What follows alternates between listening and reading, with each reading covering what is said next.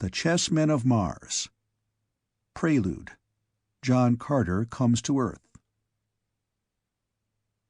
Shay had just beaten me at chess, as usual, and also as usual, I had gleaned what questionable satisfaction I might by twitting him with this indication of failing mentality, by calling his attention to the nth time to that theory, propounded by certain scientists, which is based upon the assertion that phenomenal chess players are always found to be from the ranks of children under 12, adults over 72, or the mentally defective, a theory that is lightly ignored upon those rare occasions that I win.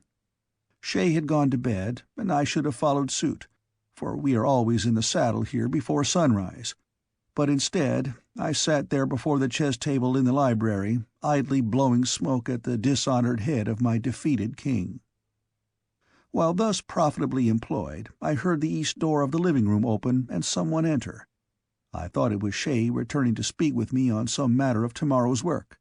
But when I raised my eyes to the doorway that connects the two rooms, I saw framed there the figure of a bronze giant, his otherwise naked body trapped with a jewel-encrusted harness from which there hung at one side an ornate short-sword and at the other a pistol of strange pattern. The black hair, the steel-grey eyes, brave and smiling, the noble features, I recognized them at once, and leaping to my feet, I advanced with outstretched hand. "John Carter," I cried, "you?" "None other, my son," he replied, taking my hand in one of his and placing the other upon my shoulder. "And what are you doing here?" I asked. "It has been long years since you revisited Earth, and never before in the trappings of Mars. Lord, but it is good to see you, and not a day older in appearance than when you trotted me on your knee in my babyhood. How do you explain it, John Carter, Warlord of Mars, or do you try to explain it?" "Why attempt to explain the inexplicable?" he replied. "As I have told you before, I am a very old man. I do not know how old I am. I recall no childhood, but recollect only having been always as you see me now, and as you saw me first when you were 5 years old. You yourself have aged, though not as much as most men in a corresponding number of years, which may be accounted for by the fact that the same blood runs in our veins. But I have not aged at all. I have discussed the question with a noted Martian scientist, a friend of mine, but his theories are still only theories. However, I am content with the fact I never age, and I love life and the vigor of youth. And now as to your natural question as to what brings me to Earth again, and in this, to earthly eyes, strange habiliment. We may thank Kar Komak, the bowman of Lothar. It was he who gave me the idea upon which I have been experimenting until at last I have achieved success. As you know, I have long possessed the power to cross the void in spirit, but never before have I been able to impart to inanimate things a similar power. Now, however, you see me for the first time precisely as my Martian fellows see me. You see the very short sword that has tasted the blood of many a savage foeman, the harness with the devices of Helium and the insignia of my rank, the pistol that was presented to me by Taurus Tarkas, Jeddak of Thark. Aside from you, which is my principal reason for being here, and satisfying myself that I can transport inanimate things from Mars to Earth, and therefore animate things if I so desire, I have no purpose. Earth is not for me. My every interest is upon Barsoom. My wife, my children, my work, all are there. I will spend a quiet evening with you and then back to the world I love even better than I love life." As he spoke, he dropped into the chair upon the opposite side of the chess table. "You spoke of children," I said. "Have you more than Carthoris?" "A daughter," he replied, "only a little younger than Carthoris, and barring one, the fairest thing that ever breathed the thin air of dying Mars. Only Dejah Thoris, her mother, could be more beautiful than Tara of Helium." For a moment he fingered the chessmen idly. "We have a game on Mars similar to chess," he said. "Very similar." and there is a race there that plays it grimly with men and naked swords. We call the game jetan. It is played on a board like yours, except that there are 100 squares, and we use 20 pieces on each side. I never see it played without thinking of Tara of Helium and what befell her among the chessmen of Barsoom. Would you like to hear her story?" I said that I would, and so he told it to me, and now I shall try to retell it for you as nearly in the words of the Warlord of Mars as I can recall them, but in the third person. If there be inconsistencies and errors, let the blame fall not upon John Carter, but rather upon my faulty memory, where it belongs. It is a strange tale, and utterly Barsoomian. Chapter 1. Tara in a Tantrum. Tara of Helium rose from the pile of silks and soft furs upon which she had been reclining, stretched her lithe body languidly, and crossed toward the center of the room, where, above a large table, a bronze disk depended from the low ceiling.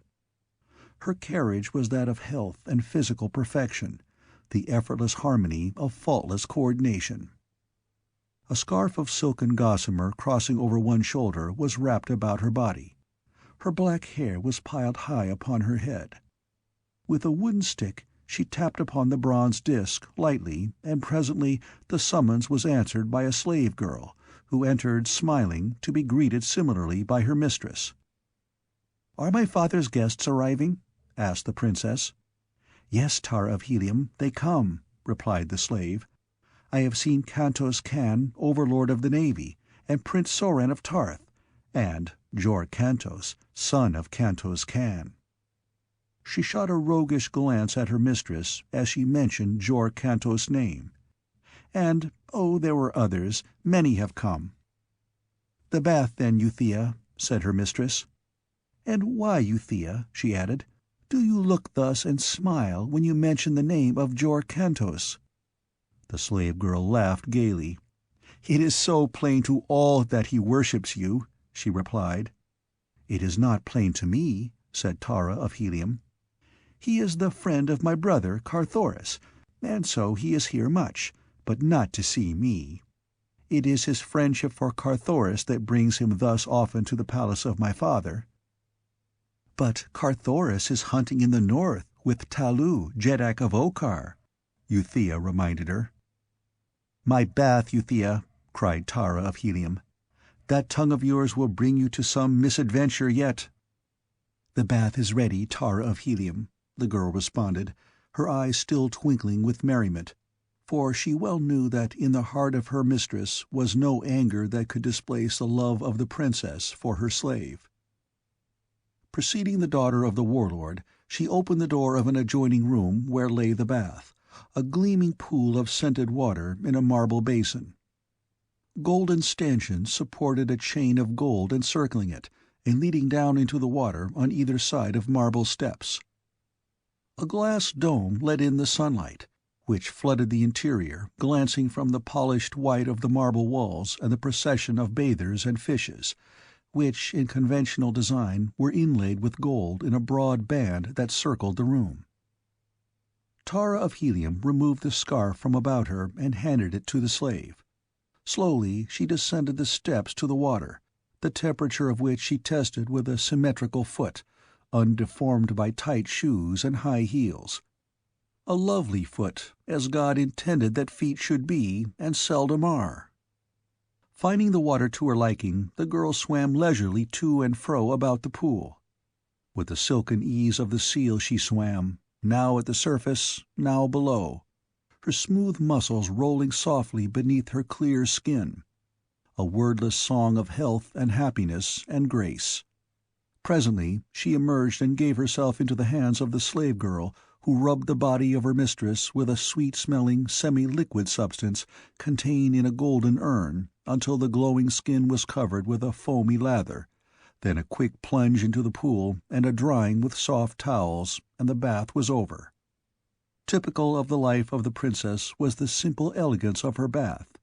No retinue of useless slaves, no pomp, no idle waste of precious moments. In another half-hour her hair was dried and built into the strange but becoming coiffure of her station.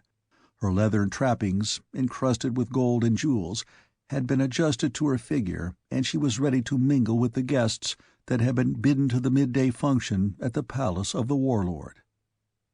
As she left her apartments to make her way to the gardens where the guests were congregating, two warriors, the insignia of the house of the Prince of Helium upon their harness, followed a few paces behind her, grim reminders that the assassin's blade may never be ignored upon Barsoom, where, in a measure, it counterbalances the great natural span of human life, which is estimated at not less than 1,000 years. As they neared the entrance to the garden, another woman, similarly guarded, approached them from another quarter of the great palace. As she neared them, Tara of Helium turned toward her with a smile and a happy greeting, while her guards knelt with bowed heads in willing and voluntary adoration of the beloved of Helium. As always, solely at the command of their own hearts, did the warriors of Helium greet Dejah Thoris, whose deathless beauty had more than once brought them to bloody warfare with other nations of Barsoom. So great was the love of the people of Helium for the maid of John Carter, it amounted practically to worship, as though she were indeed the goddess that she looked. The mother and daughter exchanged the gentle Barsoomian Kaor of greeting and kissed. Then together they entered the gardens where the guests were. A huge warrior drew his short sword and struck his metal shield with the flat of it, the brazen sound ringing out above the laughter and the speech. "The princess comes!" he cried. "Dejah Thoris, the princess comes! Tara of Helium!" Thus always is royalty announced. The guests arose. The two women inclined their heads. The guards fell back upon either side of the entranceway. A number of nobles advanced to pay their respects.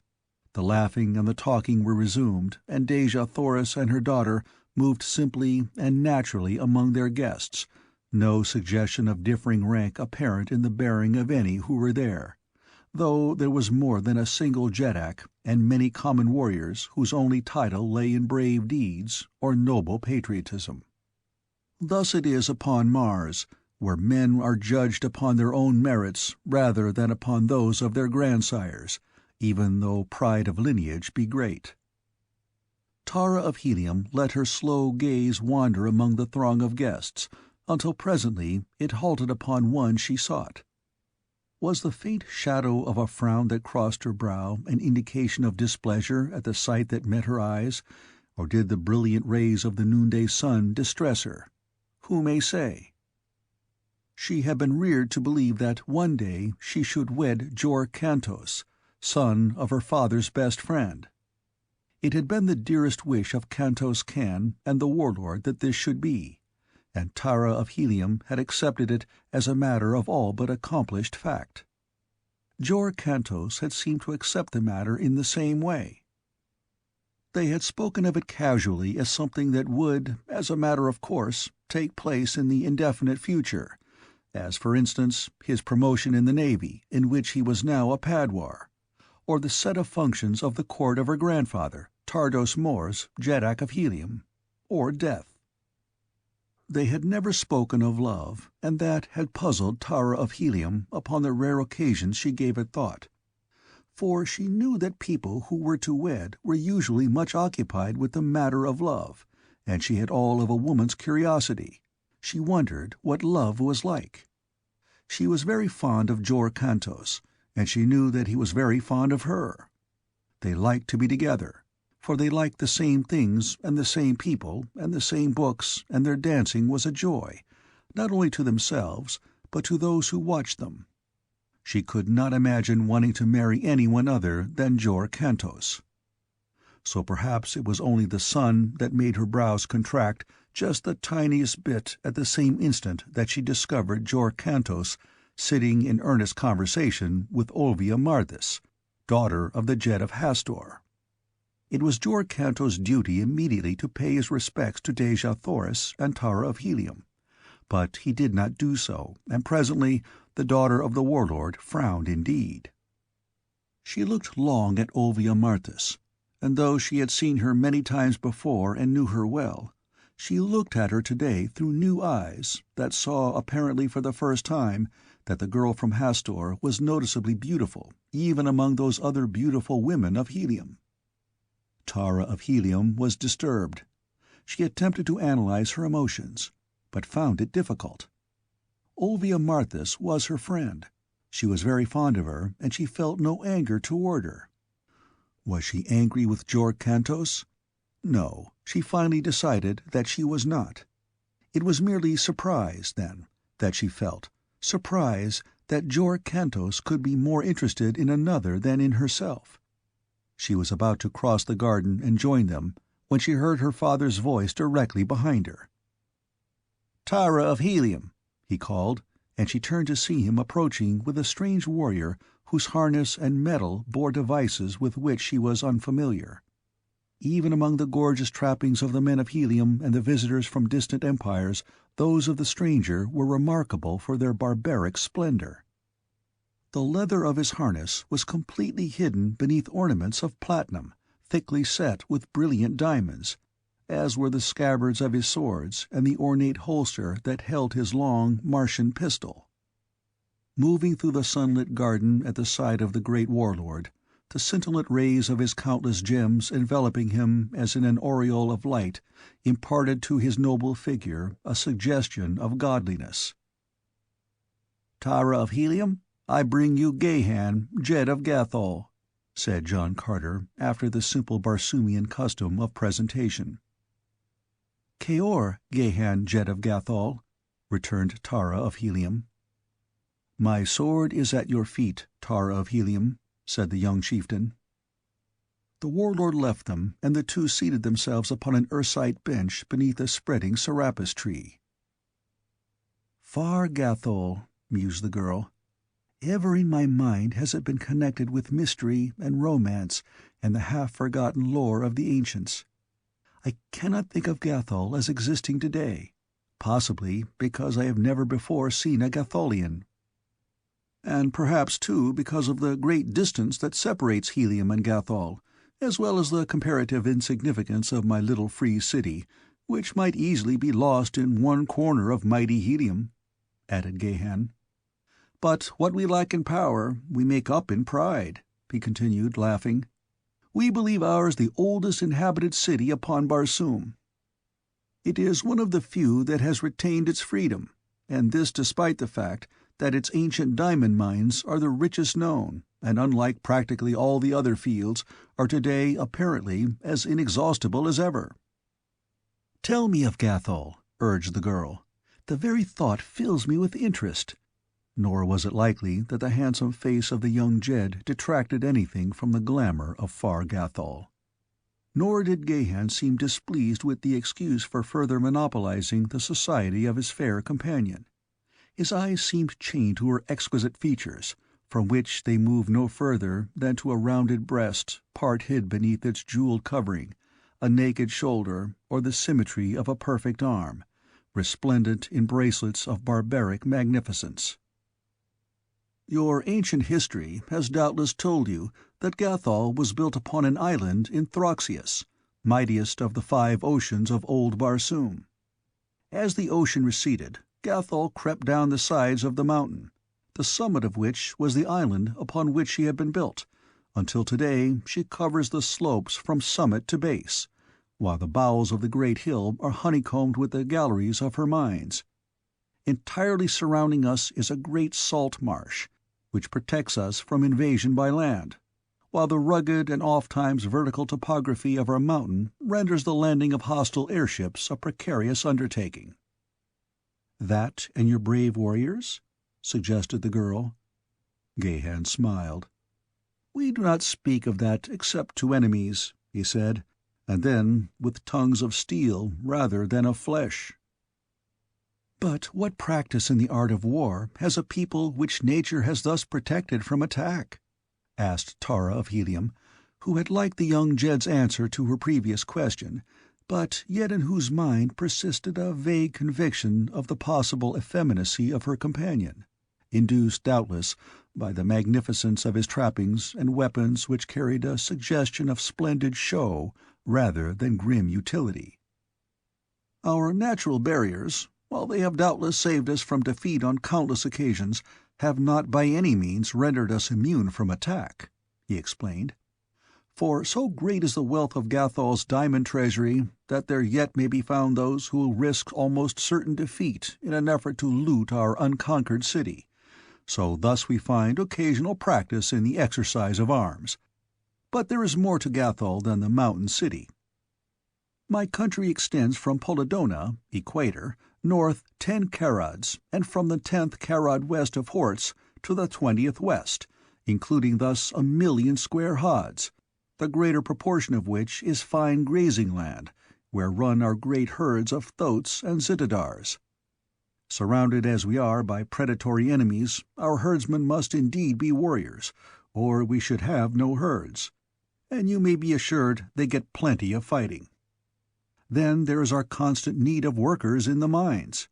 The Gatholians consider themselves a race of warriors, and as such prefer not to labor in the mines. The law is, however, that each male Gatholian shall give an hour a day in labor to the government. That is practically the only tax that is levied upon them. They prefer, however, to furnish a substitute to perform this labor, and as our people will not hire out for labor in the mines, it has been necessary to obtain slaves, and I do not need to tell you that slaves are not won without fighting. We sell these slaves in the public market, the proceeds going half and half to the government and the warriors who bring them in.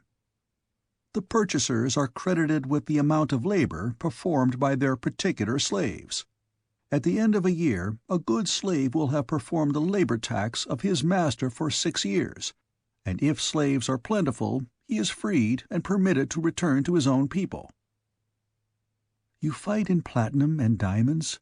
asked Tara, indicating his gorgeous trappings with a quizzical smile. Gahan laughed. "We are a vain people," he admitted, good-naturedly. "And it is possible that we place too much value on personal appearances. We vie with one another in the splendor of our accoutrements when trapped for the observance of the lighter duties of life, though when we take the field our leather is the plainest I ever have seen worn by fighting men of Barsoom. We pride ourselves, too, upon our physical beauty, and especially upon the beauty of our women. May I dare to say, Tara of Helium, that I am hoping for the day when you will visit Gathol, that my people may see one who is really beautiful?" "The women of Helium are taught to frown with displeasure upon the tongue of the flatterer," rejoined the girl, but Gahan, Jet of Gathol, observed that she smiled as she said it. A bugle sounded, clear and sweet, above the laughter and the talk. "The dance of Barsoom!" exclaimed the young warrior. "I claim you for it, Tara of Helium." The girl glanced in the direction of the bench where she had last seen Jor Kantos. He was not in sight.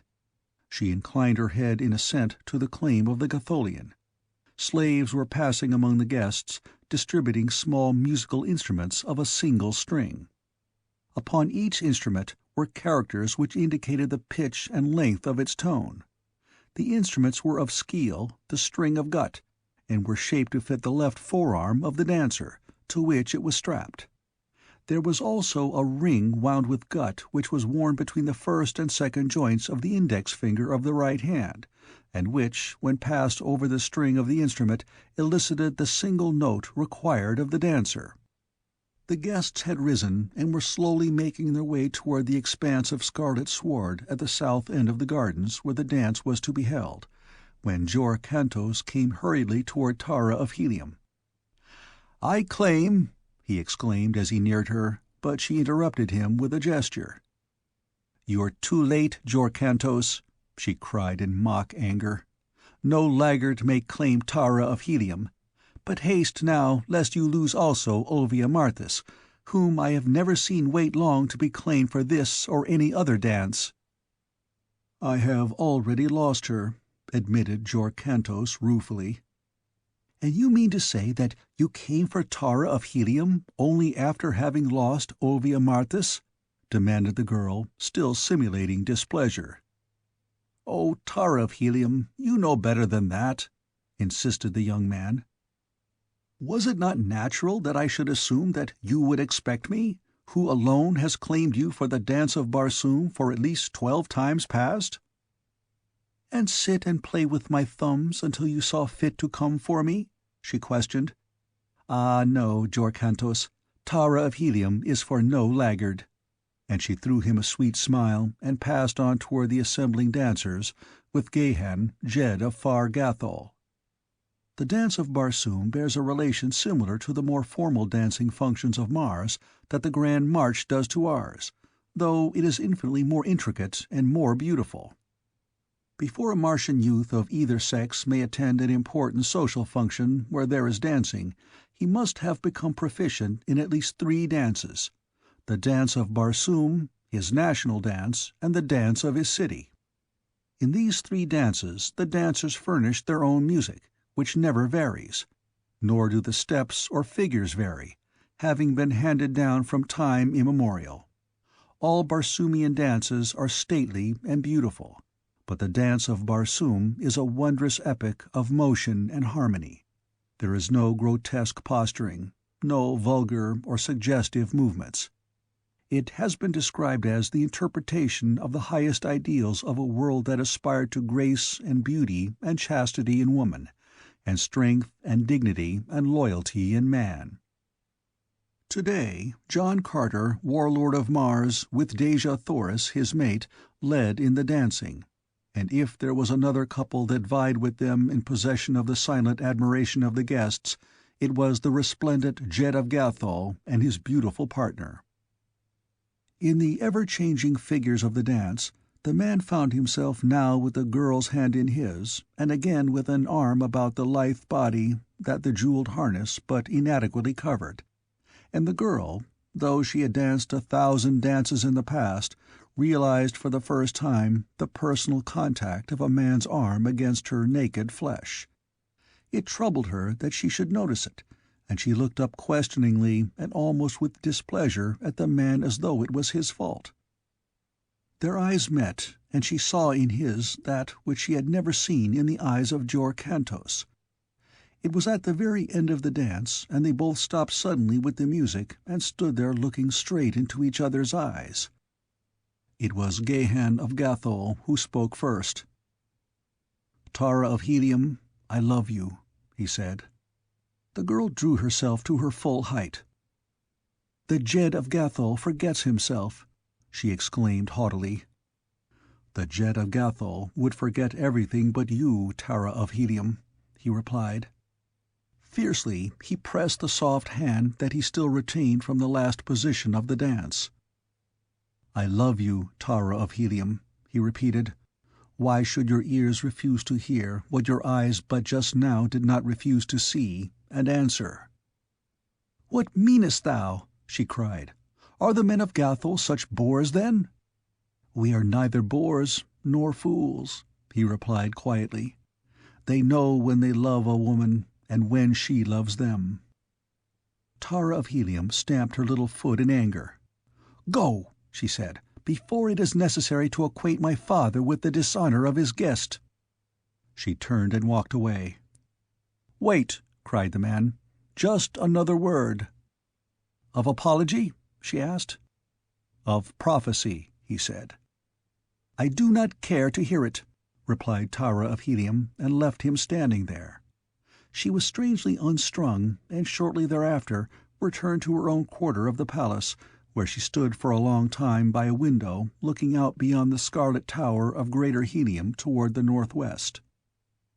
Presently she turned angrily away. "I hate him!" she exclaimed aloud. "Whom?" inquired the privileged Euthea.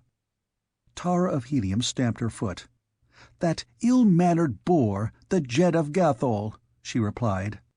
Euthea raised her slim brows. At the stamping of the little foot, a great beast rose from the corner of the room and crossed to Tara of Helium, where it stood looking up into her face. She placed her hand upon the ugly head. "Dear old Woola," she said, "no love could be deeper than yours. yet it never offends. Would that men might pattern themselves after you. Chapter 2. At the Gale's Mercy.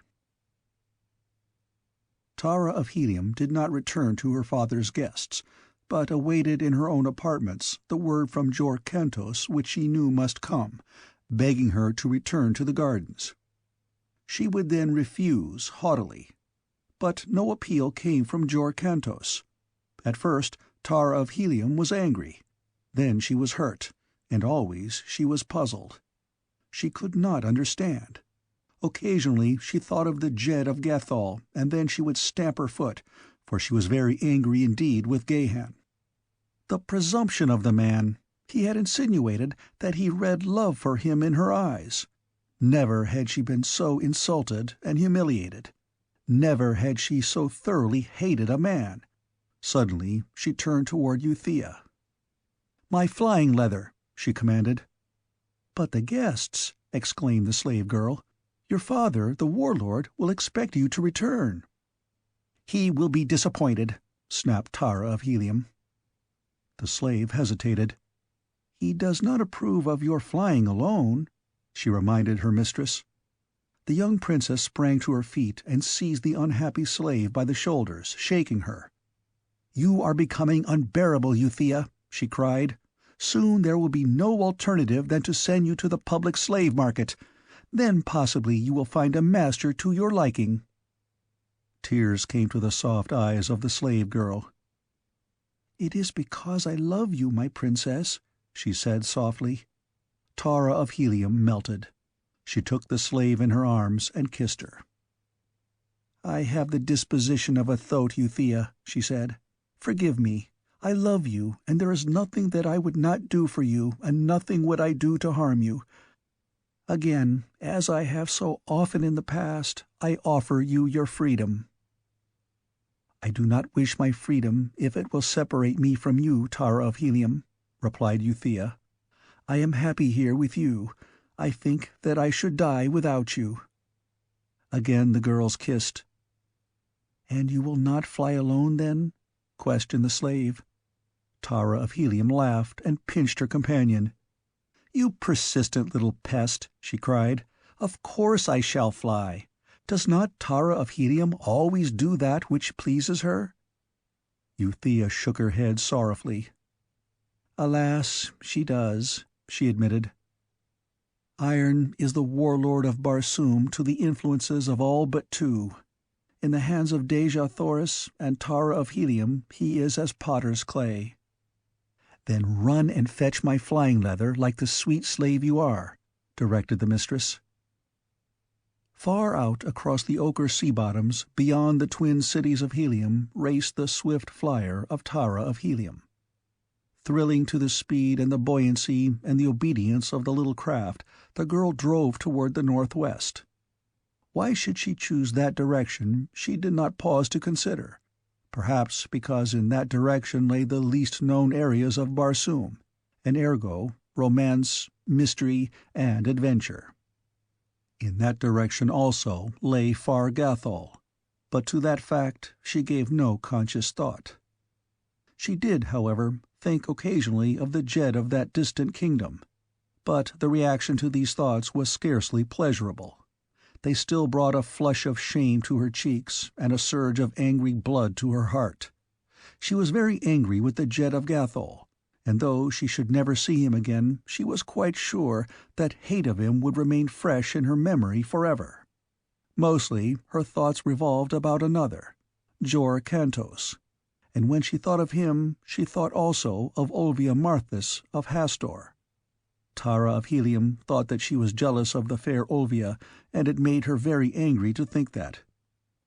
She was angry with Jor Kantos and herself, but she was not angry at all with Olvia Marthis, whom she loved, and so of course she was not jealous really. The trouble was that Tara of Helium had failed for once to have her own way. Jor Kantos had not come running like a willing slave when she had expected him. And here was the nub of the whole thing. Jehan, Jed of Gathol, a stranger, had been a witness to her humiliation. He had seen her unclaimed at the beginning of a great function, and he had had to come to her rescue to save her, as he doubtless thought, from the inglorious fate of a wallflower. At the recurring thought, Tara of Helium could feel her whole body burning with scarlet shame, and then she went suddenly white and cold with rage. Whereupon she turned her flier about so abruptly that she was all but torn from her lashings upon the flat, narrow deck. She reached home just before dark. The guests had departed. Quiet had descended upon the palace. An hour later she joined her father and mother at the evening meal. "You deserted us, Tara of Helium," said John Carter. "It is not what the guests of John Carter should expect." "They did not come to see me," replied Tara of Helium. "I did not ask them." "They were no less your guests," replied her father. The girl rose and came and stood beside him and put her arms about his neck.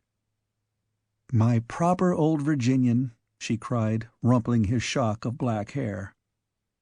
"In Virginia you would have been over your father's knee and spanked," said the man, smiling. She crept into his lap and kissed him.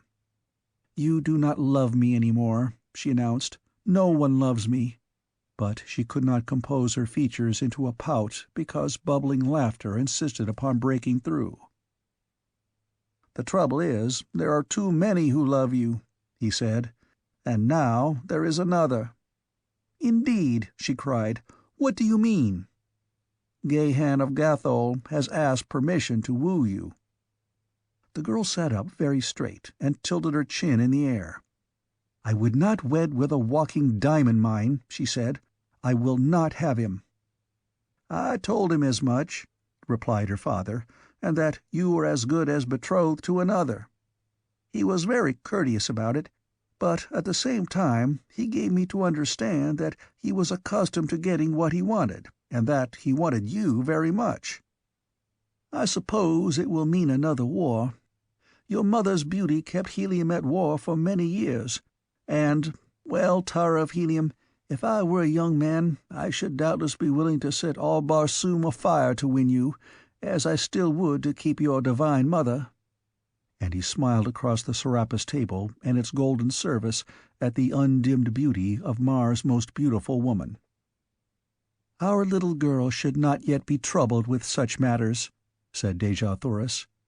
"Remember, John Carter, that you are not dealing with an Earth child, whose span of life would be more than half completed before a daughter of Barsoom reached actual maturity."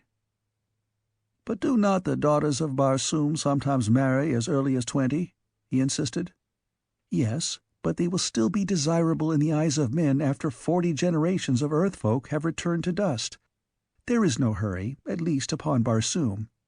We do not fade and decay here, as you tell me those of your planet do, though you yourself belie your own words.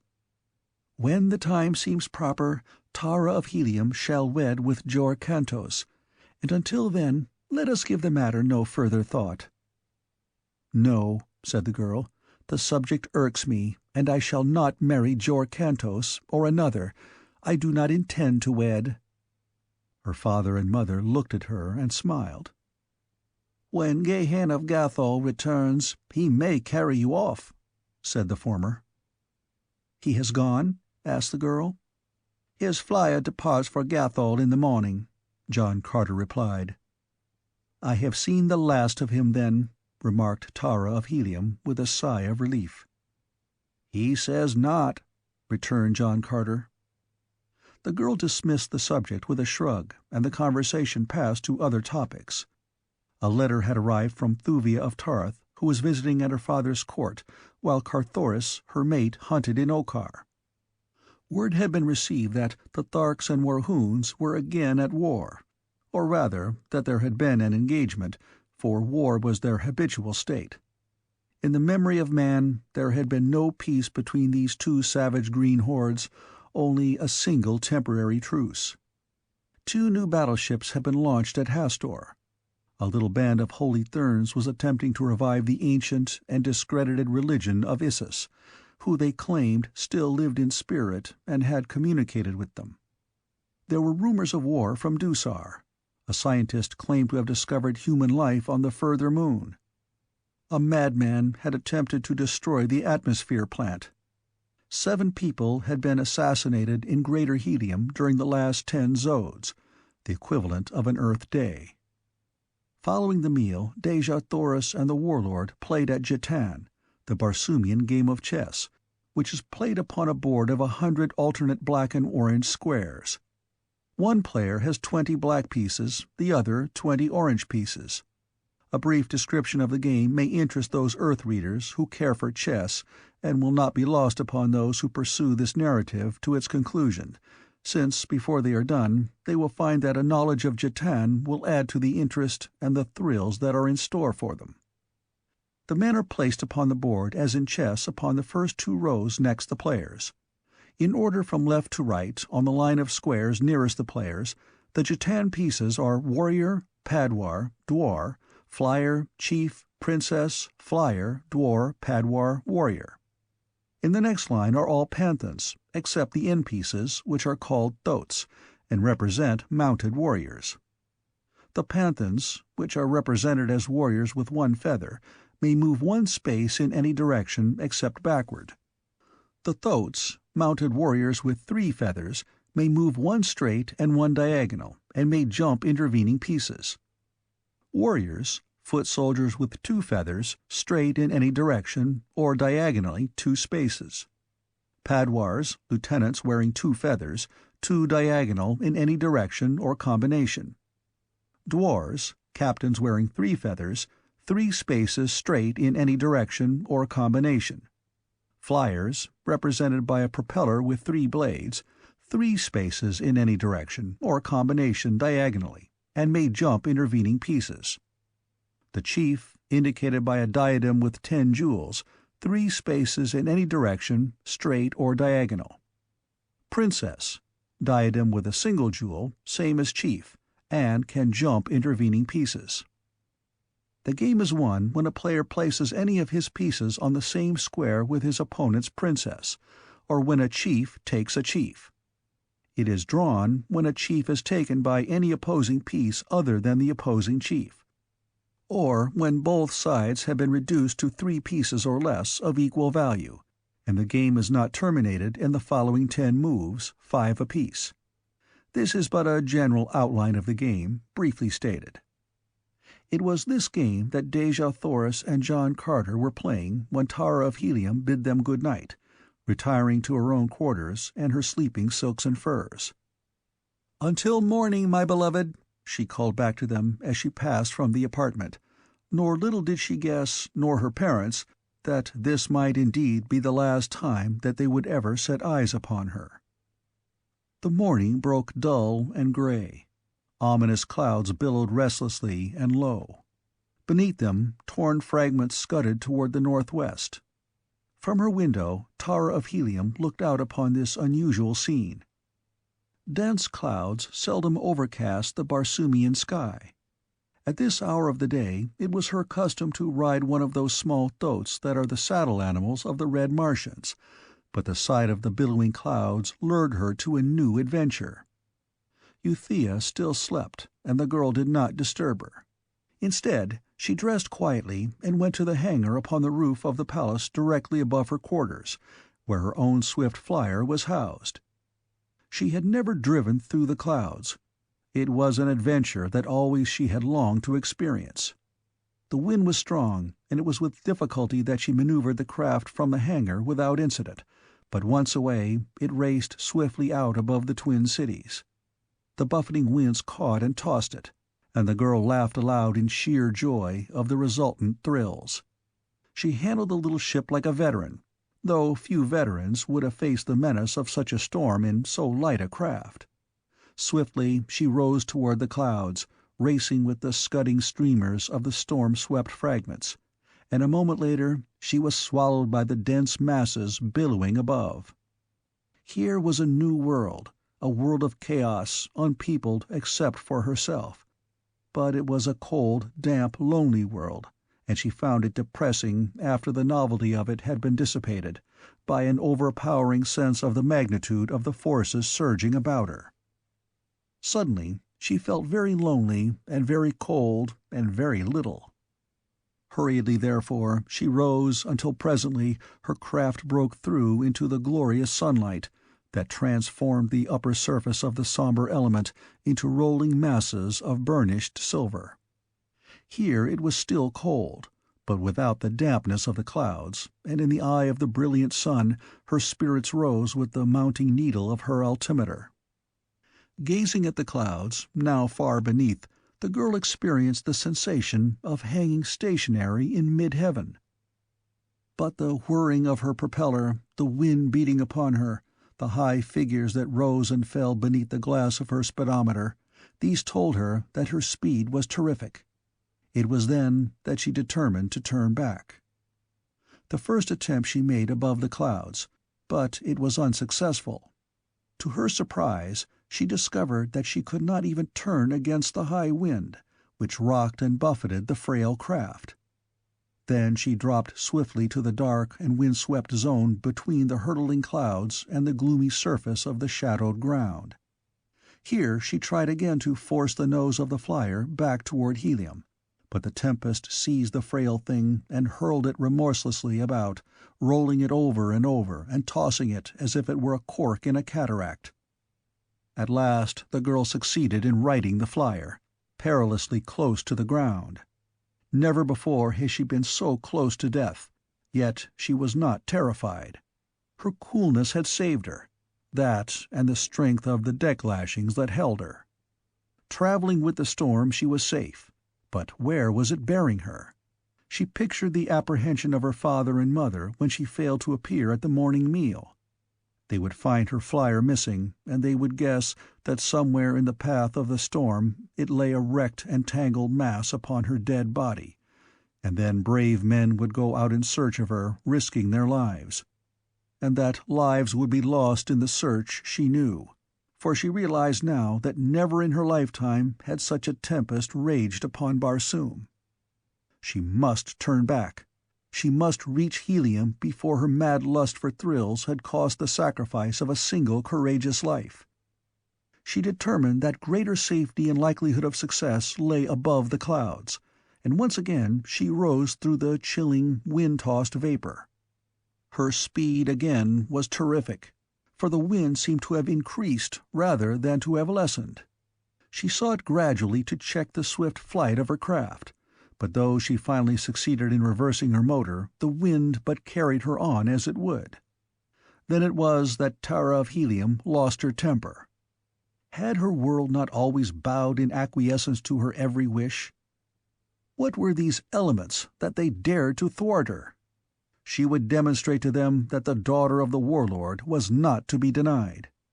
They would learn that Tara of Helium might not be ruled even by the forces of nature. And so she drove her motor forward again, and then with her firm, white teeth set in grim determination she drove the steering lever far down to port with the intention of forcing the nose of her craft straight into the teeth of the wind, and the wind seized the frail thing and toppled it over upon its back, and twisted and turned it and hurled it over and over. The propeller raced for an instant in an air pocket, and then the tempest seized it again and twisted it from its shaft, leaving the girl helpless upon an unmanageable atom that rose and fell and rolled and tumbled, the sport of the elements she had defied. Tara of Helium's first sensation was one of surprise, that she had failed to have her own way. Then she commenced to feel concern, not for her own safety, but for the anxiety of her parents and the dangers that the inevitable searchers must face. She reproached herself for the thoughtless selfishness that had jeopardized the peace and safety of others. She realized her own grave danger, too. But she was still unterrified, as befitted the daughter of Dejah Thoris and John Carter. She knew that her buoyancy tanks might keep her afloat indefinitely, but she had neither food nor water, and she was being borne toward the least known area of Barsoom. Perhaps it would be better to land immediately and await the coming of the searchers, rather than to allow herself to be carried still further from Helium, thus greatly reducing the chances of early discovery. But when she dropped toward the ground, she discovered that the violence of the wind rendered an attempt to land tantamount to destruction, and she rose again rapidly. Carried along a few hundred feet above the ground, she was better able to appreciate the titanic proportions of the storm than when she had flown in the comparative serenity of the zone above the clouds, for now she could distinctly see the effect of the wind upon the surface of Barsoom. The air was filled with dust and flying bits of vegetation, and when the storm carried her across an irrigated area of farmland, she saw great trees and stone walls and buildings lifted high in the air and scattered broadcast over the devastated country. And then she was carried swiftly on to other sights that forced in upon her consciousness a rapidly growing conviction that, after all, Tara of Helium was a very small and insignificant and helpless person. It was quite a shock to her self-pride while it lasted, and toward evening she was ready to believe that it was going to last forever. There had been no abatement in the ferocity of the tempest, nor was there indication of any. She could only guess at the distance she had been carried, for she could not believe in the correctness of the high figures that had been piled upon the record of her odometer. They seemed unbelievable, and yet, had she known it, they were quite true. In 12 hours she had flown and been carried by the storm full 7,000 haads. Just before dark she was carried over one of the deserted cities of ancient Mars. It was Torquas, but she did not know it. Had she might readily have been forgiven for abandoning the last vestige of hope, for to the people of Helium, Torquas seems as remote as do the South Sea Islands to us. And still the tempest, its fury unabated, bore her on. All that night she hurtled through the dark beneath the clouds, or rose to race through the moonlit void beneath the glory of Barsoom's 2 satellites. She was cold and hungry and altogether miserable, but her brave little spirit refused to admit that her plight was hopeless, even though reason proclaimed the truth. Her reply to reason, sometimes spoken aloud in sudden defiance, recalled the Spartan stubbornness of her sire in the face of certain annihilation. "I still live." That morning there had been an early visitor at the palace of the Warlord. It was Gahan, Jed of Gathol. He had arrived shortly after the absence of Tara of Helium had been noted, and in the excitement he had remained unannounced until John Carter had happened upon him in the great reception corridor of the palace, as the Warlord was hurrying out to arrange for the dispatch of ships in search of his daughter. Gahan read the concern upon the face of the Warlord. "Forgive me if I intrude, John Carter," he said. "I but came to ask the indulgence of another day, since it would be foolhardy to attempt to navigate a ship in such a storm." "Remain, Gahan, a welcome guest, until you choose to leave us," replied the Warlord. "But you must forgive any seeming inattention upon the part of Helium until my daughter is restored to us." "Your daughter? Restored? What do you mean?" exclaimed the Gatholian. "I do not understand." "She is gone, together with her light flier. That is all we know. We can only assume that she decided to fly before the morning meal and was caught in the clutches of the tempest. You will pardon me, Gahan, if I leave you abruptly. I am arranging to send ships in search of her." But Gahan, Jed of Gathol, was already speeding in the direction of the palace gate. There he leapt upon a waiting thoat, and followed by 2 warriors in the metal of Gathol, he dashed through the avenues of Helium toward the palace that had been set aside for his entertainment. Chapter 3. The Headless Humans. Above the roof of the palace that housed the Jed of Gathol and his entourage, the cruiser Manator tore at her stout moorings. The groaning tackle bespoke the mad fury of the gale, while the worried faces of those members of the crew whose duties demanded their presence on the straining craft gave corroborative evidence of the gravity of the situation. Only stout lashings prevented these men from being swept from the deck, while those upon the roof below were constantly compelled to cling to rails and stanchions to save themselves from being carried away by each new burst of meteoric fury.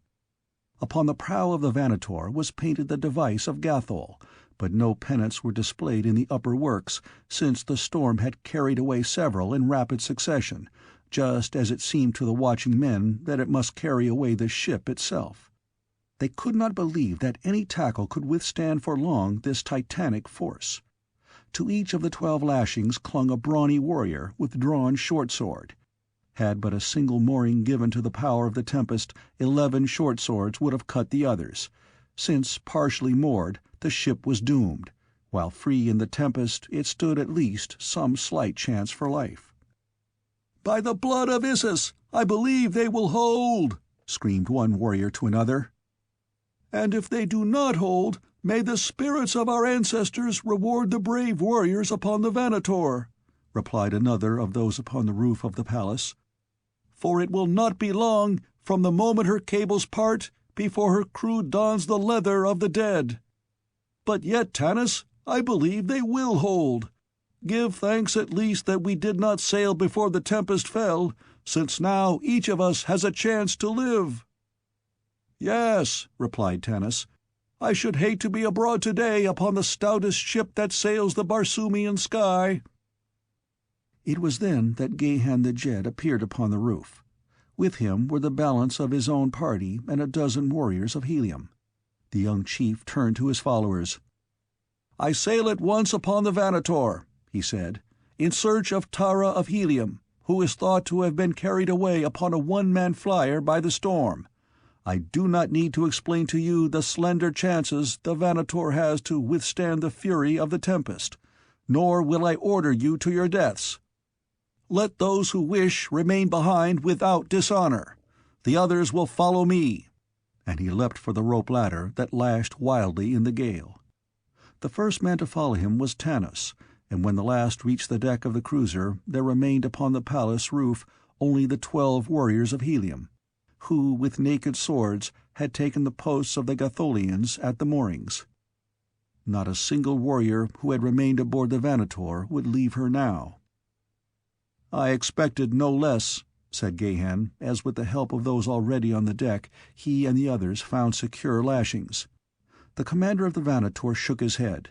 He loved his trim craft, the pride of her class in the little navy of Gathol. It was of her he thought, not of himself.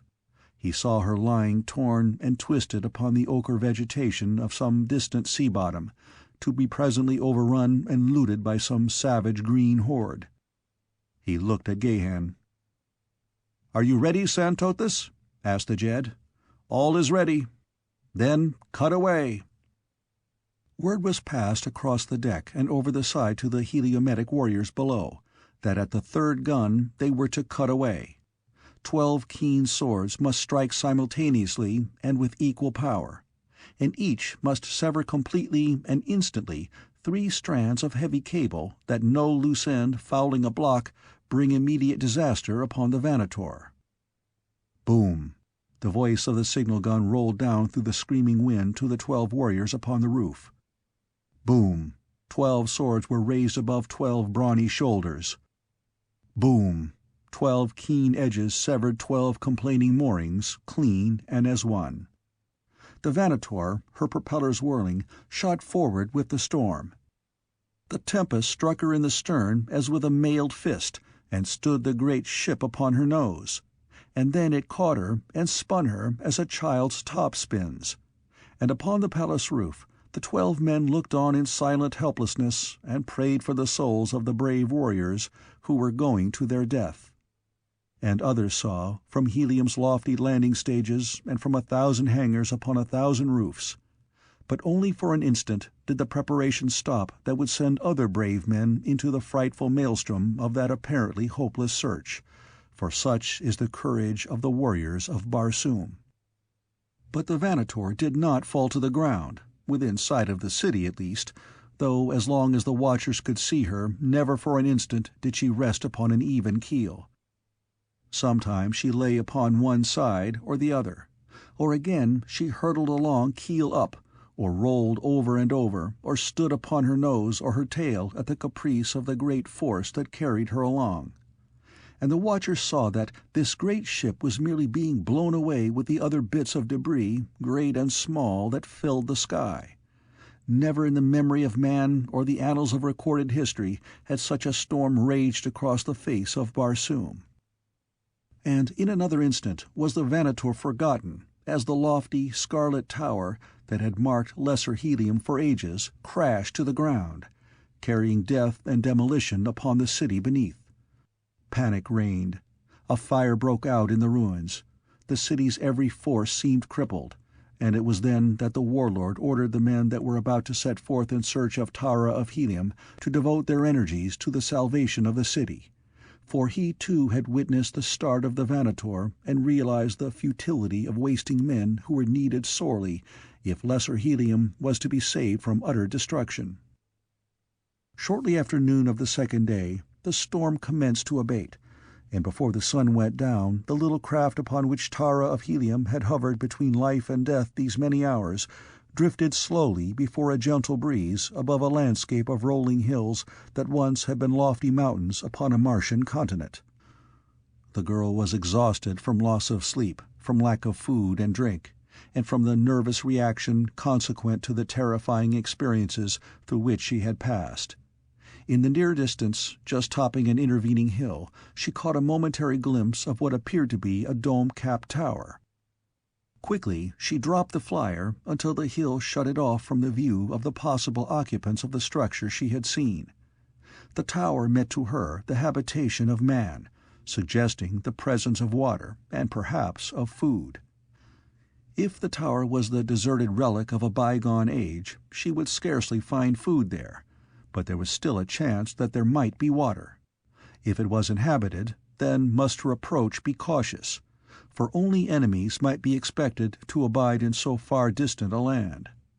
Tara of Helium knew that she must be far from the twin cities of her grandfather's empire, but had she guessed within even 1,000 haads of the reality, she had been stunned by realization of the utter hopelessness of her state. Keeping the craft low, for the buoyancy tanks were still intact, the girl skimmed the ground until the gently moving wind had carried her to the side of the last hill that intervened between her and the structure she had thought a man-built tower.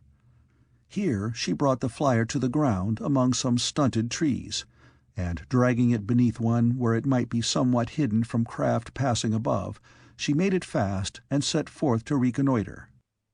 Like most women of her class, she was armed only with a single slender blade, so that in such an emergency as now confronted her she must depend almost solely upon her cleverness in remaining undiscovered by enemies. With utmost caution she crept warily toward the crest of the hill, taking advantage of every natural screen that the landscape afforded to conceal her approach from possible observers ahead, while momentarily she cast quick glances rearward lest she be taken by surprise from that quarter.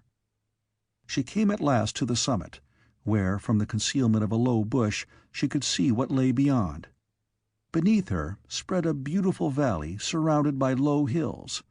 Dotting it were numerous circular towers, dome-capped, and surrounding each tower was a stone wall enclosing several acres of ground. The valley appeared to be in a high state of cultivation. Upon the opposite side of the hill and just beneath her was a tower and enclosure. It was the roof of the former that had first attracted her attention.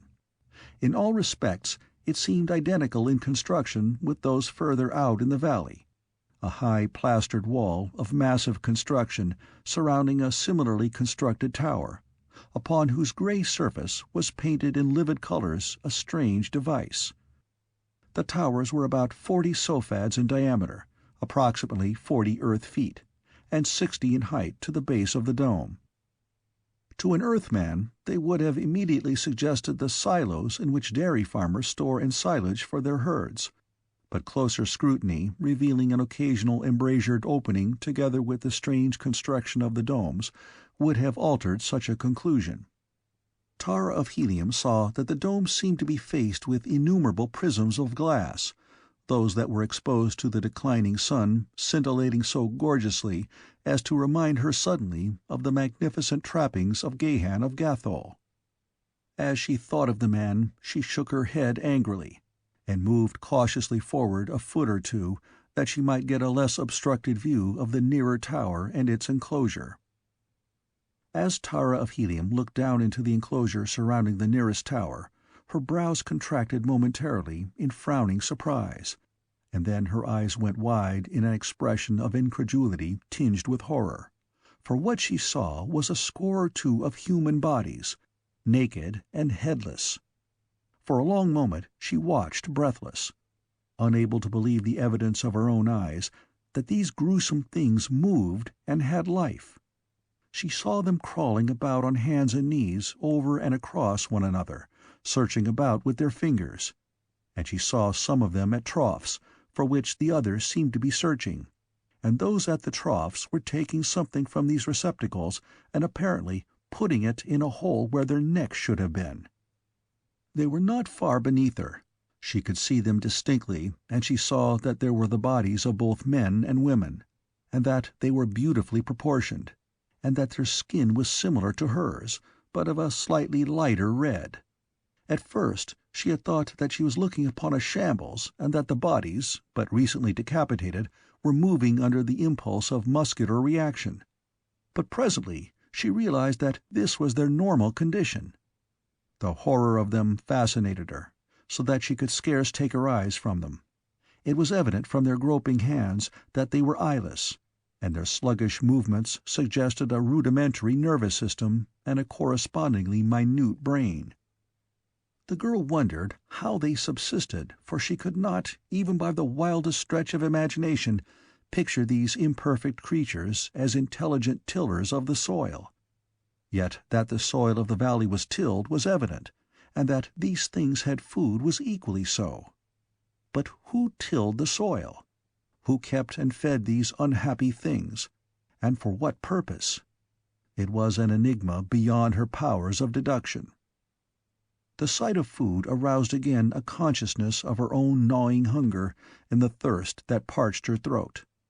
She could see both food and water within the enclosure, but would she dare enter, even should she find means of ingress?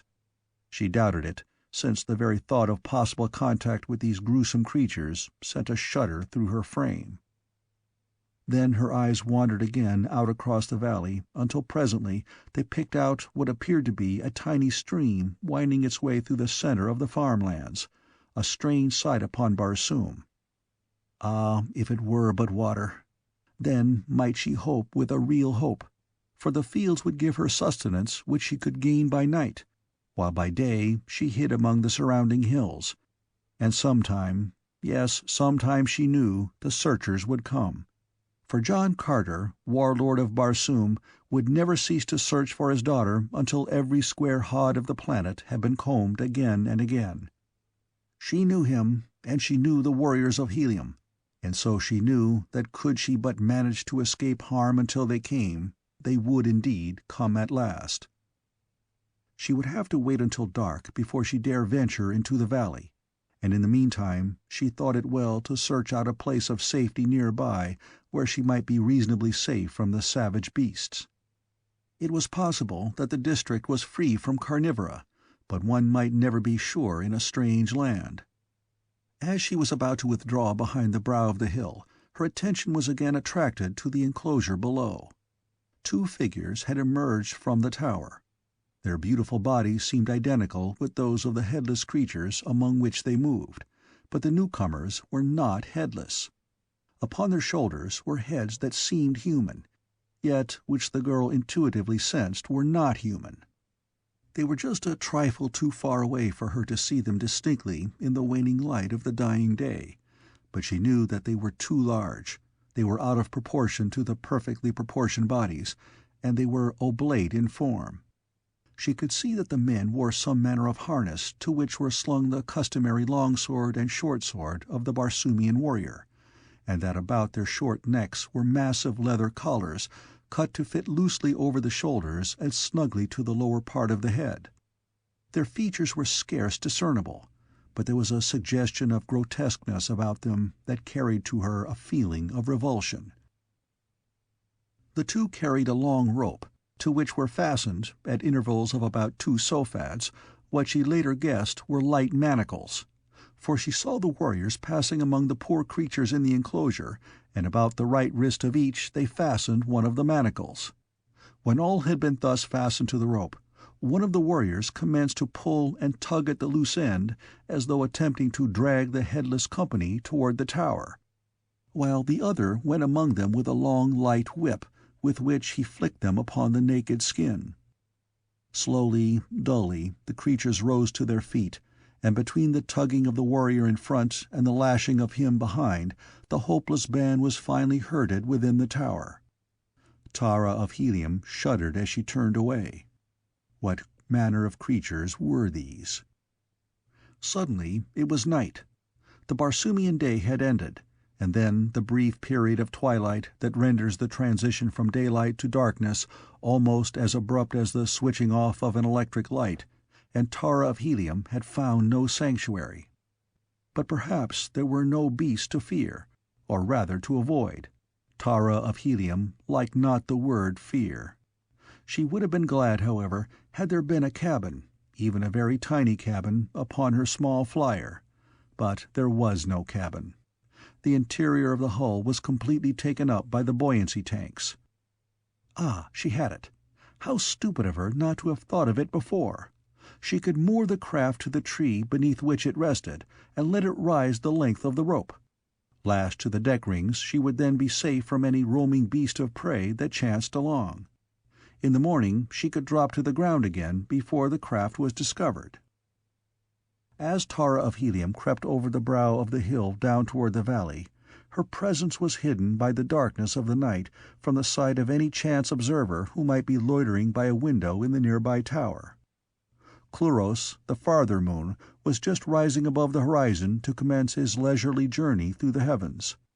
8 zodes later he would set, a trifle over 19.5 Earth hours, and during that time Thuria, his vivacious mate, would have circled the planet twice and be more than halfway around on her third trip. She had but just set. It would be more than 3.5 hours before she shot above the opposite horizon to hurtle, swift and low, across the face of the dying planet.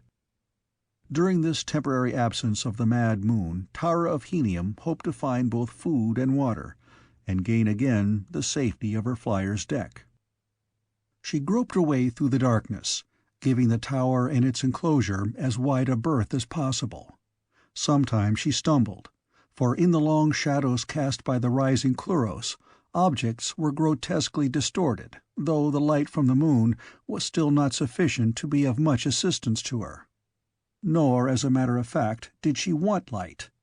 She could find the stream in the dark, by the simple expedient of going downhill until she walked into it, and she had seen that bearing trees and many crops grew throughout the valley, so that she would pass food in plenty ere she reached the stream. If the moon showed her the way more clearly, and thus saved her from an occasional fall, he would too show her more clearly to the strange denizens of the towers, and that, of course, must not be. Could she have waited until the following night, conditions would have been better, since Cluros would not appear in the heavens at all, and so, during Thuria's absence, utter darkness would reign. But the pangs of thirst and the gnawing of hunger could be endured no longer, with food and drink both in sight, and so she decided to risk discovery rather than suffer longer. Safely past the nearest tower, she moved as rapidly as she felt consistent with safety, choosing her way wherever possible so that she might take advantage of the shadows of the trees that grew at intervals and at the same time discover those which bore fruit. In this latter she met with almost immediate success, for the very third tree beneath which she halted was heavy with ripe fruit. Never, thought Tara of Helium, had aught so delicious impinged upon her palate, and yet it was naught else than the almost tasteless yussa, which is considered to be palatable only after having been cooked and highly spiced. It grows easily with little irrigation, and the trees bear abundantly.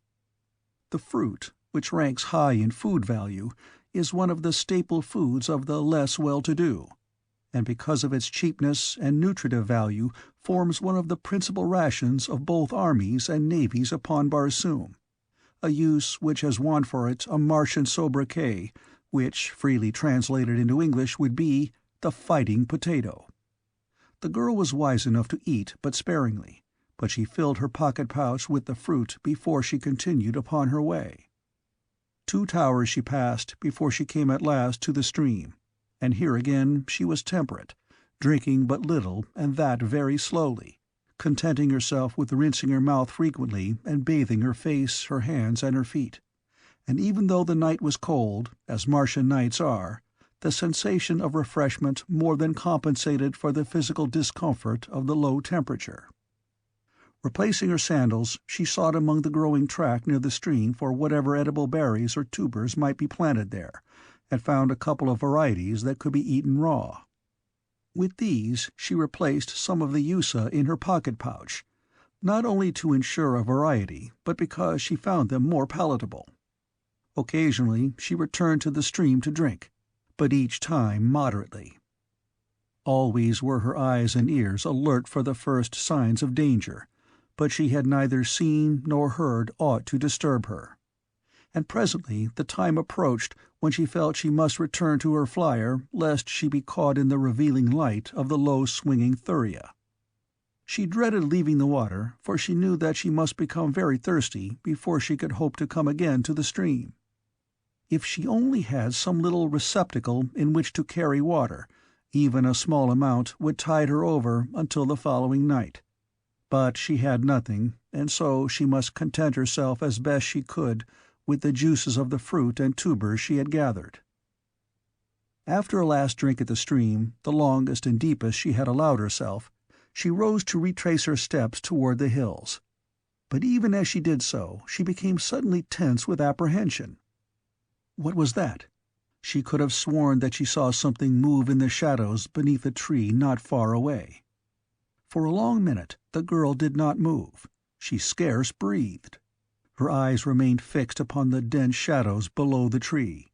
Her ears strained through the silence of the night.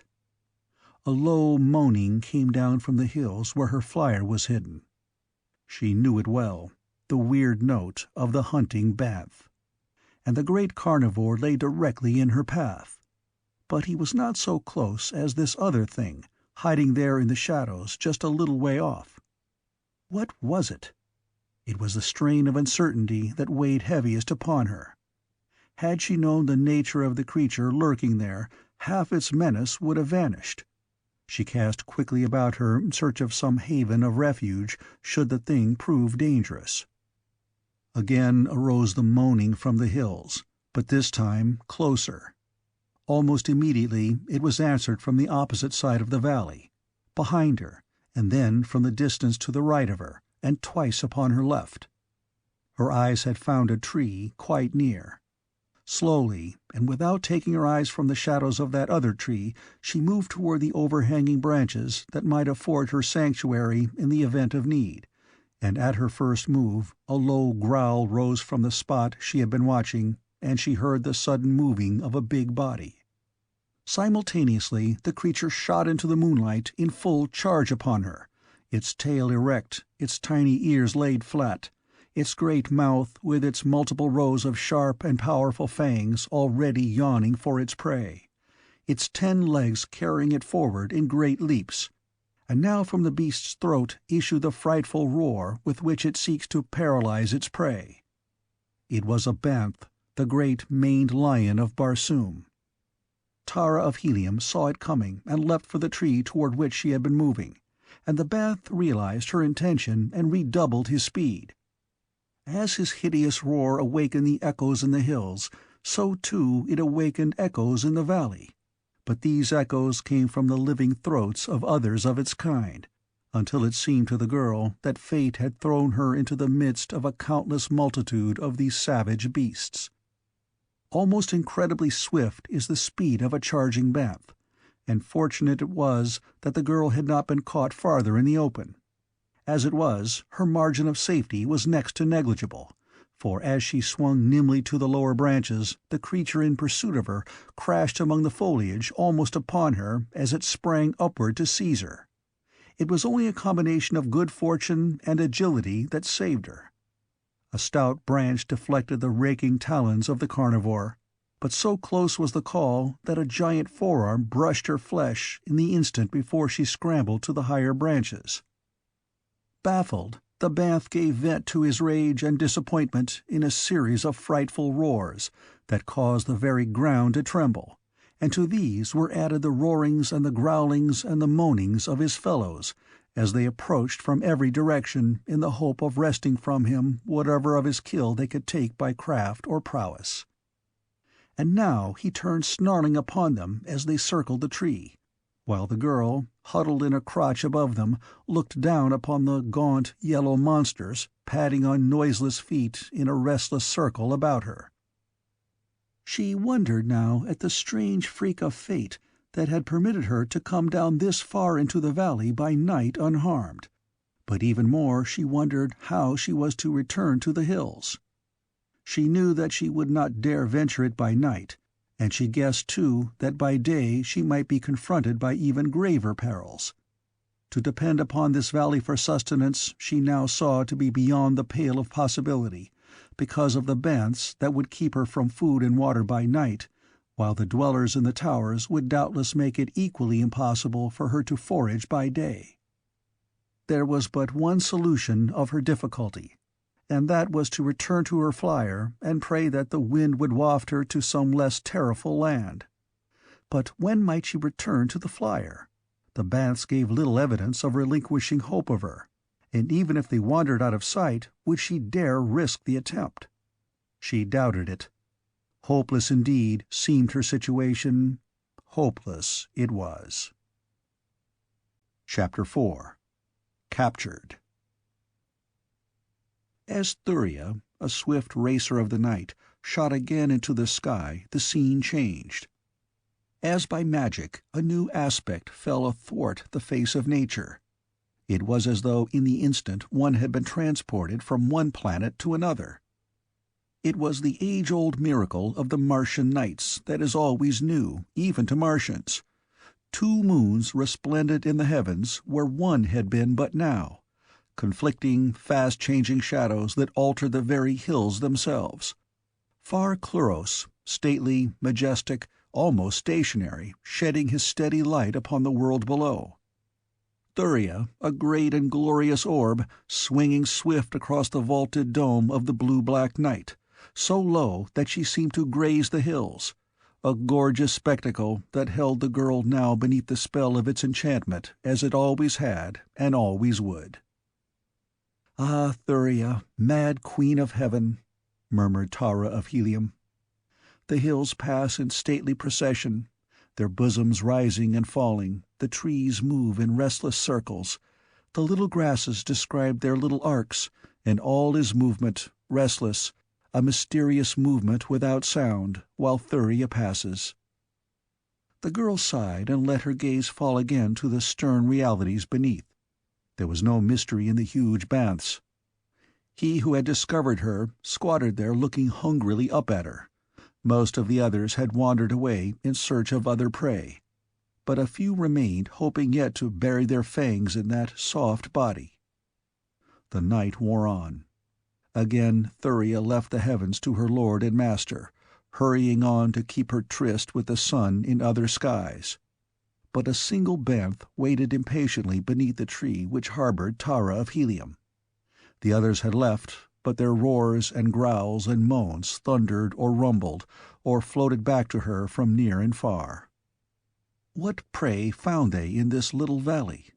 There must be something that they were accustomed to find here that they should be drawn in so great numbers. The girl wondered what it could be.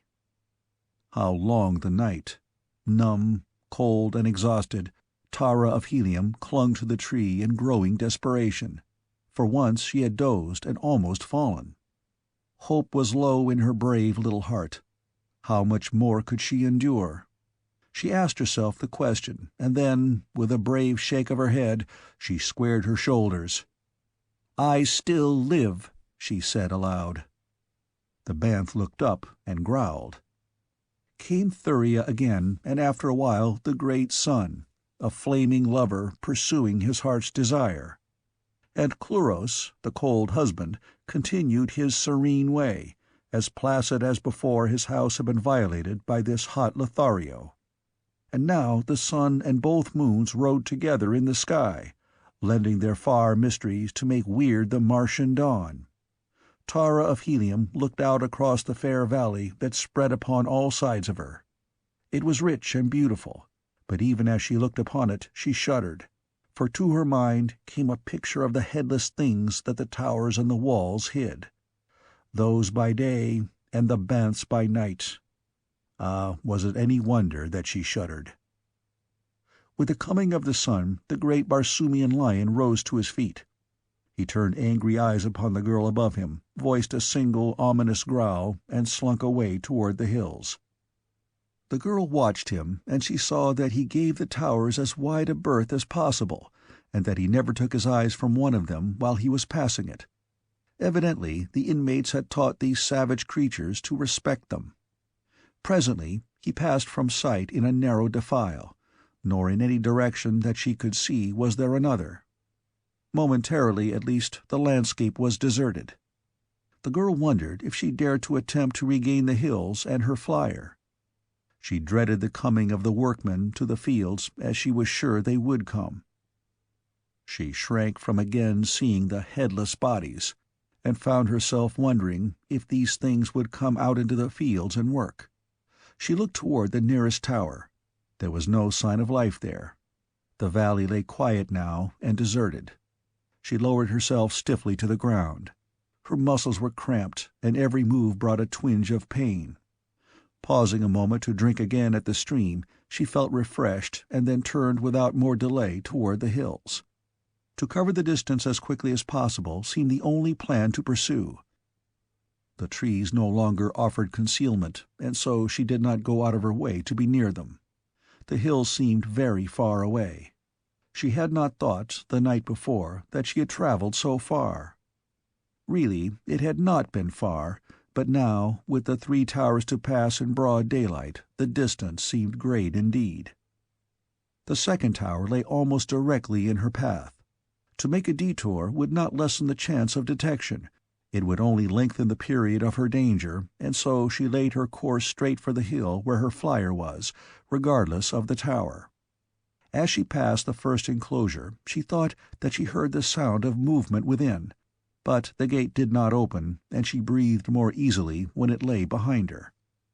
She came then to the second enclosure, the outer wall of which she must circle, as it lay across her route. As she passed close along it, she distinctly heard not only movement within, but voices. In the world language of Barsoom, she heard a man issuing instructions. So many were to pick Yussa, so many were to irrigate this field, so many to cultivate that, and so on, as a foreman lay out the day's work for his crew.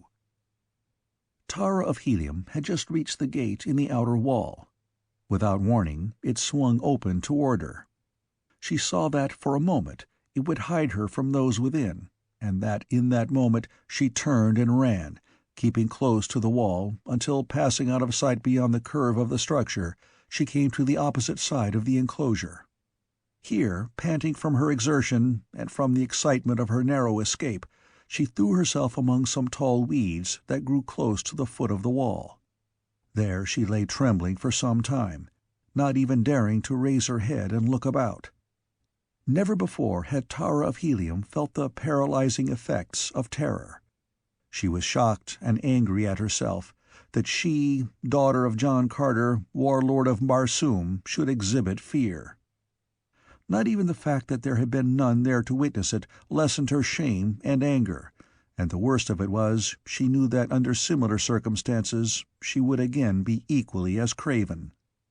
It was not the fear of death. She knew that. No, it was the thought of those headless bodies, and that she might see them, and that they might even touch her, lay hands upon her, seize her. She shuddered and trembled at the thought. After a while she gained sufficient command of herself to raise her head and look about. To her horror, she discovered that everywhere she looked she saw people working in the fields, or preparing to do so. Workmen were coming from other towers. Little bands were passing to this field and that. There were even some already at work within 30 adz of her, about 100 yards. There were 10, perhaps, in the party nearest her, both men and women, and all were beautiful of form and grotesque of face. So meager were their trappings that they were practically naked. A fact that was in no way remarkable among the tillers of the fields of Mars. Each wore the peculiar, high leather collar that completely hid the neck, and each wore sufficient other leather to support a single sword and a pocket pouch. The leather was very old and worn, showing long, hard service, and was absolutely plain, with the exception of a single device upon the left shoulder. The heads, however, were covered with ornaments of precious metals and jewels, so that little more than eyes, nose, and mouth were discernible. These were hideously inhuman, and yet grotesquely human at the same time. The eyes were far apart and protruding, the nose scarce more than 2 small, parallel slits set vertically above a round hole that was the mouth. The heads were peculiarly repulsive, so much so that it seemed unbelievable to the girl that they formed an integral part of the beautiful bodies below them. So fascinated was Tara of Helium that she could scarce take her eyes from the strange creatures, a fact that was to prove her undoing, for in order that she might see them she was forced to expose a part of her own head, and presently, to her consternation, she saw that one of the creatures had stopped his work and was staring directly at her. She did not dare move, for it was still possible that the thing had not seen her, or at least was only suspicious that some creature lay hid among the weeds. If she could allay this suspicion by remaining motionless, the creature might believe that he had been mistaken and return to his work. But alas, such was not to be the case. She saw the thing call the attention of others to her, and almost immediately 4 or 5 of them started to move in her direction. It was impossible now to escape discovery. Her only hope lay in flight. If she could elude them and reach the hills and the flier ahead of them, she might escape, and that could be accomplished in but one way: flight, immediate and swift. Leaping to her feet, she darted along the base of the wall which she must skirt to the opposite side, beyond which lay the hill that was her goal. Her act was greeted by strange whistling sounds from the things behind her, and casting a glance over her shoulder, she saw them all in rapid pursuit. There were also shrill commands that she halt, but to these she paid no attention. Before she had half-circled the enclosure, she discovered that her chances for successful escape were great, since it was evident to her that her pursuers were not so fleet as she. High indeed, then, were her hopes when she came in sight of the hill, but they were soon dashed by what lay before her. For there, in the fields that lay between, were fully 100 creatures similar to those behind her, and all were on the alert, evidently warned by the whistling of their fellows. Instructions and commands were shouted to and fro, with the result that those before her spread roughly into a great half-circle to intercept her, and when she turned to the right, hoping to elude the net, she saw others coming from the fields beyond, and to the left the same was true. But Tara of Helium would not admit defeat. Without once pausing, she turned directly toward the center of the advancing semicircle, beyond which lay her single chance of escape, and as she ran she drew her long, slim dagger. Like her valiant sire, if die she must, she would die fighting. There were gaps in the thin line confronting her, and toward the widest of one of these she directed her course. The things on either side of the opening guessed her intent, for they closed in to place themselves in her path. This widened the openings on either side of them, and as the girl appeared almost to rush into their arms, she turned suddenly at right angles, ran swiftly in the new direction for a few yards, and then dashed quickly toward the hill again. Now only a single warrior, with a wide gap on either side of him, barred her clear way to freedom, though all the others were speeding as rapidly as they could to intercept her. If she could pass this one without too much delay, she could escape. Of that she was certain. Her every hope hinged on this. The creature before her realized it too, for he moved cautiously, though swiftly, to intercept her, as a rugby fullback might maneuver in the realization that he alone stood between the opposing team and a touchdown. At first, Tara of Helium had hoped that she might dodge him, for she could not but guess that she was not only more fleet but infinitely more agile than these strange creatures. But soon there came to her realization that in the time consumed in an attempt to elude his grasp, his nearer fellows would be upon her, and escape then impossible, so she chose instead to charge straight for him, and when he guessed her decision, he stood, half crouching and with outstretched arms, awaiting her.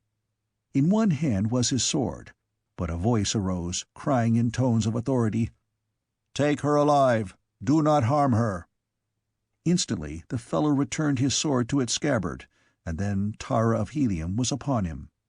Straight for that beautiful body she sprang, and in the instant that the arms closed to seize her, her sharp blade drove deep into the naked chest. The impact hurled them both to the ground, and as Tara of Helium sprang to her feet again, she saw, to her horror, that the loathsome head had rolled from the body and was now crawling away from her on 6 short, spider-like legs. The body struggled spasmodically and lay still. As brief as had been the delay caused by the encounter, it still had been of sufficient duration to undo her, for even as she rose 2 more of the things fell upon her, and instantly thereafter she was surrounded. Her blade sank once more into naked flesh, and once more a head rolled free and crawled away. Then they overpowered her, and in another moment she was surrounded by fully 100 of the creatures, all seeking to lay hands upon her.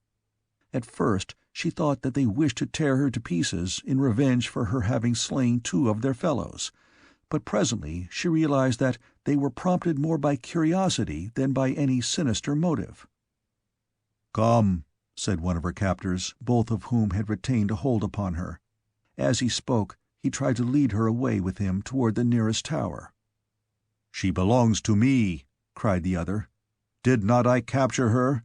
She will come with me to the Tower of Moak." "Never," insisted the first. "She is Lude's. To Lude I will take her, and whosoever interferes may feel the keenness of my sword in the head." He almost shouted the last 3 words. "Come, enough of this," cried one who spoke with some show of authority. "She was captured in Lude's fields, she will go to Lude." "She was discovered in Moak's fields, at the very foot of the Tower of Moak," insisted he who had claimed her for Moak. "You have heard the Nolak speak," cried the Lude. "It shall be as he says." "Not while this Moak holds a sword," replied the other. "Rather will I cut her in twain and take my half to Moak than to relinquish her all to Lude." And he drew his sword, or rather he laid his hand upon its hilt in a threatening gesture. But before ever he could draw it, the Lude had whipped his out, and with a fearful blow cut deep into the head of his adversary. Instantly the big round head collapsed, almost as a punctured balloon collapses, as a grayish, semi-fluid matter spurted from it. The protruding eyes, apparently lidless, merely stared. The sphincter-like muscle of the mouth opened and closed, and then the head toppled from the body to the ground. The body stood dully for a moment, and then slowly started to wander aimlessly about, until one of the others seized it by the arm. One of the 2 heads crawling about on the ground now approached. "This rykor belongs to Moak," it said. "I am a Moak. I will take it." And without further discussion it commenced to crawl up the front of the headless body, using its 6 short spider-like legs and 2 stout chellae which grew just in front of its legs and strongly resembled those of an earthly lobster, except that they were both of the same size. The body, in the meantime, stood in passive indifference, its arms hanging idly at its sides. The head climbed to the shoulders and settled itself inside the leather collar that now hid its chellae and legs. Almost immediately the body gave evidence of intelligent animation. It raised its hands and adjusted the collar more comfortably. It took the head between its palms and settled it in place, and when it moved around it did not wander aimlessly, but instead its steps were firm and to some purpose. The girl watched all these things in growing wonder, and presently No other of the Moaks seeming inclined to dispute the right of the Lu to her, she was led off by her captor toward the nearest tower. Several accompanied them, including one who carried the loose head under his arm. The head that was being carried conversed with the head upon the shoulders of the thing that carried it. Tara of Helium shivered. It was horrible. All that she had seen of these frightful creatures was horrible. And to be a prisoner, wholly in their power. Shadow of her first ancestor, what had she done to deserve so cruel a fate? At the wall enclosing the tower they paused while one opened the gate, and then they passed within the enclosure, which, to the girl's horror, she found filled with headless bodies. The creature who carried the bodiless head now set its burden upon the ground, and the latter immediately crawled toward one of the bodies that was lying nearby. Some wandered stupidly to and fro, but this one lay still. It was a female. The head crawled to it and made its way to the shoulders, where it settled itself. At once the body sprang lightly erect. Another of those who had accompanied them from the fields approached with the harness and collar that had been taken from the dead body that the head had formerly topped. The new body now appropriated these, and the hands deftly adjusted them. The creature was now as good as before Tara of Helium had struck down its former body with her slim blade. But there was a difference. Before it had been male, now it was female. That, however, seemed to make no difference to the head. In fact, Tara of Helium had noticed during the scramble and the fight about her that sex differences seemed of little moment to her captors. Males and females had taken equal part in her pursuit. Both were identically harnessed, and both carried swords, and she had seen as many females as males draw their weapons at the moment that a quarrel between the two factions seemed imminent. The girl was given but brief opportunity for further observation of the pitiful creatures in the enclosure, as her captor, after having directed the others to return to the fields, led her toward the tower, which they entered, passing into an apartment about 10 feet wide and 20 long, in one end of which was a stairway leading to an upper level, and in the other an opening to a similar stairway leading downward. The chamber, though on a level with the ground, was brilliantly lighted by windows in its inner wall, the light coming from a circular court in the center of the tower.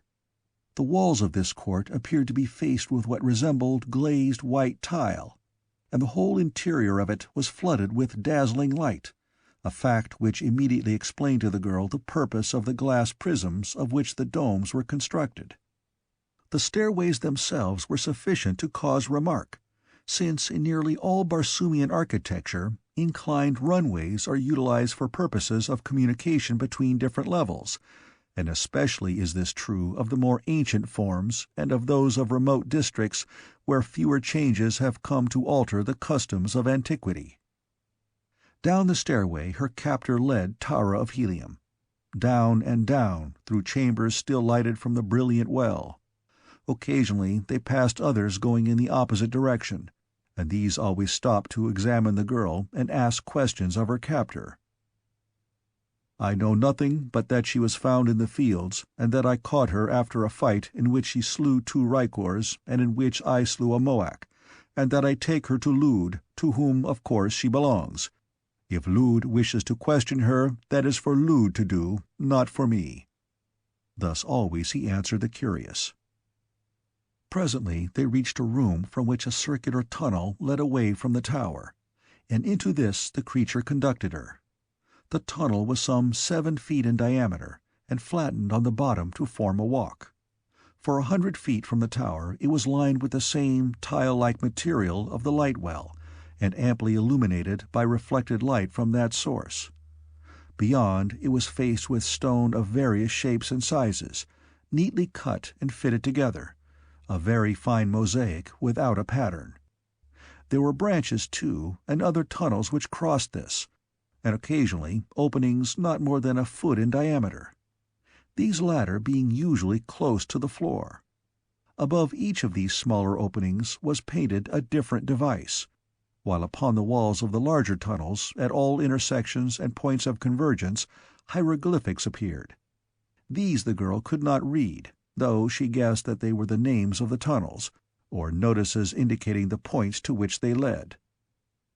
She tried to study some of them out, but there was not a character that was familiar to her, which seemed strange, since, while the written languages of the various nations of Barsoom differ, it still is true that they have many characters and words in common.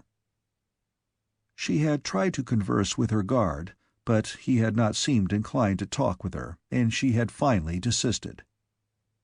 She could not but note that he had offered her no indignities, nor had he been either unnecessarily rough or in any way cruel.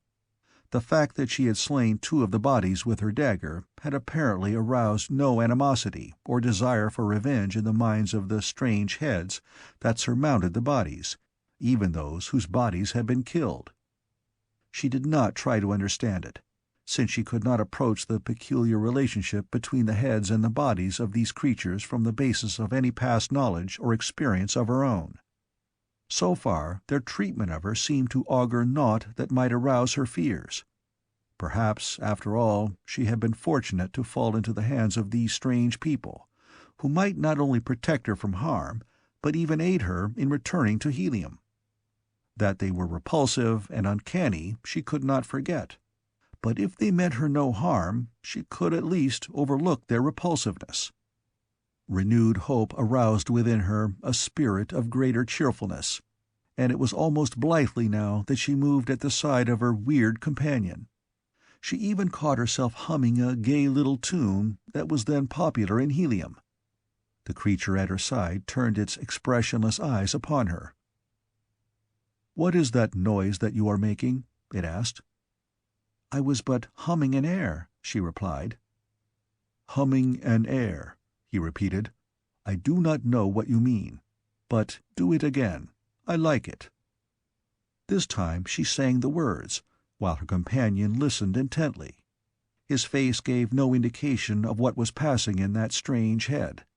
It was as devoid of expression as that of a spider. It reminded her of a spider.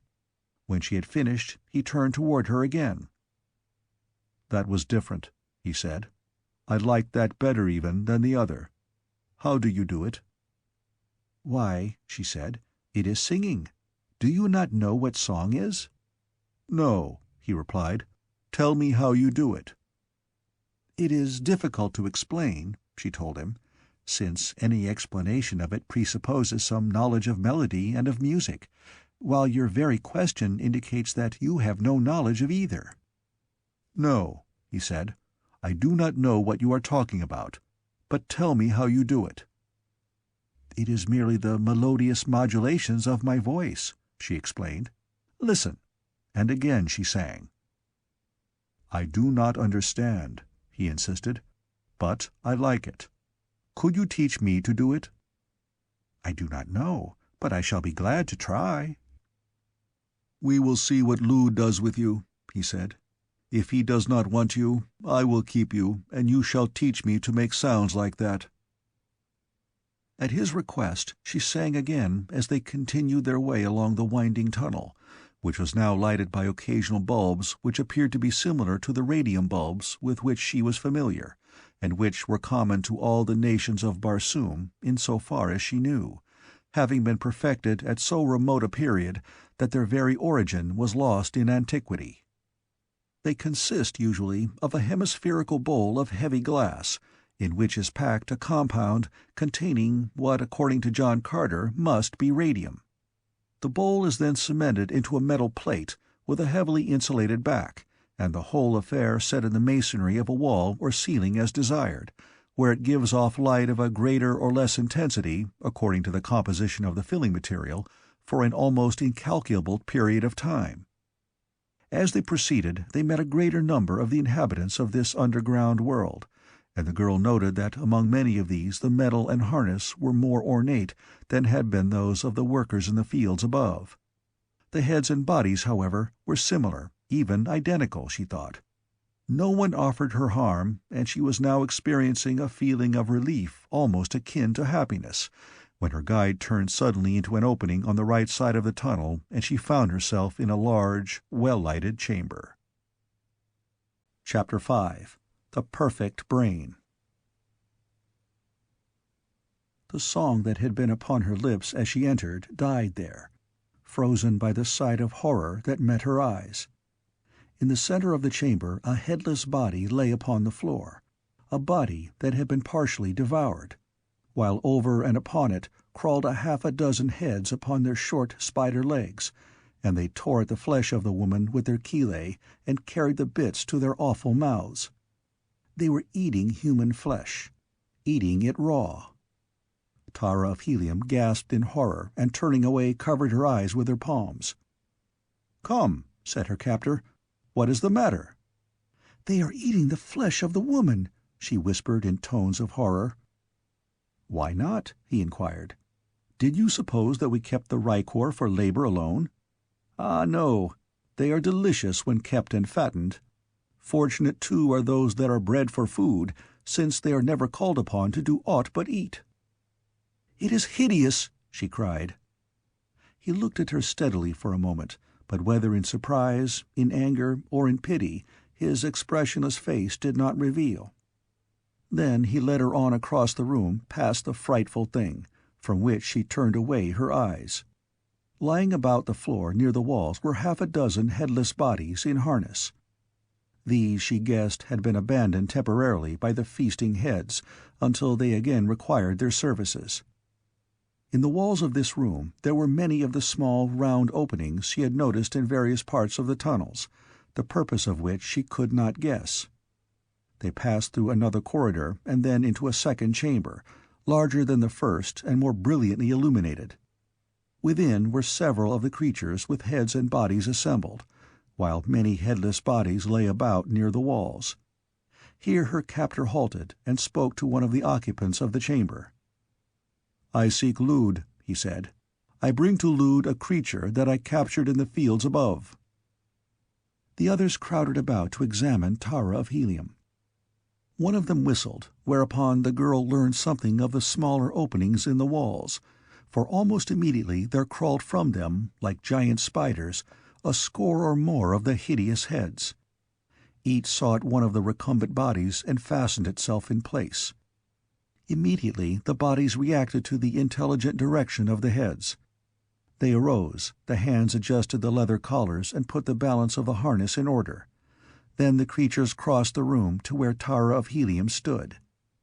She noted that their leather was more highly ornamented than that worn by any of the others she had previously seen, and so she guessed that these must be higher in authority than the others. Nor was she mistaken. The demeanor of her captor indicated it. He addressed them as one who holds intercourse with superiors. Several of those who examined her felt her flesh, pinching it gently between thumb and forefinger, a familiarity that the girl resented. She struck down their hands. "Do not touch me!" she cried, imperiously, for was she not a princess of Helium? The expression on those terrible faces did not change. She could not tell whether they were angry or amused, whether her action had filled them with respect for her or contempt. Only one of them spoke immediately. "She will have to be fattened more," he said. The girl's eyes went wide with horror. She turned upon her captor. "Do these frightful creatures intend to devour me?" she cried. "That is for Lud to say," he replied, and then he leaned closer so that his mouth was near her ear. "The noise you made which you called song pleased me," he whispered, "and I will repay you by warning you not to antagonize these kaldanes. They are very powerful. Lud listens to them. Do not call them frightful. They are very handsome. Look at their wonderful trappings, their gold, their jewels." "Thank you," she said. "You called them kaldanes. What does that mean?" "We are all kaldanes." "You too?" And she pointed at him, her slim finger directed toward his chest. "No, not this," he explained, touching his body. "This is a rykor.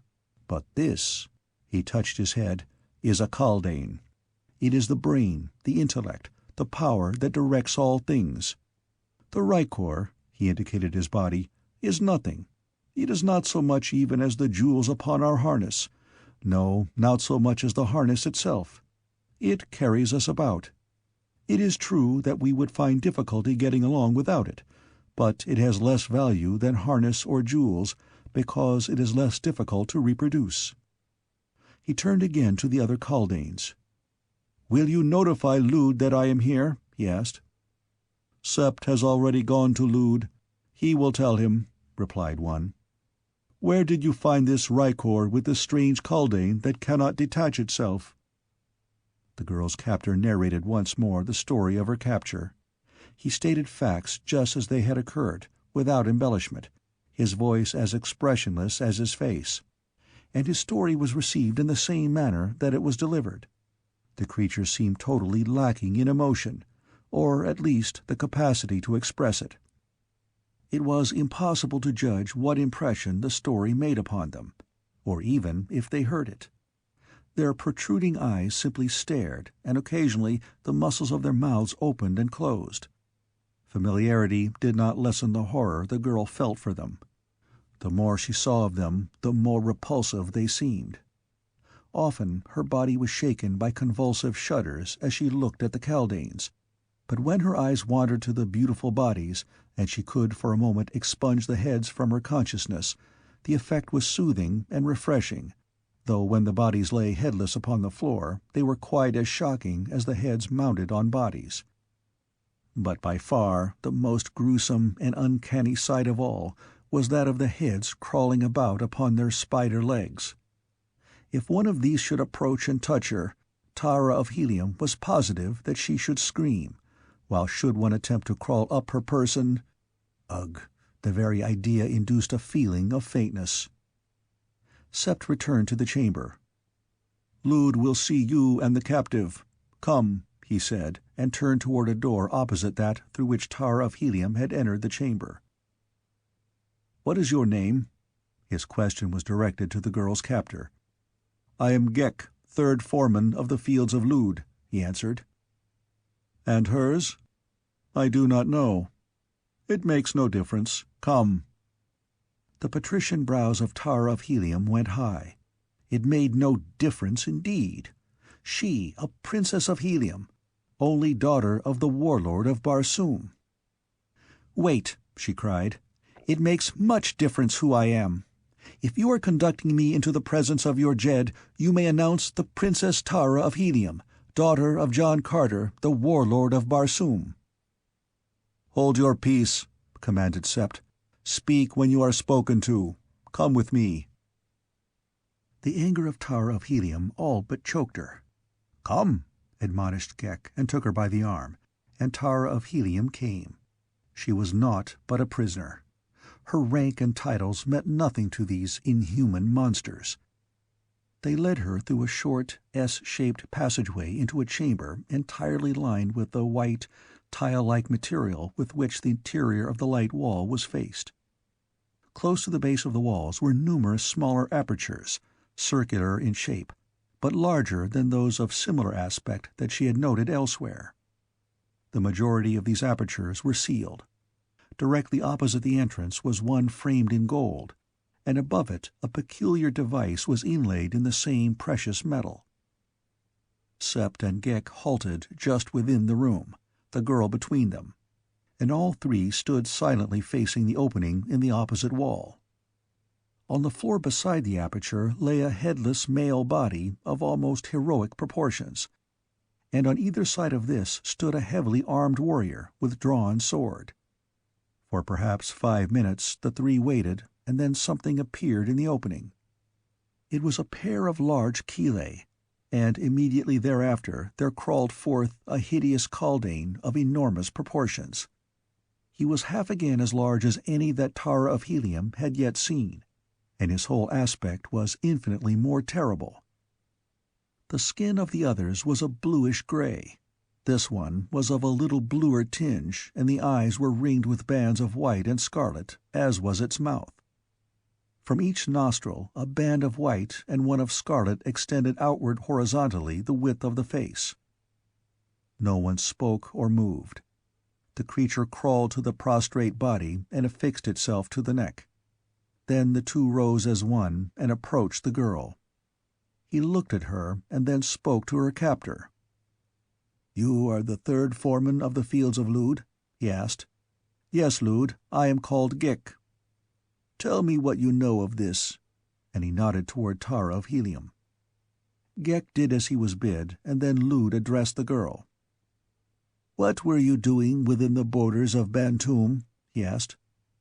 "I was blown hither in a great storm that injured my flier and carried me I knew not where. I came down into the valley at night for food and drink. The Banths came and drove me to the safety of a tree, and then your people caught me as I was trying to leave the valley. I do not know why they took me. I was doing no harm. All I ask is that you let me go my way in peace."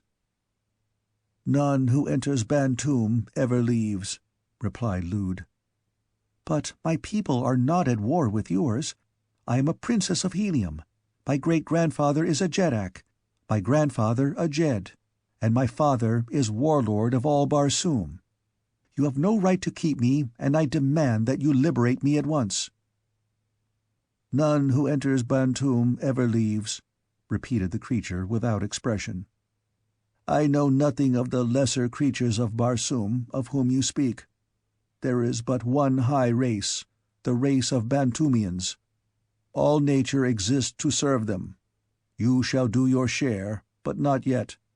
You are too skinny." "We shall have to put some fat upon it, Sept. I tire of rykor. Perhaps this will have a different flavor. The Banths are too rank, and it is seldom that any other creature enters the valley. And you, Ghek, you shall be rewarded. I shall promote you from the fields to the burrows. Hereafter you shall remain underground, as every Bantoomian longs to. No more shall you be forced to endure the hated sun, or look upon the hideous sky, or the hateful growing things that defile the surface. For the present you shall look after this thing that you have brought me, seeing that it sleeps and eats and does nothing else. You understand me, Ghek? Nothing else." "I understand, Lud," replied the other. "Take it away," commanded the creature. Ghek turned and led Tara of Helium from the apartment. The girl was horrified by the contemplation of the fate that awaited her, a fate from which it seemed there was no escape. It was only too evident that these creatures possessed no gentle or chivalric sentiments to which she could appeal, and that she might escape from the labyrinthine mazes of their underground burrows appeared impossible. Outside the audience chamber, Sept overtook them and conversed with Ghek for a brief period. Then her keeper led her through a confusing web of winding tunnels until they came to a small apartment. "We are to remain here for a while. It may be that Lud will send for you again. If he does, you will probably not be fattened. He will use you for another purpose." It was fortunate for the girl's peace of mind that she did not realize what he meant. "Sing for me," said Ghek presently. Tara of Helium did not feel at all like singing, but she sang nevertheless. For there was always the hope that she might escape if given the opportunity, and if she could win the friendship of one of the creatures, her chances would be increased proportionately. All during the ordeal, for such it was to the overwrought girl, Ghek stood with his eyes fixed upon her. "It is wonderful," he said when she had finished. "But I did not tell Lud. You noticed that I did not tell Lud about it. Had he known, he would have had you sing to him, and that would have resulted in your being kept with him that he might hear you sing whenever he wished. But now I can have you all the time." "How do you know he would like my singing?" she asked. "He would have to," replied Ghek. "If I like a thing, he has to like it, for are we not identical, all of us?" "The people of my race do not all like the same things," said the girl. "How strange," commented Ghek. "All kaldanes like the same things and dislike the same things. If I discover something new and like it, I know that all kaldanes will like it. That is how I know that Lud would like your singing. You see, we are all exactly alike." "But you do not look like Lud," said the girl. "Lud is king. He is larger and more gorgeously marked. But otherwise, he and I are identical. And why not? Did not Lud produce the egg from which I hatched?" "What?" queried the girl. "I do not understand you." "Yes," explained Ghek. "All of us are from Lud's eggs, just as all the swarm of Moak are from Moak's eggs." "Oh," exclaimed Tara of Helium understandingly. "You mean that Lud has many wives, and that you are the offspring of one of them?" "No, not that at all," replied Ghek. "Lud has no wife. He lays the eggs himself. You do not understand." Tara of Helium admitted that she did not. "I will try to explain then," said Ghek, "if you will promise to sing to me later." "I promise," she said. "We are not like the rykors," he began. "They are creatures of a low order, like yourself and the banths and such things. We have no sex, not one of us except our king, who is bisexual. He produces many eggs from which we, the workers and the warriors, are hatched. And 1 in every 1,000 eggs is another king egg, from which a king is hatched. Did you notice the sealed openings in the room where you saw Lud? Sealed in each of those is another king. If one of them escaped, he would fall upon Lud and try to kill him. And if he succeeded, we should have a new king. But there would be no difference. His name would be Lud, and all would go on as before. For are we not all alike? Lud has lived a long time, and has produced many kings, so he lets only a few live, that there may be a successor to him when he dies. The others he kills." "Why does he keep more than one?" queried the girl. "Sometimes accidents occur," replied Ghek, "and all the kings that a swarm has saved are killed. When this happens, the swarm comes and obtains another king from a neighboring swarm." "Are all of you the children of Lud?" she asked. "All but a few, who are from the eggs of the preceding king, as was Lud. But Lud has lived a long time, and not many of the others are left." "You live a long time or short?" Tara asked. "A very long time." "And the rykors too, they live a long time?" "No, the rykors live for 10 years perhaps," he said. "If they remain strong and useful. When they can no longer be of service to us, either through age or sickness, we leave them in the fields, and the banths come at night and get them." "How horrible!" she exclaimed. "Horrible?" he repeated. "I see nothing horrible about that. The rykors are but brainless flesh. They neither see, nor feel, nor hear. They can scarce move but for us. If we did not bring them food, they would starve to death. They are less deserving of thought than our leather. All that they can do for themselves is to take food from a trough and put it in their mouths. But with us, look at them." And he proudly exhibited the noble figure that he surmounted, palpitant with life and energy and feeling. "How do you do it?" asked Tara of Helium. "I do not understand it at all." "I will show you," he said, and lay down upon the floor. Then he detached himself from the body, which lay as a thing dead. On his spider legs he walked toward the girl. "Now look," he admonished her. "Do you see this thing?" And he extended what appeared to be a bundle of tentacles from the posterior part of his head. "There is an aperture just back of the rykor's mouth and directly over the upper end of his spinal column. Into this aperture I insert my tentacles and seize the spinal cord. Immediately I control every muscle of the rykor's body. It becomes my own, just as you direct the movement of the muscles of your body. I feel what the rykor would feel if he had a head and brain. If he is hurt, I would suffer if I remained connected with him. But the instant one of them is injured or becomes sick, we desert it for another. As we would suffer the pains of their physical injuries, similarly do we enjoy the physical pleasures of the rykors. When your body becomes fatigued, you are comparatively useless. It is sick, you are sick. If it is killed, you die. You are the slave of a mass of stupid flesh and bone and blood.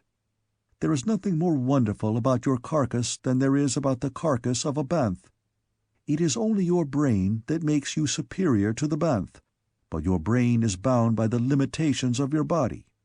Not so ours. With us, brain is everything. 90% of our volume is brain.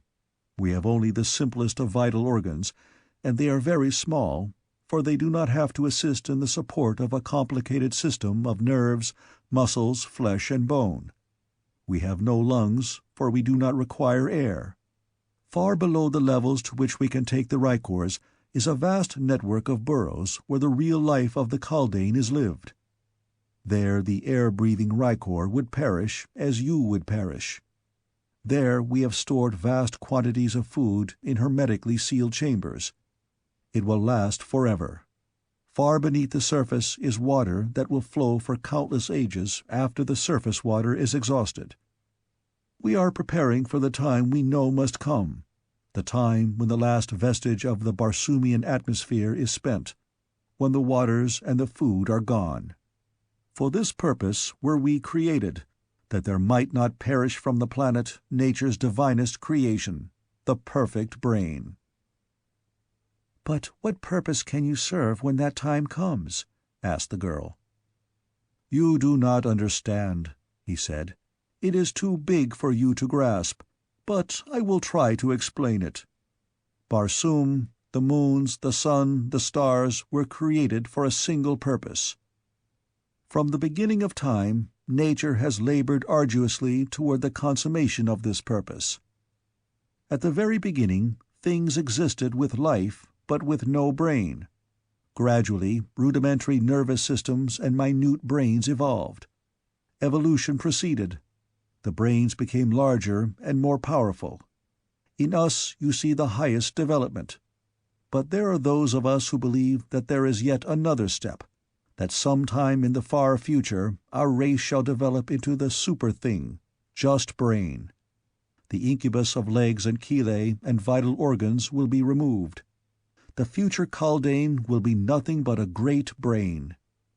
Deaf, dumb, and blind, it will lie sealed in its buried vault far beneath the surface of Barsoom, just a great, wonderful, beautiful brain with nothing to distract it from eternal thought."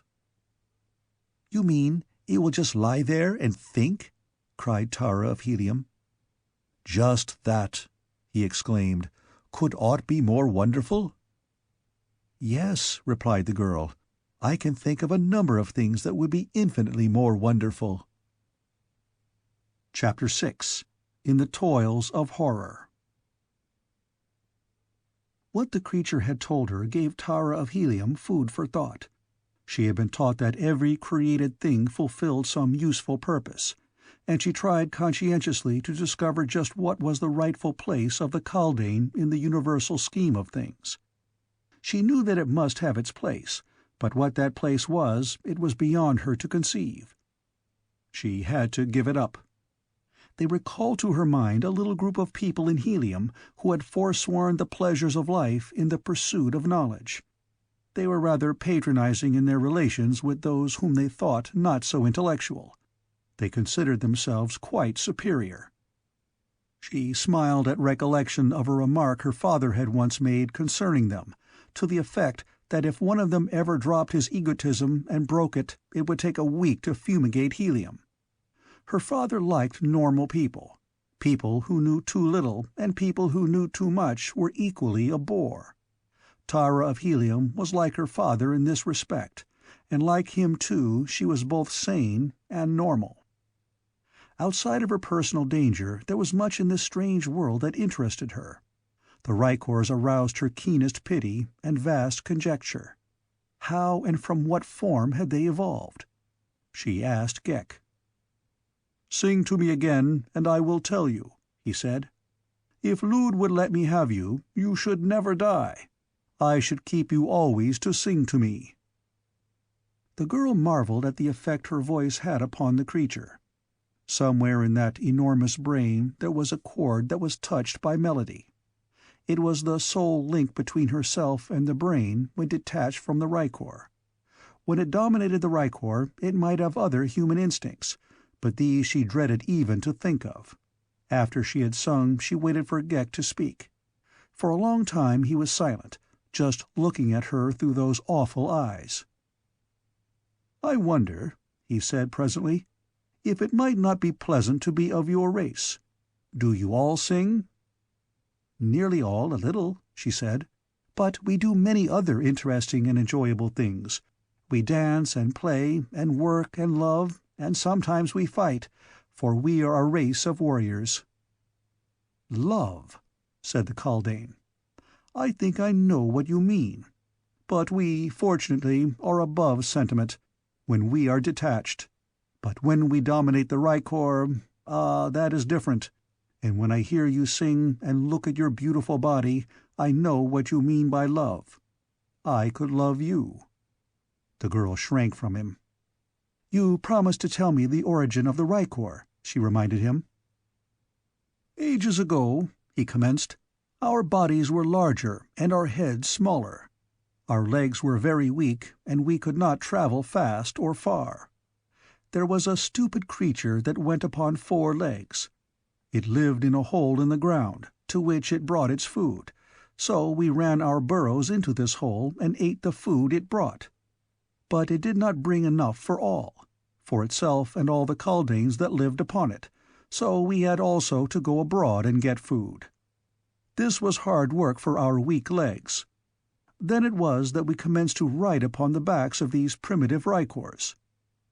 It took many ages, undoubtedly, but at last came the time when the kaldane had found means to guide the rykor, until presently the latter depended entirely upon the superior brain of his master to guide him to food. The brain of the rykor grew smaller as time went on. His ears went, and his eyes, for he no longer had use for them. The kaldane saw and heard for him. By similar steps the rykor came to go upon its hind feet, that the kaldane might be able to see farther. As the brain shrank, so did the head.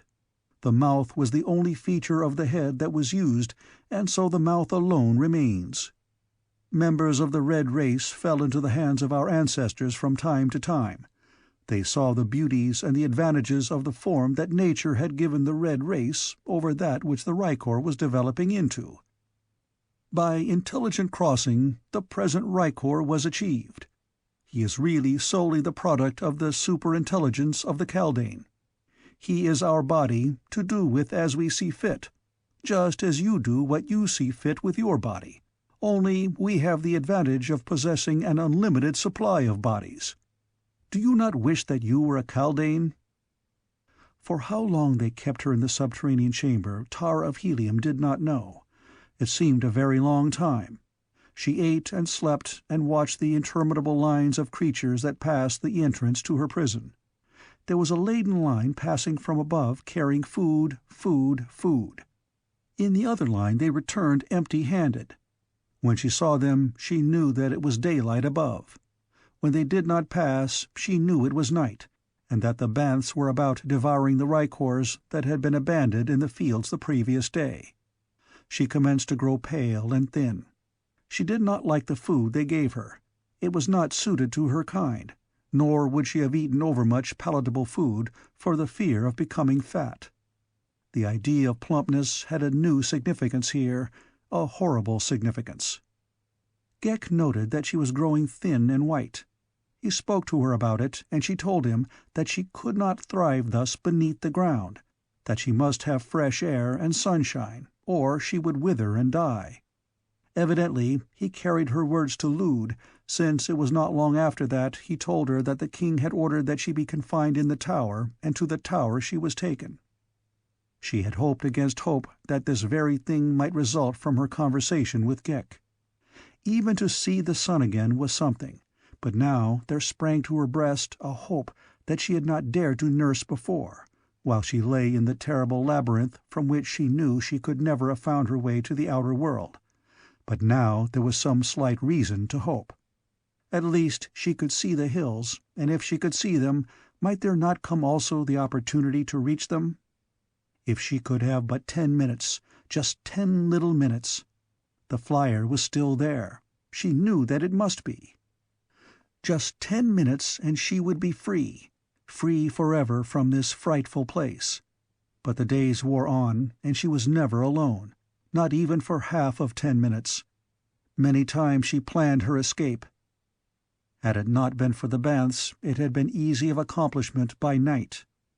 Ghek always detached his body then and sank into what seemed a semi-comatose condition. It could not be said that he slept, or at least it did not appear like sleep, since his lidless eyes were unchanged, but he lay quietly in a corner. Tara of Helium enacted 1,000 times in her mind the scene of her escape. She would rush to the side of the rykor and seize the sword that hung in its harness. Before Ghek knew what she purposed, she would have this, and then before he could give an alarm she would drive the blade through his hideous head. It would take but a moment to reach the enclosure. The rykors could not stop her, for they had no brains to tell them that she was escaping. She had watched from her window the opening and closing of the gate that led from the enclosure out into the fields, and she knew how the great latch operated. She would pass through and make a quick dash for the hill. It was so near that they could not overtake her. It was so easy, or it would have been but for the baths. The baths at night and the workers in the fields by day. Confined to the tower and without proper exercise or food, the girl failed to show the improvement that her captors desired. Ghek questioned her in an effort to learn why it was that she did not grow round and plump, that she did not even look as well as when they had captured her. His concern was prompted by repeated inquiries on the part of Lude, and finally resulted in suggesting to Tara of Helium a plan whereby she might find a new opportunity of escape. "I am accustomed to walking in the fresh air and the sunlight," she told Ghek. "I cannot become as I was before if I am to be always shut away in this one chamber, breathing poor air and getting no proper exercise. Permit me to go out in the fields every day and walk about while the sun is shining. Then I am sure I shall become nice and fat." "You would run away," he said. "But how could I if you are always with me?" she asked. "And even if I wished to run away, where could I go? I do not know even the direction of Helium. It must be very far. The very first night the baths would get me, would they not?" "They would," said Ghek. "I will ask Lude about it." The following day he told her that Lude had said that she was to be taken into the fields. He would try that for a time and see if she improved. "If you do not grow fatter, he will send for you anyway," said Ghek. "But he will not use you for food." Tara of Helium shuddered. That day and for many days thereafter she was taken from the tower, through the enclosure and out into the fields. Always was she alert for an opportunity to escape, but Ghek was always close by her side. It was not so much his presence that deterred her from making the attempt as the number of workers that were always between her and the hills where the flier lay. She could easily have eluded Ghek, but there were too many of the others. And then, one day, Ghek told her as he accompanied her into the open that this would be the last time. "Tonight you go to Lude," he said. "I am sorry, as I shall not hear you sing again." "Tonight—" She scarce breathed the word, yet it was vibrant with horror. She glanced quickly toward the hills. They were so close. Yet between were the inevitable workers, perhaps a score of them. "Let us walk over there," she said, indicating them. "I should like to see what they are doing." "It is too far," said Ghek. "I hate the sun. It is much pleasanter here where I can stand beneath the shade of this tree." "All right," she agreed. "Then you stay here and I will walk over. It will take me but a minute." "No," he answered. "I will go with you. You want to escape, but you are not going to." "I cannot escape," she said. "I know it," agreed Ghek. "But you might try. I do not wish you to try. Possibly it will be better if we return to the tower at once. It would go hard with me should you escape." Tara of Helium saw her last chance fading into oblivion. There would never be another after today. She cast about for some pretext to lure him even a little nearer to the hills. "It is very little that I ask," she said. "Tonight you will want me to sing to you. It will be the last time. If you do not let me go and see what those kaldanes are doing, I shall never sing to you again." Ghek hesitated. "I will hold you by the arm all the time, then," he said. "Why, of course, if you wish," she assented. "Come." The two moved toward the workers and the hills. The little party was digging tubers from the ground. She had noted this, and that nearly always they were stooped low over their work, the hideous eyes bent upon the upturned soil. She led Ghek quite close to them, pretending that she wished to see exactly how they did the work, and all the time he held her tightly by her left wrist. "It is very interesting," she said with a sigh, and then suddenly, "Look, Ghek!" and pointed quickly back in the direction of the tower. The kaldane, still holding her, turned half away from her to look in the direction she had indicated, and simultaneously, with the quickness of a banth, she struck him with her right fist, backed by every ounce of strength she possessed, struck the back of the pulpy head just above the collar. The blow was sufficient to accomplish her design, dislodging the kaldane from its rykor and tumbling it to the ground. Instantly the grasp upon her wrist relaxed as the body, no longer controlled by the brain of Ghek, stumbled aimlessly about for an instant before it sank to its knees and then rolled over on its back. But Tara of Helium waited not to note the full results of her act. The instant the fingers loosened upon her wrist, she broke away and dashed toward the hills. Simultaneously a warning whistle broke from Ghek's lips, and in instant response the workers leapt to their feet, one almost in the girl's path. She dodged the outstretched arms and was away again toward the hills and freedom, when her foot caught in one of the hoe-like instruments with which the soil had been upturned, and which had been left half embedded in the ground. For an instant she ran on, stumbling, in a mad effort to regain her equilibrium, but the upturned furrows caught her feet. Again she stumbled, and this time went down, and as she scrambled to rise again, a heavy body fell upon her and seized her arms. A moment later she was surrounded and dragged to her feet, and as she looked around she saw Ghek crawling to his prostrate rykor. A moment later he advanced to her side. The hideous face, incapable of registering emotion, gave no clue to what was passing in the enormous brain.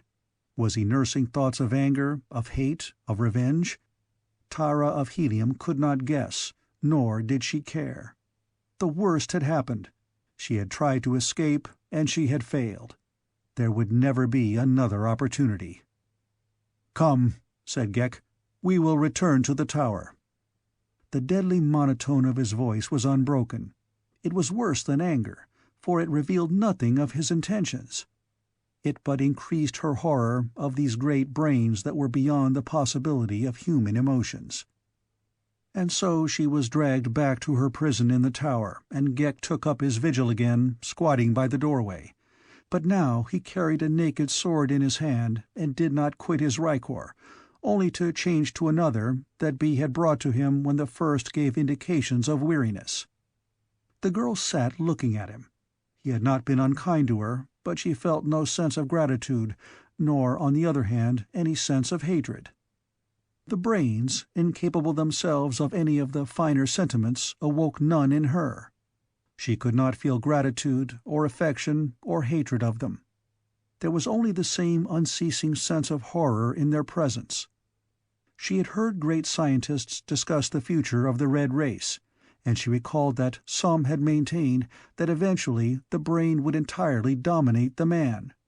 There would be no more instinctive acts or emotions, nothing would be done on impulse, but on the contrary reason would direct every act. The propounder of the theory regretted that he might never enjoy the blessings of such a state, which, he argued, would result in the ideal life for mankind. Tara of Helium wished with all her heart that this learned scientist might be here to experience to the full the practical results of the fulfillment of his prophecy.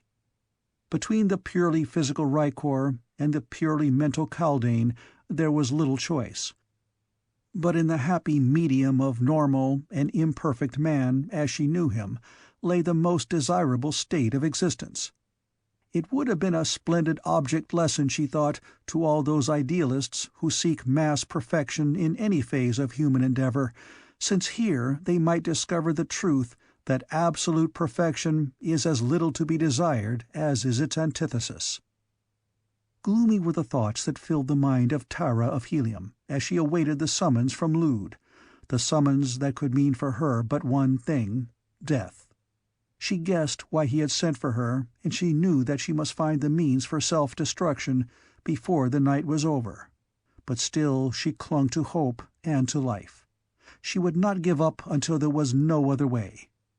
She startled Ghek once by exclaiming aloud, almost fiercely, "I still live!" "What do you mean?" asked the kaldane. "I mean just what I say," she replied. "I still live, and while I live, I may still find a way. Dead, there is no hope." "Find a way to what?" he asked. "To life and liberty and mine own people," she responded. "None who enters Bantoom ever leaves," he droned. She did not reply, and after a time he spoke again. "Sing to me," he said. It was while she was singing that 4 warriors came to take her to Lude. They told Ghek that he was to remain where he was. "Why?" asked Ghek. "You have displeased Lude," replied one of the warriors. "How?" demanded Ghek. "You have demonstrated a lack of uncontaminated reasoning power. You have permitted sentiment to influence you, thus demonstrating that you are a defective. You know the fate of defectives." "I know the fate of defectives, but I am no defective," insisted Ghek. "You permitted the strange noises which issue from her throat to please and soothe you, knowing well that their origin and purpose had nothing whatever to do with logic or the powers of reason. This in itself constitutes an unimpeachable indictment of weakness. Then, influenced doubtless by an illogical feeling of sentiment, you permitted her to walk abroad in the fields to a place where she was able to make an almost successful attempt to escape. Your own reasoning power, were it not defective, would convince you that you are unfit.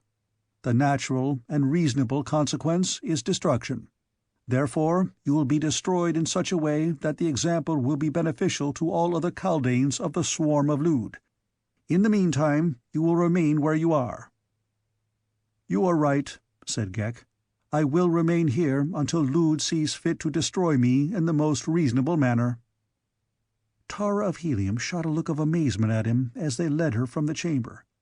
Over her shoulder she called back to him, "Remember, Ghek, you still live!" Then they led her along the interminable tunnels to where Lude awaited her. When she was conducted into his presence, he was squatting in a corner of the chamber upon his 6 spidery legs. Near the opposite wall lay his rykor, its beautiful form trapped in gorgeous harness, a dead thing without a guiding kaldane. Lude dismissed the warriors who had accompanied the prisoner. Then he sat with his terrible eyes fixed upon her and without speaking for some time. Tara of Helium could but wait. What was to come she could only guess. When it came would be sufficiently the time to meet it. There was no necessity for anticipating the end. Presently Lude spoke. "You think to escape," he said in the deadly, expressionless monotone of his kind, the only possible result of orally expressing reason uninfluenced by sentiment. "You will not escape. You are merely the embodiment of 2 imperfect things, an imperfect brain and an imperfect body. The 2 cannot exist together in perfection. There you see a perfect body." He pointed toward the rykor. "It has no brain. Here," and he raised one of his chelae to his head, "is the perfect brain. It needs no body to function perfectly and properly as a brain. You would pit your feeble intellect against mine? Even now you are planning to slay me. If you are thwarted in that, you expect to slay yourself. You will learn the power of mind over matter. I am the mind. You are the matter. What brain you have is too weak and ill-developed to deserve the name of brain. You have permitted it to be weakened by impulsive acts dictated by sentiment. It has no value. It has practically no control over your existence. You will not kill me. You will not kill yourself. When I am through with you, you shall be killed if it seems the logical thing to do. You have no conception of the possibilities for power which lie in a perfectly developed brain. Look at that rykor. He has no brain. He can move but slightly of his own volition. An inherent mechanical instinct that we have permitted to remain in him allows him to carry food to his mouth. But he could not find food for himself. We have to place it within his reach, and always in the same place. Should we put food at his feet and leave him alone, he would starve to death. But now watch what a real brain may accomplish." He turned his eyes upon the rykor and squatted there glaring at the insensate thing. Presently, to the girl's horror, the headless body moved. It rose slowly to its feet and crossed the room to Lude. It stooped and took the hideous head in its hands. It raised the head and set it on its shoulders. "What chance have you against such power?" asked Lude. "As I did with the rykor, so can I do with you." Tara of Helium made no reply. Evidently no vocal reply was necessary.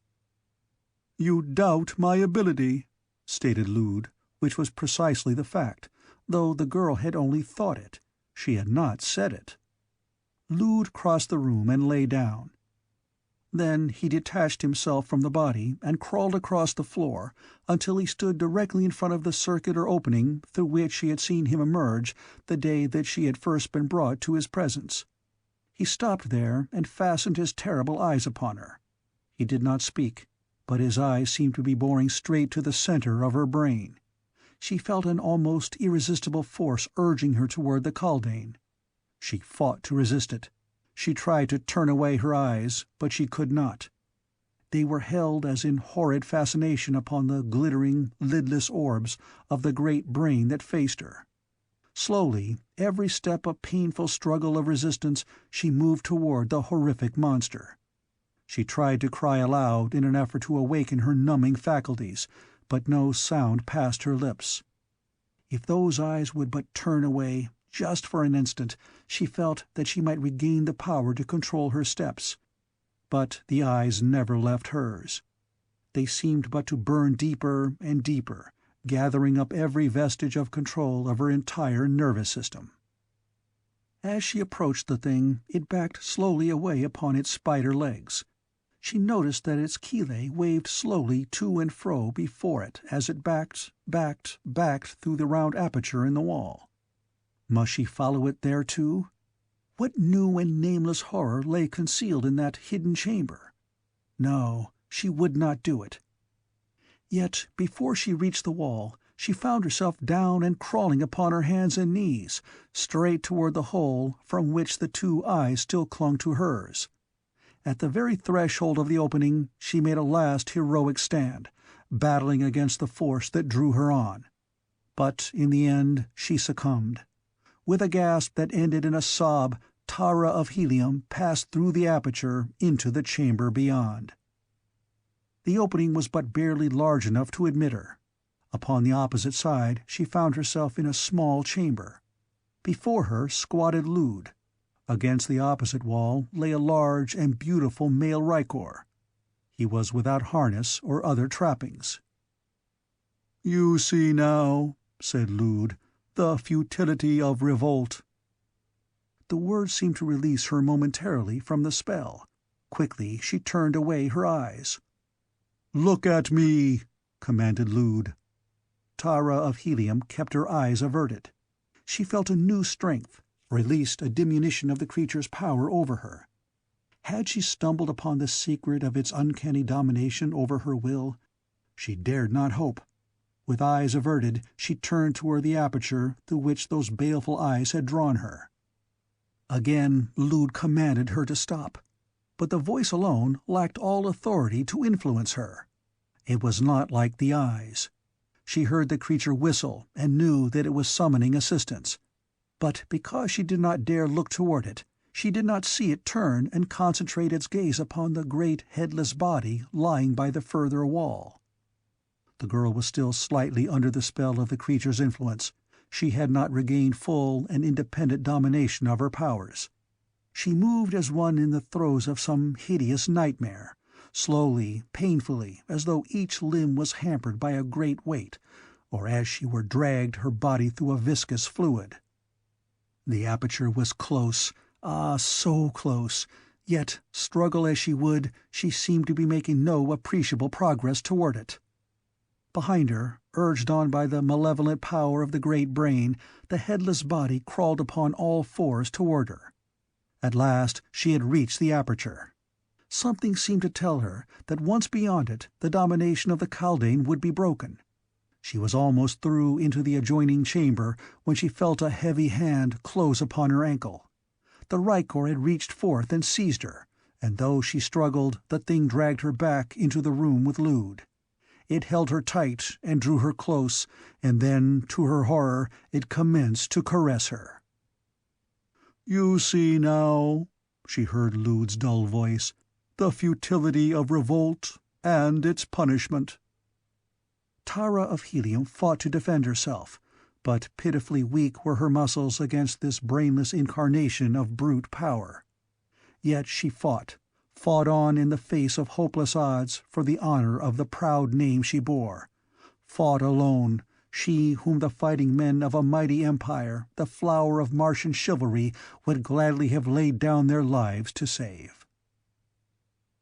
Chapter 7. A Repellent Sight. The cruiser Manator careened through the tempest.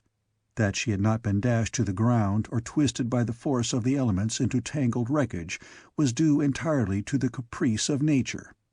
For all the duration of the storm she rode a helpless derelict upon those storm-tossed waves of wind.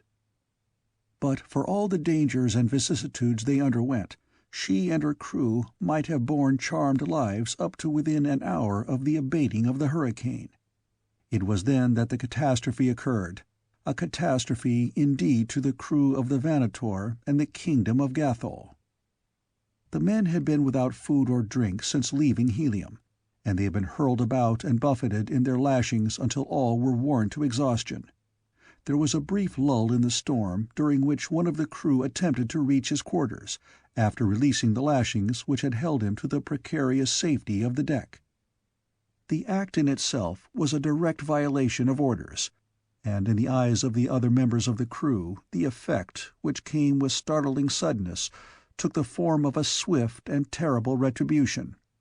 Scarce had the men released the safety snaps ere a swift arm of the storm monster encircled the ship, rolling it over and over, with the result that the foolhardy warrior went overboard at the first turn.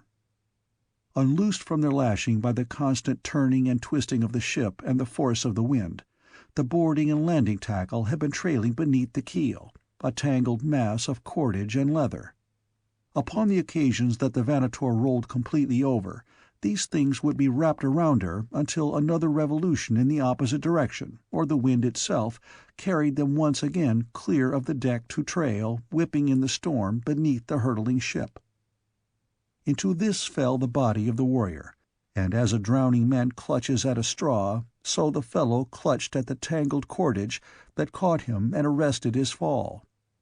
With the strength of desperation he clung to the cordage, seeking frantically to entangle his legs and body in it.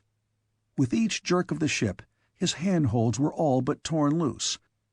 And though he knew that eventually they would be, and that he must be dashed to the ground beneath, yet he fought with the madness that is born of hopelessness for the pitiful second which but prolonged his agony. It was upon this sight, then, that Gahan of Gathol looked, over the edge of the careening deck of the Manator, as he sought to learn the fate of his warrior. Lashed to the gunwale close at hand, a single landing leather that had not fouled the tangled mass beneath whipped free from the ship's side, the hook snapping at its outer end. The Jet of Gathol grasped the situation in a single glance. Below him, one of his people looked into the eyes of death.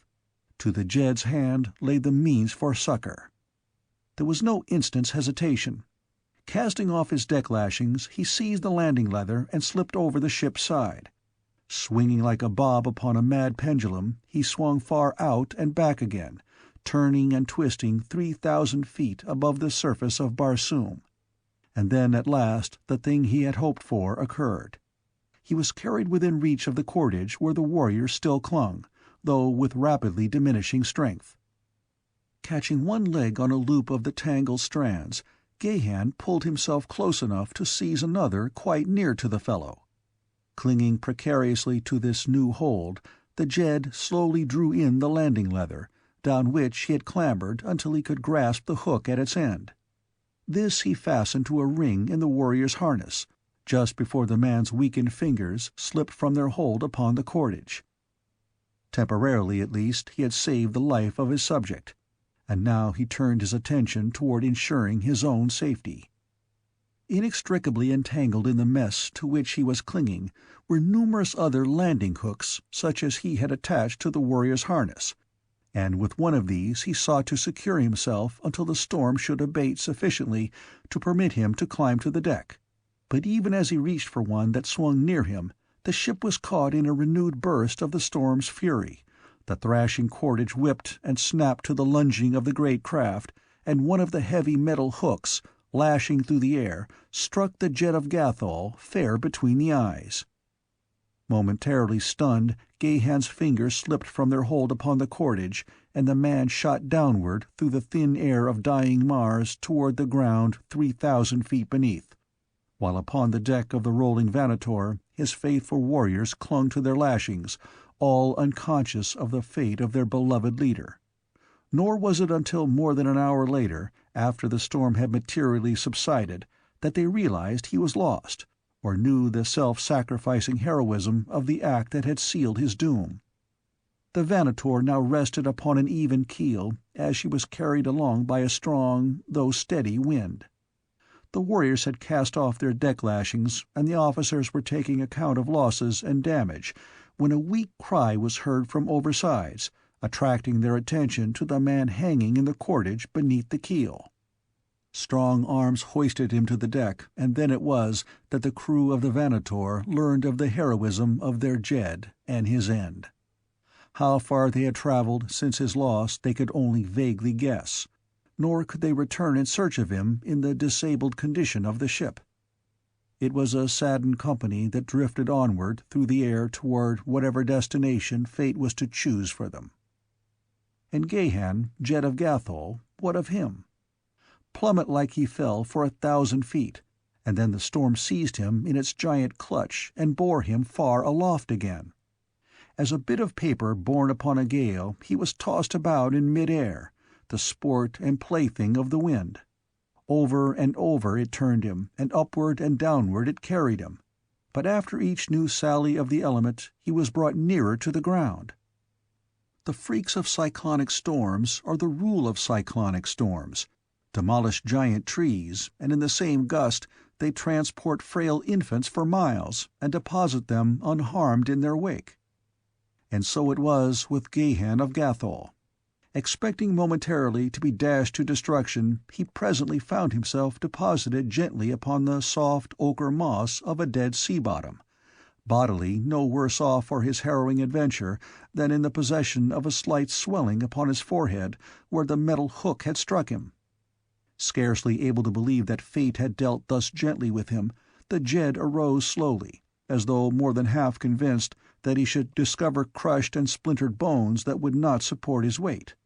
But he was intact. He looked about him in a vain effort at orientation.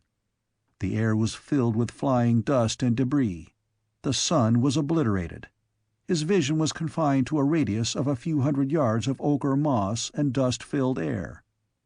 500 yards away in any direction there might have arisen the walls of a great city, and he not known it. It was useless to move from where he was until the air cleared, since he could not know in what direction he was moving, and so he stretched himself upon the moss and waited, pondering the fate of his warriors and his ship, but giving little thought to his own precarious situation. Lashed to his harness were his swords, his pistols, and a dagger, and in his pocket-pouch a small quantity of the concentrated rations that form a part of the equipment of the fighting men of Barsoom. These things, together with trained muscles, high courage, and an undaunted spirit, sufficed him for whatever misadventures might lie between him and Gathol, which lay in what direction he knew not, nor at what distance. The wind was falling rapidly, and with it the dust that obscured the landscape. That the storm was over, he was convinced, but he chafed at the inactivity the low visibility put upon him, nor did conditions better materially before night fell, so that he was forced to await the new day at the very spot at which the tempest had deposited him. Without his sleeping silks and furs, he spent a far from comfortable night, and it was with feelings of unmixed relief that he saw the sudden dawn burst upon him. The air was now clear, and in the light of the new day he saw an undulating plain stretching in all directions about him, while to the northwest there were barely discernible the outlines of low hills. Toward the southeast of Gathol was such a country, and as Gahan surmised the direction and the velocity of the storm to have carried him somewhere in the vicinity of the country he thought he recognized, he assumed that Gathol lay behind the hills he now saw, whereas in reality it lay far to the northeast. It was 2 days before Gahan had crossed the plain and reached the summit of the hills from which he hoped to see his own country, only to meet at last with disappointment. Before him stretched another plain, of even greater proportions than that he had but just crossed, and beyond this other hills. In one material respect this plain differed from that behind him, in that it was dotted with occasional isolated hills. Convinced, however, that Gathol lay somewhere in the direction of his search, he descended into the valley and bent his steps toward the northwest. For weeks Gahan of Gathol crossed valleys and hills in search of some familiar landmark that might point his way toward his native land, but the summit of each succeeding ridge revealed but another unfamiliar view. He saw few animals and no men, until he finally came to the belief that he had fallen upon the fabled area of ancient Barsoom, which lay under the curse of her olden gods, the once rich and fertile country whose people in their pride and arrogance had denied the deities, and whose punishment had been extermination.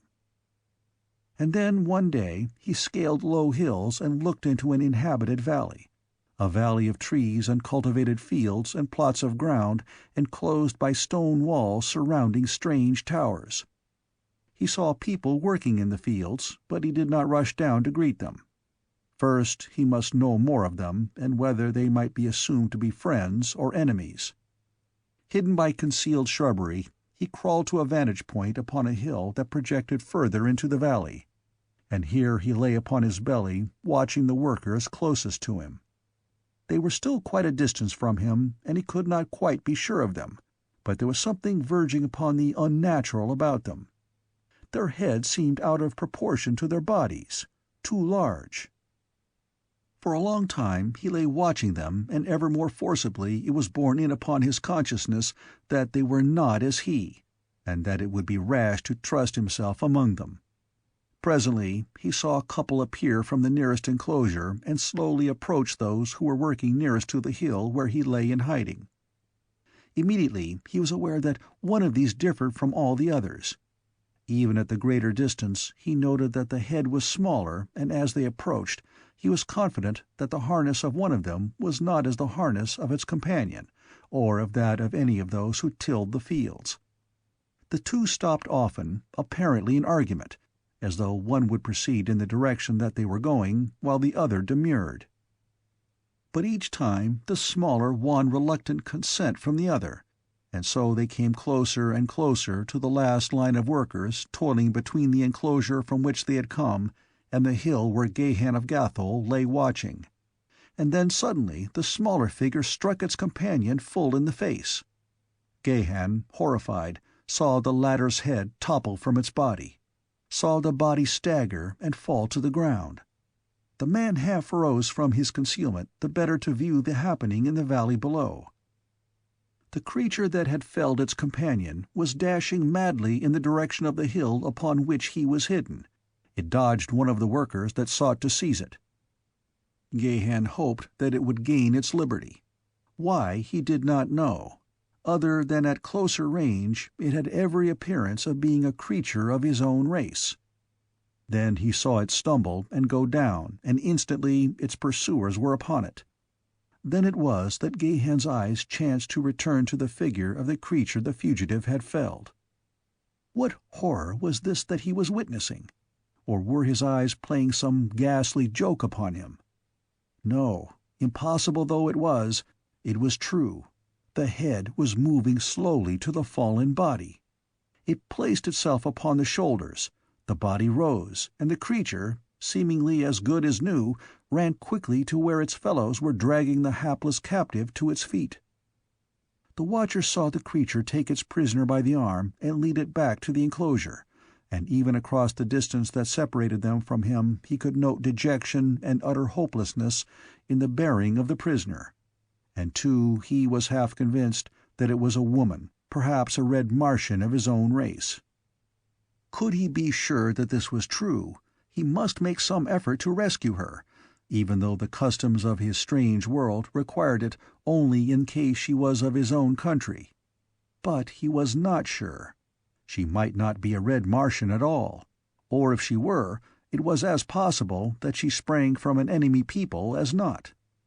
His first duty was to return to his own people with as little personal risk as possible, and though the thought of adventure stirred his blood, he put the temptation aside with a sigh and turned away from the peaceful and beautiful valley that he longed to enter, for it was his intention to skirt its eastern edge and continue his search for Gathol beyond. As Gahan of Gathol turned his steps along the southern slopes of the hills that bound Bantoom upon the south and east, his attention was attracted toward a small cluster of trees a short distance to his right. The low sun was casting long shadows. It would soon be night. The trees were off the path that he had chosen, and he had little mind to be diverted from his way. But as he looked again, he hesitated. There was something there besides boles of trees and underbrush. There were suggestions of familiar lines of the handicraft of man. Gahan stopped and strained his eyes in the direction of the thing that had arrested his attention. No, he must be mistaken. The branches of the trees and a low bush had taken on an unnatural semblance in the horizontal rays of the setting sun. He turned and continued upon his way. But as he cast another side glance in the direction of the object of his interest, the sun's rays were shot back into his eyes from a glistening point of radiance among the trees. Gahan shook his head and walked quickly toward the mystery, determined now to solve it. The shining object still lured him on, and when he had come closer to it, his eyes went wide in surprise, for the thing they saw was naught else than the jewel-encrusted emblem upon the prow of a small flier. Gahan, his hand upon his short sword, moved silently forward. But as he neared the craft, he saw that he had naught to fear, for it was deserted. Then he turned his attention toward the emblem. As its significance was flashed to his understanding, his face paled and his heart went cold. It was the insignia of the house of the Warlord of Barsoom. Instantly he saw the dejected figure of the captive being led back to her prison in the valley just beyond the hills. Tara of Helium. And he had been so near to deserting her to her fate.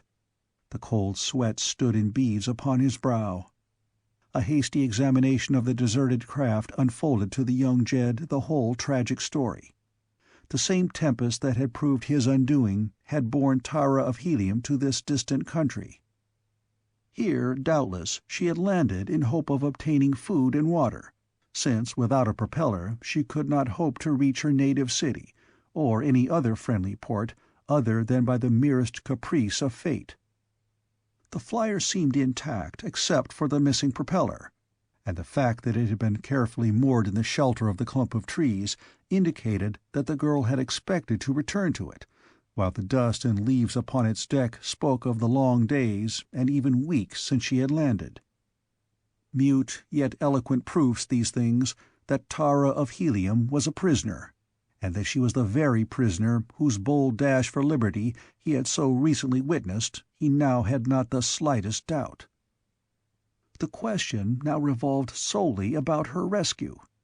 He knew to which tower she had been taken, that much and no more. Of the number, the kind, or the disposition of her captors he knew nothing. Nor did he care. For Tara of Helium he would face a hostile world alone. Rapidly he considered several plans for succoring her, but the one that appealed most strongly to him was that which offered the greatest chance of escape for the girl should he be successful in reaching her. His decision reached, he turned his attention quickly toward the flier. Casting off its lashings, he dragged it out from beneath the trees, and mounting to the deck, tested out the various controls. The motor started at a touch and purred sweetly. The buoyancy tanks were well stocked, and the ship answered perfectly to the controls which regulated her altitude. There was nothing needed but a propeller to make her fit for the long voyage to Helium. Gahan shrugged impatiently. There must not be a propeller within 1,000 haads. But what mattered it?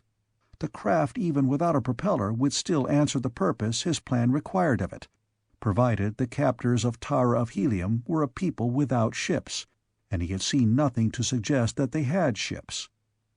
The architecture of their towers and enclosures assured him that they had not. The sudden Barsoomian night had fallen. Cluros rode majestically the high heavens. The rumbling roar of a banth reverberated among the hills. Gahan of Gathol let the ship rise a few feet from the ground, then, seizing a bow rope, he dropped over the side. To tow the little craft was now a thing of ease, and as Gahan moved rapidly toward the brow of the hill above Bantoom, the flier floated behind him as lightly as a swan upon a quiet lake. Now, down the hill toward the tower dimly visible in the moonlight, the Gatholian turned his steps. Closer behind him sounded the roar of the hunting banth. He wondered if the beast sought him or was following some other spoor. He could not be delayed now by any hungry beast of prey, for what might that very instant be befalling Tara of Helium he could not guess, and so he hastened his steps. But closer and closer came the horrid screams of the great carnivore, and now he heard the swift fall of padded feet upon the hillside behind him. He glanced back just in time to see the beast break into a rapid charge. His hand leapt to the hilt of his longsword, but he did not draw, for in the same instant he saw the futility of armed resistance, since behind the first banth came a herd of at least a dozen others. There was but a single alternative to a futile stand, and that he grasped in the instant that he saw the overwhelming numbers of his antagonists. Springing lightly from the ground, he swarmed up the rope toward the bow of the flier. His weight drew the craft slightly lower, and at the very instant that the man drew himself to the deck at the bow of the vessel, the leading banth sprang for the stern. Gahan leapt to his feet and rushed toward the great beast in hoping of dislodging it before it had succeeded in clambering aboard. At the same instant he saw that others of the banths were racing toward them with the quite evident intention of following their leader to the ship's deck. Should they reach it in any numbers, he would be lost. There was but a single hope. Leaping for the altitude control, Gahan pulled it wide. Simultaneously, 3 banths leapt for the deck. The craft rose swiftly. Gahan felt the impact of a body against the keel, followed by the soft thuds of the great bodies as they struck the ground beneath. His act had not been an instant too soon, and now the leader had gained the deck and stood at the stern with glaring eyes and snarling jaws. Gahan drew his sword. The beast, possibly disconcerted by the novelty of its position, did not charge. Instead, it crept slowly toward its intended prey. The craft was rising, and Gahan placed a foot upon the control and stopped the ascent. He did not wish to chance rising to some higher air current that would bear him away. Already the craft was moving slowly toward the tower, carried thither by the impetus of the banth's heavy body leaping upon it from astern. The man watched the slow approach of the monster, the slavering jowls, the malignant expression of the devilish face. The creature, finding the deck stable, appeared to be gaining confidence. And then the man leapt suddenly to one side of the deck, and the tiny flier heeled as suddenly in response. The Banth slipped and clutched frantically at the deck. Gahan leapt in with his naked sword. The great beast caught itself and reared upon its hind legs to reach forth and seize this presumptuous mortal that dared question its right to the flesh it craved. And then the man sprang to the opposite side of the deck. The Banth toppled sideways at the same instant that it attempted to spring. A raking talon passed close to Gahan's head at the moment that his sword lunged through the savage heart, and as the warrior wrenched his blade from the carcass, it slipped silently over the side of the ship. A glance below showed that the vessel was drifting in the direction of the tower to which Gahan had seen the prisoner led. In another moment or two it would be directly over it. The man sprang to the control and let the craft drop quickly toward the ground, where followed the Banths, still hot for their prey. To land outside the enclosure spelled certain death, while inside he could see many forms huddled upon the ground as in sleep. The ship floated now but a few feet above the wall of the enclosure. There was nothing for it but to risk all on a bold bid for fortune, or drift helplessly past without hope of returning through the Banth-infested valley, from many points of which he could now hear the roars and growls of these fierce Barsoomian lions. Slipping over the side, Gahan descended by the trailing anchor rope, until his feet touched the top of the wall, where he had no difficulty in arresting the slow drifting of the ship. Then he drew up the anchor and lowered it inside the enclosure. Still there was no movement upon the part of the sleepers beneath. They lay as dead men. Dull light shone from openings in the tower, but there was no sign of guard or waking inmate. Clinging to the rope, Gahan lowered himself within the enclosure, where he had his first close view of the creatures lying there in what he had thought sleep. With a half-smothered exclamation of horror, the man drew back from the headless bodies of the rykors. At first he thought them the corpses of decapitated humans like himself, which was quite bad enough. But when he saw them move and realized that they were endowed with life, his horror and disgust became even greater. Here, then, was the explanation of the thing he had witnessed that afternoon, when Tara of Helium had struck the back to its body. And to think that the pearl of Helium was in the power of such hideous things as these! Again the man shuddered, but he hastened to make fast the flier, clamber again to its deck, and lower it to the floor of the enclosure. Then he strode toward a door in the base of the tower, stepping lightly over the recumbent forms of the unconscious rykors, and crossing the threshold, disappeared within. Chapter 8. Close Work. Ghek, in his happier days third foreman of the Fields of Lud, sat nursing his anger and his humiliation. Recently something had awakened within him the existence of which he had never before even dreamed. Had the influence of the strange captive woman aught to do with his unrest and dissatisfaction? He did not know. He missed the soothing influence of the noise she called singing. Could it be that there were other things more desirable than cold logic and undefiled brain power? Was well-balanced imperfection more to be sought after, then, than the high development of a single characteristic? He thought of the great ultimate brain toward which all kaldanes were striving. It would be deaf and dumb and blind. 1,000 beautiful strangers might sing and dance about it, but it could derive no pleasure from the singing or the dancing, since it would possess no perceptive faculties. Already had the kaldanes shut themselves off from most of the gratifications of the senses. Ghek wondered if much was to be gained by denying themselves still further, and with the thought came a question as to the whole fabric of their theory. After all, perhaps the girl was right.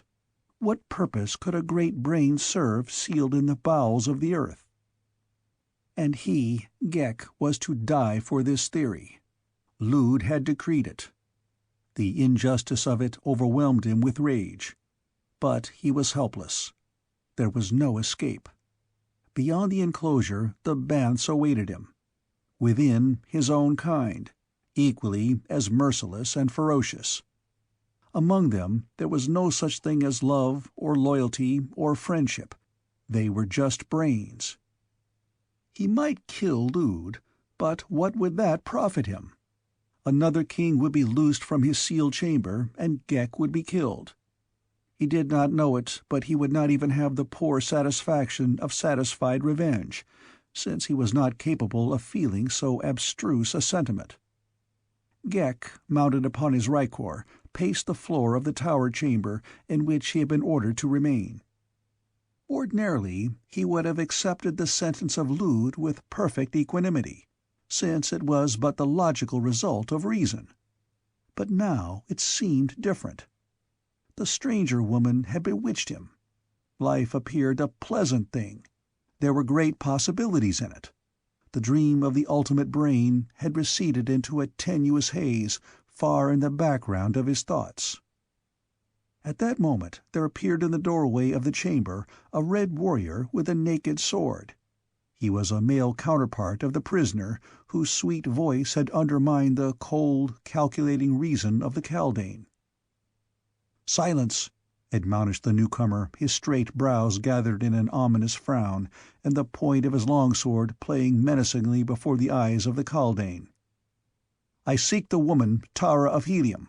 Where is she? If you value your life, speak quickly, and speak the truth." If he valued his life, it was a truth that Ghek had but just learned. He thought quickly. After all, a great brain is not without its uses. Perhaps here lay escape from the sentence of Lude. "You are of her kind?" he asked. "You come to rescue her?" "Yes." "Listen, then. I have befriended her, and because of this I am to die. If I help you to liberate her, will you take me with you?" Gahan of Gathol eyed the weird creature from crown to foot. The perfect body, the grotesque head, the expressionless face. Among such as these had the beautiful daughter of Helium been held captive for days and weeks. "If she lives and is unharmed," he said, "I will take you with us." "When they took her from me, she was alive and unharmed," replied Ghek. "I cannot say what has befallen her since. Lude sent for her." "Who is Lude? Where is he? Lead me to him." Gahan spoke quickly in tones vibrant with authority. "Come, then," said Ghek, leading the way from the apartment and down a stairway toward the underground burrows of the Kaldanes. "Lude is my king. I will take you to his chambers." "Hasten!" urged Gahan. "Sheath your sword," warned Ghek, "so that, should we pass others of my kind, I may say to them that you are a new prisoner with some likelihood of winning their belief." Gahan did as he was bid, but warning the Kaldane that his hand was ever ready at his dagger's hilt. "You need have no fear of treachery," said Ghek. "My only hope of life lies in you." "And if you fail me," Gahan admonished him, "I can promise you as sure a death as even your king might guarantee you." Ghek made no reply, but moved rapidly through the winding subterranean corridors until Gahan began to realize how truly was he in the hands of this strange monster. If the fellow should prove false, it would profit Gahan nothing to slay him, since without his guidance the Red Man might never hope to retrace his way to the Tower and freedom.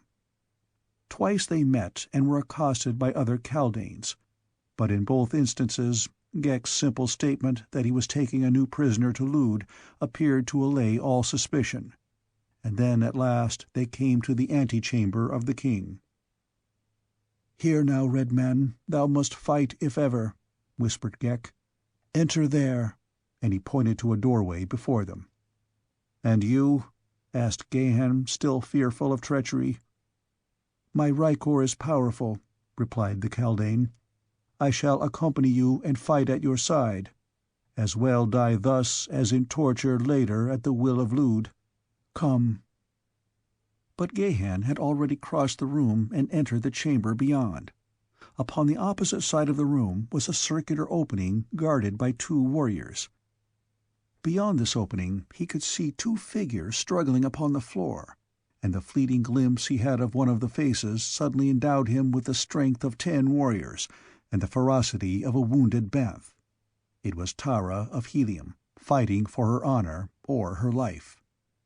The warriors, startled by the unexpected appearance of a red man, stood for a moment in dumb amazement, and in that moment Gahan of Gathol was upon them, and one was down, a sword thrust through his heart. "Strike at the heads," whispered the voice of Ghek in Gahan's ear. The latter saw the head of the fallen warrior crawl quickly within the aperture leading to the chamber where he had seen Tara of Helium in the clutches of a headless body. Then the sword of Ghek struck the kaldane of the remaining warrior from its rykor, and Gahan ran his sword through the repulsive head. Instantly the red warrior leapt for the aperture, while close behind him came Ghek. "Look not upon the eyes of Lud," warned the kaldane, "or you are lost." Within the chamber, Gahan saw Tara of Helium in the clutches of a mighty body, while close to the wall upon the opposite side of the apartment crouched the hideous, spider-like Lud. Instantly the king realized the menace to himself and sought to fasten his eyes upon the eyes of Gahan, and in doing so he was forced to relax his concentration upon the rykor in whose embraces Tara struggled, so that almost immediately the girl found herself able to tear away from the awful headless thing. As she rose quickly to her feet, she saw for the first time the cause of the interruption of Lud's plans. A red warrior. Her heart leapt in rejoicing and thanksgiving. What miracle of fate had sent him to her? She did not recognize him, though, this travel-worn warrior in the plain harness which showed no single jewel. How could she have guessed him the same as the scintillant creature of platinum and diamonds that she had seen for a brief hour under such different circumstances at the court of her august sire? Lud saw Ghek following the strange warrior into the chamber. "Strike him down, Ghek," commanded the king. "Strike down the stranger, and your life shall be yours." Gahan glanced at the hideous face of the king. "Seek not his eyes!" screamed Tara in warning, but it was too late. Already the horrid, hypnotic gaze of the king kaldane had seized upon the eyes of Gahan. The red warrior hesitated in his stride. His sword point drooped slowly toward the floor. Tara glanced toward Ghek. She saw the creature glaring with his expressionless eyes upon the broad back of the stranger. She saw the hand of the creature's rykor creeping stealthily toward the hilt of his dagger. And then Tara of Helium raised her eyes aloft and poured forth the notes of Mar's most beautiful melody, the Song of Love. Ghek drew his dagger from its sheath. His eyes turned toward the singing girl. Lud's glance wavered from the eyes of the man to the face of Tara, and the instant that the latter's song distracted his attention from his victim, Gahan of Gathol shook himself, and as with a supreme effort of will forced his eyes to the wall above Lud's hideous head. Ghek raised his dagger above his right shoulder, took a single quick step forward, and struck. The girl's song ended in a stifled scream as she leapt forward with the evident intention of frustrating the kaldane's purpose, but she was too late, and well it was. For an instant later she realized the purpose of Ghek's act as she saw the dagger fly from his hand, pass Gahan's shoulder, and sink full to the guard in the soft face of Lud.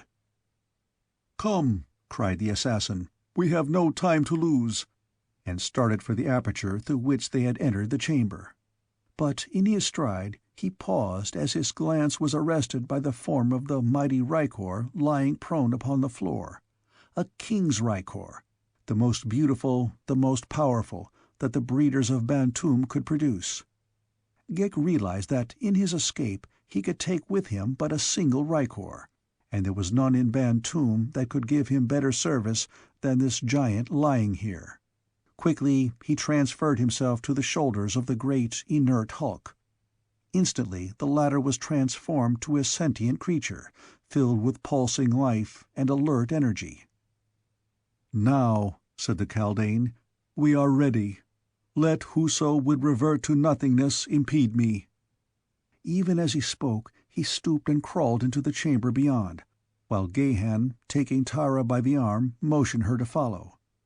The girl looked him full in the eyes for the first time. "The gods of my people have been kind," she said. "You came just in time. To the thanks of Tara of Helium shall be added those of the Warlord of Barsoom and his people. Thy reward shall surpass thy greatest desires." Gahan of Gathol saw that she did not recognize him, and quickly he checked the warm greeting that had been upon his lips. "Be thou Tara of Helium or another," he replied, "is immaterial. To serve thus a red woman of Barsoom is in itself sufficient reward." As they spoke, the girl was making her way through the aperture after Ghek, and presently all three had quitted the apartments of Lude and were moving rapidly along the winding corridors toward the tower. Ghek repeatedly urged them to greater speed, but the red men of Barsoom were never keen for retreat, and so the two that followed him moved all too slowly for the Kaldane. "There are none to impede our progress," urged Gahan, "so why tax the strength of the princess by needless haste?" "I fear not so much opposition ahead, for there are none there who know the thing that has been done in Lude's chambers this night. But the Kaldane of one of the warriors who stood guard before Lude's apartment escaped, and you may count it a truth that he lost no time in seeking aid. That it did not come before we left is due solely to the rapidity with which events transpired in the king's room. Long before we reach the tower, they will be upon us from behind, and they will come in numbers far superior to ours, and with great and powerful rykors I well know." Footnote: I have used the word king in describing the rulers or chiefs of the Bantumian swarms, since the word itself is unpronounceable in English, nor does Jed or Jedak of the red Martian tongue have quite the same meaning as the Bantumian word, which has practically the same significance as the English word queen as applied to the leader of a swarm of bees. J.C. Nor was Ghek's prophecy long in fulfillment. Presently the sounds of pursuit became audible in the distant clanking of accoutrements and the whistling call to arms of the Kaldanes. "The tower is but a short distance now," cried Ghek. "Make haste while yet you may, and if we can barricade it until the sun rises, we may yet escape." "We shall need no barricades, for we shall not linger in the tower," replied Gahan, moving more rapidly as he realized from the volume of sound behind them the great number of their pursuers. "But we may not go further than the tower tonight," insisted Ghek. "Beyond the tower await the banths and certain death." Gahan smiled. "Fear not the banths," he assured them. "Can we but reach the enclosure a little ahead of our pursuers, we have naught to fear from any evil power within this accursed valley." Ghek made no reply, nor did his expressionless face denote either belief or skepticism. The girl looked into the face of the man questioningly. She did not understand. "Your flier," he said. "It's moored before the tower." Her face lighted with pleasure and relief. "You found it!" she exclaimed. "What fortune!" "It was fortune indeed," he replied, "since it not only told that you were a prisoner here, but it saved me from the banths as I was crossing the valley from the hills to this tower, into which I saw them take you this afternoon after your brave attempt at escape." "How do you know it was I?" she asked, her puzzled brow scanning his face, as though she sought to recall from past memory some scene in which he figured. "Who is there but knows of the loss of the Princess Tara of Helium?" he replied. "And when I saw the device upon your flier, I knew at once, though I had not known when I saw you among them in the fields a short time earlier. Too great was the distance for me to make certain whether the captive was man or woman. Had chance not divulged the hiding-place of your flier, I had gone my way, Tara of Helium. I shudder to think how close was the chance at that. But for the momentary shining of the sun upon the emblazoned device on the prow of your craft, I had passed on unknowing." The girl shuddered. "The gods sent you," she whispered reverently. "The gods sent me, Tara of Helium," he replied. "But I do not recognize you," she said. "I have tried to recall you, but I have failed. Your name, what may it be?" "It is not so strange that so great a princess should not recall the face of every roving panthan of Barsoom," he replied with a smile. "But your name," insisted the girl. "Call me Turan," replied the man, for it had come to him that if Tara of Helium recognized him as the man whose impetuous avowal of love had angered her that day in the gardens of the Warlord, her situation might be rendered infinitely less bearable than were she to believe him a total stranger. Then, too, as a simple panthan, soldier of fortune, freelance warrior, he might win a greater degree of her confidence by his loyalty and faithfulness, and a place in her esteem that seemed to have been closed to the resplendent Jet of Gathol. They had reached the tower now, and as they entered it from the subterranean corridor, a backward glance revealed the van of their pursuers, hideous kaldanes mounted upon swift and powerful rykors. As rapidly as might be, the three ascended the stairways leading to the ground level, but after them, even more rapidly, came the minions of Lude. Ghek led the way, grasping one of Tara's hands the more easily to guide and assist her, while Jetan of Gathol followed a few paces in their rear, his bared sword ready for the assault that all realized must come upon them now before ever they reached the enclosure and the flier. "Let Ghek drop behind to your side," said Tara, "and fight with you." "But there is but room for a single blade in these narrow corridors," replied the Gatholian. "Hasten on with Ghek and win to the deck of the flier. Have your hand upon the control, and if I come far enough ahead of these to reach the dangling cable, you can rise at my word and I can clamber to the deck at my leisure.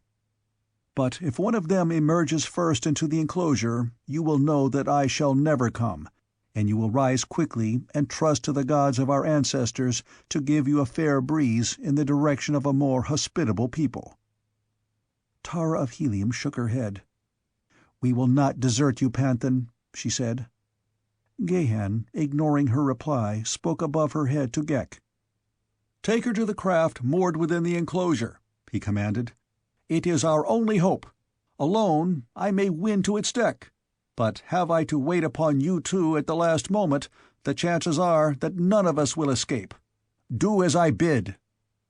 His tone was haughty and arrogant, the tone of a man who has commanded other men from birth, and whose will has been law. Tara of Helium was both angered and vexed. She was not accustomed to being either commanded or ignored. But with all her royal pride, she was no fool, and she knew the man was right, that he was risking his life to save hers.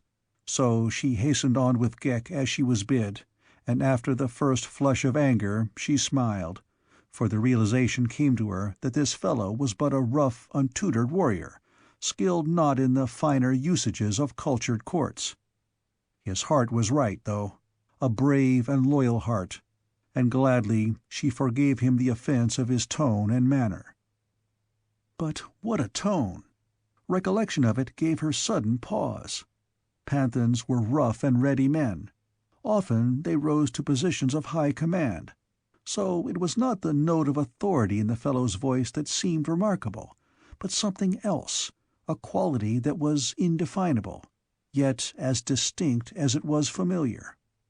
She had heard it before when the voice of her great-grandsire, Tordos Mors, Jeddak of Helium, had risen in command, and in the voice of her grandfather, Mors Kajak the Jed, and in the ringing tones of her illustrious sire, John Carter, Warlord of Barsoom, when he addressed his warriors. But now she had no time to speculate upon so trivial a thing, for behind her came the sudden clash of arms, and she knew that Turan the Panthan had crossed swords with the first of their pursuers. As she glanced back, he was still visible beyond a turn in the stairway, so that she could see the quick swordplay that ensued. Daughter of a world's greatest swordsman, she knew well the finest points of the art. She saw the clumsy attack of the kaldane, and the quick, sure return of the panthan. As she looked down from above upon his almost naked body, trapped only in the simplest of unadorned harness, and saw the play of the lithe muscles beneath the red bronze skin, and witnessed the quick and delicate play of his sword-point, to her sense of obligation was added a spontaneous admission of admiration that was but the natural tribute of a woman to skill and bravery and perchance some trifle to manly symmetry and strength.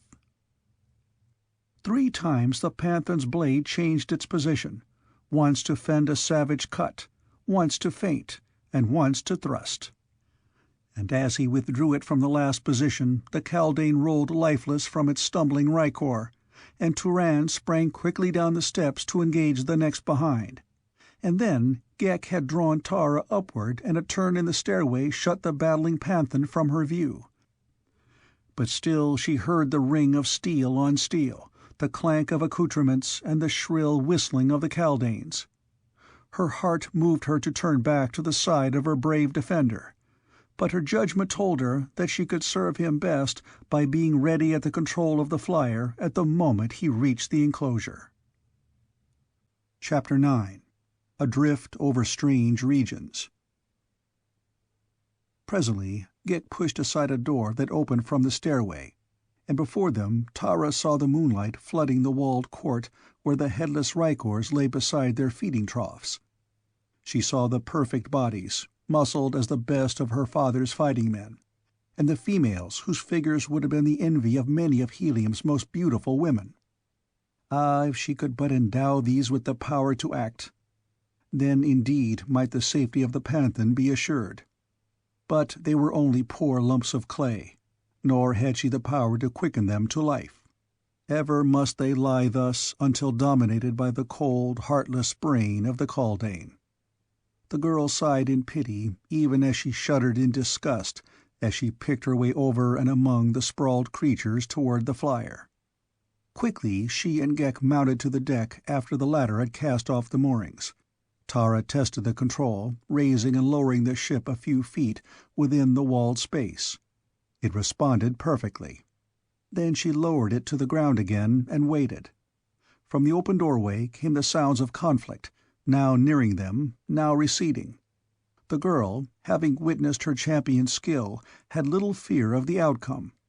Only a single antagonist could face him at a time upon the narrow stairway. He had the advantage of position and of the defensive, and he was a master of the sword, while they were clumsy bunglers by comparison.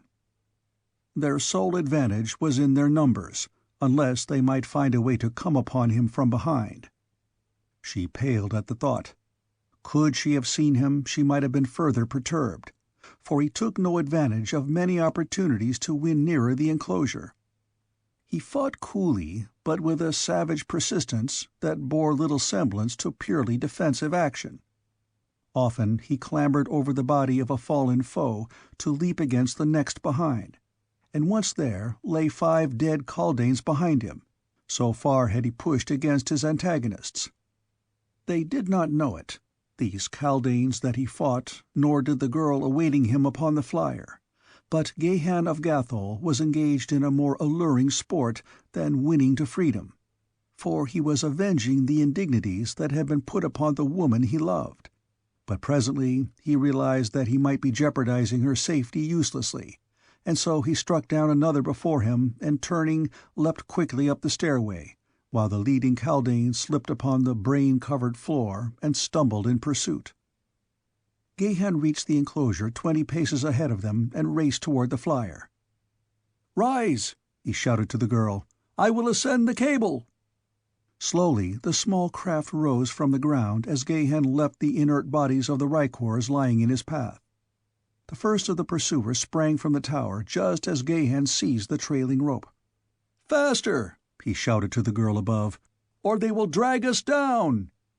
But the ship seemed scarcely to move, though in reality she was rising as rapidly as might have been expected of a one-man flier carrying a load of 3. Gahan swung free above the top of the wall, but the end of the rope still dragged the ground as the kaldanes reached it. They were pouring in a steady stream from the tower into the enclosure. The leader seized the rope. "Quick!" he cried. "Lay hold, and we will drag them down."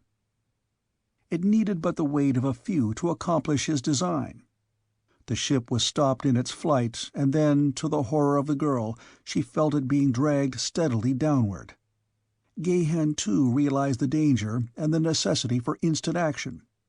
Clinging to the rope with his left hand, he had wound a leg about it, leaving his right hand free for his longsword, which he had not sheathed. A downward cut clove the soft head of a kaldane, and another severed the taut rope beneath the panthan's feet. The girl heard a sudden renewal of the shrill whistling of her foes, and at the same time she realized that the craft was rising again. Slowly it drifted upward, out of reach of the enemy, and a moment later she saw the figure of Turan clamber over the side. For the first time in many weeks her heart was filled with the joy of thanksgiving, but her first thought was of another.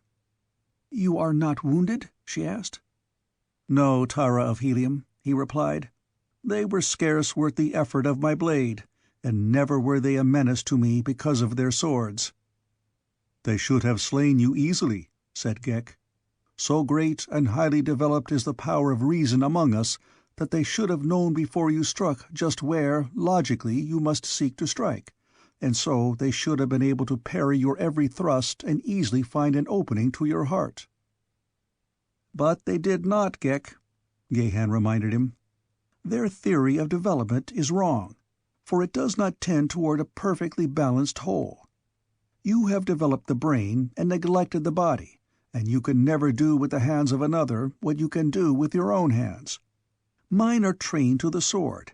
Every muscle responds instantly and accurately, and almost mechanically, to the need of the instant. I am scarcely objectively aware that I think when I fight, so quickly does my point take advantage of every opening, or spring to my defense if I am threatened, that it is almost as though the cold steel had eyes and brains. You, with your kaldane brain and your rykor body, never could hope to achieve in the same degree of perfection those things that I can achieve. Development of the brain should not be the sum total of human endeavor. The richest and happiest peoples will be those who attain closest to well-balanced perfection of both mind and body, and even these must always be short of perfection. In absolute and general perfection lies stifling monotony and death. Nature must have contrasts. She must have shadows as well as highlights, sorrow with happiness, both wrong and right, and sin as well as virtue." "Always have I been taught differently," replied Ghek. "But since I have known this woman and you of another race, I have come to believe that there may be other standards fully as high and desirable as those of the kaldanes. At least I have had a glimpse of the thing you call happiness, and I realize that it may be good, even though I have no means of expressing it. I cannot laugh nor smile, and yet within me is a sense of contentment when this woman sings, a sense that seems to open before me wondrous vistas of beauty and unguessed pleasure that far transcend the cold joys of a perfectly functioning brain. I would that I had been born of thy race." Caught by a gentle current of air, the flier was drifting slowly toward the northeast across the valley of Bantoom. Below them lay the cultivated fields, and one after another they passed over the strange towers of Moak and Nolach and the other kings of the swarms that inhabited this weird and terrible land. Within each enclosure surrounding the towers groveled the rykors, repellent, headless things, beautiful yet hideous. "A lesson, those," remarked Gahan, indicating the rykors in an enclosure above which they were drifting at the time. "To that fortunately small minority of our race which worships the flesh and makes a god of appetite. You know them, Tara of Helium. They can tell you exactly what they had at the midday meal 2 weeks ago, and how the loin of the thoat should be prepared, and what drink should be served with the rump of the Zitidar." Tara of Helium laughed. "But not one of them could tell you the name of the man whose painting took the Jedak's award in the Temple of Beauty this year," she said. "Like the rykors, their development has not been balanced." "Fortunate indeed are those in which there is combined a little good and a little bad, a little knowledge of many things outside their own callings, a capacity for love and a capacity for hate, for such as these can look with tolerance upon all, unbiased by the egotism of him whose head is so heavy on one side that all his brains run to that point." As Gahan ceased speaking, Ghek made a little noise in his throat, as one does who would attract attention. "You speak as one who has thought much upon many subjects. Is it then possible that you of the red race have pleasure in thought? Do you know aught of the joys of introspection? Do reason and logic form any part of your lives?" "Most assuredly," replied Gahan, "but not to the extent of occupying all our time, at least not objectively. You, Ghek, are an example of the egotism of which I spoke. Because you and your kind devote your lives to the worship of mind, you believe that no other created beings think, and possibly we do not in the sense that you do, who think only of yourselves and your great brains. We think of many things that concern the welfare of a world. Had it not been for the red men of Barsoom, even the kaldanes had perished from the planet, for while you may live without air, the things upon which you depend for existence cannot, and there had been no air in sufficient quantities upon Barsoom these many ages had not a red man planned and built the great atmosphere plant which gave new life to a dying world. What have all the brains of all the kaldanes that have ever lived done to compare with that single idea of a single red man?" Ghek was stumped. Being a kaldane, he knew that brains spelled the sum total of universal achievement, but it had never occurred to him that they should be put to use in practical and profitable ways. He turned away and looked down upon the valley of his ancestors across which he was slowly drifting into what unknown world? He should be a veritable god among the underlings, he knew. But somehow a doubt assailed him. It was evident that these two from that other world were ready to question his preeminence. Even through his great egotism was filtering a suspicion that they patronized him, perhaps even pitied him.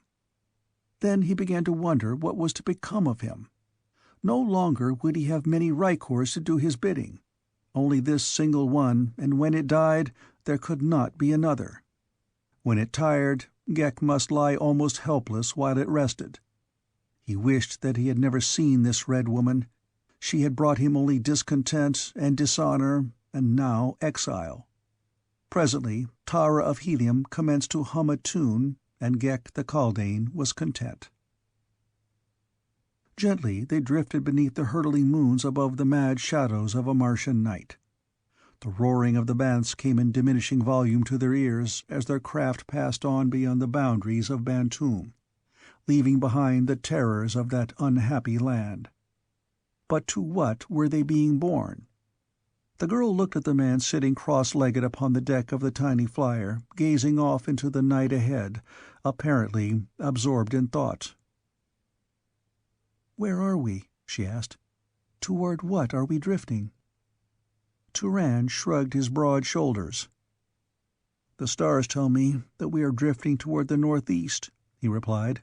"But where we are, or what lies in our path, I cannot even guess. A week since I could have sworn that I knew what lay behind each succeeding ridge that I approached, but now I admit in all humility that I have no conception of what lies a mile in any direction.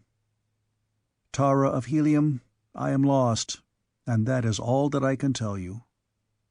He was smiling, and the girl smiled back at him. There was a slightly puzzled expression on her face. There was something tantalizingly familiar about that smile of his. She had met many a panthan. They came and went, following the fighting of a world, but she could not place this one. "From what country are you, Turan?" she asked suddenly. "Know you not, Tara of Helium," he countered, "that a panthan has no country? Today he fights beneath the banner of one master, tomorrow beneath that of another."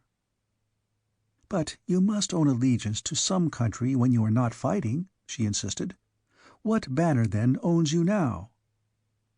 He rose and stood before her, then bowing low. "And am I acceptable?" he said. "I serve beneath the banner of the daughter of the Warlord now and forever." She reached forth and touched his arm with a slim brown hand. "Your services are accepted," she said.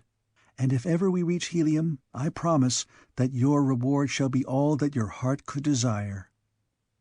"I shall serve faithfully, hoping for that reward," he said. But Tara of Helium did not guess what was in his mind, thinking rather that he was a mercenary. For how could the proud daughter of the Warlord guess that a simple panthan aspired to her hand and heart? The dawn found them moving rapidly over an unfamiliar landscape. The wind had increased during the night and had borne them far from Bantoom. The country below them was rough and inhospitable. No water was visible, and the surface of the ground was cut by deep gorges, while nowhere was any but the most meager vegetation discernible. They saw no life of any nature, nor was there any indication that the country could support life. For 2 days they drifted over this horrid wasteland. They were without food or water, and suffered accordingly. Ghek had temporarily abandoned his rykor after enlisting Turan's assistance in lashing it safely to the deck. The less he used it, the less would its vitality be spent. Already it was showing the effects of privation. Ghek crawled about the vessel like a great spider, over the side, down beneath the keel, and up over the opposite rail. He seemed equally at home one place as another. For his companions, however, the quarters were cramped, for the deck of a one-man flier is not intended for 3. Turan sought always ahead for signs of water. Water they must have, or that water-giving plant which makes life possible upon many of the seemingly arid areas of Mars. But there was neither the one nor the other for these 2 days, and now the 3rd night was upon them. The girl did not complain, but Turan knew that she must be suffering, and his heart was heavy within him. Ghek suffered least of all, and he explained to them that his kind could exist for long periods without food or water. Turan almost cursed him as he saw the form of Tara of Helium slowly wasting away before his eyes, while the hideous kaldane seemed as full of vitality as ever. "There are circumstances," remarked Ghek, "under which a gross and material body is less desirable than a highly developed brain." Turan looked at him, but said nothing. Tara of Helium smiled faintly. "One cannot blame him," she said. "Were we not a bit boastful in the pride of our superiority? When our stomachs were filled," she added. "Perhaps there is something to be said for their system," Turan admitted. "If we could but lay aside our stomachs when they cried for food and water, I have no doubt but that we should do so." "I should never miss mine now," assented Tara. "It is mighty poor company." A new day had dawned, revealing a less desolate country and renewing again the hope that had been low within them. Suddenly Turan leaned forward, pointing ahead. "Look, Tara of Helium," he cried. "A city! As I am Turan the Panthan, a city!" For in the distance the domes and walls and slender towers of a city shone in the rising sun. Quickly the man seized the control, and the ship dropped rapidly behind a low range of intervening hills, for well Turan knew that they must not be seen until they could discover whether friend or foe inhabited the strange city. Chances were that they were far from the abode of friends, and so must the Panthan move with the utmost caution. But there was a city, and where a city was water, even though it were a deserted city, and food if it were inhabited.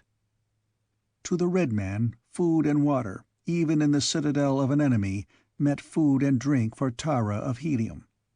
He would accept it from friends, or he would take it from enemies. Just so long as it was there, he would have it, and there was shown the egotism of the fighting man. though Turan did not see it, nor Tara, who came from a long line of fighting men, but Ghek might have smiled had he known how. Turan permitted the flier to drift closer behind the screening hills, and then, when he could advance no farther without fear of discovery, he dropped the craft gently to the ground in a little ravine, and leaping over the side made her fast to a stout tree. For several moments they discussed their plans, whether it would be best to wait where they were until darkness hid their movements and then approach the city in search of food and water, or approach it now, taking advantage of what cover they could until they could glean something of the nature of its inhabitants. It was Turan's plan which finally prevailed. They would approach as close as safety dictated in the hope of finding water outside the city, food too, perhaps.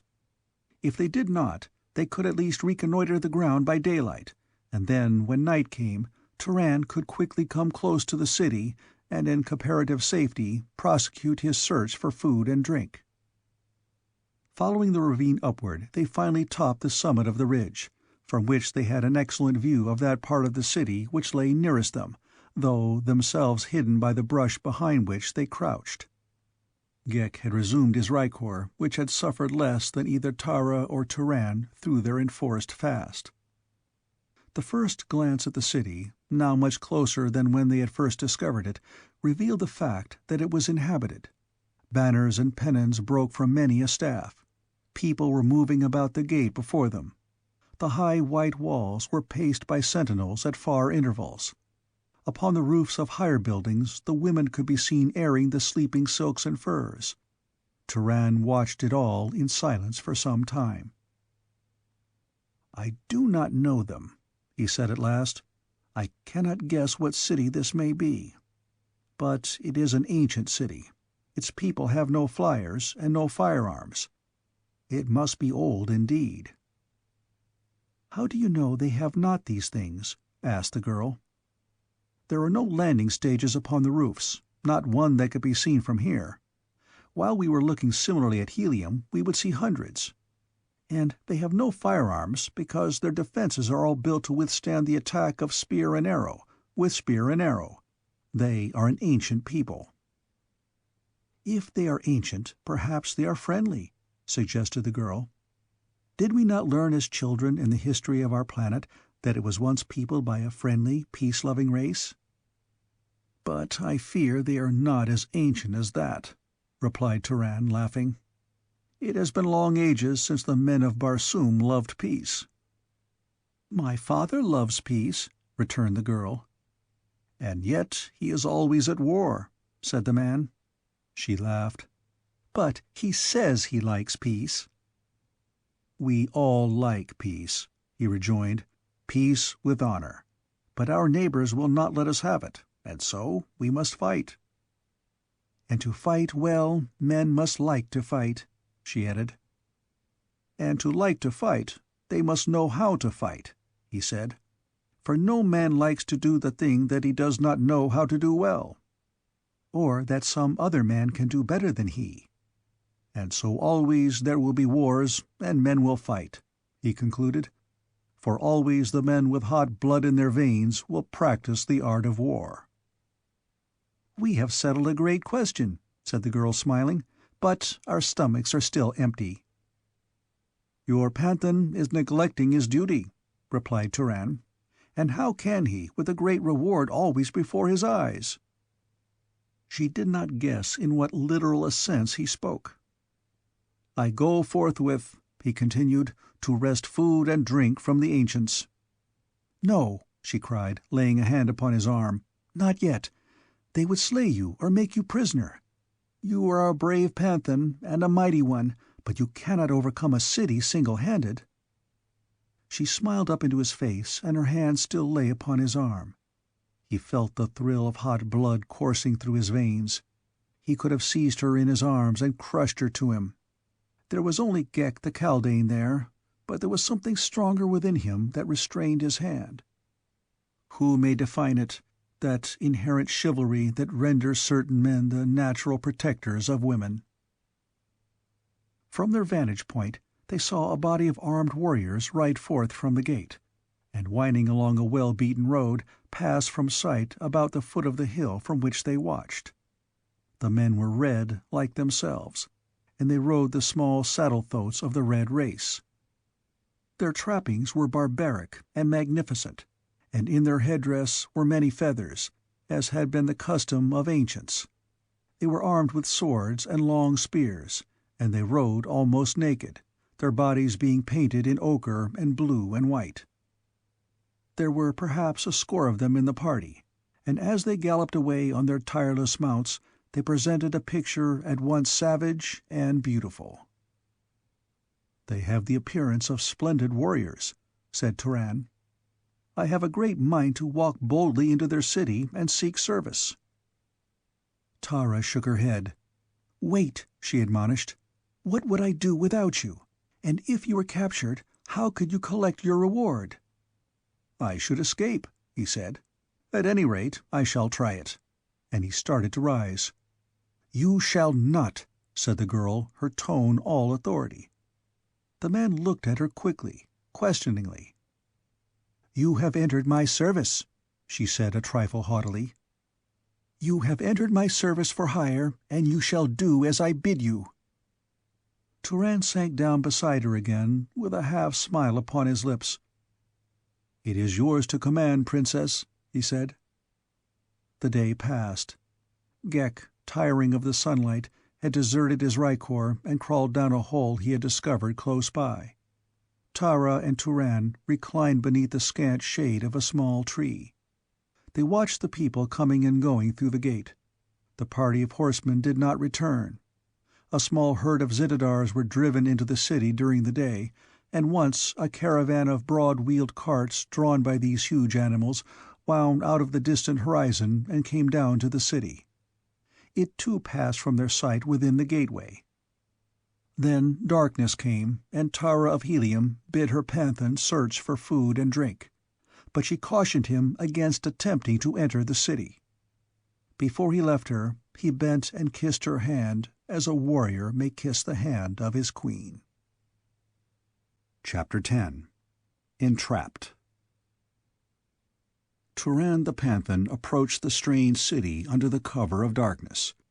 He entertained little hope of finding either food or water outside the wall, but he would try, and then, if he failed, he would attempt to make his way into the city, for Tara of Helium must have sustenance and have it soon. He saw that the walls were poorly sentineled, but they were sufficiently high to render an attempt to scale them foredoomed to failure. Taking advantage of the underbrush and trees, Turan managed to reach the base of the wall without detection. Silently, he moved north past the gateway, which was closed by a massive gate, which effectively barred even the slightest glimpse within the city beyond. It was Turan's hope to find upon the north side of the city away from the hills a level plain where grew the crops of the inhabitants, and here too water from their irrigating system. But though he traveled far along that seemingly interminable wall, he found no fields nor any water. He searched also for some means of ingress to the city, but here too failure was his only reward.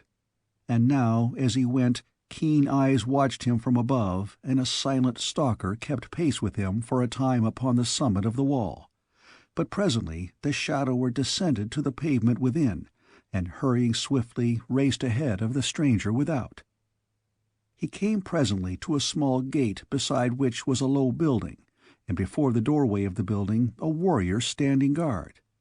He spoke a few quick words to the warrior, and then entered the building, only to return almost immediately to the street, followed by fully 40 warriors. Cautiously opening the gate, the fellow peered carefully along the wall upon the outside in the direction from which he had come.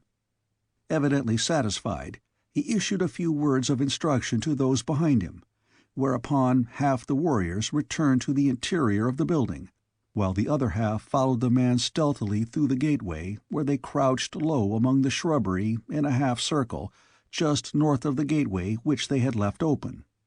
Here they waited in utter silence, nor had they long to wait before Turan the panthan came cautiously along the base of the wall.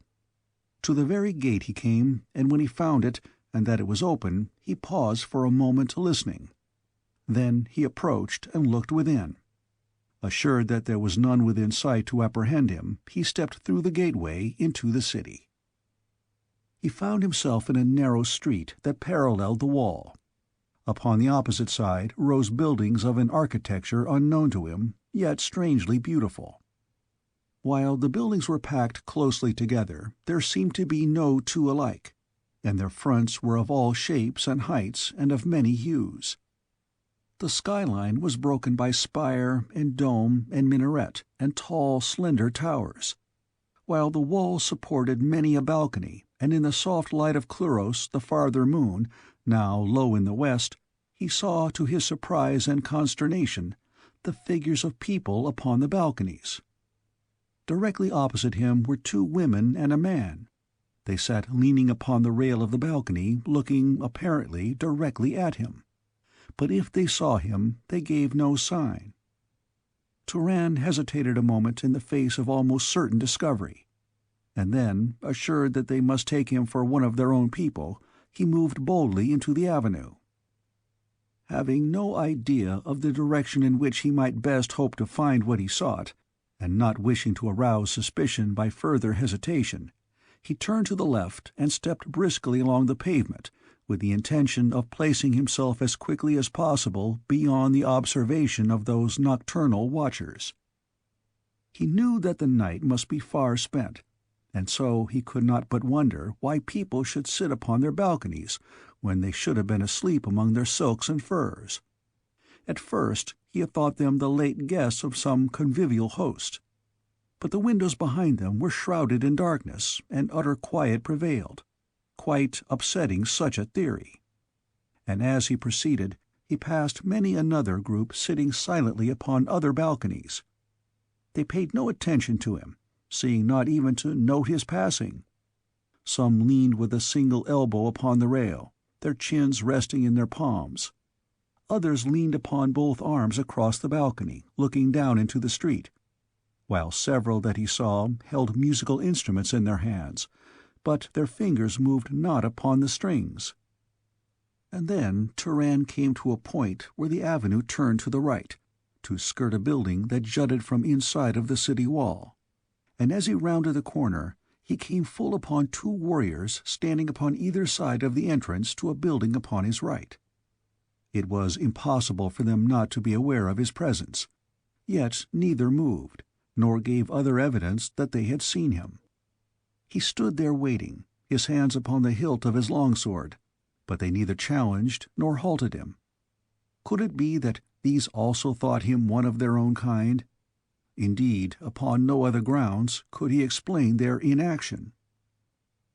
As Turan had passed through the gateway into the city and taken his unhindered way along the avenue, 20 warriors had entered the city and closed the gate behind them, and then one had taken to the wall and followed along its summit in the rear of Turan, and another had followed him along the avenue, while a third had crossed the street and entered one of the buildings upon the opposite side. The balance of them, with the exception of a single sentinel beside the gate, had re-entered the building from which they had been summoned. They were well-built, strapping, painted fellows, their naked figures covered now by gorgeous robes against the chill of night. As they spoke of the stranger, they laughed at the ease with which they had tricked him, and they were still laughing as they threw themselves upon their sleeping silks and furs to resume their broken slumber. It was evident that they constituted a guard detailed for the gate beside which they slept, and it was equally evident that the gates were guarded and the city watched more carefully than Turan had believed. Chagrined indeed had been the Jet of Gathol, had he dreamed that he was being so neatly tricked. As Turan proceeded along the avenue, he passed other sentries beside other doors, but now he gave them small heed, since they neither challenged nor otherwise outwardly noted his passing. But while at nearly every turn of the erratic avenue he passed one or more of these silent sentinels, he could not guess that he had passed one of them many times, and that his every move was watched by silent, clever stalkers.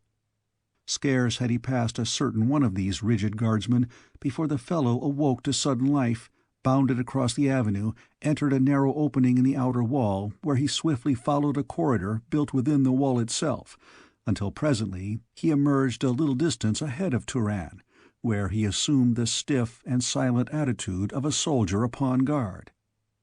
Nor did Turan know that a second followed in the shadows of the buildings behind him, nor of the third who hastened ahead of him upon some urgent mission. And so the Panthan moved through the silent streets of a strange city in search of food and drink for the woman he loved. Men and women looked down upon him from shadowy balconies, but spoke not, and sentinels saw him pass and did not challenge. Presently, from along the avenue before him, came the familiar sound of clanking accoutrements, the herald of marching warriors, and almost simultaneously he saw upon his right an open doorway dimly lighted from within. It was the only available place where he might seek to hide from the approaching company, and while he had passed several sentries unquestioned, he could scarce hope to escape scrutiny and questioning from a patrol, as he naturally assumed this body of men to be. Inside the doorway he discovered a passage turning abruptly to the right, and almost immediately thereafter to the left. There was none in sight within, and so he stepped cautiously around the second turn, the more effectually to be hidden from the street. Before him stretched a long corridor, dimly lighted like the entrance. Waiting there, he heard the party approach the building. He heard someone at the entrance to his hiding place, and then he heard the door past which he had come slam to. He laid his hand upon his sword, expecting momentarily to hear footsteps approaching along the corridor, but none came. He approached the turn and looked around it. The corridor was empty to the closed door. Whoever had closed it had remained upon the outside. Turan waited, listening. He heard no sound. Then he advanced to the door and placed an ear against it. All was silence in the street beyond. A sudden draught must have closed the door, or perhaps it was the duty of the patrol to see to such things. It was immaterial. They had evidently passed on, and now he would return to the street and continue upon his way. Somewhere there would be a public fountain where he could obtain water, and the chance of food lay in the strings of dried vegetables and meat which hung before the doorways of nearly every Barsoomian home of the poorer classes that he had ever seen. It was this district he was seeking, and it was for this reason his search had led him away from the main gate of the city, which he knew would not be located in a poor district. He attempted to open the door, only to find that it resisted his every effort. It was locked upon the outside. Here, indeed, was a sorry contretemps. Turan the Panthan scratched his head. "Fortune frowns upon me," he murmured. But beyond the door, Fate, in the form of a painted warrior, stood smiling. Neatly he had tricked the unwary stranger. The lighted doorway, the marching patrol, these had been planned and timed to a nicety by the third warrior, who had sped ahead of Turan along another avenue, and the stranger had done precisely what the fellow had thought he would do. No wonder, then, that he smiled. This exit barred to him, Turan turned back into the corridor. He followed it cautiously and silently. Occasionally there was a door on one side or the other. These he tried, only to find each securely locked. The corridor wound more erratically the farther he advanced. A locked door barred his way at its end, but a door upon his right opened, and he stepped into a dimly lighted chamber, about the walls of which were 3 other doors, each of which he tried in turn. 2 were locked. The other opened upon a runway leading downward. It was a spiral, and he could see no farther than the first turn. A door in the corridor he had quitted opened after he had passed, and the third warrior stepped out and followed after him.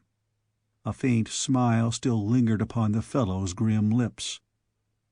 Turan drew his short sword and cautiously descended. At the bottom was a short corridor with a closed door at the end. He approached the single heavy panel and listened. No sound came to him from beyond the mysterious portal. Gently he tried the door, which swung easily toward him at his touch. Before him was a low-ceiled chamber with a dirt floor. Set in its walls were several other doors, and all were closed. As Turan stepped cautiously within, the third warrior descended the spiral runway behind him. The Panthan crossed the room quickly and tried a door. It was locked. He heard a muffled click behind him and turned about with ready sword. He was alone. But the door through which he had entered was closed. It was the click of its lock that he had heard. With a bound he crossed the room and attempted to open it, but to no avail. No longer did he seek silence, for he knew now that the thing had gone beyond the sphere of chance. He threw his weight against the wooden panel, but the thick steel of which it was constructed would have withstood a battering ram. From beyond came a low laugh. Rapidly, Turan examined each of the other doors. They were all locked. A glance about the chamber revealed a wooden table and a bench. Set in the walls were several heavy rings to which rusty chains were attached, all too significant of the purpose to which the room was dedicated. In the dirt floor near the wall were 2 or 3 holes resembling the mouths of burrows, doubtless the habitat of the giant Martian rat. He had observed this much, when suddenly the dim light was extinguished, leaving him in darkness utter and complete. Turan, groping about, sought the table and the bench. Placing the latter against the wall, he drew the table in front of him and sat down upon the bench, his long sword gripped in readiness before him. At least they should fight before they took him. For some time he sat there waiting for he knew not what. No sound penetrated to his subterranean dungeon.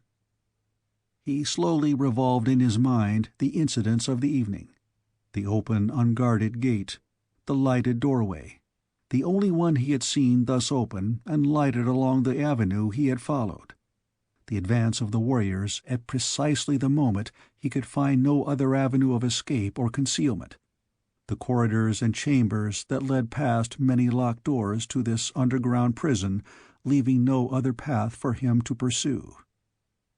"By my first ancestor," he swore. "But it was simple, and I a simpleton. They tricked me neatly, and have taken me without exposing themselves to a scratch. But for what purpose?" He wished that he might answer that question, and then his thoughts turned to the girl waiting there on the hill beyond the city for him, and he would never come. He knew the ways of the more savage peoples of Barsoom. No, he would never come now. He had disobeyed her. He smiled at the sweet recollection of those words of command that had fallen from her dear lips. He had disobeyed her, and now he had lost the reward. But what of her? What now would be her fate? Starving before a hostile city, with only an inhuman kaldane for company? Another thought, a horrid thought, obtruded itself upon him. She had told him of the hideous sights she had witnessed in the burrows of the kaldanes, and he knew that they ate human flesh. Ghek was starving. Should he eat his rykor, he would be helpless. But there was sustenance there for them both, for the rykor and the kaldane. Turan cursed himself for a fool. Why had he left her? Far better to have remained and died with her, ready always to protect her, than to have left her at the mercy of the hideous Bantumian. Now Turan detected a heavy odor in the air. It oppressed him with a feeling of drowsiness. He would have risen to fight off the creeping lethargy, but his legs seemed weak, so that he sank again to the bench. Presently his sword slipped from his fingers, and he sprawled forward upon the table, his head resting upon his arms. Tara of Helium, as the night wore on and Turan did not return, became more and more uneasy, and when dawn broke with no sign of him, she guessed that he had failed. Something more than her own unhappy predicament brought a feeling of sorrow to her heart, of sorrow and loneliness. She realized now how she had come to depend upon this Panthan, not only for protection, but for companionship as well. She missed him, and in missing him realized suddenly that he had meant more to her than a mere hired warrior. It was as though a friend had been taken from her, an old and valued friend. She rose from her place of concealment that she might have a better view of the city. Udor, dwar of the 8th jetan of Otar, Jeddak of Manator, rode back in the early dawn toward Manator from a brief excursion to a neighboring village. As he was rounding the hill south of the city, his keen eyes were attracted by a slight movement among the shrubbery close to the summit of the nearest hill. He halted his vicious mount and watched more closely. He saw a figure rise facing away from him and peer down toward Manator beyond the hill.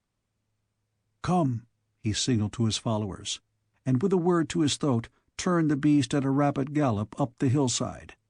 In his wake swept his 20 savage warriors, the padded feet of their mounts soundless upon the soft turf.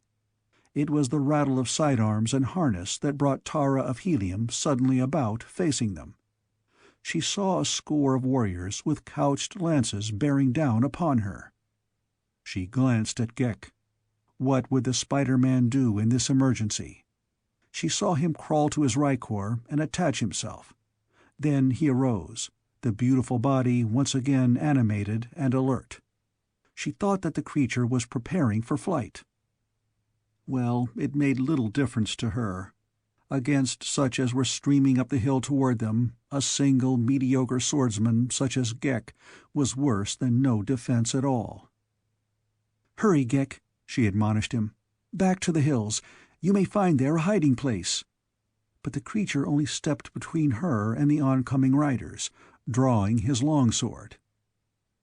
"It is useless, Ghek," she said, when she saw that he intended to defend her. "What can a single sword accomplish against such odds?" "I can die but once," replied the Kaldane. "You and your panthan saved me from Lud, and I but do what your panthan would do were he here to protect you." "It is brave, but it is useless," she replied. "Sheath your sword. They may not intend us harm." Ghek let the point of his weapon drop to the ground, but he did not sheath it, and thus the two stood waiting as Udor the dwar stopped his throat before them while his 20 warriors formed a rough circle about. For a long minute Udor sat his mount in silence, looking searchingly first at Tara of Helium and then at her hideous companion. "What manner of creature are you?" he asked presently. "And what do you before the gates of Manator?" "We are from far countries," replied the girl, "and we are lost and starving. We ask only food and rest and the privilege to go our way seeking our own homes." Udor smiled a grim smile. "Manator and the hills which guard it alone know the age of Manator," he said. "Yet in all the ages that have rolled by since Manator first was, there be no record in the annals of Manator of a stranger departing from Manator." "But I am a princess," cried the girl haughtily, "and my country is not at war with yours. You must give me and my companions aid and assist us to return to our own land. It is the law of Barsoom." "Manator knows only the laws of Manator," replied Udor. "But come, you shall go with us to the city, where you, being beautiful, need have no fear. I myself will protect you if Otar so decrees. And as for your companion— But hold, you said companions. There are others of your party, then?" "You see what you see," replied Tara haughtily. "Be that as it may," said Udor. "If there be more, they shall not escape Manator. But, as I was saying, if your companion fights well, he too may live, for Otar is just, and just are the laws of Manator. Come." Ghek demurred. "It is useless," said the girl, seeing that he would have stood his ground and fought them. "Let us go with them. Why pit your puny blade against their mighty ones when there should lie in your great brain the means to outwit them?" She spoke in a low whisper, rapidly. "You are right, Tara of Helium," he replied, and sheathed his sword.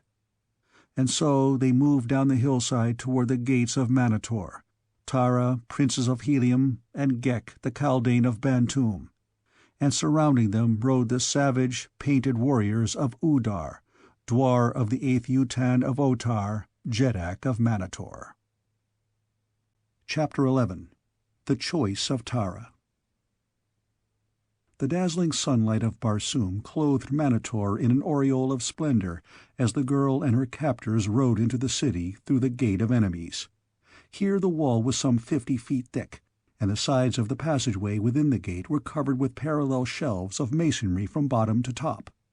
Within these shelves, or long horizontal niches, stood row upon row of small figures, appearing like tiny, grotesque statuettes of men, their long black hair falling below their feet and sometimes trailing to the shelf beneath. The figures were scarce a foot in height, but for their diminutive proportions might have been the mummified bodies of once living men. The girl noticed that as they passed, the warriors saluted the figures with their spears, after the manner of Barsoomian fighting men in extending a military courtesy, and then they rode on into the avenue beyond, which ran, wide and stately, through the city toward the east. On either side were great buildings wondrously wrought. Paintings of great beauty and antiquity covered many of the walls, their colors softened and blended by the suns of ages. Upon the pavement, the life of the newly awakened city was already afoot. Women in brilliant trappings, befeathered warriors, their bodies daubed with paint. Artisans, armed but less gaily caparisoned, took their various ways upon the duties of the day. A giant zitadar, magnificent in rich harness, rumbled its broad-wheeled cart along the stone pavement toward the Gate of Enemies.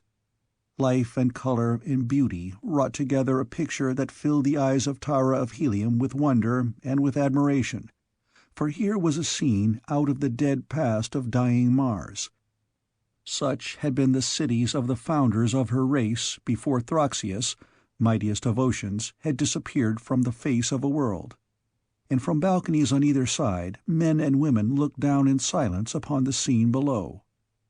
The people in the street looked at the two prisoners, especially at the hideous Gek, and called out in question or comment to their guard. But the watchers upon the balconies spoke not, nor did one so much as turn a head to note their passing.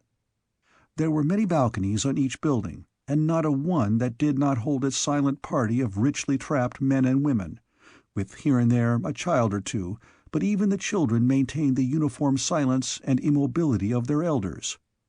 As they approached the center of the city, the girl saw that even the roofs bore companies of these idle watchers, harnessed and bejeweled as for some gala day of laughter and music. But no laughter broke from those silent lips, nor any music from the strings of the instruments that many of them held in jeweled fingers. And now the avenue widened into an immense square, at the far end of which rose a stately edifice gleaming white in virgin marble, among the gaily painted buildings surrounding it and its scarlet sward and gaily flowering, green-foliaged shrubbery. Toward this, Udor led his prisoners and their guard to the great arched entrance before which a line of 50 mounted warriors barred the way. When the commander of the guard recognized Udor, the guardsmen fell back to either side, leaving a broad avenue through which the party passed. Directly inside the entrance were inclined runways running upward on either side. Udor turned to the left and led them upward to the second floor and down a long corridor. Here they passed other mounted men, and in chambers upon either side they saw more. Occasionally there was another runway leading either up or down. A warrior, his steed at full gallop, dashed into sight from one of these and raced swiftly past them upon some errand. Nowhere as yet had Tara of Helium seen a man afoot in this great building. But when at a turn Udor led them to the third floor, she caught glimpses of chambers in which many riderless thoats were penned, and others adjoining where dismounted warriors lolled at ease, or played games of skill or chance, and many there were who played at jetan. And then the party passed into a long, wide hall of state, as magnificent an apartment as even a princess of mighty Helium ever had seen. The length of the room ran an arched ceiling ablaze with countless radium bulbs. The mighty spans extended from wall to wall, leaving the vast floor unbroken by a single column. The arches were of white marble, apparently quarried in single huge blocks, from which each arch was cut complete. Between the arches, the ceiling was set solid about the radium bulbs with precious stones whose scintillant fire and color and beauty filled the whole apartment. The stones were carried down the walls in an irregular fringe for a few feet, where they appeared to hang like a beautiful and gorgeous drapery against the white marble of the wall. The marble ended some 6 or 7 feet from the floor, the walls from that point down being wainscoted in solid gold. The floor itself was of marble richly inlaid with gold. In that single room was a vast treasure equal to the wealth of many a large city. But what riveted the girl's attention even more than the fabulous treasure of decorations were the files of gorgeously harnessed warriors who sat their thoats in grim silence and immobility on either side of the central aisle, rank after rank of them to the farther walls, and as the party passed between them, she could not note so much as the flicker of an eyelid or the twitching of a thoat's ear. "The Hall of Chiefs," whispered one of her guard, evidently noting her interest. There was a note of pride in the fellow's voice, and something of hushed awe. Then they passed through a great doorway into the chamber beyond, a large square room in which a dozen mounted warriors lolled in their saddles. As Udor and his party entered the room, the warriors came quickly erect in their saddles and formed a line before another door upon the opposite side of the wall. The Padwar commanding them saluted Udor, who, with his party, had halted facing the guard. "Send one to Otar announcing that Udor brings 2 prisoners worthy of the observation of the great Jedak," said Udor. "One because of her extreme beauty, the other because of his extreme ugliness." "Otar sits in council with the lesser chiefs," replied the lieutenant, "but the words of Udor the Dwar shall be carried to him." And he turned and gave instructions to one who sat his thoat behind him. "What manner of creature is the male?" he asked of Udor. "It cannot be that both are of one race." "They were together in the hills south of the city," explained Udor, "and they say that they are lost and starving." "The woman is beautiful," said the Padwar.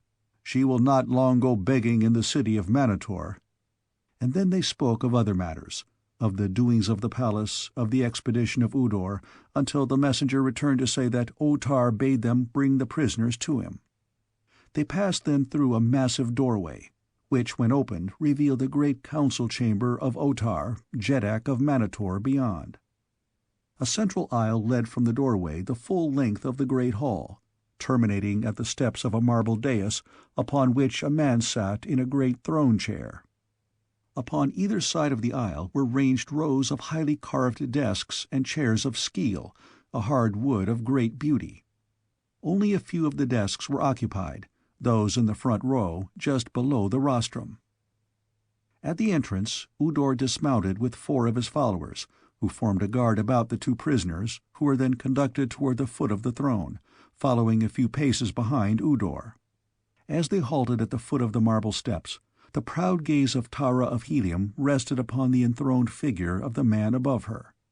He sat erect without stiffness, a commanding presence trapped in the barbaric splendor that the Barsoomian chieftain loves. He was a large man, the perfection of whose handsome face was marred only by the hauteur of his cold eyes and the suggestion of cruelty imparted by 2 thin lips. It needed no second glance to assure the least observing that here indeed was a ruler of men, a fighting Jedak whose people might worship but not love, and for whose slightest favor warriors would vie with one another to go forth and die. This was Otar, Jedak of Manator, and as Tara of Helium saw him for the first time, she could not but acknowledge a certain admiration for this savage chieftain, who so virilely personified the ancient virtues of the god of war. Udor and the Jedak interchanged the simple greetings of Barsoom, and then the former recounted the details of the discovery and the capture of the prisoners. Otar scrutinized them both intently during Udor's narration of events, his expression revealing naught of what passed in the brain behind those inscrutable eyes. When the officer had finished, the Jeddak fastened his gaze upon Ghek. "And you," he asked, "what manner of thing are you? From what country? Why are you in Manator?" "I am a kaldane," replied Ghek, "the highest type of created creature upon the face of Barsoom. I am mind, you are matter. I come from Bantoom. I am here because we are lost and starving." "And you," Otar turned suddenly on Tara, "you too are a kaldane?" "I am a princess of Helium," replied the girl. "I was a prisoner in Bantoom. This kaldane and a warrior of my own race rescued me. The warrior left us to search for food and water. He has doubtless fallen into the hands of your people. I ask you to free him and give us food and drink and let us go upon our way. I am a granddaughter of a Jeddak, the daughter of a Jeddak of Jeddaks, the Warlord of Barsoom. I ask only the treatment that my people would accord you or yours." "Helium," repeated Otar. "I know naught of Helium, nor does the Jeddak of Helium rule Manator. I, Otar, am Jeddak of Manator. I alone rule. I protect my own. You have never seen a woman or a warrior of Manator captive in Helium? Why should I protect the people of another Jeddak?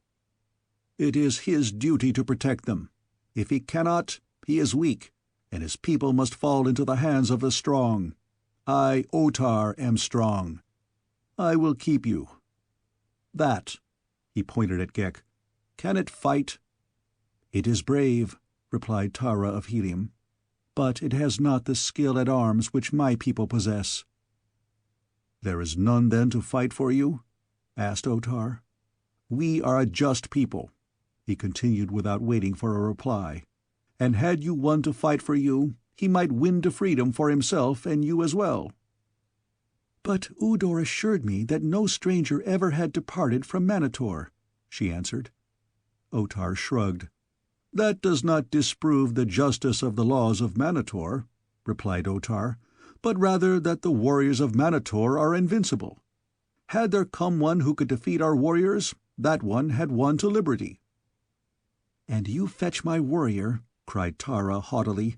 "You shall see such sword-play as doubtless the crumbling walls of your decaying city never have witnessed, and if there be no trick in your offer, we are already as good as free." Otar smiled more broadly than before, and Udor smiled too, and the chiefs and warriors who looked on nudged one another and whispered, laughing. And Tara of Helium knew then that there was trickery in their justice. But though her situation seemed hopeless, she did not cease to hope, for was she not the daughter of John Carter, Warlord of Barsoom, whose famous challenge to fate, "I still live," remained the one irreducible defense against despair? At thought of her noble sire, the patrician chin of Tara of Helium rose a shade higher. Ah, if he but knew where she was, there were little to fear then. The hosts of Helium would batter at the gates of Manator, the great green warriors of John Carter's savage allies would swarm up from the dead sea bottoms, lusting for pillage and for loot. The stately ships of her beloved navy would soar above the unprotected towers and minarets of the doomed city, which only capitulation and heavy tribute could then save. But John Carter did not know. There was only one other to whom she might hope to look, Turan the Panthan. But where was he?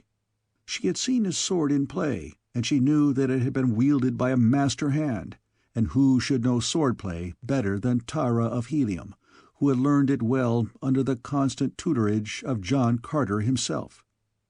Tricks she knew that discounted even far greater physical prowess than her own, and a method of attack that might have been at once the envy and despair of the cleverest of warriors. And so it was that her thoughts turned to Turan the Panthan, though not alone because of the protection he might afford her. She had realized, since he had left her in search of food, that there had grown between them a certain comradeship that she now missed. There had been that about him which seemed to have bridged the gulf between their stations in life. With him she had failed to consider that he was a panthan, or that she was a princess. They had been comrades. Suddenly she realized that she missed him for himself more than for his sword. She turned toward Otar. "Where is Turan, my warrior?" she demanded. "You shall not lack for warriors," replied the jetak. "One of your beauty will find plenty ready to fight for her. Possibly it shall not be necessary to look farther than the jetak of Manator. You please me, woman. What say you to such an honor?" Through narrowed lids the Princess of Helium scrutinized the jetak of Manator, from feathered headdress to sandaled foot and back to feathered headdress. "Honor?" she mimicked in tones of scorn. "I please thee, do I? Then know, swine, that thou pleaseth me not, that the daughter of John Carter is not for such as thou." A sudden tense silence fell upon the assembled chiefs. Slowly the blood receded from the sinister face of Otar, jetak of Manator, leaving him a sickly purple in his wrath. His eyes narrowed to two thin slits, his lips were compressed to a bloodless line of malevolence. For a long moment there was no sound in the throne room of the palace at Manator. Then the jetak turned toward Udor. "Take her away," he said in a level voice that belied his appearance of rage. "Take her away, and at the next games let the prisoners and the common warriors play at jetan for her." "And this?" asked Udor, pointing at Ghek. "To the pits until the next games," replied Otar. "So this is your vaunted justice," cried Tara of Helium, "that two strangers who have not wronged you shall be sentenced without trial, and one of them is a woman. The swine of Manator are as just as they are brave." "Away with her!" shouted Otar, and at a sign from Udor the guards formed about the two prisoners and conducted them from the chamber. Outside the palace, Ghek and Tara of Helium were separated. The girl was led through long avenues toward the center of the city, and finally into a low building topped by lofty towers of massive construction.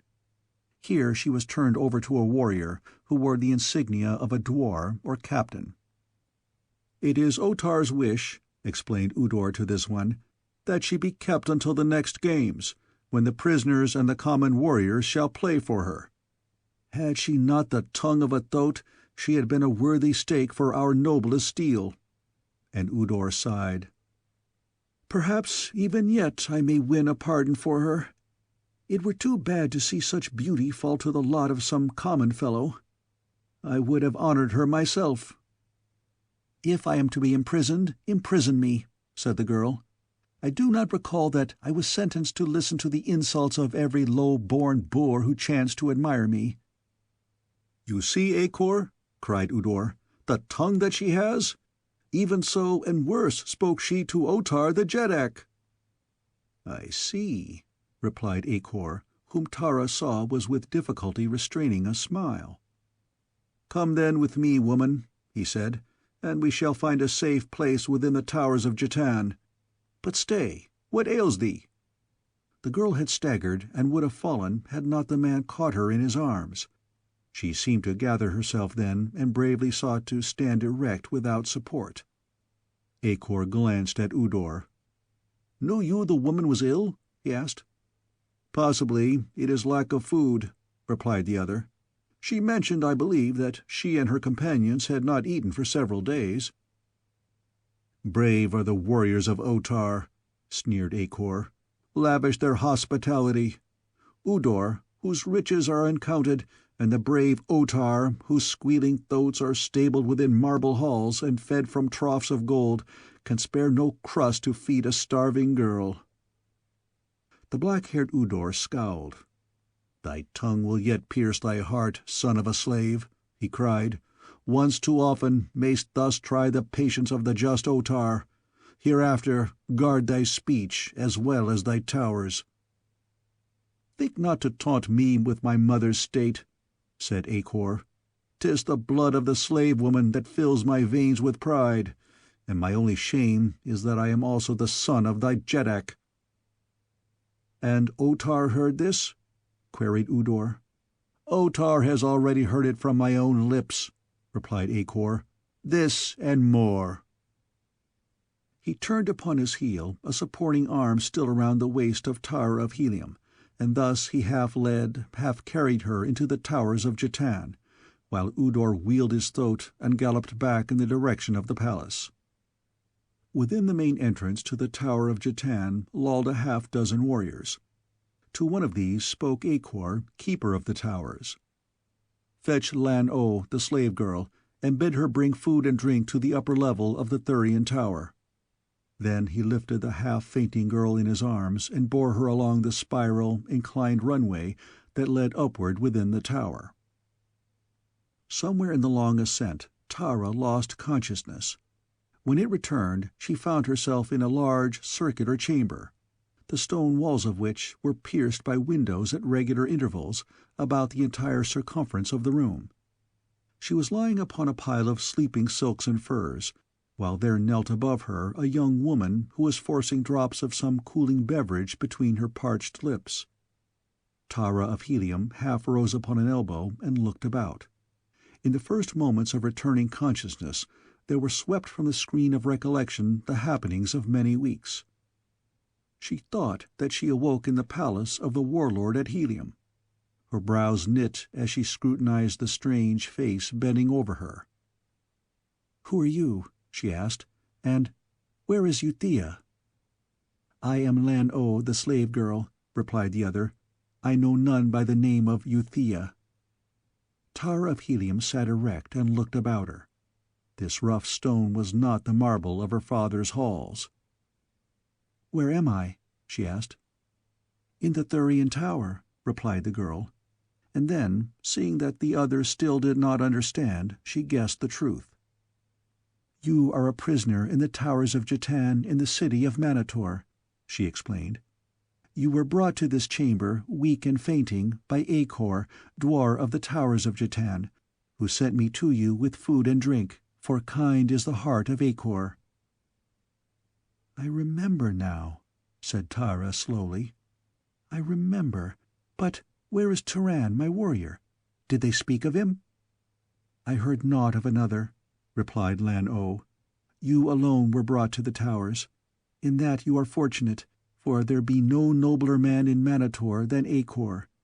It is his mother's blood that makes him so. She was a slave-girl from Gathol." "Gathol!" exclaimed Tara of Helium. "Lies Gathol close by Manator?" "Not close, yet still the nearest country," replied Lan-O. "About 22 degrees east it lies, approximately 814 Earth miles." "Gathol," murmured Tara. "Far Gathol." "But you are not from Gathol," said the slave-girl. "Your harness is not of Gathol." "I am from Helium," said Tara. "It is far from Helium to Gathol," said the slave-girl. "But in our studies we learned much of the greatness of Helium, we of Gathol, so it seems not so far away." "You too are from Gathol?" asked Tara. "Many of us are from Gathol who are slaves in Manator," replied the girl. "It is to Gathol, nearest country, that the Manatorians look for slaves most often. They go in great numbers at intervals of 3 or 7 years and haunt the roads that lead to Gathol, and thus they capture whole caravans, leaving none to bear warning to Gathol of their fate, nor do any ever escape from Manator to carry word of us back to Gehan, our Jed." Tara of Helium ate slowly and in silence. The girl's words aroused memories of the last hours she had spent in her father's palace, and the great midday function at which she had met Gehan of Gathol. Even now she flushed as she recalled his daring words. Upon her reveries the door opened, and a burly warrior appeared in the opening, a hulking fellow with thick lips and an evil, leering face. The slave-girl sprang to her feet, facing him. "What does this mean, Emed?" she cried. "Was it not the will of Akor that this woman not be disturbed?" "The word of Acor indeed," the man sneered. "The will of Acor is without power in the towers of Jetan, or elsewhere, for Acor lies now in the pits of Otar, and Emed is dwar of the towers." Tara of Helium saw the face of the slave girl pale, and the terror in her eyes. Chapter 12. Gek Plays Pranks. While Tara of Helium was being led to the towers of Jetan, Gek was escorted to the pits beneath the palace, where he was imprisoned in a dimly lighted chamber. Here he found a bench and a table standing upon the dirt floor near the wall, and set in the wall several rings from which depended short lengths of chain. At the base of the walls were several holes in the dirt floor. These alone of the several things he saw interested him. Gek sat down upon the bench and waited in silence, listening. Presently the lights were extinguished. If Gek could have smiled, he would have then, for Gek could see as well in the dark as in the light, better perhaps. He watched the dark openings of the holes in the floor and waited. Presently he detected a change in the air about him. It grew heavy with a strange odor, and once again, might Gek have smiled, could he have smiled? Let them replace all the air in the chamber with their most deadly fumes. It would be all the same to Gek the kaldane, who, having no lungs, required no air. With the rykor it might be different. Deprived of air, it would die. But if only a sufficient amount of the gas was introduced to stupefy an ordinary creature, it would have no effect upon the rykor, who had no objective mind to overcome. So long as the excess of carbon dioxide in the blood was not sufficient to prevent heart action, the rykor would suffer only a diminution of vitality, but would still respond to the exciting agency of the kaldane's brain. Gek caused the rykor to assume a sitting position with its back against the wall, where it might remain without direction from his brain. Then he released his contact with its spinal cord, but remained in position upon its shoulders, waiting and watching, for the kaldane's curiosity was aroused. He had not long to wait before the lights were flashed on and one of the locked doors opened to admit a half-dozen warriors. They approached him rapidly and worked quickly. First, they removed all his weapons and then, snapping a fetter about one of the rykor's ankles, secured him to the end of one of the chains hanging from the walls. Next, they dragged the long table to a new position, and there bolted it to the floor so that an end, instead of the middle, was directly before the prisoner. On the table before him they set food and water, and upon the opposite end of the table they laid the key to the fetter. Then they unlocked and opened all the doors and departed. When Turan the Panthan regained consciousness, it was to the realization of a sharp pain in one of his forearms. The effects of the gas departed as rapidly as they had overcome him, so that as he opened his eyes he was in full possession of all his faculties. The lights were on again, and in their glow there was revealed to the man the figure of a giant Martian rat crouching upon the table and gnawing upon his arm. Snatching his arm away, he reached for his short sword, while the rat, growling, sought to seize his arm again. It was then that Turan discovered that his weapons had been removed: short sword, long sword, dagger, and pistol. The rat charged him then, and striking the creature away with his hand, the man rose and backed off, searching for something with which to strike a harder blow. Again the rat charged, and as Turan stepped quickly back to avoid the menacing jaws, something seemed to jerk suddenly upon his right ankle, and as he drew his left foot back to regain his equilibrium, his heel caught upon a taut chain and he fell heavily backward to the floor, just as the rat leapt upon his breast and sought his throat. The Martian rat is a fierce and unlovely thing. It is many-legged and hairless, its hide resembling that of a newborn mouse in repulsiveness. In size and weight it is comparable to a large Airedale terrier. Its eyes are small and close-set, and almost hidden in deep, fleshy apertures.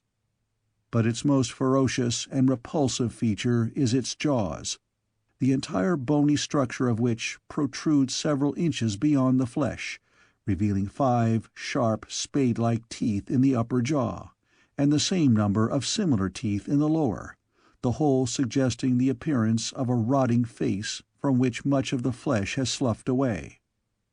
It was such a thing that leapt upon the breast of the panthan to tear at his jugular. Twice Turan struck it away as he sought to regain his feet, but both times it returned with increased ferocity to renew the attack. Its only weapons are its jaws, since its broad, splay feet are armed with blunt talons. With its protruding jaws it excavates its winding burrows, and with its broad feet it pushes the dirt behind it. To keep the jaws from his flesh, then, was Turan's only concern, and this he succeeded in doing until chance gave him a hold upon the creature's throat. After that, the end was but a matter of moments. Rising at last, he flung the lifeless thing from him with a shudder of disgust. Now he turned his attention to a hurried inventory of the new conditions which surrounded him since the moment of his incarceration. He realized vaguely what had happened. He had been anesthetized and stripped of his weapons, and as he rose to his feet, he saw that one ankle was fettered to a chain in the wall. He looked about the room. All the doors swung wide open. His captors would render his imprisonment the more cruel by leaving ever before him tempting glimpses of open aisles to the freedom he could not attain. Upon the end of the table and within easy reach was food and drink.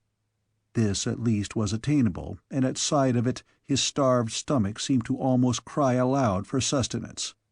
It was with difficulty that he ate and drank in moderation.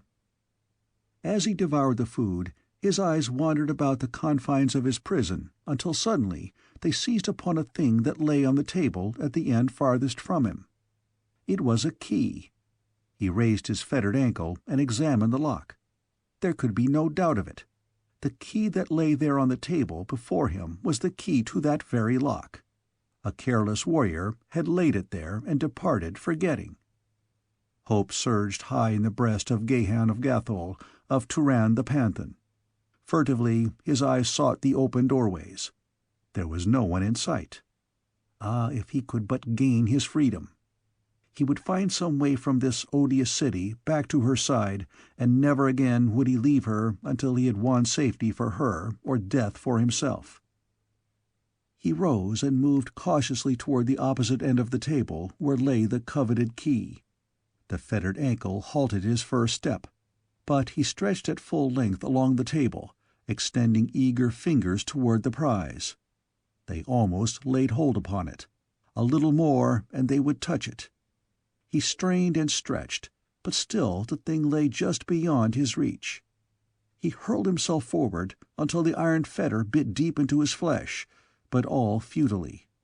He sat back upon the bench then and glared at the open doors and the key, realizing now that they were part of a well-laid scheme of refined torture, none the less demoralizing because it inflicted no physical suffering. For just a moment the man gave way to useless regret and foreboding. Then he gathered himself together, his brows cleared, and he returned to his unfinished meal. At least they should not have the satisfaction of knowing how sorely they had hit him.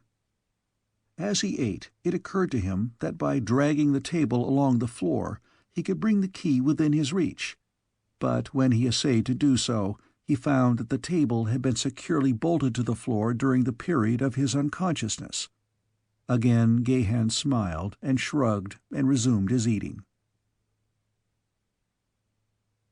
When the warriors had departed from the prison in which Ghek was confined, the kaldane crawled from the shoulders of the rykor to the table.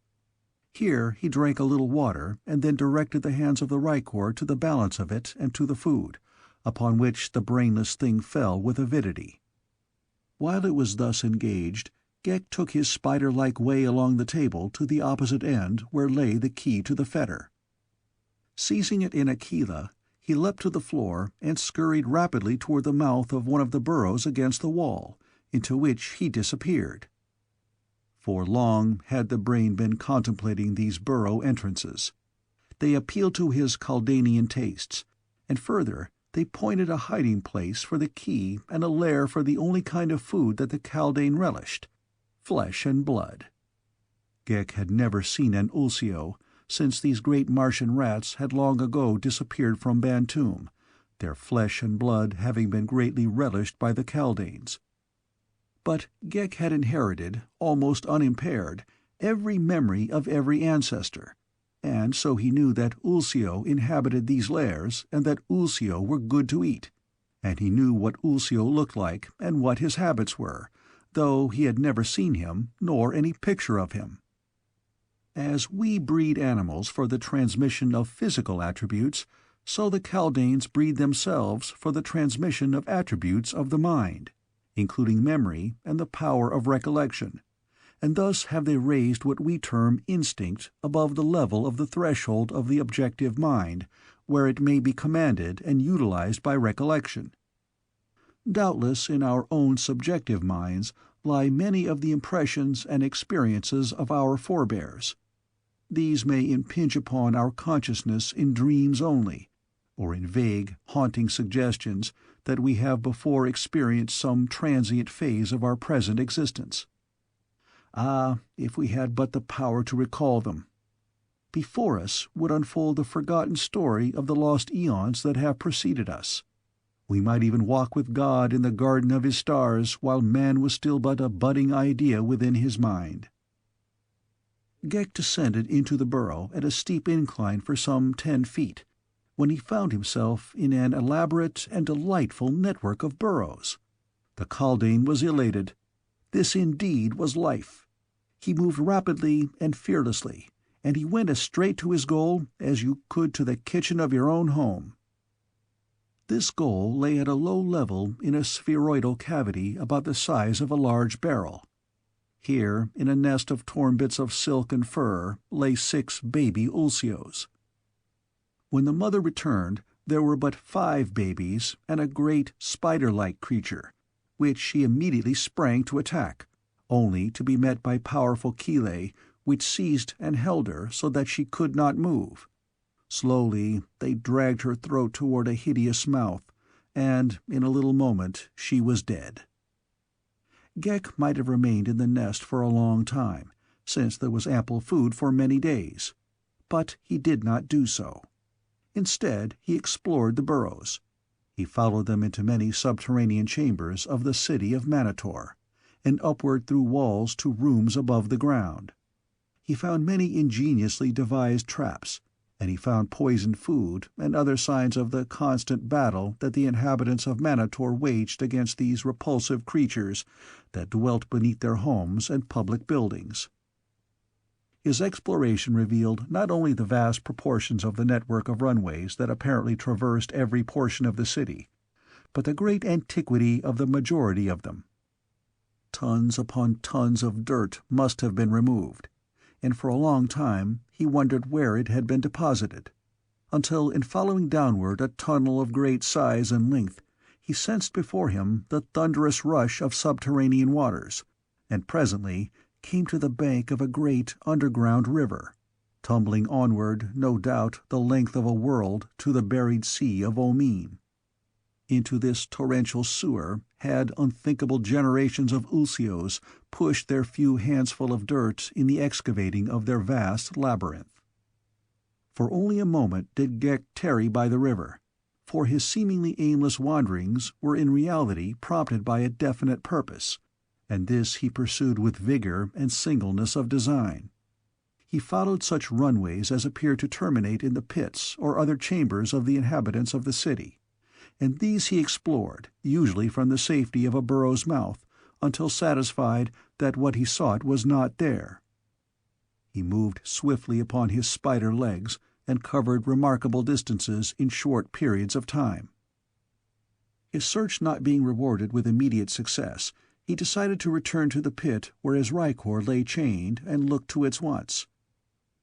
As he approached the end of the burrow that terminated in the pit, he slackened his pace, stopping just within the entrance of the runway that he might scan the interior of the chamber before entering it.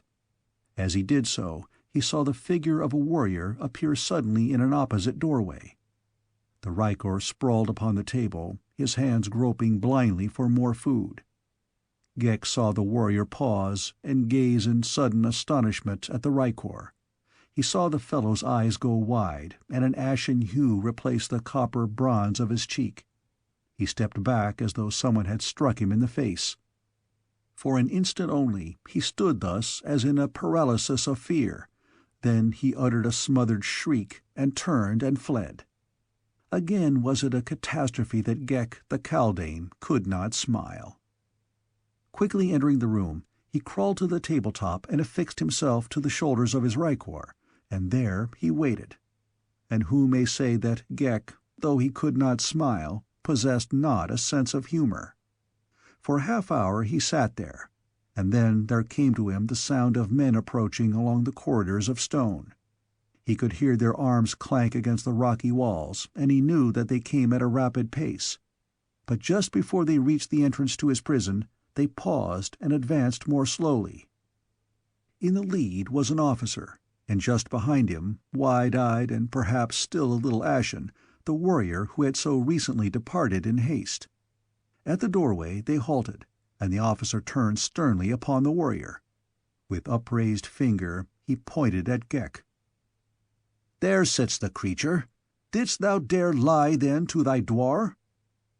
"I swear," cried the warrior, "that I spoke the truth. But a moment since the thing grovelled, headless, upon this very table, and may my first ancestor strike me dead upon the spot if I speak other than a true word." The officer looked puzzled. The men of Mars seldom, if ever, lie. He scratched his head. Then he addressed Ghek. "How long have you been here?" he asked. "Who knows better than those who placed me here and chained me to a wall?" he returned in reply. "Saw you this warrior enter here a few minutes since?" "I saw him," replied Ghek. "And sat you there where you sit now?" continued the officer. "Look thou to my chain and tell me then where else I might sit," cried Ghek. "Art the people of thy city all fools?" 3 other warriors pressed behind the 2 in front, craning their necks to view the prisoner, while they grinned at the discomfiture of their fellow. The officer scowled at Ghek. "Thy tongue is as venomous as that of the she-banth Otar sent to the towers of Jetan," he said. "You speak of the young woman who was captured with me?" asked Ghek, his expressionless monotone and face revealing naught of the interest he felt. "I speak of her," replied the dwar, and then turning to the warrior who had summoned him, "Return to thy quarters and remain there until the next games. Perhaps by that time thy eyes may have learned not to deceive thee." The fellow cast a venomous glance at Ghek and turned away. The officer shook his head. "I do not understand it," he muttered. "Always has Uvan been a true and dependable warrior. Could it be—" He glanced piercingly at Ghek. "Thou hast a strange head that misfits thy body, fellow," he cried. "Our legends tell us of those ancient creatures that place hallucinations upon the mind of their fellows. If thou be such, then maybe Uvan suffered from thy forbidden powers. If thou be such, Otar will know well how to deal with thee." He wheeled about and motioned his warriors to follow him. "Wait," cried Ghek. "Unless I am to be starved, send me food." "You have had food," replied the warrior. "Am I to be fed but once a day?" asked Ghek. "I require food oftener than that. Send me food." "You shall have food," replied the officer. "None may say that the prisoners of Manator are ill-fed. Just are the laws of Manator." And he departed. No sooner had the sounds of their passing died away in the distance than Ghek clambered from the shoulders of his rykor, and scurried to the burrow where he had hidden the key. Fetching it, he unlocked the fetter from about the creature's ankle, locked it empty, and carried the key farther down into the burrow. Then he returned to his place upon his brainless servitor. After a while he heard footsteps approaching, whereupon he rose and passed into another corridor from that down which he knew the warrior was coming. Here he waited out of sight, listening. He heard the man enter the chamber and halt. He heard a muttered exclamation, followed by the jangle of metal dishes as a salver was slammed upon the table. Then rapidly retreating footsteps, which quickly died away in the distance. Ghek lost no time in returning to the chamber, recovering the key, relocking the rykor to his chain. Then he replaced the key in the burrow and, squatting on the table beside his headless body, directed its hands toward the food. While the rykor ate, Ghek sat listening for the scraping sandals and clattering arms that he knew soon would come. Nor had he long to wait. Ghek scrambled to the shoulders of his rykor as he heard them coming. Again it was the officer who had been summoned by Uvan, and with him were 3 warriors. The one directly behind him was evidently the same who had brought the food, for his eyes went wide when he saw Ghek sitting at the table, and he looked very foolish as the dwarf turned his stern glance upon him.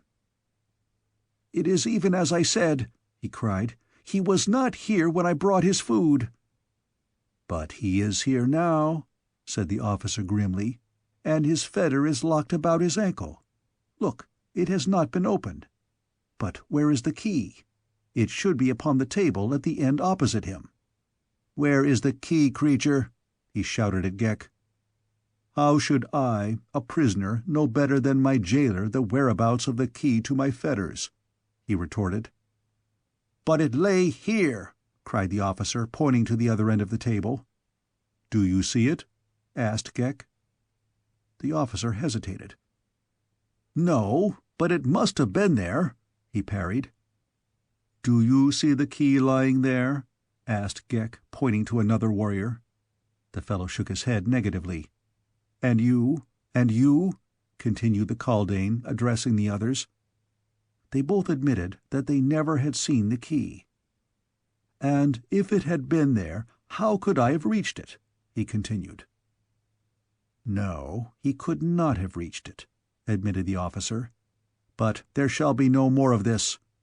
Aizav, you will remain here on guard with this prisoner until you are relieved." Aizav looked anything but happy as this intelligence was transmitted to him, and he eyed Ghek suspiciously as the dwar and the other warriors turned and left him to his unhappy lot. Chapter 13. A Desperate Deed. Emed crossed the tower chamber toward Tara of Helium and the slave girl Lan-O. He seized the former roughly by a shoulder. "Stand!" he commanded. Tara struck his hand from her and, rising, backed away. "Lay not your hand upon the person of a princess of Helium, beast," she warned. Emed laughed. "Think you that I play at jetan for you without first knowing something of the stake for which I play?" he demanded. "Come here." The girl drew herself to her full height, folding her arms across her breast, nor did Emed note that the slim fingers of her right hand were inserted beneath the broad leather strap of her harness where it passed over her left shoulder. "And Otar learns of this, you shall rue it, Emed," cried the slave girl. "There be no law in Manator that gives you this girl before you shall have won her fairly." "What cares Otar for her fate?" replied Emed. "Have I not heard? Did she not flout the great Jeddak, heaping abuse upon him? By my first ancestor, I think Otar might make a Jed of the man who subdued her." And again he advanced toward Tara. "Wait," said the girl in a low, even tone. "Perhaps you know not what you do. Sacred to the people of Helium are the persons of the women of Helium. For the honor of the humblest of them would be the great Jeddak himself unsheath his sword. The greatest nations of Barsoom have trembled to the thunders of war in defense of the person of Dejah Thoris, my mother. We are but mortal, and so may die. But we may not be defiled. You may play at jetan for a princess of Helium, but though you may win the match, never may you claim the reward. If thou wouldst possess a dead body, press me too far. But know, man of Manator, that the blood of the Warlord flows not in the veins of Tara of Helium for naught. I have spoken." "I know naught of Helium, and Otar is our Warlord," replied Emed. "But I do know that I would examine more closely the prize that I shall play for and win. I would test the lips of her who is to be my slave after the next games. nor is it well, woman, to drive me too far to anger." His eyes narrowed as he spoke, his visage taking on the semblance of that of a snarling beast. "If you doubt the truth of my words, ask Lan-O the slave girl." "He speaks truly, O woman of Helium," interjected Lan-O. "Try not the temper of Emed, if you value your life." But Tara of Helium made no reply. Already had she spoken. She stood in silence, now facing the burly warrior who approached her. He came close, and then quite suddenly he seized her, and bending, tried to draw her lips to his. Lan-O saw the woman from Helium half turn, and with a quick movement jerk her right hand from where it had lain upon her breast. She saw the hand shoot from beneath the arm of Emed and rise behind his shoulder, and she saw in the hand a long, slim blade. The lips of the warrior were drawing closer to those of the woman, but they never touched them. For suddenly the man straightened stiffly, a shriek upon his lips, and then he crumpled like an empty fur and lay, a shrunken heap, upon the floor. Tara of Helium stooped and wiped her blade upon his harness. Lan-O, wide-eyed, looked with horror upon the corpse. "For this we shall both die," she cried. "And who would live a slave in Manator?" asked Tara of Helium. "I am not so brave as thou," said the slave girl, "and life is sweet, and there is always hope." "Life is sweet," agreed Tara of Helium, "but honor is sacred. But do not fear. When they come, I shall tell them the truth, that you had no hand in this, and no opportunity to prevent it." For a moment the slave girl seemed to be thinking deeply. Suddenly her eyes lighted. "There is a way, perhaps," she said, "to turn suspicion from us. He has the key to this chamber upon him. Let us open the door and drag him out. Maybe we shall find a place to hide him." "Good!" exclaimed Tara of Helium, and the two immediately set about the matter Lan-O had suggested. Quickly they found the key and unlatched the door, and then between them they half-carried, half-dragged the corpse of Emed from the room and down the stairway to the next level, where Lan-O said there were vacant chambers. The first door they tried was unlatched, and through this the two bore their grisly burden into a small room lighted by a single window. The apartment bore evidence of having been utilized as a living room rather than as a cell, being furnished with a degree of comfort and even luxury. The walls were paneled to a height of about 7 feet from the floor, while the plaster above and the ceiling were decorated with faded paintings of another day. As Tara's eyes ran quickly over the interior, her attention was drawn to a section of paneling that seemed to be separated at one edge from the piece next adjoining it. Quickly she crossed to it, discovering that one vertical edge of an entire panel projected a half-inch beyond the others. There was a possible explanation which piqued her curiosity, and acting upon its suggestion, she seized upon the projecting edge and pulled outward. Slowly the panel swung toward her, revealing a dark aperture in the wall behind. "Look, Lan-O," she cried. "See what I have found, a hole in which we may hide the thing upon the floor." Lan-O joined her, and together the two investigated the dark aperture, finding a small platform from which a narrow runway led downward into Stygian darkness.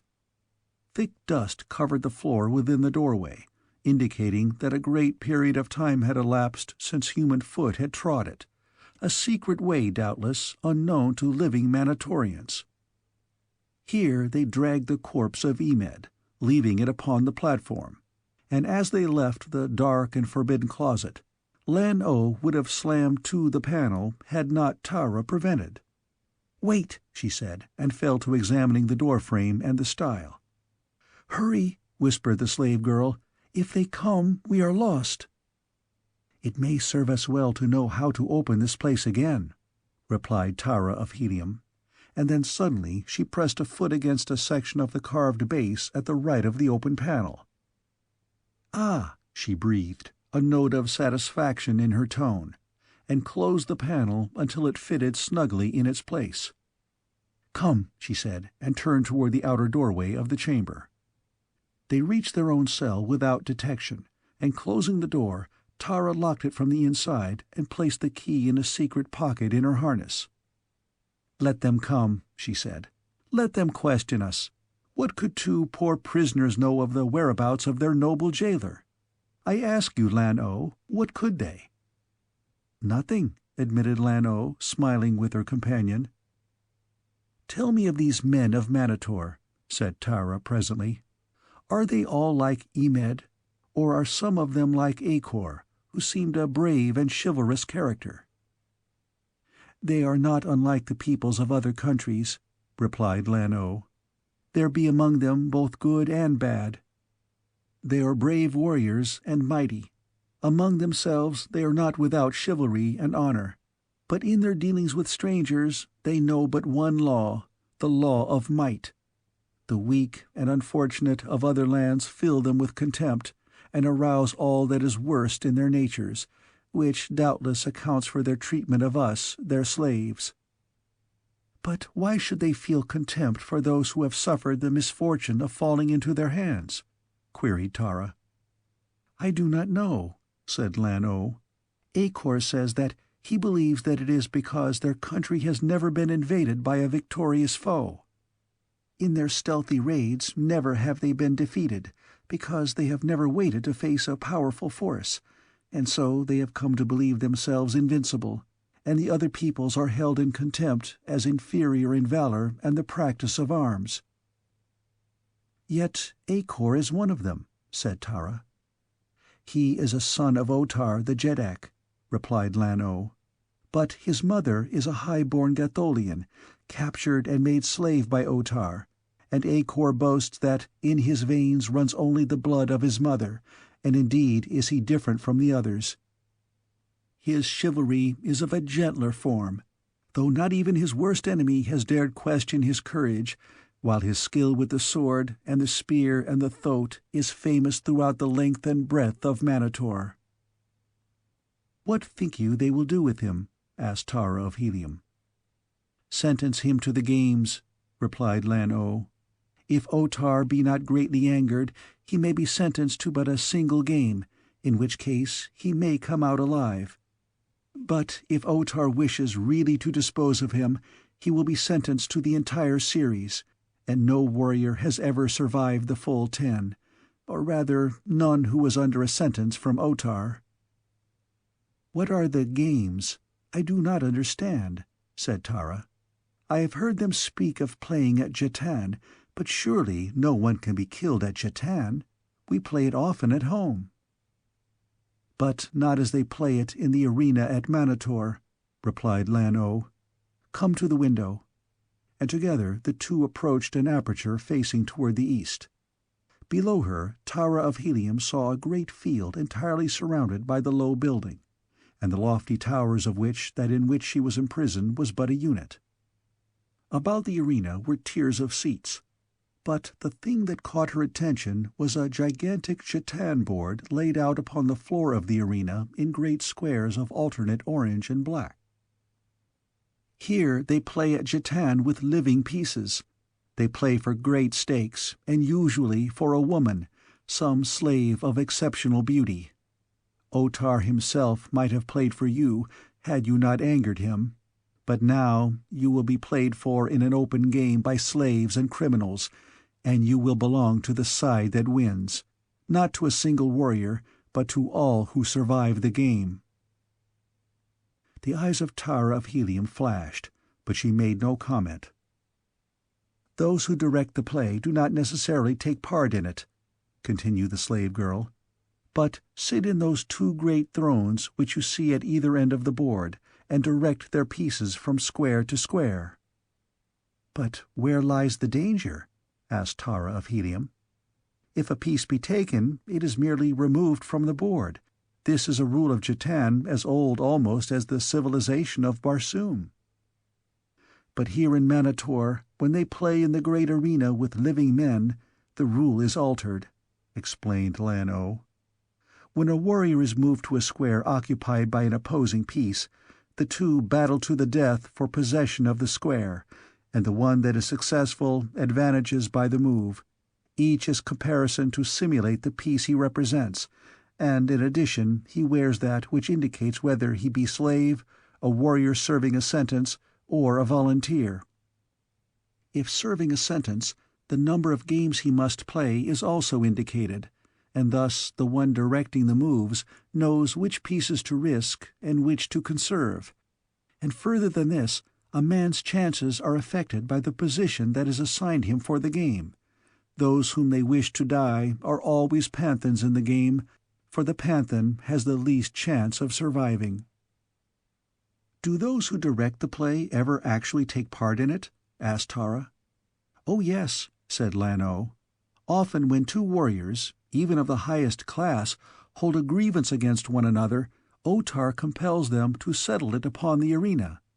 Then it is that they take active part, and with drawn swords direct their own players from the position of chief.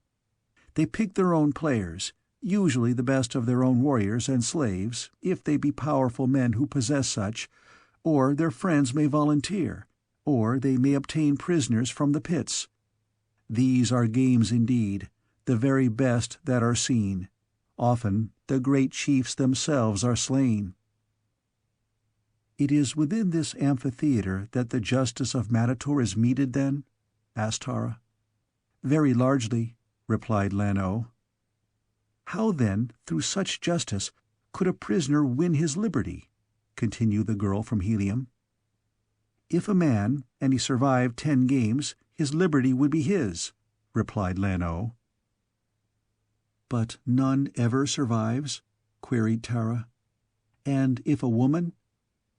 "No stranger within the gates of Manator ever has survived 10 games," replied the slave girl. "They are permitted to offer themselves into perpetual slavery if they prefer that to fighting at jetan. Of course, they may be called upon, as any warrior, to take part in a game, but their chances then of surviving are increased, since they may never again have the chance of winning to liberty." "But a woman," insisted Tara. "How may a woman win her freedom?" Lan-O laughed. "Very simply," she cried derisively. "She has but to find a warrior who will fight through 10 consecutive games for her and survive." "Just are the laws of Manator," quoted Tara scornfully.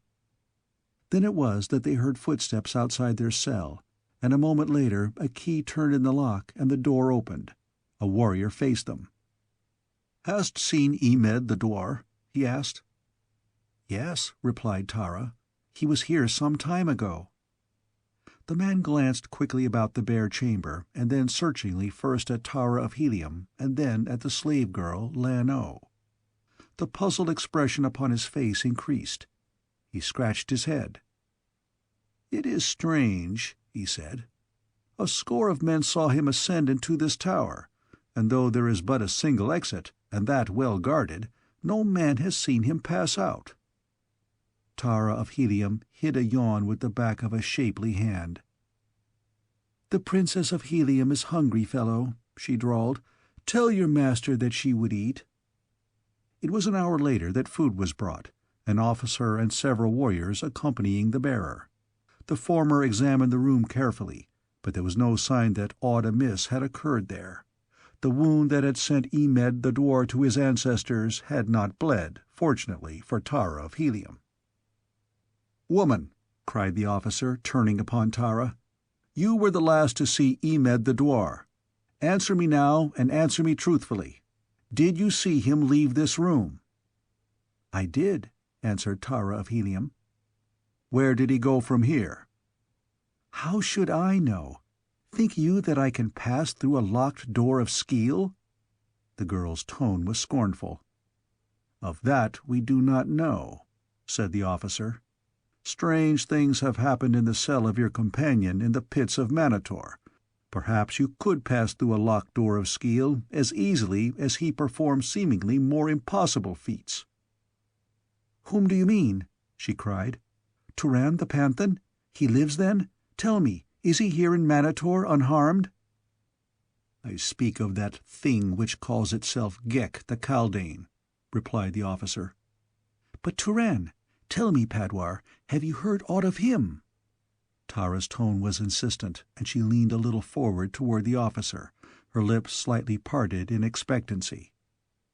Into the eyes of the slave girl Lan-O, who was watching her, there crept a soft light of understanding. But the officer ignored Tara's question. What was the fate of another slave to him? "Men do not disappear into thin air," he growled. "And if Emed be not found soon, Otar himself may take a hand in this. I warn you, woman, if you be one of those horrid Korfals that by commanding the spirits of the wicked dead gains evil mastery over the living, as many now believe the thing called Gek to be, that lest you return Emed, Otar will have no mercy on you." "What foolishness is this?" cried the girl. "I am a princess of Helium, as I have told you all a score of times. Even if the fabled Korfals existed, as none but the most ignorant now believes, the lore of the ancients tell us that they entered only into the bodies of wicked criminals of the lowest class. Man of Manator, thou art a fool, and thy jetak, and all his people." And she turned her royal back upon the Padwar and gazed through the window across the field of jetan and the roofs of Manator through the low hills and the rolling country and freedom. "And you know so much of Korfals, then?" he cried. "You know that while no common man dare harm them, they may be slain by the hand of a jetak with impunity." The girl did not reply, nor would she speak again, for all his threats and rage, for she knew now that none in all Manator dared harm her save Otar the jetak, and after a while the Padwar left, taking his men with him. And after they had gone, Tara stood for long looking out upon the city of Manator, and wondering what more of cruel wrongs fate held in store for her. She was standing thus in silent meditation when there rose to her the strains of martial music from the city below, the deep, mellow tones of the long war trumpets of mounted troops, the clear, ringing notes of foot soldiers' music. The girl raised her head and looked about, listening, and Lan-O, standing at an opposite window, looking toward the west, motioned Tara to join her.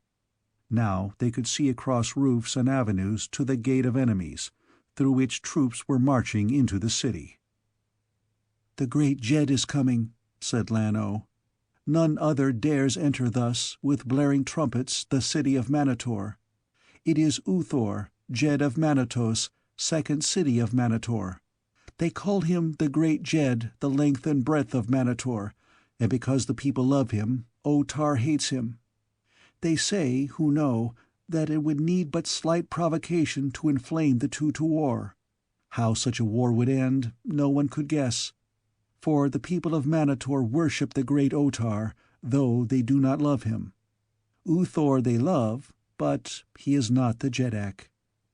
And Tara understood, as only a Martian may, how much that simple statement encompassed. The loyalty of a Martian to his jetak is almost an instinct, and second not even to the instinct of self-preservation at that.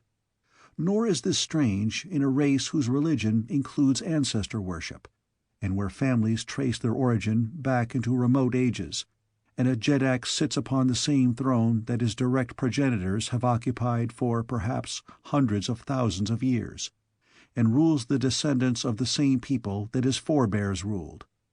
Wicked jetaks have been dethroned, but seldom are they replaced by other than members of the imperial house, even though the law gives to the Jeds the right to select whom they please. "Uthor is a just man and good, then?" asked Tara of Helium. "There be none nobler," replied Lan-O. "In Manatos none but wicked criminals who deserve death are forced to play at jetan, and even then the play is fair and they have their chance for freedom.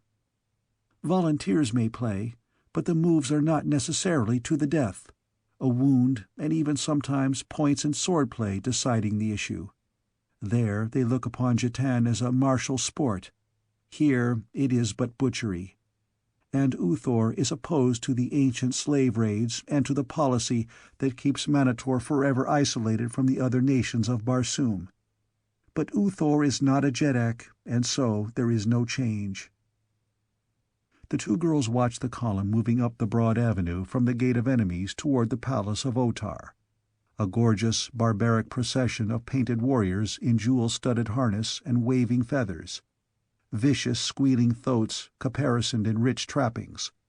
Far above their heads, the long lances of their riders bore fluttering pennons, foot soldiers swinging easily along the stone pavement, their sandals of zitidar hide giving forth no sound, and at the rear of each utan a train of painted chariots, drawn by mammoth zitidars carrying the equipment of the company to which they are attached.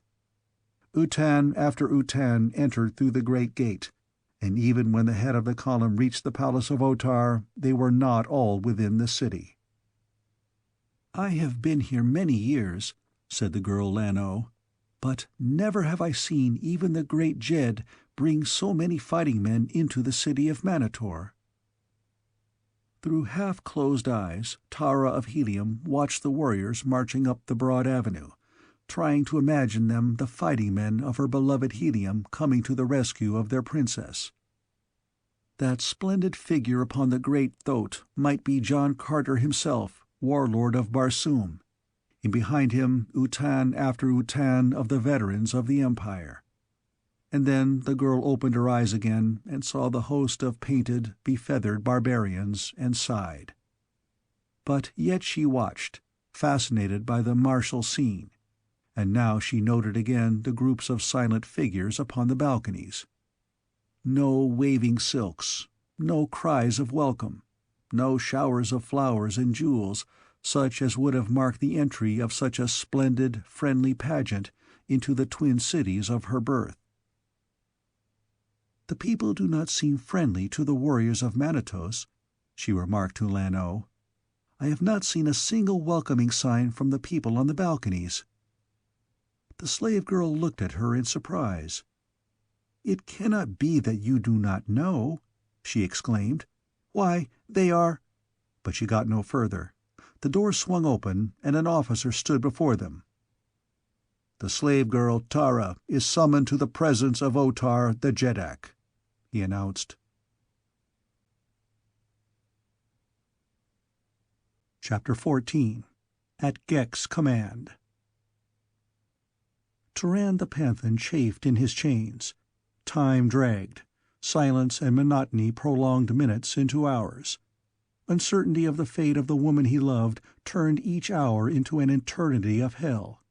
He listened impatiently for the sound of approaching footsteps, that he might see and speak to some living creature and learn, perchance, some word of Tara of Helium. After torturing hours, his ears were rewarded by the rattle of harness and arms. Men were coming.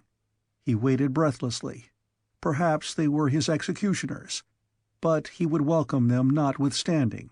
He would question them. But if they knew naught of Tara, he would not divulge the location of the hiding-place in which he had left her. Now they came, a half-dozen warriors and an officer, escorting an unarmed man. A prisoner, doubtless. Of this Turan was not left long in doubt, since they brought the newcomer and chained him to an adjoining ring. Immediately the Panthan commenced to question the officer in charge of the guard. "Tell me," he demanded, "why I have been made prisoner, and if other strangers were captured since I entered your city." "What other prisoners?" asked the officer. "A woman and a man with a strange head," replied Turan. "It is possible," said the officer, "but what were their names?" "The woman was Tara, Princess of Helium, and the man was Gek, a kaldane of Bantoom." "These were your friends?" asked the officer. "Yes," replied Turan. "It is what I would know," said the officer, and with a curt command to his men to follow him, he turned and left the cell. "Tell me of them!" cried Turan after him. "Tell me of Tara of Helium! Is she safe?" But the man did not answer, and soon the sound of their departure died in the distance. "Tara of Helium was safe but a short time since," said the prisoner chained at Turan's side. The Panthan turned toward the speaker, seeing a large man, handsome of face and with a manner both stately and dignified. "You have seen her?" he asked. "They captured her then? She is in danger?" "She is being held in the towers of Jetan as a prize for the next games," replied the stranger. "And who are you?" asked Turan. "And why are you here, a prisoner?" "I am Akor, the dwarf, keeper of the towers of Jetan," replied the other. "I am here because I dared speak the truth of Otar the Jedak to one of his officers." "And your punishment?" asked Turan. "I do not know. Otar has not yet spoken. Doubtless the games, perhaps the full 10, for Otar does not love Akor, his son." "You are the Jedak's son?" asked Turan. "I am the son of Otar and of a slave, Hadja of Gathol, who was a princess in her own land." Turan looked searchingly at the speaker. A son of Hadja of Gathol, a son of his mother's sister. This man, then, was his own cousin. Well did Gahan remember the mysterious disappearance of Princess Hadja and the entire Utan of her personal troops. She had been upon a visit far from the city of Gathol, and returning home had vanished with her whole escort from the sight of man. So this was the secret of the seeming mystery. Doubtless it explained many other similar disappearances that extended nearly as far back as the history of Gathol. Turan scrutinized his companion, discovering many evidences of resemblance to his mother's people. Akor might have been 10 years younger than he, but such differences in age are scarce accounted among a people who seldom or never age outwardly after maturity, and whose span of life may be 1,000 years. "And where lies Gathol?" asked Turan. "Almost due east of Manator," replied Akor. "And how far?" "Some 21 degrees it is from the city of Manator to the city of Gathol," replied Akor. "But little more than 10 degrees between the boundaries of the two countries. Between them, though, there lies a country of torn rocks and yawning chasms." Well did Gahan know this country that bordered his upon the west. Even the ships of the air avoided it because of the treacherous currents that rose from the deep chasms, and the almost total absence of safe landings. He knew now where Manator lay, and for the first time in long weeks the way to his own Gathol, and here was a man, a fellow prisoner, in whose veins flowed the blood of his own ancestors, a man who knew Manator, its people, its customs, and the country surrounding it, one who could aid him, with advice at least, to find a plan for the rescue of Tara of Helium and for escape. But would Akor, could he dare broach the subject? He could do no less than try. "And Otar, you think, will sentence you to death?" he asked. "And why?" "He would like to," replied Akor, "for the people chafe beneath his iron hand, and their loyalty is but the loyalty of a people to the long line of illustrious Jedaks from which he has sprung. He is a jealous man, and has found the means of disposing of most of those whose blood might entitle them to a claim upon the throne, and whose place in the affections of the people endowed them with any political significance. The fact that I was the son of a slave relegated me to a position of minor importance in the consideration of Otar, yet I am still the son of a Jedak, and might still sit upon the throne of Manator with as perfect congruity as Otar himself. Combined with this is the fact that of recent years the people, and especially many of the younger warriors, have evinced a growing affection for me, which I attribute to certain virtues of character and training derived from my mother, but which Otar assumes to be the result of an ambition upon my part to occupy the throne of Manator. And now, I am firmly convinced, he has seized upon my criticism of his treatment of the slave girl Tara as a pretext for ridding himself of me." "But if you could escape and reach Gathol," suggested Turan. "I have thought of that," mused Akor, "but how much better off would I be? In the eyes of the Gatholians, I would be, not a Gatholian, but a stranger, and doubtless they would accord me the same treatment that we of Manator accord strangers." "Could you convince them that you were the son of the Princess Hadja, your welcome would be assured," said Turan. "While, on the other hand, you could purchase your freedom and citizenship with a brief period of labor in the diamond mines." "How know you all these things?" asked Acor. "I thought you were from Helium." "I am a Panthan," replied Turan, "and I have served many countries, among them Gathol." "It is what the slaves from Gathol have told me," said Acor thoughtfully. "And my mother, before Otar sent her to live at Manatos. I think he must have feared her power and influence among the slaves from Gathol and their descendants, who number perhaps 1,000,000 people throughout the land of Manator." "Are these slaves organized?" asked Turan. Acor looked straight into the eyes of the Panthan for a long moment before he replied.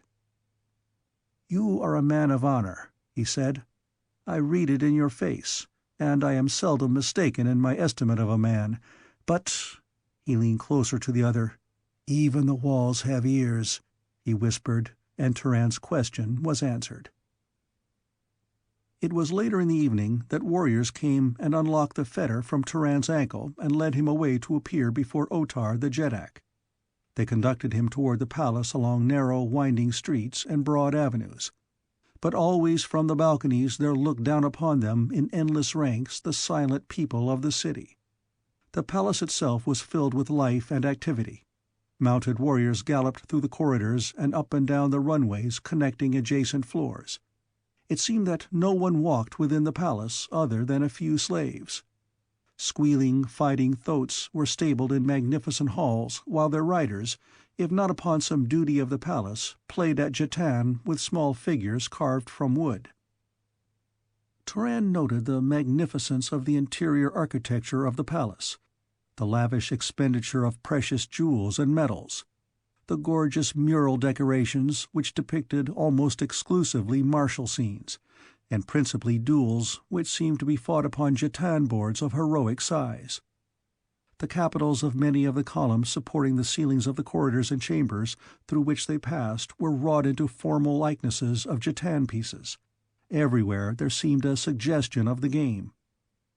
Along the same path that Tara of Helium had been led, Turan was conducted toward the throne room of Otar the Jetak, and when he entered the Hall of Chiefs his interest turned to wonder and admiration as he viewed the ranks of statuesque thoatmen decked in their gorgeous martial panoply. Never, he thought, had he seen upon Barsoom more soldierly figures, or thoats so perfectly trained to perfection of immobility as these. Not a muscle quivered, not a tail lashed, and the riders were as motionless as their mounts, each warlike eye straight to the front, the great spears inclined at the same angle. It was a picture to fill the breast of a fighting man with awe and reverence. Nor did it fail in its effect upon Turan as they conducted him the length of the chamber, where he waited before great doors until he should be summoned into the presence of the ruler of Manator. When Tara of Helium was ushered into the throne room of Otar, she found the great hall filled with the chiefs and officers of Otar and Uthor, the latter occupying the place of honor at the foot of the throne, as was his due. The girl was conducted to the foot of the aisle and halted before the Jetak, who looked down upon her from his high throne with scowling brows and fierce, cruel eyes. "The laws of Manator are just," said Otar, addressing her. "Thus is it that you have been summoned here again to be judged by the highest authority of Manator. Word has reached me that you are suspected of being a Korfal. What word have you to say in refutation of the charge?" Tara of Helium could scarce restrain a sneer as she answered the ridiculous accusation of witchcraft. "So ancient is the culture of my people," she said, "that authentic history reveals no defense for that which we know existed only in the ignorant and superstitious minds of the most primitive peoples of the past. To those who are yet so untutored as to believe in the existence of Korfals, there can be no argument that will convince them of their error. Only long ages of refinement and culture can accomplish their release from the bondage of ignorance. I have spoken." "Yet you do not deny the accusation," said Otar. "It is not worthy the dignity of a denial," she responded haughtily. "And I were you, woman," said a deep voice at her side, "I should nevertheless deny it." Tara of Helium turned to see the eyes of Uthor, the great Jed of Manatos, upon her. Brave eyes they were, but neither cold nor cruel. Otar rapped impatiently upon the arm of his throne. "Uthor forgets," he cried, "that Otar is the Jedak." "Uthor remembers," replied the Jed of Manatos, "that the laws of Manator permit any who may be accused to have advice and counsel before their judge." Tara of Helium saw that, for some reason, this man would have assisted her, and so she acted upon his advice. "I deny the charge," she said. "I am no Korfal." "Of that we shall learn," snapped Otar. "Udor, where are those who have knowledge of the powers of this woman?" And Udor brought several who recounted the little that was known of the disappearance of Emed, and others who told of the capture of Ghek and Tara, suggesting by deduction that, having been found together, they had sufficient in common to make it reasonably certain that one was as bad as the other, and that, therefore, it remained but to convict one of them of Korfalism to make certain the guilt of both. And then Otar called for Ghek, and immediately the hideous kaldane was dragged before him by warriors who could not conceal the fear in which they held this creature. "And you," said Otar in cold, accusing tones. "Already have I been told enough of you to warrant me in passing through your heart the Jedak's steel, of how you stole the brains from the warrior Uvan, so that he thought he saw your headless body still endowed with life, of how you caused another to believe that you had escaped, making him to see naught but an empty bench and a blank wall where you had been." "Ah, Otar, but that is nothing!" cried a young Padwar who had come in command of the escort that brought Ghek. "The thing which he did to Izav here would prove his guilt alone." "What did he do to the warrior Izav?" demanded Otar. "Let Izav speak." The warrior Izav, a great fellow of bulging muscles and thick neck, advanced to the foot of the throne. He was pale and still trembling visibly as from a nervous shock. "Let my first ancestor be my witness, Otar, that I speak the truth," he began. "I was left to guard this creature, who sat upon a bench shackled to the wall. I stood by the open doorway at the opposite side of the chamber. He could not reach me. Yet, Otar, may Is engulf me if he did not drag me to him helpless as an unhatched egg. He dragged me to him, greatest of Jedaks, with his eyes. With his eyes he seized upon my eyes and dragged me to him, and he made me lay my swords and dagger upon the table and back off into a corner, and still keeping his eyes upon my eyes, his head quitted his body, and crawling upon 6 short legs, it descended to the floor, and backed part way into the hole of an ulcio, but not so far that the eyes were not still upon me. And then it returned with the key to its fetter, and after resuming its place upon its own shoulders, it unlocked the fetter and again dragged me across the room, and made me to sit upon the bench where it had been, and there it fastened the fetter about my ankle, and I could do naught for the power of its eyes and the fact that it wore my 2 swords and my dagger. And then the head disappeared down the hole of the ulcio with the key, and when it returned, it resumed its body and stood guard over me at the doorway until the Padwar came to fetch it hither." "It is enough," said Otar sternly. "Both shall receive the Jedak's steel." And rising from his throne, he drew his long sword and descended the marble steps toward them, while 2 brawny warriors seized Tara by either arm and 2 seized Ghek, holding them facing the naked blade of the Jedak. "Hold, just Otar," cried Udor. "There may be yet another to be judged. Let us confront him who calls himself Turan with these his fellows before they die." "Good," exclaimed Otar, pausing halfway down the steps. "Fetch Turan the slave." When Turan had been brought into the chamber, he was placed a little to Tara's left, and a step nearer the throne. Otar eyed him menacingly. "You are Turan," he asked, "friend and companion of these?" The Panthan was about to reply when Tara of Helium spoke. "I know not this fellow," she said. "Who dares say that he be a friend and companion of the Princess Tara of Helium?" Turan and Ghek looked at her in surprise, but at Turan she did not look, and to Ghek she passed a quick glance of warning as to say, "Hold thy peace."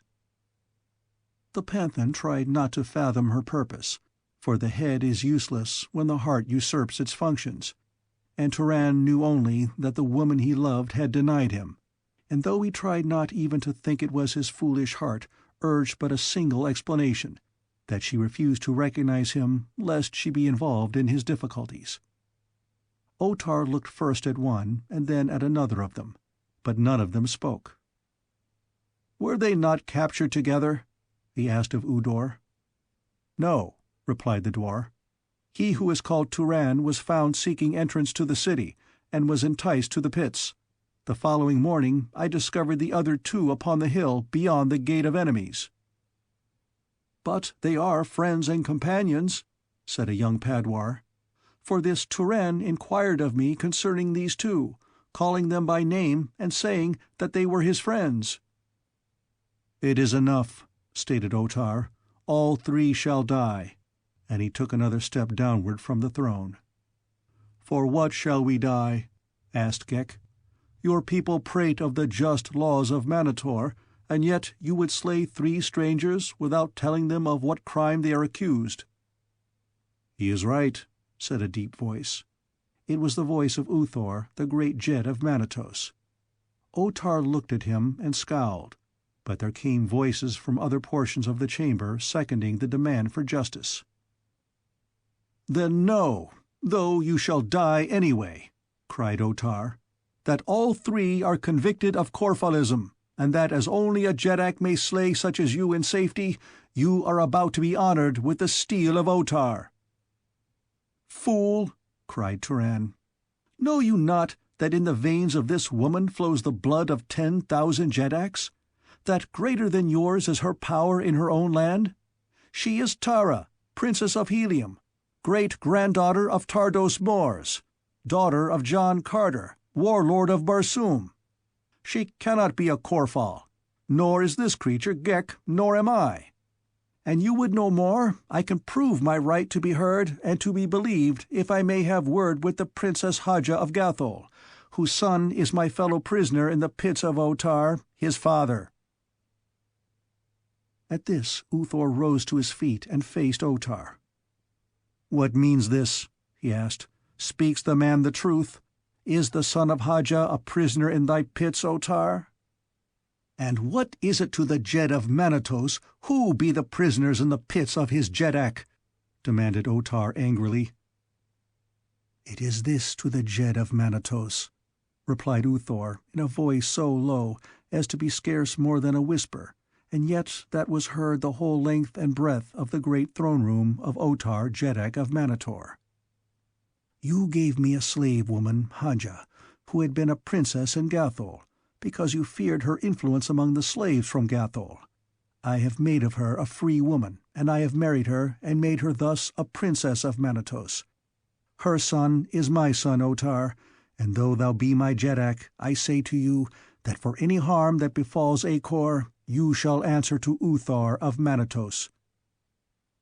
Otar looked long at Uthor, but he made no reply. Then he turned again to Turan. "If one be a Corphal," he said, "then all of you be Corphals, and we know well from the things that this creature has done," he pointed at Ghek, "that he is a Corphal, for no mortal has such powers as he. And as you are all Corphals, you must all die." He took another step downward when Ghek spoke. "These two have no such powers as I," he said. "They are but ordinary, brainless things such as yourself. I have done all the things that your poor, ignorant warriors have told you, but this only demonstrates that I am of a higher order than yourselves, as is indeed the fact. I am a kaldane, not a Corphal. There is nothing supernatural or mysterious about me, other than that to the ignorant all things which they cannot understand are mysterious. Easily might I have eluded your warriors and escaped your pits, but I remained in the hope that I might help these 2 foolish creatures who have not the brains to escape without help. They befriended me and saved my life. I owe them this debt. Do not slay them. They are harmless. Slay me if you will. I offer my life if it will appease your ignorant wrath.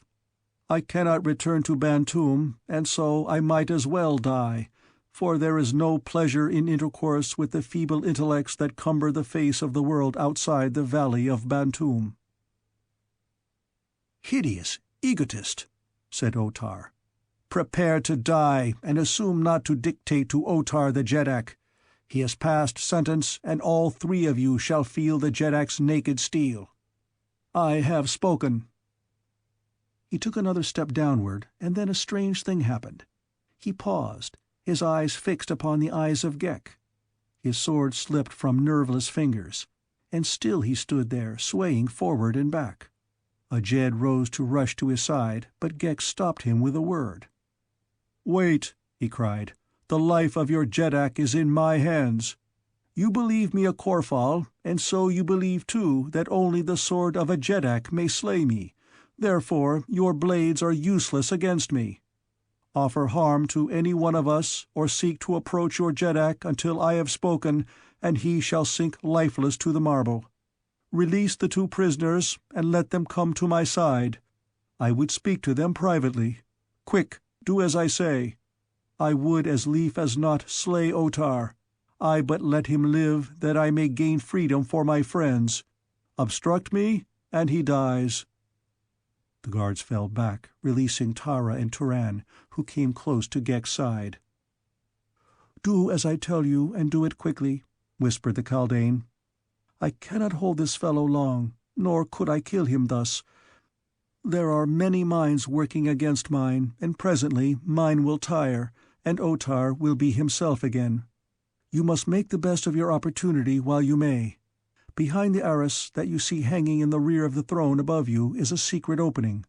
From it a corridor leads to the pits of the palace, where there are storerooms containing food and drink. Few people go there. From these pits lead others to all parts of the city.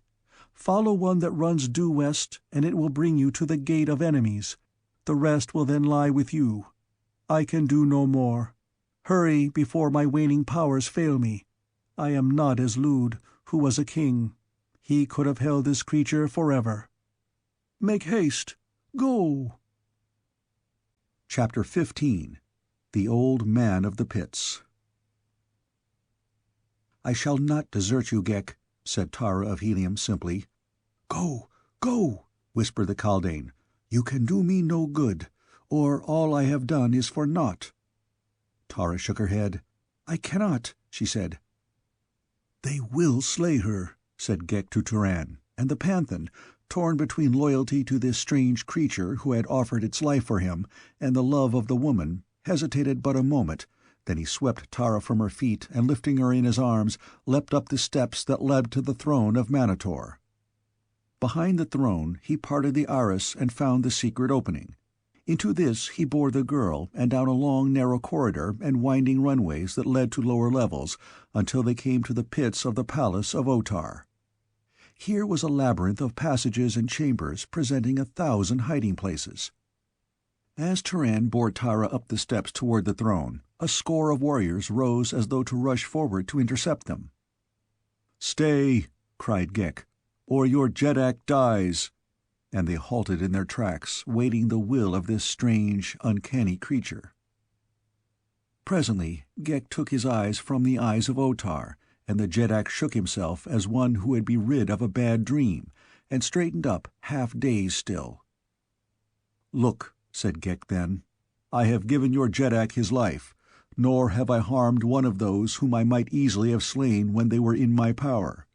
No harm have I or my friends done in the city of Manator. Why then should you persecute us? Give us our lives. Give us our liberty." Otar, now in command of his faculties, stooped and regained his sword. In the room was silence, as all waited to hear the Jedak's answer. "Just are the laws of Manator," he said at last. "Perhaps, after all, there is truth in the words of the stranger. Return him then to the pits, and pursue the others and capture them. Through the mercy of Otar, they shall be permitted to win their freedom upon the field of Jetan in the coming games." Still ashen was the face of the jetak as Gek was led away, and his appearance was that of a man who had been snatched from the brink of eternity into which he has gazed, not with the composure of great courage, but with fear. There were those in the throne room who knew that the execution of the 3 prisoners had but been delayed, and the responsibility placed upon the shoulders of others, and one of those who knew was Uthor, the great Jed of Manatos. His curling lip betokened his scorn of the jetak who had chosen humiliation rather than death. He knew that Otar had lost more of prestige in those few moments than he could regain in a lifetime, for the Martians are jealous of the courage of their chiefs. There can be no evasion of stern duty, no temporizing with honor. That there were others in the room who shared Uthor's belief was evidenced by the silence and the grim scowls. Otar glanced quickly around. He must have sensed the hostility and guessed its cause, for he went suddenly angry, as one who seeks by the vehemence of his words to establish the courage of his heart. He roared forth what could be considered as naught other than a challenge. "The will of Otar the jetak is the law of Manator," he cried. "And the laws of Manator are just. They cannot err. Udor, dispatch those who will search the palace, the pits, and the city, and return the fugitives to their cells. And now for you, Uthor of Manatos. Think you with impunity to threaten your jetak, to question his right to punish traitors and instigators of treason? What am I to think of your loyalty, who takes to a wife a woman I have banished from my court because of her intrigues against the authority of her jetak and her master? But Otar is just. Make your explanations and your peace, then, before it is too late." "Uthor has nothing to explain," replied the Jed of Manatos. "Nor is he at war with his jetak. But he has the right that every Jed and every warrior enjoys, of demanding justice at the hands of the jetak for whomsoever he believes to be persecuted. With increasing rigor has the jetak of Manator persecuted the slaves from Gathol since he took to himself the unwilling Princess Haja. If the slaves from Gathol have harbored thoughts of vengeance and escape, 'tis no more than might be expected from a proud and courageous people. Ever have I counseled greater fairness in our treatment of our slaves, many of whom, in their own lands, are people of great distinction and power.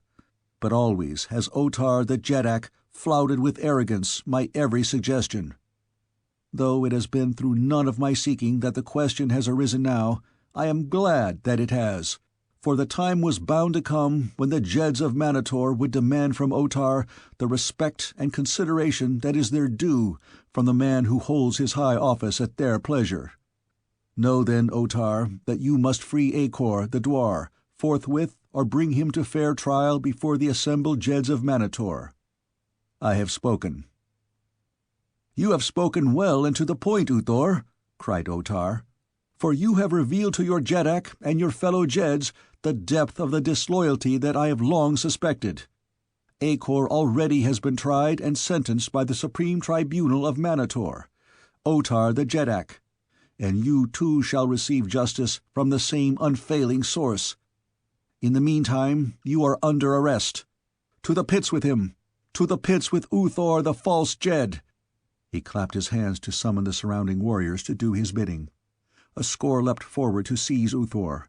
They were warriors of the palace mostly, but 200 leapt to defend Uthor, and with ringing steel they fought at the foot of the steps to the throne of Manator where stood Otar the jetak, with drawn sword ready to take his part in the melee. At the clash of steel, palace guards rushed to the scene from other parts of the great building, until those who would have defended Uthor were outnumbered 2 to 1. And then the Jed of Manatos slowly withdrew with his forces, and fighting his way through the corridors and chambers of the palace, came at last to the avenue. Here he was reinforced by the little army that had marched with him into Manator. Slowly they retreated toward the gate of enemies between the rows of silent people looking down upon them from the balconies, and there, within the city walls, they made their stand. In a dimly lighted chamber beneath the palace of Otar the jetak, Turan the Panthan lowered Tower of Helium from his arms and faced her. "I am sorry, Princess," he said, "that I was forced to disobey your commands, or to abandon Ghek. But there was no other way. Could he have saved you, I would have stayed in his place. Tell me that you forgive me." "How could I do less?" she replied graciously, but it seemed cowardly to abandon a friend. "Had we been 3 fighting men, it had been different," he said. "We could only have remained and died together fighting. But you know, Tara of Helium, that we may not jeopardize a woman's safety, even though we risk the loss of honor." "I know that, Turan," she said, "but no one may say that you have risked honor, who knows the honor and bravery that are yours." He heard her with surprise, for these were the first words that she had spoken to him that did not savor of the attitude of a princess to a panthan, though it was more in her tone than the actual words that he apprehended the difference. How at variance were they to her recent repudiation of him? He could not fathom her, and so he blurted out the question that had been in his mind since she had told Otar that she did not know him. "Tara of Helium," he said, "your words are balm to the wound you gave me in the throne room of Otar. Tell me, Princess, why you denied me?" She turned her great deep eyes up to his, and in them was a little of reproach.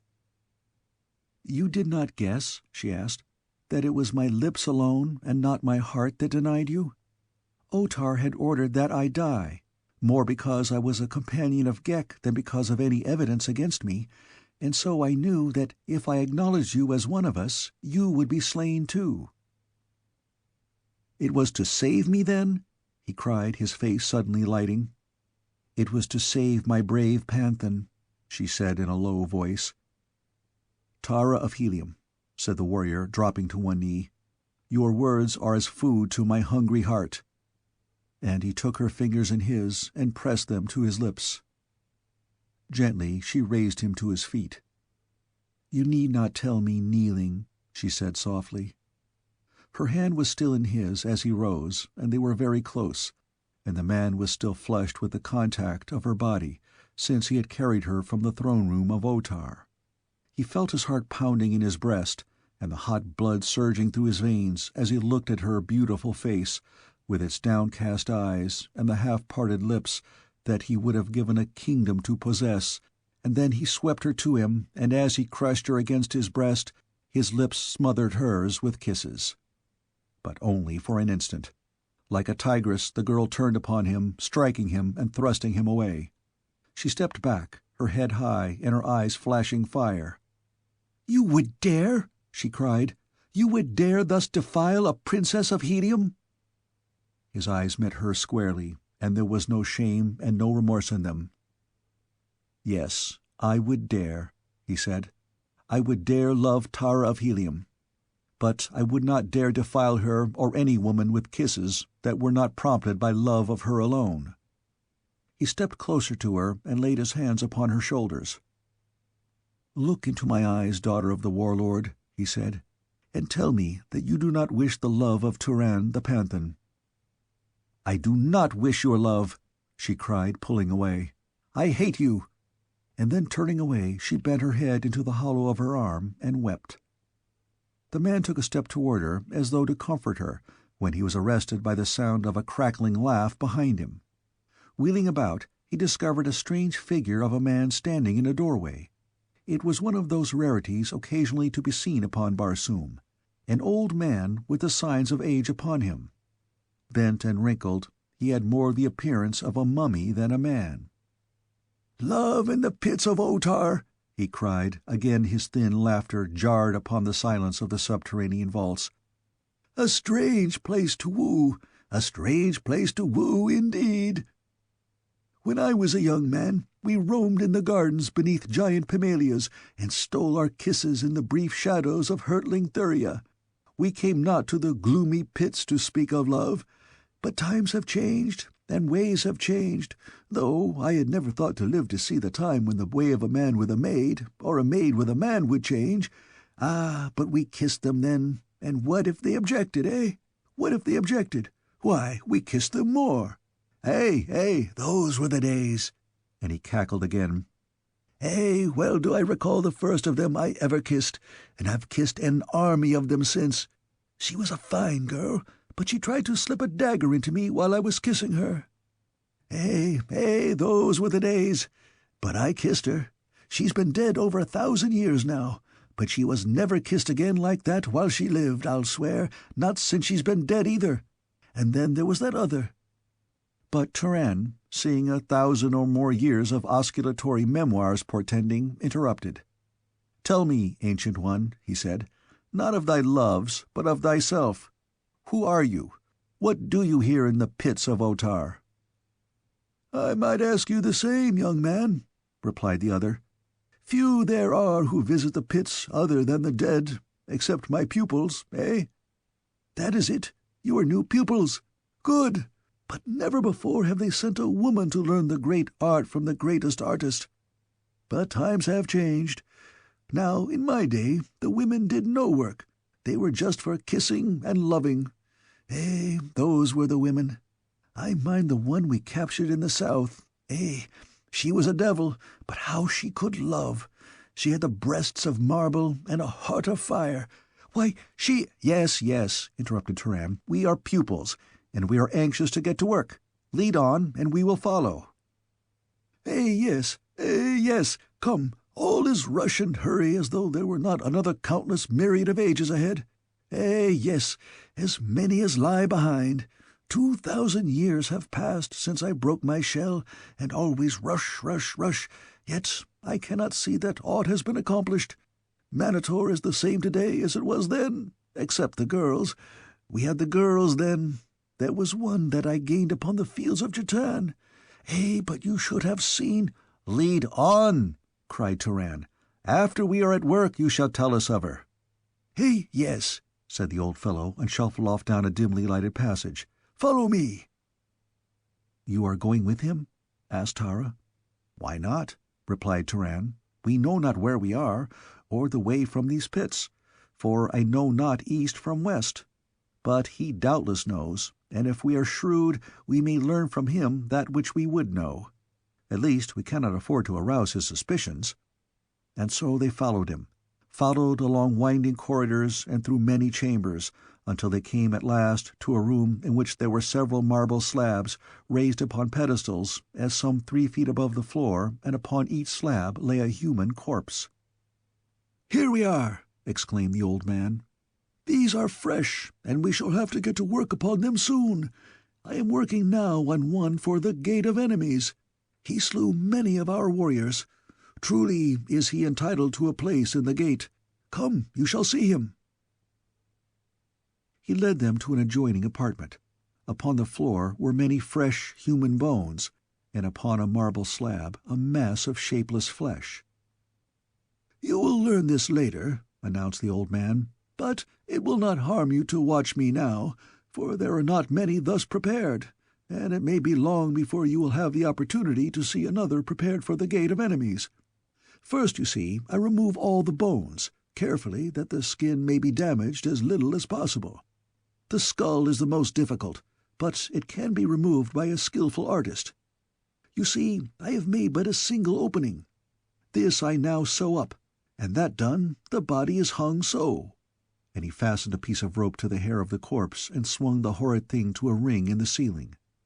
Directly below it was a circular manhole in the floor, from which he removed the cover, revealing a well partially filled with a reddish liquid. "Now we lower it into this, the formula for which you shall learn in due time. We fasten it thus to the bottom of the cover, which we now replace. In a year it will be ready, but it must be examined often in the meantime, and the liquid kept above the level of its crown. It will be a very beautiful piece, this one, when it is ready. And you are fortunate again, for there is one to come out today." He crossed to the opposite side of the room and raised another cover, reached in and dragged a grotesque-looking figure from the hole. It was a human body, shrunk by the action of the chemical in which it had been immersed to a little figure scarce a foot high. Is it not fine?" cried the little old man. "Tomorrow it will take its place in the Gate of Enemies." He dried it off with cloths and packed it away carefully in a basket.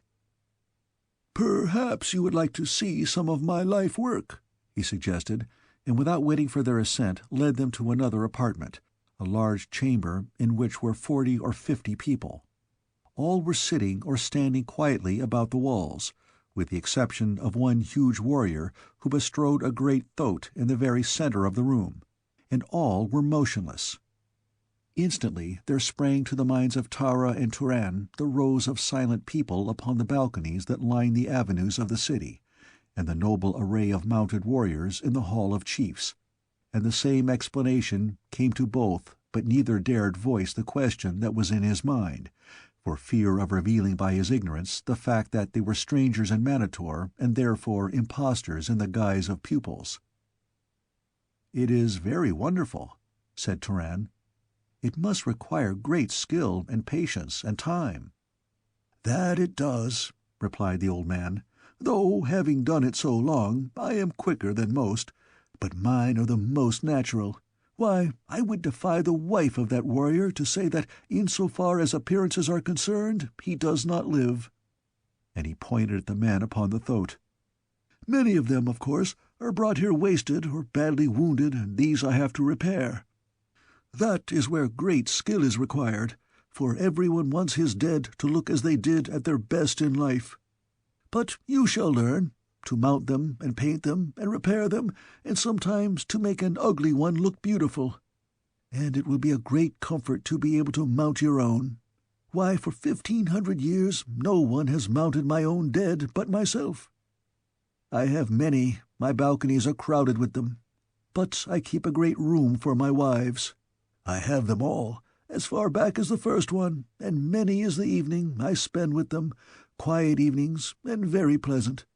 And then the pleasure of preparing them and making them even more beautiful than in life partially recompenses one for their loss. I take my time with them, looking for a new one while I am working on the old.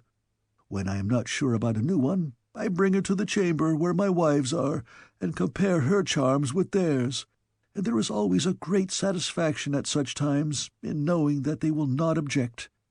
I love harmony." "Did you prepare all the warriors in the Hall of Chiefs?" asked Turan. "Yes, I prepare them and repair them," replied the old man. "Otar will trust no other. Even now I have 2 in another room who were damaged in some way and brought down to me. Otar does not like to have them gone long, since it leaves 2 riderless thoats in the hall, but I shall have them ready presently. He wants them all there in the event any momentous question arises upon which the living Jeds cannot agree, or do not agree with Otar. Such questions he carries to the Jeds in the Hall of Chiefs. There he shuts himself up alone with the great chiefs who have attained wisdom through death. It is an excellent plan, and there is never any friction or misunderstandings. Otar has said that it is the finest deliberative body upon Barsoom, much more intelligent than that composed of the living Jeds. But come, we must get to work. Come into the next chamber, and I will begin your instruction." He led the way into the chamber in which lay the several corpses upon their marble slabs, and going to a cabinet he donned a pair of huge spectacles and commenced to select various tools from little compartments. This done, he turned again toward his 2 pupils. "Now, let me have a look at you," he said. "My eyes are not what they once were, and I need these powerful lenses for my work, or to see distinctly the features of those around me." He turned his eyes upon the 2 before him. Turan held his breath, for he knew that now the man must discover that they wore not the harness or insignia of Manator. He had wondered before why the old fellow had not noticed it, for he had not known that he was half blind. The other examined their faces, his eyes lingering long upon the beauty of Tara of Helium, and then they drifted to the harness of the 2. Turan thought that he noted an appreciable start of surprise on the part of the taxidermist, but if the old man noticed anything, his next words did not reveal it. "Come with Igos," he said to Turan. "I have materials in the next room which I would have you fetch hither. Remain here, woman, we shall be gone but a moment." He led the way to one of the numerous doors opening into the chamber and entered ahead of Turan. Just inside the door he stopped, and pointing to a bundle of silks and furs upon the opposite side of the room, directed Turan to fetch them. The latter had crossed the room and was stooping to raise the bundle when he heard the click of a lock behind him. Wheeling instantly, he saw that he was alone in the room and that the single door was closed. Running rapidly to it, he strove to open it, only to find that he was a prisoner. Igos, stepping out and locking the door behind him, turned toward Tara. "Your leather betrayed you," he said, laughing his cackling laugh. "You sought to deceive old Igos, but you found that though his eyes are weak, his brain is not. But it shall not go ill with you. You are beautiful, and Igos loves beautiful women. I might not have you elsewhere in Manator, but here there is none to deny old Igos. Few come to the pits of the dead, only those who bang the dead, and they hasten away as fast as they can. No one will know that Igos has a beautiful woman locked with his dead. I shall ask you no questions, and then I will not have to give you up, for I will not know to whom you belong, eh? And when you die, I shall mount you beautifully and place you in the chamber with my other women. Will not that be fine, eh?" And he approached until he stood close beside the horrified girl. "Come," he cried, seizing her by the wrist. "Come to Igos." Chapter 16. Another Change of Name. Turan dashed himself against the door of his prison in a vain effort to break through the solid skeel to the side of Tara, whom he knew to be in grave danger. But the heavy panels held, and he succeeded only in bruising his shoulders and his arms. At last he desisted and set about searching his prison for some other means of escape. He found no other opening in the stone walls, but his search revealed a heterogeneous collection of odds and ends of arms and apparel, of harness and ornaments and insignia, and sleeping silks and furs in great quantities. There were swords and spears and several large two-bladed battle-axes, the heads of which bore a striking resemblance to the propeller of a small flier. Seizing one of these, he attacked the door once more with great fury. He expected to hear something from Igos at this ruthless destruction, but no sound came to him from beyond the door, which was, he thought, too thick for the human voice to penetrate. But he would have wagered much that Igos heard him. Bits of the hard wood splintered at each impact of the heavy axe, but it was slow work and heavy. Presently he was compelled to rest, and so it went for what seemed hours, working almost to the verge of exhaustion and then resting for a few minutes. But ever the hole grew larger, though he could see nothing of the interior of the room beyond, because of the hanging that Igos had drawn across it after he had locked Turan within. At last, however, the panthan had hewn an opening through which his body could pass, and seizing a longsword that he had brought close to the door for the purpose, he crawled through into the next room. Flinging aside the arras, he stood ready, sword in hand, to fight his way to the side of Tara of Helium, but she was not there. In the center of the room lay Igos, dead upon the floor, but Tara of Helium was nowhere to be seen. Turan was nonplussed. It must have been her hand that had struck down the old man, yet she had made no effort to release Turan from his prison. And then he thought of those last words of hers, "I do not want your love, I hate you," and the truth dawned upon him. She had seized upon this first opportunity to escape him. With downcast heart, Turan turned away. What should he do? There could be but one answer. While he lived and she lived, he must still leave no stone unturned to effect her escape and safe return to the land of her people. But how? How was he even to find his way from this labyrinth? How was he to find her again? He walked to the nearest doorway. It chanced to be that which led into the room containing the mounted dead, awaiting transportation to balcony or grim room or whatever place was to receive them. His eyes traveled to the great painted warrior on the thoat, and as they ran over the splendid trappings and the serviceable arms, a new light came into the pain-dulled eyes of the panthan. With a quick step, he crossed to the side of the dead warrior and dragged him from his mount. With equal celerity, he stripped him of his harness and his arms, and tearing off his own, donned the regalia of the dead man. Then he hastened back to the room in which he had been trapped. for there he had seen that which he needed to make his disguise complete. In a cabinet he found them, pots of paint that the old taxidermist had used to place the war paint in its wide bands across the cold faces of the dead warriors. A few moments later, Gahan of Gathol emerged from the room a warrior of Manator in every detail of harness, equipment, and ornamentation. He had removed from the leather of the dead man the insignia of his house and rank, so that he might pass, with the least danger of arousing suspicion, as a common warrior. To search for Tara of Helium in the vast, dim labyrinth of the pits of Otar seemed to the Gatholian a hopeless quest, foredoomed to failure. It would be wiser to seek the streets of Manator, where he might hope to learn first if she had been recaptured, and if not, then he could return to the pits and pursue the hunt for her. To find egress from the maze, he must perforce travel a considerable distance through the winding corridors and chambers, since he had no idea as to the location or direction of any exit. In fact, he could not have retraced his steps 100 yards toward the point at which he and Tara had entered the gloomy caverns, and so he set out in the hope that he might find by accident either Tara of Helium or a way to the street level above.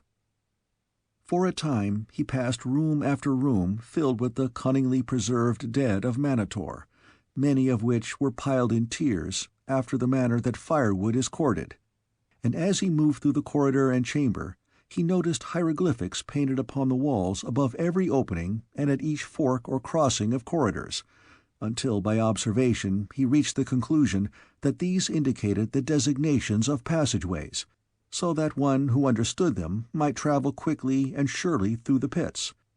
But Turan did not understand them. Even could he have read the language of Manator, they might not materially have aided one unfamiliar with the city.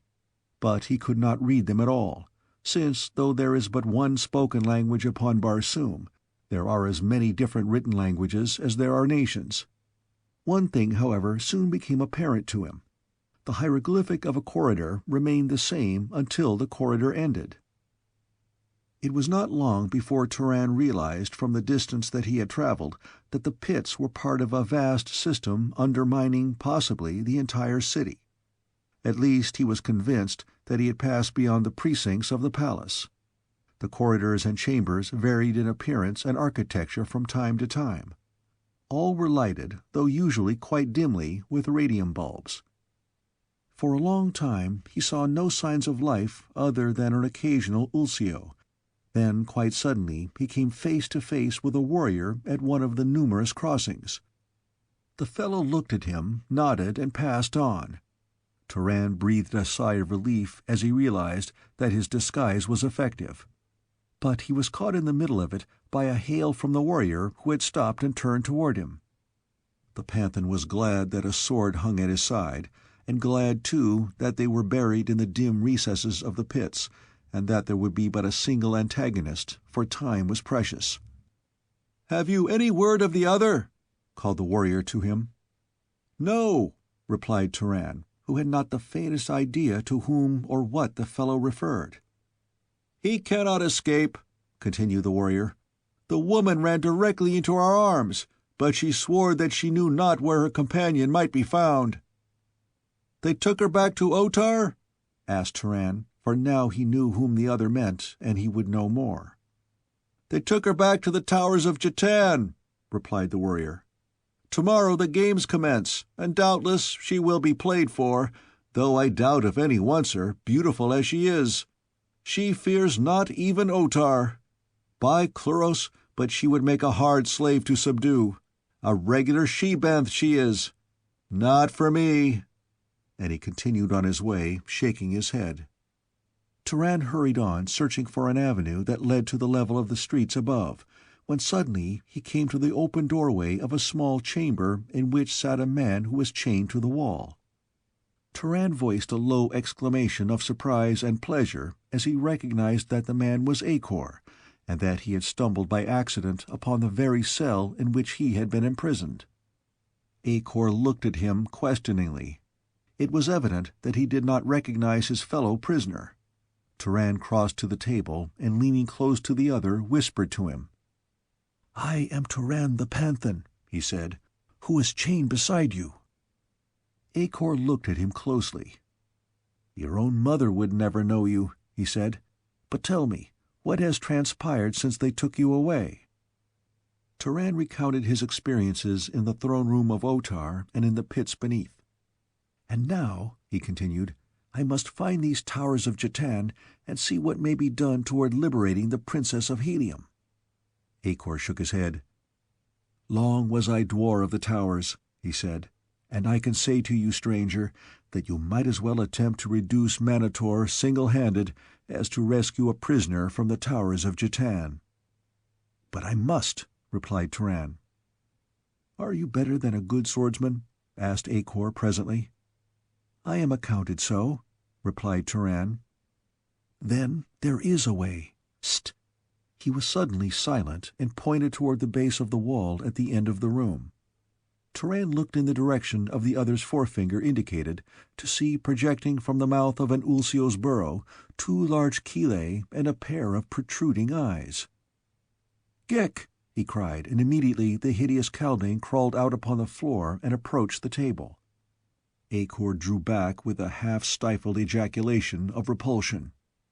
"Do not fear," Turan reassured him. "It is my friend, he whom I told you held Otar while Tara and I escaped." Ghek climbed to the tabletop and squatted between the 2 warriors.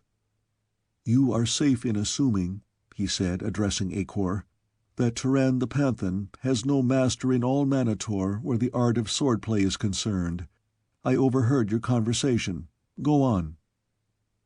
"You are his friend," continued Acor, "and so I may explain safely in your presence the only plan I know whereby he may hope to rescue the Princess of Helium. She is to be the stake of one of the games, and it is Otar's desire that she be won by slaves and common warriors, since she repulsed him. Thus would he punish her. Not a single man, but all who survive upon the winning side are to possess her. With money, however, one may buy off the others before the game. That you could do, and if your side won and you survived, she would become your slave." "But how may a stranger and a hunted fugitive accomplish this?" asked Turan. "No one will recognize you. You will go tomorrow to the Keeper of the Towers, and enlist in that game for which the girl is to be the stake, telling the Keeper that you are from Manataj, the farthest city of Manator. If he questions you, you may say that you saw her when she was brought into the city after her capture. If you win her, you will find thoats stabled at my palace, and you will carry from me a token that will place all that is mine at your disposal." "But how can I buy off the others in a game without money?" asked Turan. "I have none, not even of my own country." Acor opened his pocket-pouch and drew forth a packet of Manatorian money. "Here is sufficient to buy them off twice over," he said, handing a portion of it to Turan. "But why do you do this for a stranger?" asked the Panthan. "My mother was a captive princess here," replied Acor. "I but do for the Princess of Helium what my mother would have me do." "Under the circumstances, then, Manatorian," replied Turan, "I cannot but accept your generosity on behalf of Tara of Helium, and I live in hope that some day I may do for you something in return." "Now you must be gone," advised Acor.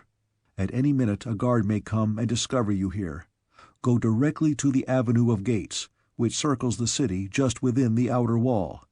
There you will find many places devoted to the lodging of strangers. You will know them by the thoat's head carved above the doors. Say that you are here from Manataj to witness the games. Take the name of Ukal.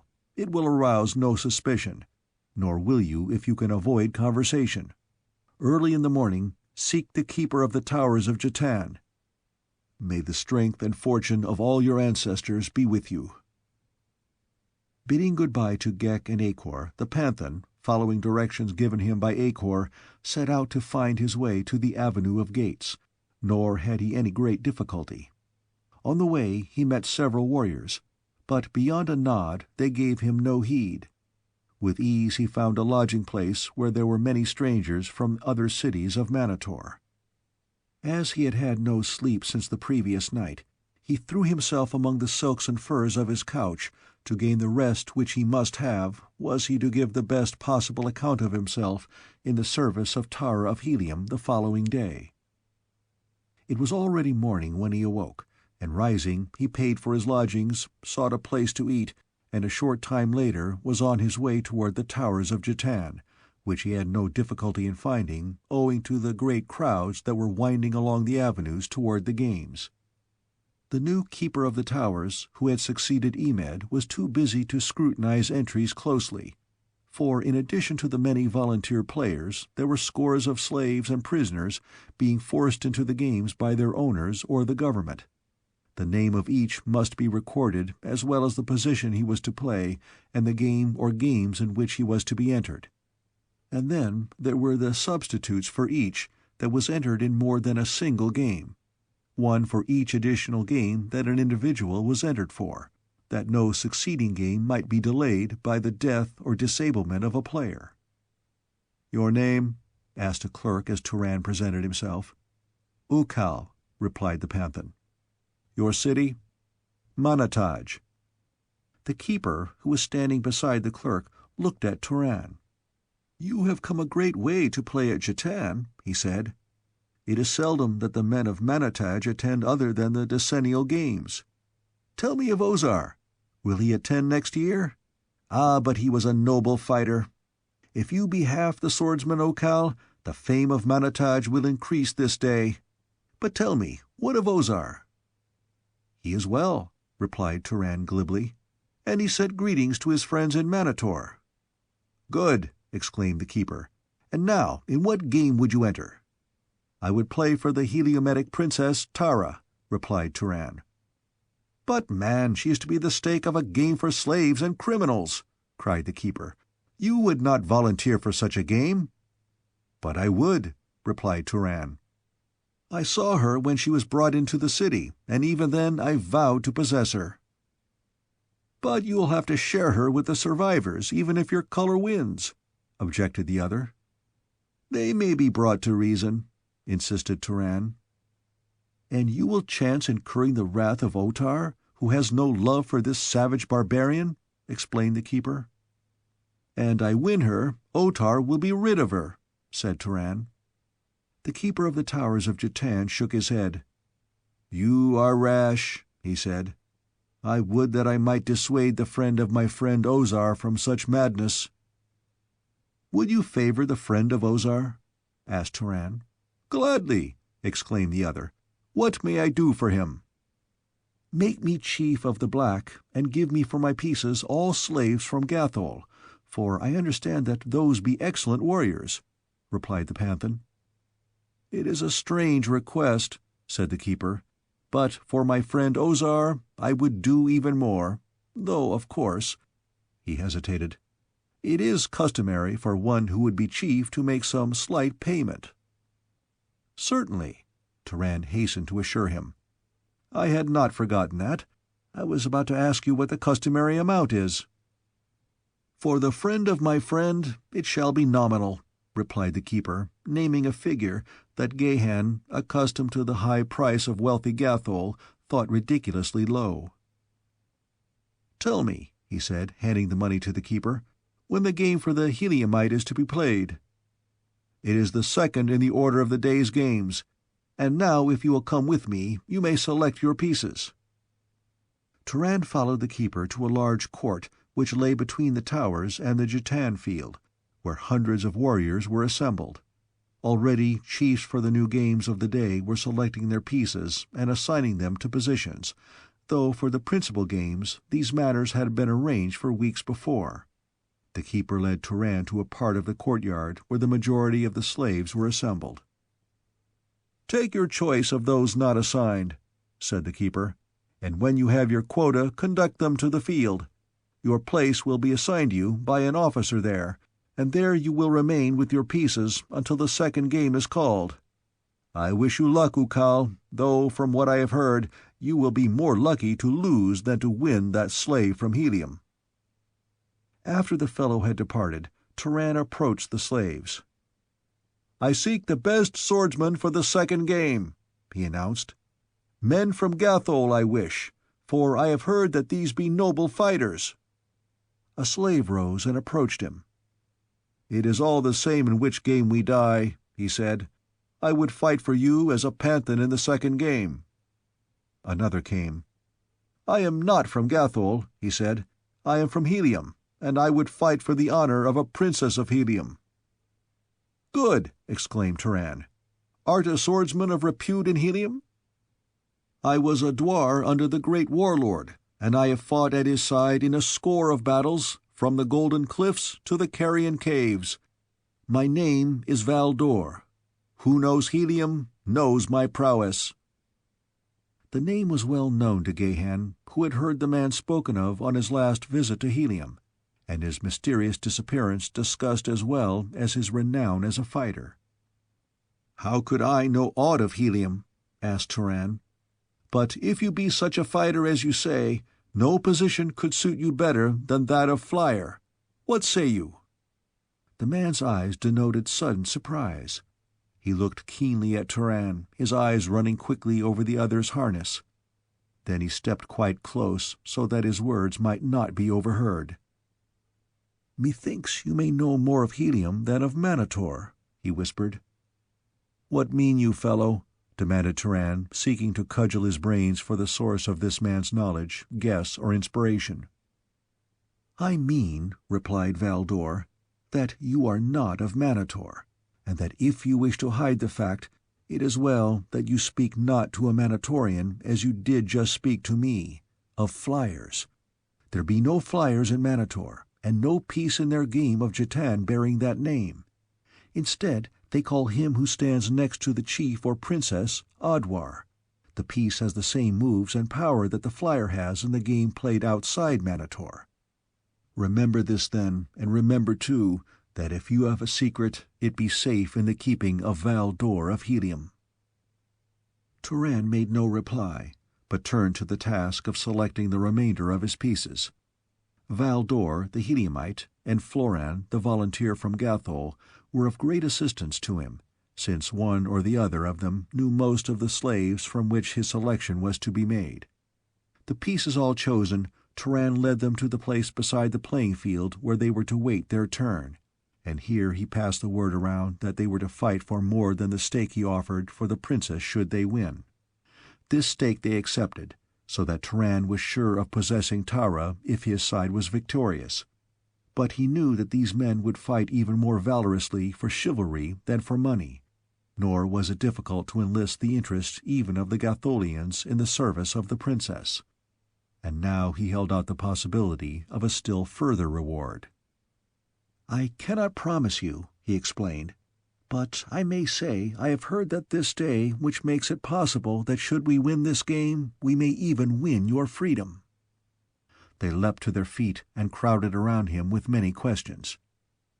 "It may not be spoken of aloud," he said, "but Floran and Valdor know, and they assure me that you may all be trusted. Listen.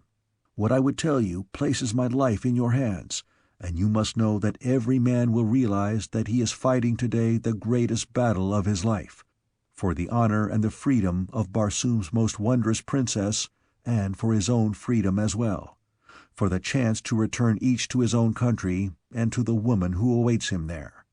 First, then, is my secret. I am not of Manator. Like yourselves, I am a slave, though for the moment disguised as a Manatorian from Manataj. My country and my identity must remain undisclosed for reasons that have no bearing upon our game today.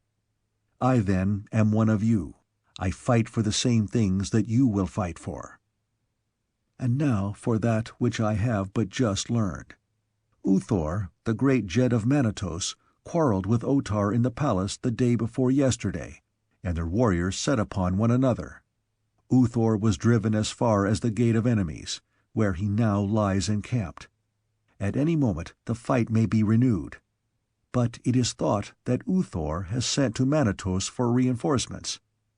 Now, men of Gathol, here is the thing that interests you. Uthor has recently taken to wife the Princess Haja of Gathol, who was slave to Otar, and whose son, Akor, was dwar of the Towers of Jetan.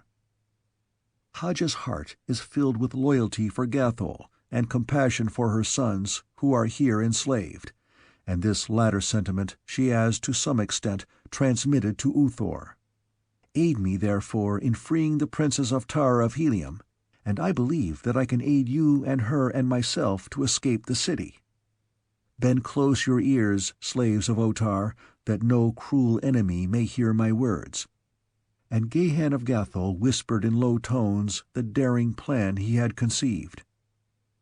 "And now," he demanded, when he had finished, "let him who does not dare speak now." None replied. "Is there none?" "And it would not betray you should I cast my sword at thy feet. It had been done ere this," said one in low tones, pregnant with suppressed feeling. "And I, and I, and I," chorused the others in vibrant whispers. Chapter 17. A Play to the Death. Clear and sweet, a trumpet spoke across the fields of Jetan. From the high tower its cool voice floated across the city of Manator and above the babble of human discords rising from the crowded mass that filled the seats of the stadium below. It called the players for the first game, and simultaneously there fluttered to the peaks of 1,000 staffs on tower and battlement and the great wall of the stadium the rich, gay pennons of the fighting chiefs of Manator. Thus was marked the opening of the Jedax Games, the most important of the year and second only to the Grand Decennial Games. Gahan of Gathol watched every play with eagle eye. The match was an unimportant one, being but to settle some petty dispute between two chiefs, and was played with professional jetan players for points only. No one was killed, and there was but little blood spilled. It lasted about an hour, and was terminated by the chief of the losing side deliberately permitting himself to be outpointed, that the game might be called a draw. Again the trumpet sounded, this time announcing the second and last game of the afternoon. While this was not considered an important match, those being reserved for the fourth and fifth days of the games, it promised to afford sufficient excitement since it was a game to the death. The vital difference between the game played with living men and that in which inanimate pieces are used lies in the fact that while in the latter the mere placing of a piece upon a square occupied by an opponent piece terminates the move, in the former the two pieces thus brought together engage in a duel for possession of the square. Therefore there enters into the former game not only the strategy of jetan, but the personal prowess and bravery of each individual piece, so that a knowledge not only of one's own men but of each player upon the opposing side is of vast value to a chief. In this respect was Gahan handicapped, though the loyalty of his players did much to offset his ignorance of them, since they aided him in arranging the board to the best advantage, and told him honestly the faults and virtues of each. One fought best in a losing game, another was too slow, another too impetuous. This one had fire and a heart of steel, but lacked endurance. Of the opponents, though, they knew little or nothing. And now, as the two sides took their places upon the black and orange squares of the great jetan board, Gahan obtained, for the first time, a close view of those who opposed him. The Orange Chief had not yet entered the field, but his men were all in place. Val Dor turned to Gahan. "They are all criminals from the pits of Manator," he said. "There is no slave among them. We shall not have to fight against a single fellow countryman, and every life we take will be the life of an enemy." "It is well," replied Gahan. "But where is their chief, and where the two princesses?" "They are coming now, see?" And he pointed across the field to where two women could be seen approaching under guard. As they came nearer, Gahan saw that one was indeed Tara of Helium, but the other he did not recognize, and then they were brought to the center of the field midway between the two sides, and there waited until the Orange Chief arrived. Florin voiced an exclamation of surprise when he recognized him. "By my first ancestor, if it is not one of their great chiefs," he said, "and we were told that slaves and criminals were to play for the stake of this game." His words were interrupted by the Keeper of the Towers, whose duty it was not only to announce the games and the stakes, but to act as referee as well. Of this, the second game of the first day of the Jedak's Games in the 433rd year of Otar, Jedak of Manator, the princesses of each side shall be the sole stakes, and to the survivors of the winning side shall belong both princesses, to do with as they shall see fit. The orange princess is the slave woman Lan-O of Gathol.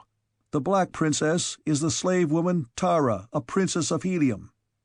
The black chief is Ukal of Manataj, a volunteer player. The orange chief is the Dwar Udor of the 8th Utan of the Jedak of Manator, also a volunteer player. The square shall be contested to the death. Just are the laws of Manator. I have spoken." The initial move was won by Udor, following which the two chiefs escorted their respective princesses to the square each was to occupy. It was the first time Gahan had been alone with Tara since she had been brought upon the field. He saw her scrutinizing him closely as he approached to lead her to her place, and wondered if she recognized him. But if she did, she gave no sign of it. He could not but remember her last words, "I hate you," and her desertion of him when he had been locked in the room beneath the palace by Igos, the taxidermist, and so he did not seek to enlighten her as to his identity. He meant to fight for her, to die for her if necessary, and if he did not die, to go on fighting to the end for her love. Gahan of Gathol was not easily to be discouraged, but he was compelled to admit that his chances of winning the love of Tara of Helium were remote. Already had she repulsed him twice, once as Jed of Gathol, and again as Turan the Panthan. Before his love, however, came her safety, and the former must be relegated to the background until the latter had been achieved. Passing among the players already at their stations, the two took their places upon their respective squares. At Tara's left was the Black Chief, Gahan of Gathol. Directly in front of her, the Princess Panthan, Florin of Gathol, and at her right the Princess Audwar, Valdor of Helium. And each of these knew the part that he was to play, win or lose, as did each of the other black players. As Tara took her place, Valdor bowed low. "My sword is at your feet, Tara of Helium," he said. She turned and looked at him, an expression of surprise and incredulity upon her face. "Valdor the Dwar!" she exclaimed. "Valdor of Helium, one of my father's trusted captains. Can it be possible that my eyes speak the truth?" "It is Valdor, Princess," the warrior replied, "and here to die for you if need be, as is every wearer of the black upon this field of jetan today." "Know, Princess," he whispered, "that upon this side is no man of Manator, but each and every is an enemy of Manator." She cast a quick, meaning glance toward Gahan. "But what of him?" she whispered, and then she caught her breath quickly in surprise. "Shade of the first Jedak!" she exclaimed. "I did but just recognize him through his disguise." "And you trust him?" asked Valdor. "I know him not, but he spoke fairly, as an honorable warrior, and we have taken him at his word." "You have made no mistake," replied Tara of Helium. "I would trust him with my life, with my soul, and you too may trust him."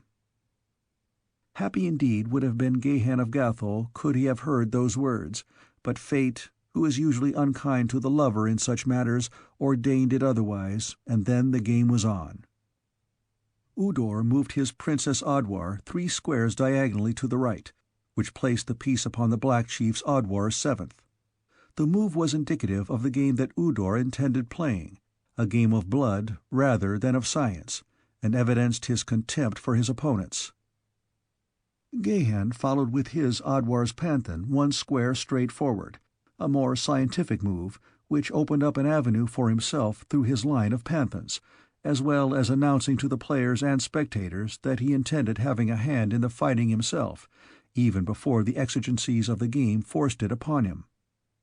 The move elicited a ripple of applause from those sections of seats reserved for the common warriors and their women, showing perhaps that Udor was none too popular with these, and too it had its effect upon the morale of Gahan's pieces. A chief may, and often does, play almost an entire game without leaving his own square, where, mounted upon a thoat, he may overlook the entire field and direct each move. Nor may he be reproached for lack of courage should he elect thus to play the game, since, by the rules, were he to be slain, or so badly wounded as to be compelled to withdraw, a game that might otherwise have been won by the science of his play and the prowess of his men would be drawn. To invite personal combat, therefore, denotes confidence in his own swordsmanship and great courage, two attributes that were calculated to fill the black players with hope and valor when evinced by their chief thus early in the game. Udor's next move placed Lano's Adwar upon Tara's Adwar's fourth, within striking distance of the Black Princess. Another move, and the game would be lost to Gahan unless the Orange Adwar was overthrown, or Tara moved to a position of safety. But to move his princess now would be to admit his belief in the superiority of the Orange. In the 3 squares allowed him, he could not place himself squarely upon the square occupied by the Adwar of Udor's princess. There was only one player upon the black side that might dispute the square with the enemy, and that was the chief's Adwar, who stood upon Gahan's left. Gahan turned upon his throat and looked at the man. He was a splendid-looking fellow, resplendent in the gorgeous trappings of an Adwar, the 5 brilliant feathers which denoted his position rising defiantly erect from his thick black hair. In common with every player upon the field and every spectator in the crowded stands, he knew what was passing in his chief's mind. He dared not speak, the ethics of the game forbade it, but what his lips might not voice, his eyes expressed in martial fire and eloquently. "The honor of the Black and the safety of our princess are secure with me." Gahan hesitated no longer. "Chief's Adwar to Princess Adwar's fourth," he commanded. It was the courageous move of a leader who had taken up the gauntlet thrown down by his opponent. The warrior sprang forward and leapt into the square occupied by Udor's piece. It was the first disputed square of the game. The eyes of the players were fastened upon the contestants. The spectators leaned forward in their seats after the first applause that had greeted the move, and silence fell upon the vast assemblage. If the black went down to defeat, Udor could move his victorious piece onto the square occupied by Tara of Helium, and the game would be over in 4 moves, and lost to Gahan of Gathol. If the Orange lost, Udor would have sacrificed one of his most important pieces, and more than lost what advantage the first move might have given him. Physically, the 2 men appeared perfectly matched, and each was fighting for his life. But from the first it was apparent that the Black Adwar was the better swordsman, and Gahan knew that he had another and perhaps a greater advantage over his antagonist. The latter was fighting for his life only, without the spur of chivalry or loyalty. The Black Adwar had these to strengthen his arm, and besides these the knowledge of the thing that Gahan had whispered into the ears of his players before the game, and so he fought for what is more than life to the man of honor. It was a duel that held those who witnessed it in spellbound silence. The weaving blades gleamed in the brilliant sunlight, ringing to the parries of cut and thrust. The barbaric harness of the duelists lent splendid color to the savage, martial scene. The Orange Adwar, forced upon the defensive, was fighting madly for his life. The Black, with cool and terrible efficiency, was forcing him steadily, step by step, into a corner of the square, a position from which there could be no escape. To abandon the square was to lose it to his opponent, and win for himself ignoble and immediate death before the jeering populace.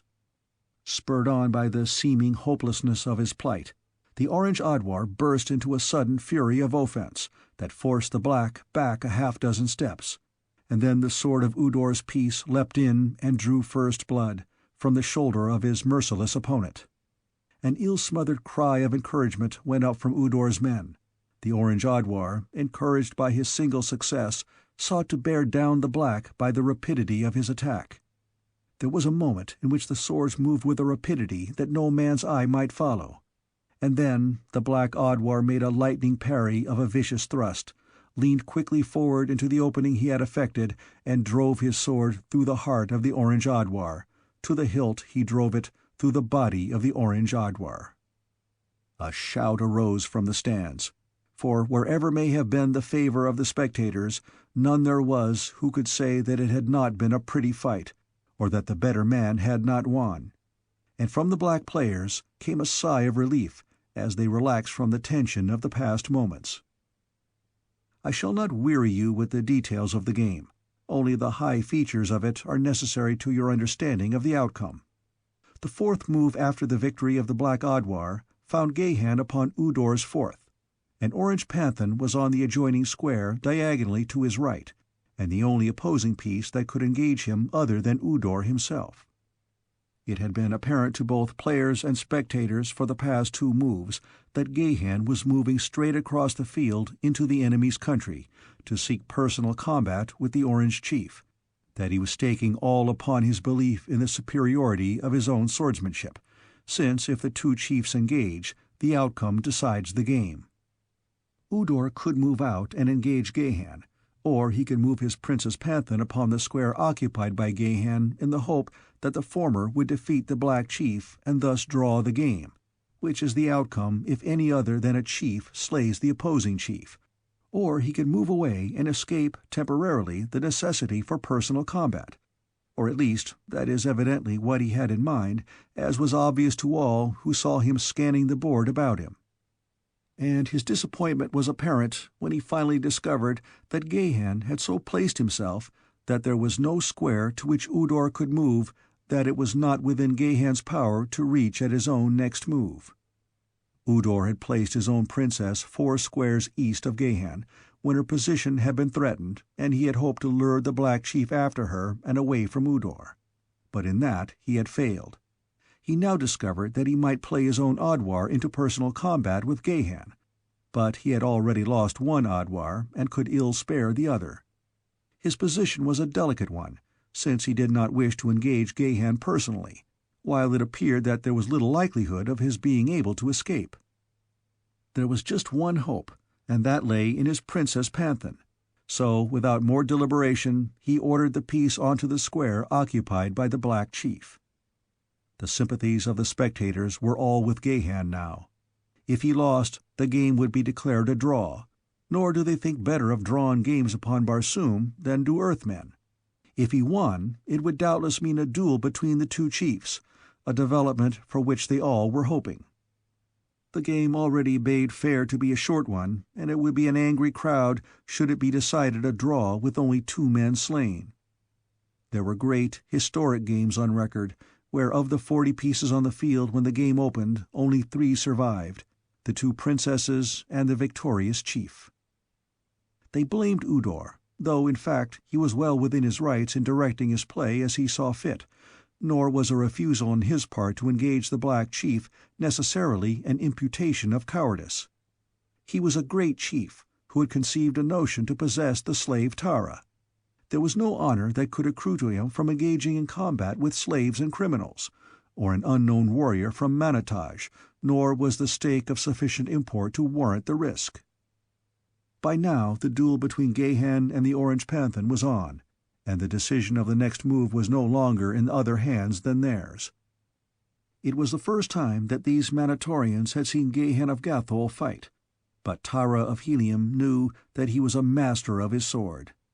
Could he have seen the proud light in her eyes as he crossed blades with the wearer of the orange, he might easily have wondered if they were the same eyes that had flashed fire and hatred at him that time he had covered her lips with mad kisses in the pits of the palace of Otar. As she watched him, she could not but compare his swordplay with that of the greatest swordsman of 2 worlds, her father, John Carter of Virginia, a prince of Helium, warlord of Barsoom, and she knew that the skill of the Black Chief suffered little by the comparison. Short and to the point was the duel that decided possession of the Orange Chief's fourth. The spectators had settled themselves for an interesting engagement of at least average duration, when they were brought almost standing by a brilliant flash of rapid swordplay that was over ere one could catch his breath. They saw the Black Chief step quickly back, his point upon the ground, while his opponent, his sword slipping from his fingers, clutched his breast, sank to his knees, and then lunged forward upon his face. And then Gahan of Gathol turned his eyes directly upon Udor of Manator 3 squares away. 3 squares is a chief's move, 3 squares in any direction or combination of directions, only provided that he does not cross the same square twice in a given move. The people saw and guessed Gahan's intention. They rose and roared forth their approval as he moved deliberately across the intervening squares toward the Orange Chief. Otar, in the royal enclosure, sat frowning upon the scene. Otar was angry. He was angry with Udor for having entered this game for possession of a slave, for whom it had been his wish only slaves and criminals should strive. He was angry with the warrior from Manataj for having so far outgeneraled and outfought the men from Manator. He was angry with the populace because of their open hostility toward one who had basked in the sunshine of his favor for long years. Otar the Jetak had not enjoyed the afternoon. Those who surrounded him were equally glum.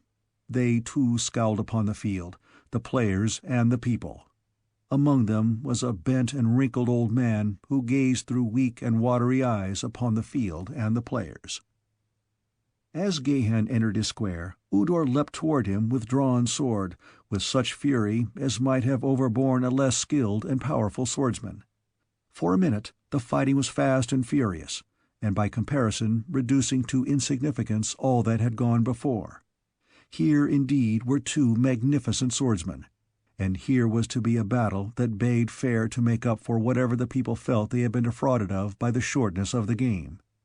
Nor had it continued long before many there were who would have prophesied that they were witnessing a duel that was to become historic in the annals of jetan at Manator. Every trick, every subterfuge known to the art of fence these men employed. Time and again each scored a point and brought blood to the opponent's copper hide, until both were red with gore.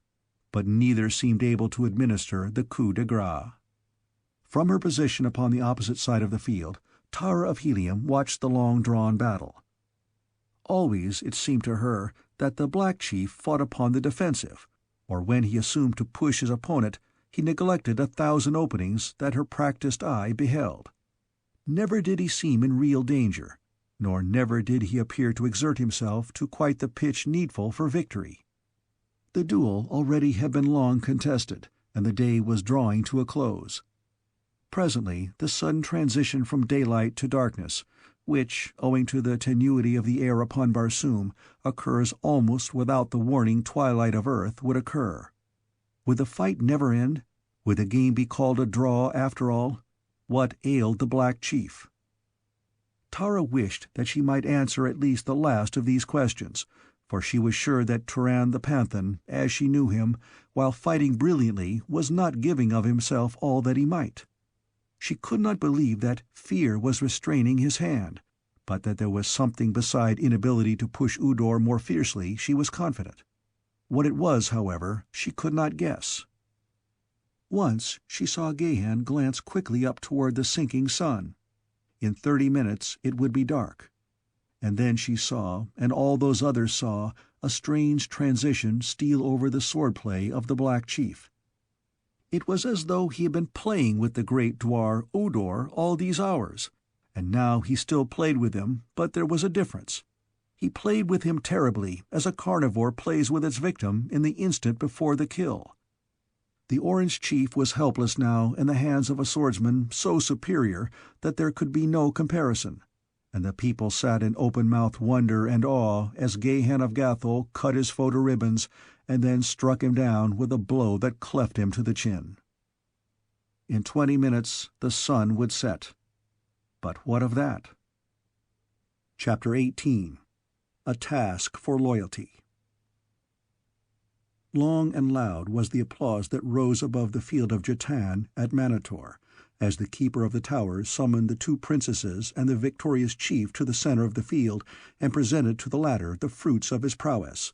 And then, as custom demanded, the victorious players, headed by Gahan and the 2 princesses, formed in procession behind the keeper of the towers and were conducted to the place of victory before the royal enclosure, that they might receive the commendation of the Jetak. Those who were mounted gave up their thoats to slaves, as all must be on foot for this ceremony. Directly beneath the royal enclosure are the gates to one of the tunnels that, passing beneath the seats, gave ingress or egress to or from the field. Before this gate the party halted, while Otar looked down upon them from above. Valdor and Florin, passing quietly ahead of the others, went directly to the gates, where they were hidden from those who occupied the enclosure with Otar. The keeper of the towers may have noticed them, but so occupied was he with the formality of presenting the victorious chief to the jetak that he paid no attention to them. "I bring you Otar, jetak of Manator, Ukal of Manataj," he cried in a loud voice that might be heard by as many as possible. "Victor over the Orange in the second of the jedak's games of the 433rd year of Otar, and the slave-woman Tara and the slave-woman Len-O, that you may bestow these, the stakes, upon Ukal." As he spoke, a little wrinkled old man peered over the rail of the enclosure down upon the three who stood directly behind the keeper, and strained his weak and watery eyes in an effort to satisfy the curiosity of old age, in a manner of no particular import, for what were 2 slaves and a common warrior from Manataj to any who sat with Otar the jetak? "Ukal of Manataj," said Otar, "you have deserved the stakes. Seldom have we looked upon more noble swordplay. And you Tyre of Manataj, there be always here in the city of Manator a place for you in the jedak's guard." While the jedak was speaking, the little old man, failing clearly to discern the features of the black chief, reached into his pocket-pouch and drew forth a pair of thick-lensed spectacles, which he placed upon his nose. For a moment he scrutinized Gahan closely. Then he leapt to his feet and addressed Otar, pointing a shaking finger at Gahan. As he rose, Tara of Helium clutched the black chief's arm. "Turan," she whispered, "it is Igos, whom I thought to have slain in the pits of Otar. It is Igos, and he recognizes you, and will—" But what Igos would do was already transpiring. In his falsetto voice he fairly screamed, "It is the slave Turan who stole the woman Tara from your throne room, Otar. He desecrated the dead chief Aimal and wears his harness now." Instantly all was pandemonium. Warriors drew their swords and leapt to their feet. Gahan's victorious players rushed forward in a body, sweeping the keeper of the towers from his feet. Valdor and Florin threw open the gates beneath the royal enclosure, opening the tunnel that led to the avenue in the city beyond the towers. Gahan, surrounded by his men, drew Tara and Len-O into the passageway, and at a rapid pace the party sought to reach the opposite end of the tunnel before their escape could be cut off. They were successful, and when they emerged into the city, the sun had set and darkness had come, relieved only by an antiquated and ineffective lighting system, which cast but a pale glow over the shadowy streets. Now it was that Tara of Helium guessed why the Black Chief had drawn out his duel with Udor, and realized that he might have slain his man at almost any moment had he elected. The whole plan that Gahan had whispered to his players before the game was thoroughly understood. They were to make their way to the Gate of Enemies and there offer their services to Uthor, the great Jed of Manatos. The fact that most of them were Gatholians, and that Gahan could lead rescuers to the pit where Acor, the son of Uthor's wife, was confined, convinced the Jed of Gathol that they would meet with no rebuff at the hands of Uthor. But even should he refuse them, still were they bound together to go on toward freedom, if necessary cutting their way through the forces of Uthor at the Gate of Enemies. 20 men against a small army, but of such stuff are the warriors of Barsoom. They had covered a considerable distance along the almost deserted avenue before signs of pursuit developed, and then there came upon them suddenly from behind a dozen warriors mounted on thoats, a detachment evidently from the jedak's guard. Instantly the avenue was a pandemonium of clashing blades, cursing warriors, and squealing thoats. In the first onslaught, lifeblood was spilled on both sides. 2 of Gahan's men went down, and upon the enemy side 3 riderless thoats attested at least a portion of their casualties. Gahan was engaged with a fellow who appeared to have been selected to account for him only, since he rode straight for him and sought to cut him down without giving the slightest heed to several who slashed at him as he passed them. The Gatholian, practiced in the art of combating a mounted warrior from the ground, sought to reach the left side of the fellow's throat a little to the rider's rear, the only position in which he would have any advantage over his antagonist, or rather the position that would most greatly reduce the advantage of the mounted man, and similarly the Mentorian strove to thwart his design. And so the guardsman wheeled and turned his vicious, angry mount while Gahan leapt in and out in an effort to reach the coveted vantage point, but always seeking some other opening in his foe's defense. And while they jockeyed for position, a rider swept swiftly past them. As he passed behind Gahan, the latter heard a cry of alarm. "Turan, they have me!" came to his ears in the voice of Tara of Helium. A quick glance across his shoulder showed him the galloping thoatman in the act of dragging Tara to the withers of the beast, and then, with the fury of a demon, Gahan of Gathol leapt for his own man, dragged him from his mount, and as he fell, smote his head from his shoulders with a single cut of his keen sword. Scarce had the body touched the pavement when the Gatholian was upon the back of the dead warrior's mount, and galloping swiftly down the avenue after the diminishing figures of Tara and her abductor, the sounds of the fight waning in the distance as he pursued his quarry along the avenue that passes the palace of Otar and leads to the Gate of Enemies. Gahan's mount, carrying but a single rider, gained upon that of the Mentorian, so that as they neared the palace Gahan was scarce 100 yards behind, and now, to his consternation, he saw the fellow turn into the great entranceway. For a moment only was he halted by the guards, and then he disappeared within. Gahan was almost upon them then, but evidently he had warned the guards, for they leapt out to intercept the Gatholian. But no, the fellow could not have known that he was pursued, since he had not seen Gahan seize him out, nor would he have thought that pursuit would come so soon. If he had passed then, so could Gahan pass, for did he not wear the trappings of a Mentorian? The Gatholian thought quickly, and stopping his throat, called to the guardsmen to let him pass. "In the name of Otar!" They hesitated a moment. "Aside!" cried Gahan. "Must the Jedak's messenger parley for the right to deliver his message?" "To whom would you deliver it?" asked the Padwar of the guard. "Saw you not him who just entered?" cried Gahan, and without waiting for a reply, urged his throat straight past them into the palace. And while they were deliberating what was best to be done, it was too late to do anything, which is not unusual. Along the marble corridors Gahan guided his throat, and because he had gone that way before, rather than because he knew which way Tara had been taken, he followed the runways and passed through the chambers that led to the throne of Otar. On the second level he met a slave. "Which way went he who carried the woman before him?"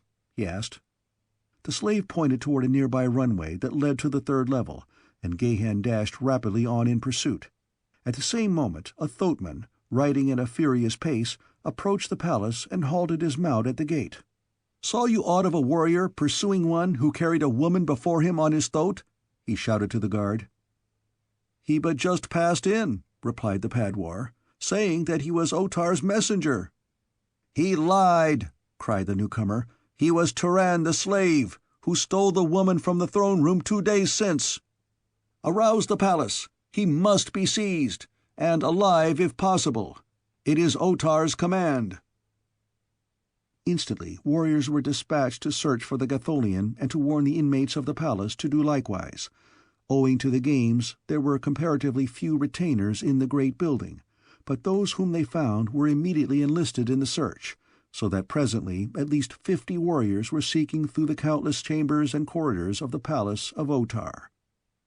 As Gahan's throat bore him to the third level, the man glimpsed the hindquarters of another throat disappearing at the turn of a corridor far ahead.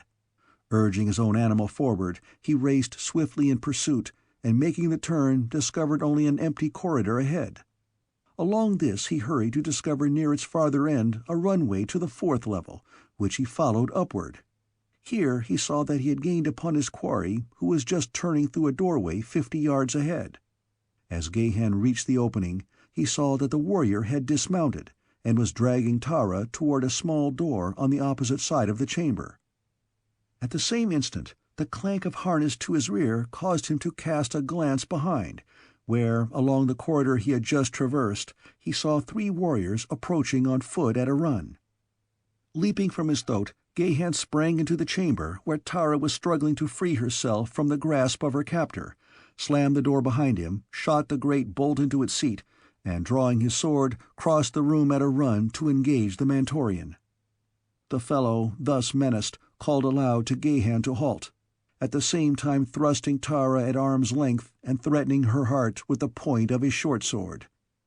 "Stay," he cried, "or the woman dies, for such is the command of Otar, rather than that she again fall into your hands." Gahan stopped.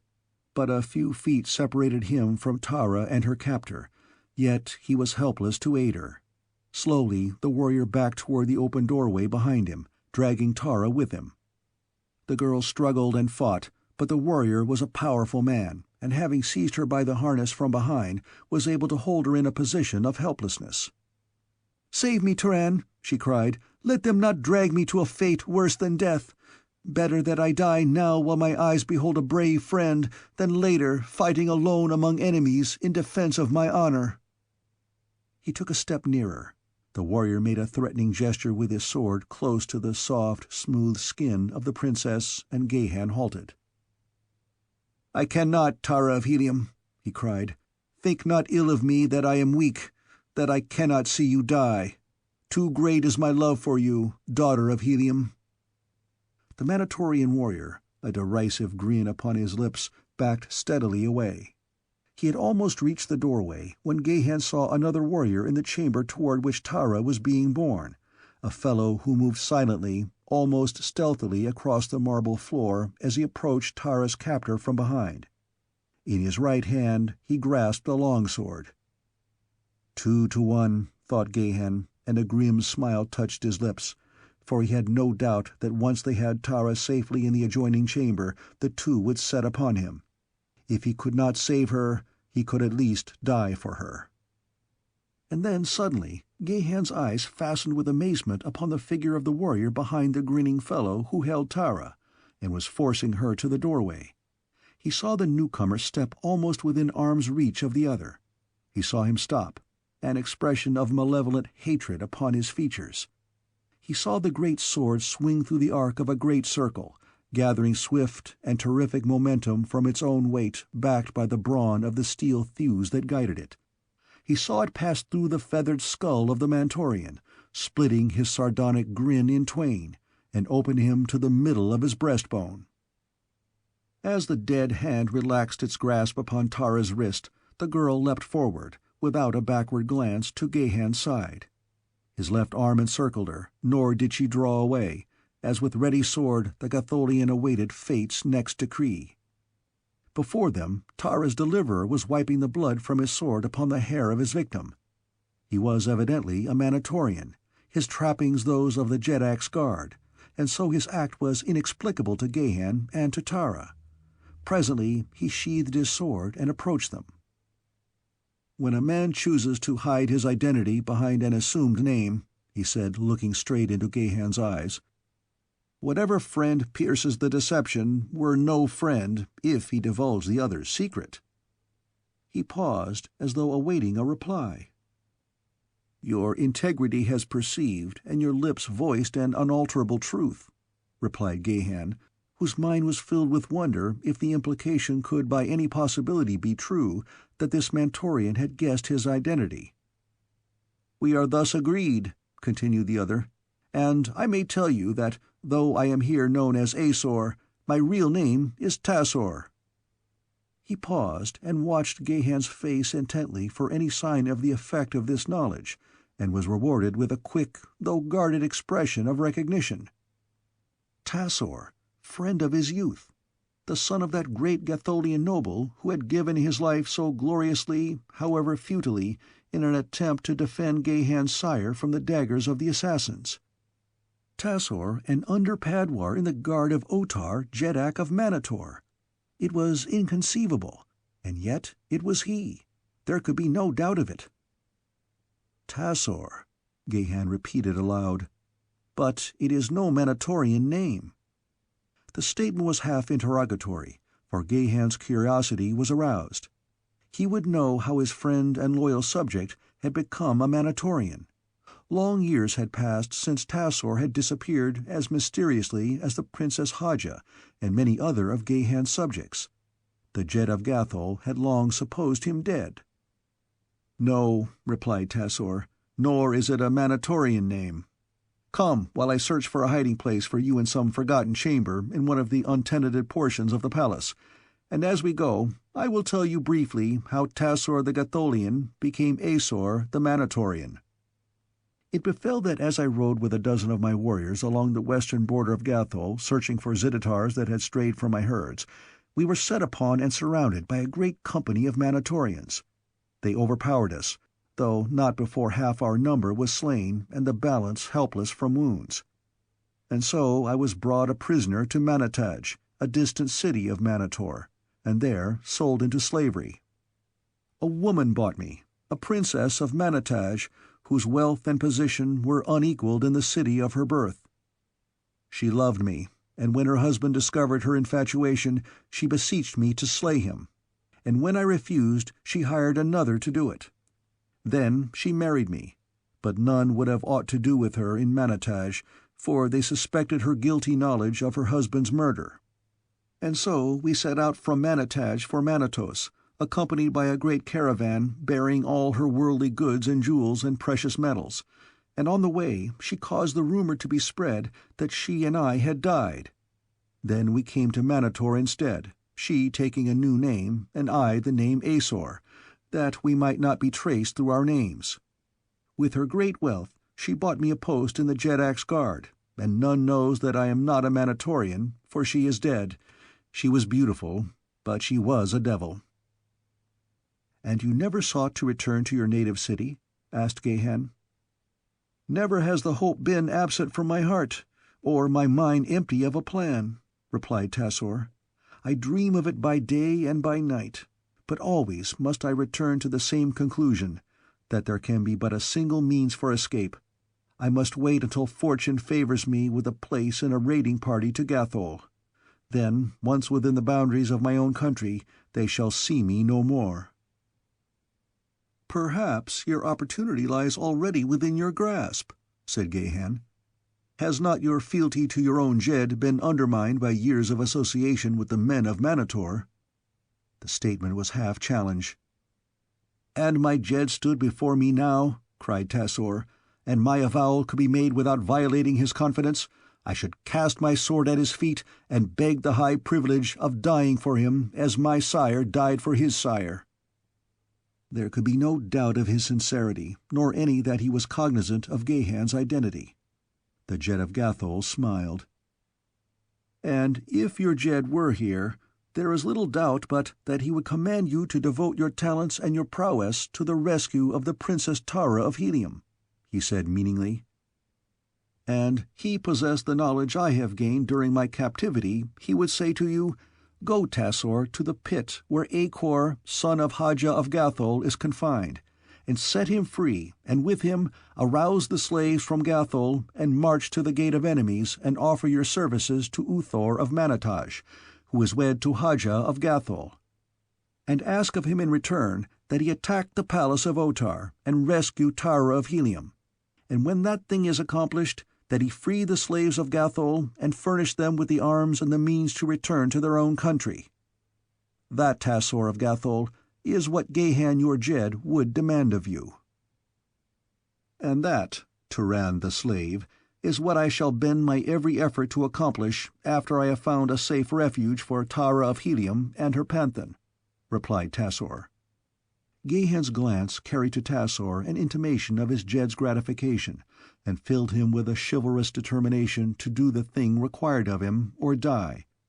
For he considered that he had received from the lips of his beloved ruler a commission that placed upon his shoulders a responsibility that encompassed not alone the life of Gahan and Tara, but the welfare, perhaps the whole future of Gathol.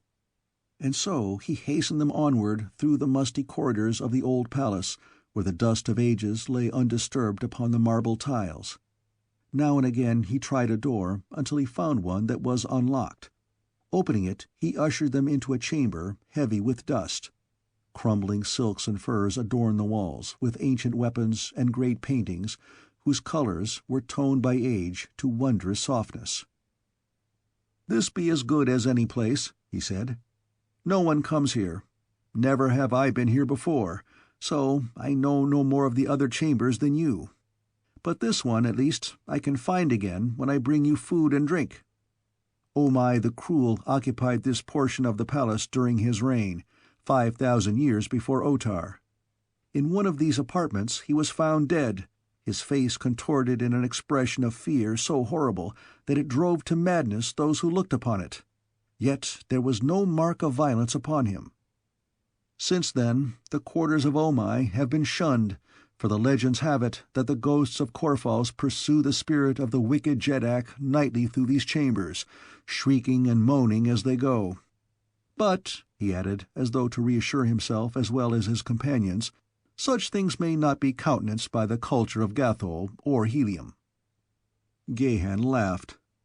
"And if all who looked upon him were driven mad, who then was there to perform the last rites, or prepare the body of the Jeddak for them?" "There was none," replied Tassor. "Where they found him, they left him, and there to this very day his mouldering bones lie hid in some forgotten chamber of this forbidden suite." Tassor left them then, assuring them that he would seek the first opportunity to speak with Acor, and upon the following day he would bring them food and drink. Footnote: those who have read John Carter's description of the Green Martians in A Princess of Mars will recall that these strange people could exist for considerable periods of time without food or water, and to a lesser degree is the same true of all Martians. After Tassor had gone, Tara turned to Gahan, and approaching, laid a hand upon his arm. "So swiftly have events transpired since I recognized you beneath your disguise," she said, "that I have had no opportunity to assure you of my gratitude, and the high esteem that your valor has won for you in my consideration. Let me now acknowledge my indebtedness, and if promises be not vain from one whose life and liberty are in grave jeopardy, accept my assurance of the great reward that awaits you at the hand of my father in Helium." "I desire no reward," he replied, "other than the happiness of knowing that the woman I love is happy." For an instant the eyes of Tara of Helium blazed as she drew herself haughtily to her full height, and then they softened and her attitude relaxed as she shook her head sadly. "I have it not in my heart to reprimand you, Turan," she said, "however great your fault, for you have been an honorable and a loyal friend to Tara of Helium, but you must not say what my ears must not hear." "You mean," he asked, "that the ears of a princess must not listen to words of love from a panthan?" "It is not that, Turan," she replied, "but rather that I may not in honor listen to words of love from another than him to whom I am betrothed, a fellow countryman, Jor Kantos." "You mean, Tara of Helium," he cried, "that were it not for that, you would—" "Stop!" she commanded. "You have no right to assume aught else than my lips testify." "The eyes are ofttimes more eloquent than the lips, Tara," he replied, "and in yours I have read that which is neither hatred nor contempt for Turan the Panthan, and my heart tells me that your lips bore false witness when they cried in anger, 'I hate you.'" "I do not hate you, Turan, nor yet may I love you," said the girl simply. "When I broke my way out of the chamber of Aigos, I was indeed upon the verge of believing that you did hate me," he said. "For only hatred, it seemed to me, could account for the fact that you had gone without making an effort to liberate me. But presently both my heart and my judgment told me that Tara of Helium could not have deserted a companion in distress, and though I am still in ignorance of the facts, I know that it was beyond your power to aid me." "It was indeed," said the girl. "Scarce had Aigos fallen at the bite of my dagger than I heard the approach of warriors. I ran then to hide until they had passed, thinking to return and liberate you. But in seeking to elude the party I had heard, I ran full into the arms of another. They questioned me as to your whereabouts, and I told them that you had gone ahead and that I was following you, and thus I led them from you." "I knew," was Gahan's only comment, but his heart was glad with elation, as a lover's must be who has heard from the lips of his divinity an avowal of interest and loyalty, however little tinged by a suggestion of warmer regard it may be. To be abused even by the mistress of one's heart is better than to be ignored. As the two conversed in the ill-lit chamber, the dim bulbs of which were encrusted with the accumulated dust of centuries, a bent and withered figure traversed slowly the gloomy corridors without, his weak and watery eyes peering through thick lenses at the signs of passage written upon the dusty floor. Chapter 19. The Menace of the Dead. The night was still young when there came one to the entrance of the banquet hall where Otar of Manator dined with his chiefs, and brushing past the guards entered the great room with the insolence of a privileged character, as in truth he was. As he approached the head of the long board, Otar took notice of him. "Well, hoary one," he cried, "what brings you out of your beloved and stinking burrow again this day? We thought that the sight of the multitude of living men at the games would drive you back to your corpses as quickly as you could go." The cackling laugh of Igos acknowledged the royal sally. Otar," squeaked the Ancient One. "Igos goes out not upon pleasure bound, but when one does ruthlessly desecrate the dead of Igos, vengeance must be had." "You refer to the act of the slave Turan?" demanded Otar. "Turan, yes, and the slave Tara, who slipped beneath my hide a murderous blade. Another fraction of an inch, Otar, and Igos' ancient and wrinkled covering were even now in some apprentice tanner's hands. "But they have again eluded us," cried Otar. "Even in the palace of the great Jedak twice have they escaped the stupid knaves I call the Jedak's guard." Otar had risen and was angrily emphasizing his words with heavy blows upon the table, dealt with a golden goblet. Otar, they elude thy guard, but not the wise old Kalat Igos." "What mean you? Speak!" commanded Otar. "I know where they are hid," said the ancient taxidermist. "In the dust of unused corridors their feet have betrayed them." "You followed them? You have seen them?" demanded the Jedak. "I followed them, and I heard them speaking beyond a closed door," replied Igos. "But I did not see them." "Where is that door?" cried Otar. "We will send at once and fetch them." He looked about the table as though to decide to whom he would entrust this duty. A dozen warrior chiefs arose and laid their hands upon their swords. "To the chambers of Omai the Cruel I traced them," squeaked Igos. "There you will find them where the moaning Corphos pursue the shrieking ghost of Omai, And he turned his eyes from Otar toward the warriors who had arisen, only to discover that, to a man, they were hurriedly resuming their seats. The cackling laughter of Igos broke derisively the hush that had fallen on the room. The warriors looked sheepishly at the food upon their plates of gold. Otar snapped his fingers impatiently. "Be there only cravens among the chiefs of Manator?" he cried. "Repeatedly have these presumptuous slaves flouted the majesty of your Jedak. Must I command one to go and fetch them?" Slowly a chief arose, and two others followed his example, though with ill-concealed reluctance. "All, then, are not cowards," commented Otar. "The duty is distasteful. Therefore all three of you shall go, taking as many warriors as you wish." "But do not ask for volunteers," interrupted Igos, "or you will go alone." The three chiefs turned and left the banquet hall, walking slowly, like doomed men, to their fate. Gahan and Tara remained in the chamber to which Tassor had led them, the man brushing away the dust from a deep and comfortable bench where they might rest in comparative comfort. He had found the ancient sleeping silks and furs too far gone to be of any service, crumbling to powder at a touch, thus removing any chance of making a comfortable bed for the girl, and so the two sat together, talking in low tones, of the adventures through which they already had passed, and speculating upon the future. planning means of escape and hoping Tassor would not be long gone. They spoke of many things, of Hastur and Helium and Tarth, and finally the conversation reminded Tara of Gathol. "You have served there?" she asked. "Yes," replied Turan. "I met Gahan the Jet of Gathol at my father's palace," she said, "the very day before the storm snatched me from Helium. He was a presumptuous fellow, magnificently trapped in platinum and diamonds. Never in my life saw I so gorgeous a harness as his, and you must well know, Turan, that the splendor of all Barsoom passes through the court at Helium. But in my mind I could not see so resplendent a creature drawing that jeweled sword in mortal combat. I fear me that the Jet of Gathol, though a pretty picture of a man, is little else." In the dim light, Tara did not perceive the wry expression upon the half-averted face of her companion. "You thought little, then, of the Jet of Gathol?" he asked.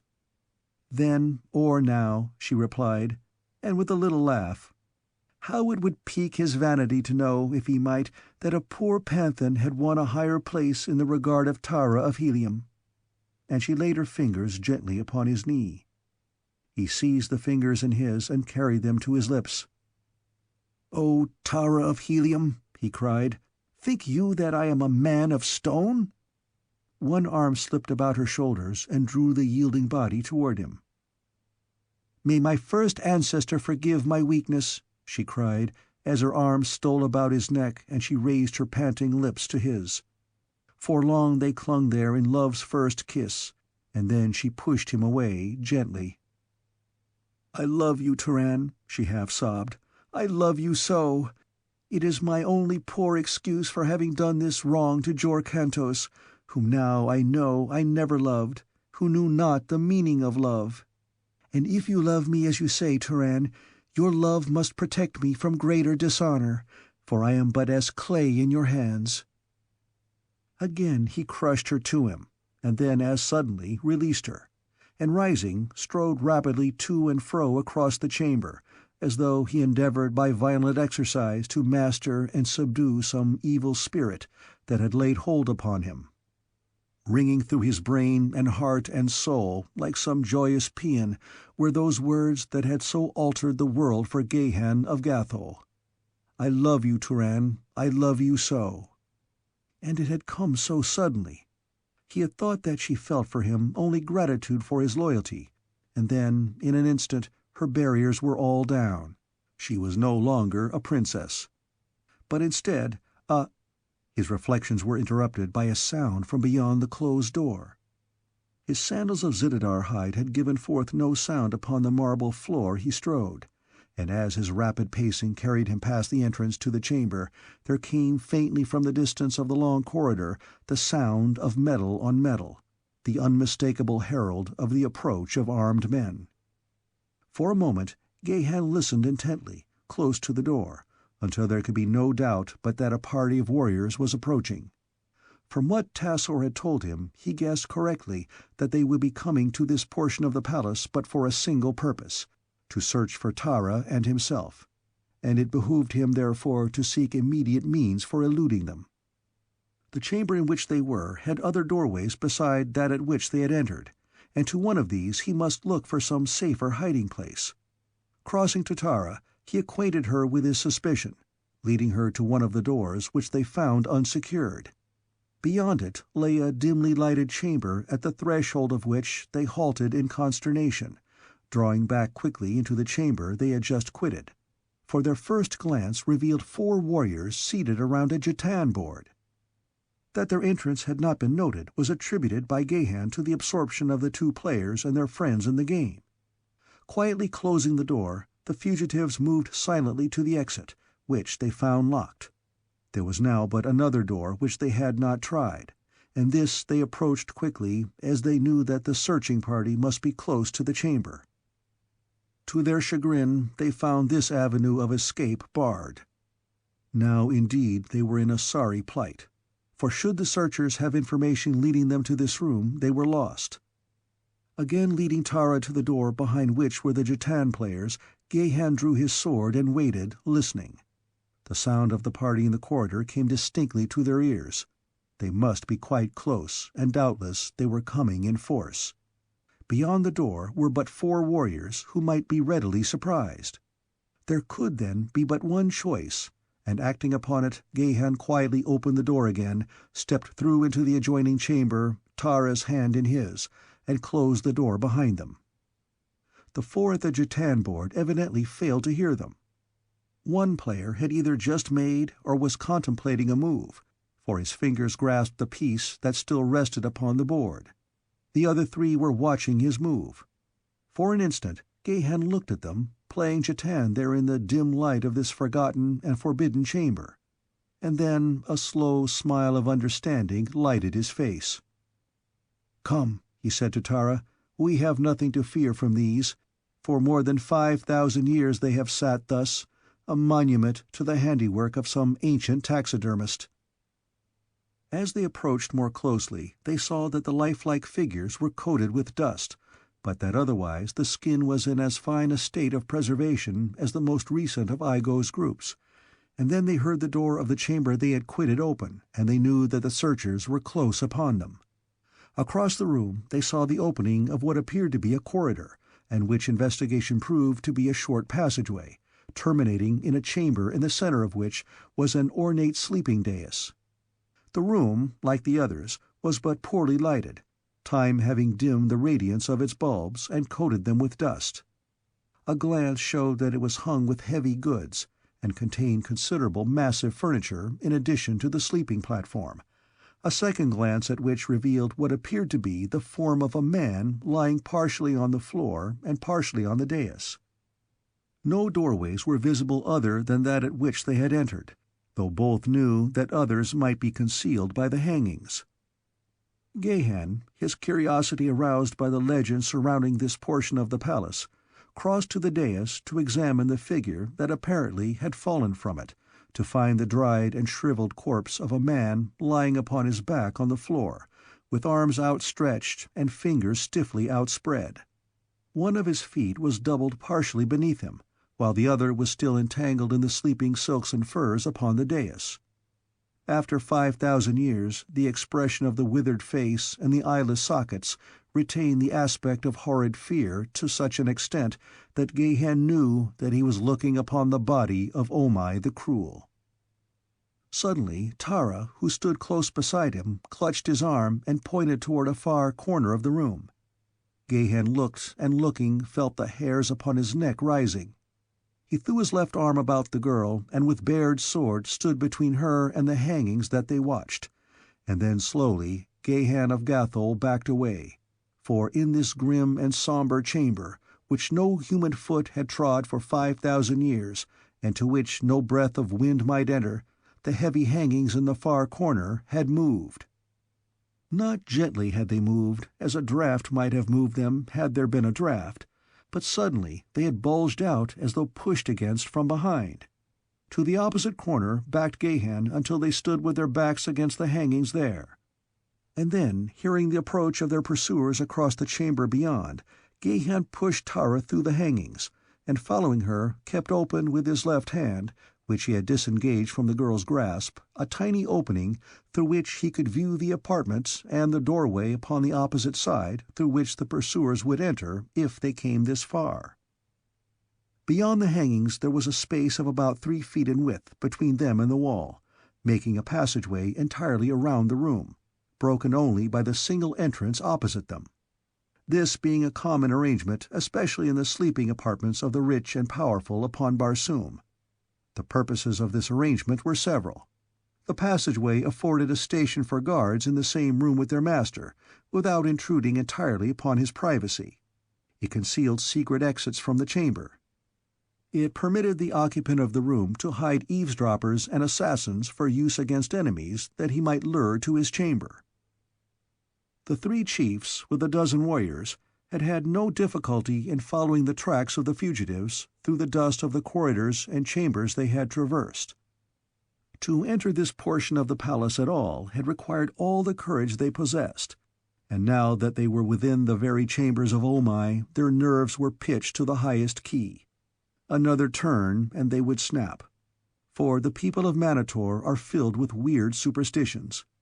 As they entered the outer chamber, they moved slowly, with drawn swords, no one seeming anxious to take the lead, and the 12 warriors hanging back in unconcealed and shameless terror, while the 3 chiefs, spurred on by fear of Otar and by pride, pressed together for mutual encouragement as they slowly crossed the dimly lighted room. Following the tracks of Gahan and Tara, they found that, though each doorway had been approached, only one threshold had been crossed, and this door they gingerly opened, revealing to their astonished gaze the 4 warriors at the jetan table. For a moment they were on the verge of flight, for though they knew what they were, coming as they did upon them in this mysterious and haunted suite, they were as startled as though they had beheld the very ghosts of the departed. But they presently regained their courage sufficiently to cross this chamber too, and enter the short passageway that led to the ancient sleeping apartment of Omai the Cruel. They did not know that this awful chamber lay just before them, or it were doubtful that they would have proceeded farther. But they saw that those they sought had come this way, and so they followed. But within the gloomy interior of the chamber they halted, the 3 chiefs urging their followers, in low whispers, to close in behind them. And there, just within the entrance, they stood, until, their eyes becoming accustomed to the dim light, one of them pointed suddenly to the thing lying upon the floor with one foot tangled in the coverings of the dais. "Look!" he gasped. "It is the corpse of Omai! Ancestor of ancestors! We are in the forbidden chamber!" Simultaneously there came from behind the hangings beyond the gruesome dead a hollow moan, followed by a piercing scream, and the hangings shook and bellied before their eyes. With one accord, chieftains and warriors, they turned and bolted for the doorway. A narrow doorway, where they jammed, fighting and screaming in an effort to escape. They threw away their swords and clawed at one another to make a passage for escape. Those behind climbed upon the shoulders of those in front, and some fell and were trampled upon. But at last they all got through, and the swiftest first, they bolted across the 2 intervening chambers to the outer corridor beyond, nor did they halt their mad retreat before they stumbled, weak and trembling, into the banquet hall of Otar. At sight of them, the warriors who had remained with the jetak leapt to their feet with drawn swords, thinking that their fellows were pursued by many enemies. But no one followed them into the room, and the 3 chieftains came and stood before Otar with bowed heads and trembling knees. "Well?" demanded the jetak. "What ails you? Speak!" "Otar," cried one of them, when at last he could master his voice, "when have we 3 failed you in battle or combat? Have our swords been not always among the foremost in defense of your safety and your honor?" "Have I denied this?" demanded Otar. "Listen then, O jetak, and judge us with leniency.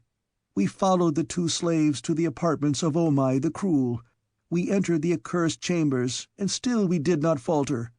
We came at last to that horrid chamber no human eye had scanned before in 50 centuries, and we looked upon the dead face of Omai, lying as he has lain for all this time. To the very death chamber of Omai the Cruel we came, and yet we were ready to go farther, when suddenly there broke upon our horrified ears the moans and the shrieking that marked these haunted chambers, and the hangings moved and rustled in the dead air. Otar, it was more than human nerves could endure. We turned and fled. We threw away our swords and fought with one another to escape. With sorrow, but without shame, I tell it, for there be no man in all Manator that would not have done the same.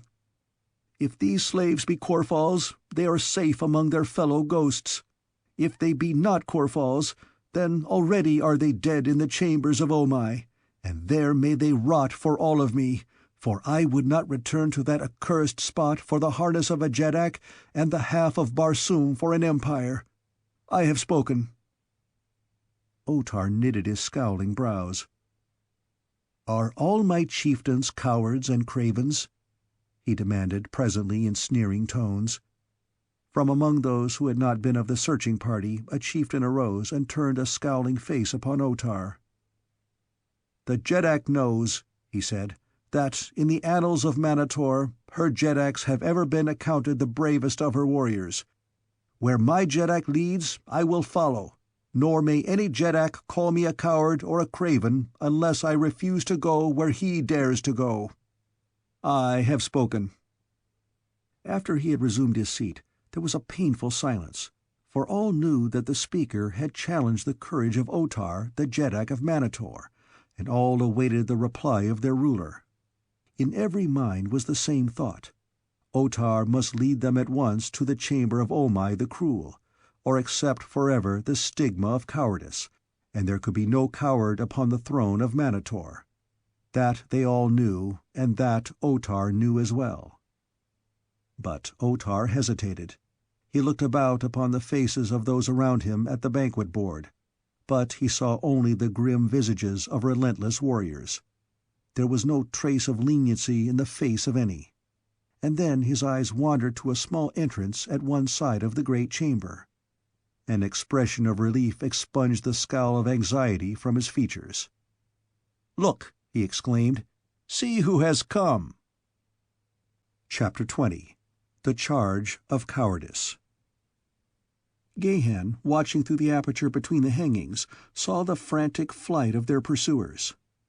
A grim smile rested upon his lips as he viewed the mad scramble for safety, and saw them throw away their swords and fight with one another to be the first from the chamber of fear. And when they were all gone, he turned back toward Tara, the smile still upon his lips. But the smile died the instant that he turned, for he saw that Tara had disappeared. "Tara!" he called in a loud voice, for he knew that there was no danger that his pursuers would return. But there was no response, unless it was a faint sound as of cackling laughter from afar. Hurriedly he searched the passageway behind the hangings, finding several doors, one of which was ajar. Through this he entered the adjoining chamber, which was lighted more brilliantly for the moment by the soft rays of hurtling Thuria taking her mad way through the heavens. Here he found the dust upon the floor disturbed, and the imprint of sandals. They had come this way, Tara and whatever the creature was that had stolen her. But what could it have been? Gahan, a man of culture and high intelligence, held few, if any, superstitions. In common with nearly all races of Barsoom, he clung, more or less inherently, to a certain exalted form of ancestor worship, though it was rather the memory or legends of the virtues and heroic deeds of his forebears that he deified rather than themselves. He never expected any tangible evidence of their existence after death. He did not believe that they had the power either for good or for evil, other than the effect that their example while living might have had upon following generations. He did not believe, therefore, in the materialization of dead spirits. If there was a life hereafter, he knew nothing of it, for he knew that science had demonstrated the existence of some material cause for every seemingly supernatural phenomenon of ancient religions and superstitions. Yet he was at a loss to know what power might have removed Tara so suddenly and mysteriously from his side, in a chamber that had not known the presence of man for 5,000 years. In the darkness he could not see whether there were the imprints of other sandals than Tara's, only that the dust was disturbed, and when it led him to gloomy corridors he lost the trail altogether. A perfect labyrinth of passages and apartments were now revealed to him, as he hurried on through the deserted quarters of Omai.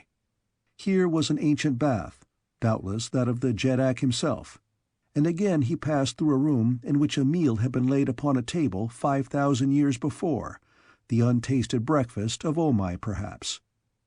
There passed before his eyes, in the brief moments that he traversed the chambers, a wealth of ornaments and jewels and precious metals that surprised even the Jet of Gathol, whose harness was of diamonds and platinum, and whose riches were the envy of a world.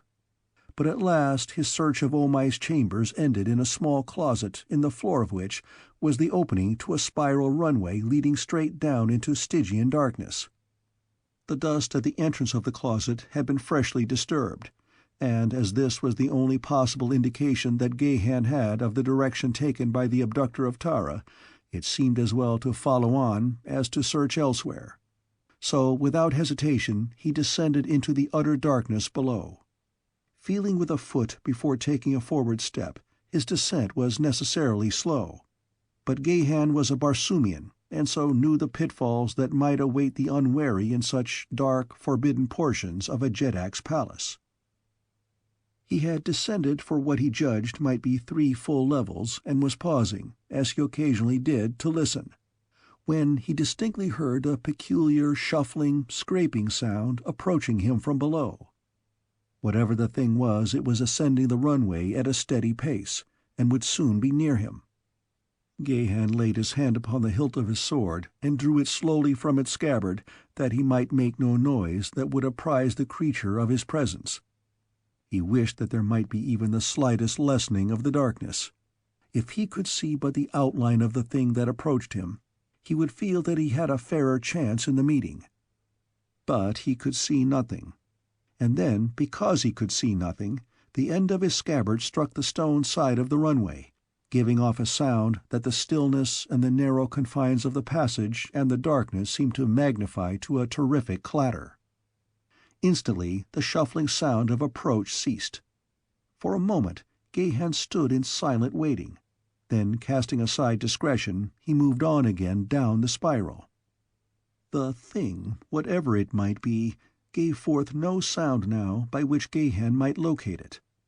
At any moment it might be upon him, and so he kept his sword in readiness. Down, ever downward, the steep spiral led. The darkness and the silence of the tomb surrounded him. Yet somewhere ahead was something. He was not alone in that horrid place. Another presence that he could not hear or see hovered before him. Of that he was positive. Perhaps it was the thing that had stolen Tara. Perhaps Tara herself, still in the clutches of some nameless horror, was just ahead of him.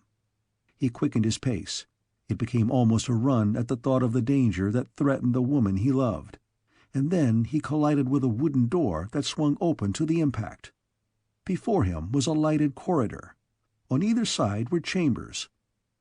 He had advanced but a short distance from the bottom of the spiral when he recognized that he was in the pits below the palace. A moment later he heard behind him the shuffling sound that had attracted his attention in the spiral runway. Wheeling about, he saw the author of the sound emerging from a doorway he had just passed. It was Ghek the Kaldane. "Ghek!" exclaimed Gahan. "It was you in the runway? Have you seen Tara of Helium?" "It was I in the spiral," replied the Kaldane, "but I have not seen Tara of Helium. I have been searching for her. Where is she?" "I do not know," replied the Gatholian, "but we must find her and take her from this place." "We may find her," said Ghek, "but I doubt our ability to take her away. It is not so easy to leave Manator as it is to enter it. I may come and go at will, through the ancient burrows of the Ulsios, but you are too large for that, and your lungs need more air than may be found in some of the deeper runways." "But Uthor!" exclaimed Gahan. "Have you heard aught of him or his intentions?" "I have heard much," replied Ghek. "He camps at the Gate of Enemies. That spot he holds and his warriors lie just beyond the gate. But he has not sufficient force to enter the city and take the palace. An hour since, and you might have made your way to him. But now every avenue is strongly guarded, since Otar learned that Akor had escaped to Uthor." "Akor has escaped and joined Uthor?" exclaimed Gahan. "But a little more than an hour since. I was with him when a warrior came, a man whose name is Tassor, who brought a message from you. It was decided that Tassor should accompany Akor in an attempt to reach the camp of Uthor, the great Jed of Manatos, and exact from him the assurances you required. Then Uthor was to return and take food to you and the Princess of Helium. I accompanied them. We won through easily and found Uthor more than willing to respect your every wish. But when Tassor would have returned to you, the way was blocked by the warriors of Otar. Then it was that I volunteered to come to you and report and find food and drink, and then go forth among the Gatholian slaves of Manator and prepare them for their part in the plan that Uthor and Tassor conceived." And what is this plan? Uthor has sent for reinforcements. To Manatos he has sent, and to all the outlying districts that are his. It will take a month to collect and bring them hither, and in the meantime the slaves within the city are to organize secretly, stealing and hiding arms against the day that the reinforcements arrive. When that day comes, the forces of Uthor will enter the Gate of Enemies, and as the warriors of Otar rush to repulse them, the slaves from Gathol will fall upon them from the rear with the majority of their numbers, while the balance will assault the palace. They hope thus to divert so many from the gate that Uthor will have little difficulty in forcing an entrance to the city. "Perhaps they will succeed," commented Gehan, "but the warriors of Otar are many, and those who fight in defense of their homes and their jeddak have always an advantage. Gek, would that we had the great warships of Gathol or of Helium to pour their merciless fire into the streets of Manator, while Uthor marched to the palace over the corpses of the slain." He paused, deep in thought, then turned his gaze again upon the Kaldane. "Heard you aught of the party that escaped with me from the field of Jetan, of Florin, Valdor, and the others? What of them?" 10 of these won through to Uthor at the Gate of Enemies, and were well received by him. 8 fell in the fighting upon the way. Valdor and Florin live, I believe, for I am sure that I heard Uthor address 2 warriors by these names." "Good!" exclaimed Gehan. "Go then, through the burrows of the Ulsios to the Gate of Enemies, and carry to Florin the message that I shall write in his own language. Come while I write the message." In a nearby room they found a bench and table, and there Gehan sat and wrote in the strange, stenographic characters of Martian script a message to Florin of Gathol. "Why," he asked when he had finished it, "did you search for Tara through the spiral runway where we nearly met?" "Tassor told me where you were to be found, and as I have explored the greater part of the palace by means of the Ulsio runways and the darker and less frequented passages, I knew precisely where you were and how to reach you. This secret spiral ascends from the pits to the roof of the loftiest of the palace towers. It has secret openings at every level, but there is no living Manatorian, I believe, who knows of its existence. At least never have I met one within it, and I have used it many times. Thrice have I been in the chamber where Omai lies, though I knew nothing of his identity or the story of his death until Tassor told it to us in the camp of Uthor." "You know the palace thoroughly, then?" Gehan interrupted. "Better than Otar himself, or any of his servants." "Good. And you would serve the Princess Tara, Gek. You may serve her best by accompanying Florin and following his instructions. I will write them here at the close of my message to him, for the walls have ears, Gek, while none but a Gatholian may read what I have written to Florin. He will transmit it to you. Can I trust you?" "I may never return to Bantoom," replied Gek. "Therefore I have but 2 friends in all Barsoom. What better may I do than serve them faithfully? You may trust me, Gatholian, who, with a woman of your kind, has taught me that there be finer and nobler things than perfect mentality, uninfluenced by the unreasoning tuitions of the heart. I go." As Otar pointed to the little doorway, all eyes turned in the direction he indicated, and surprise was writ large upon the faces of the warriors when they recognized the 2 who had entered the banquet hall. There was Aigos, and he dragged behind him one who was gagged and whose hands were fastened behind with a ribbon of tough silk. It was the slave girl. Aigos' cackling laughter rose above the silence of the room. "Ay, ay!" he shrilled. "What the young warriors of Otar cannot do, old Aigos does alone."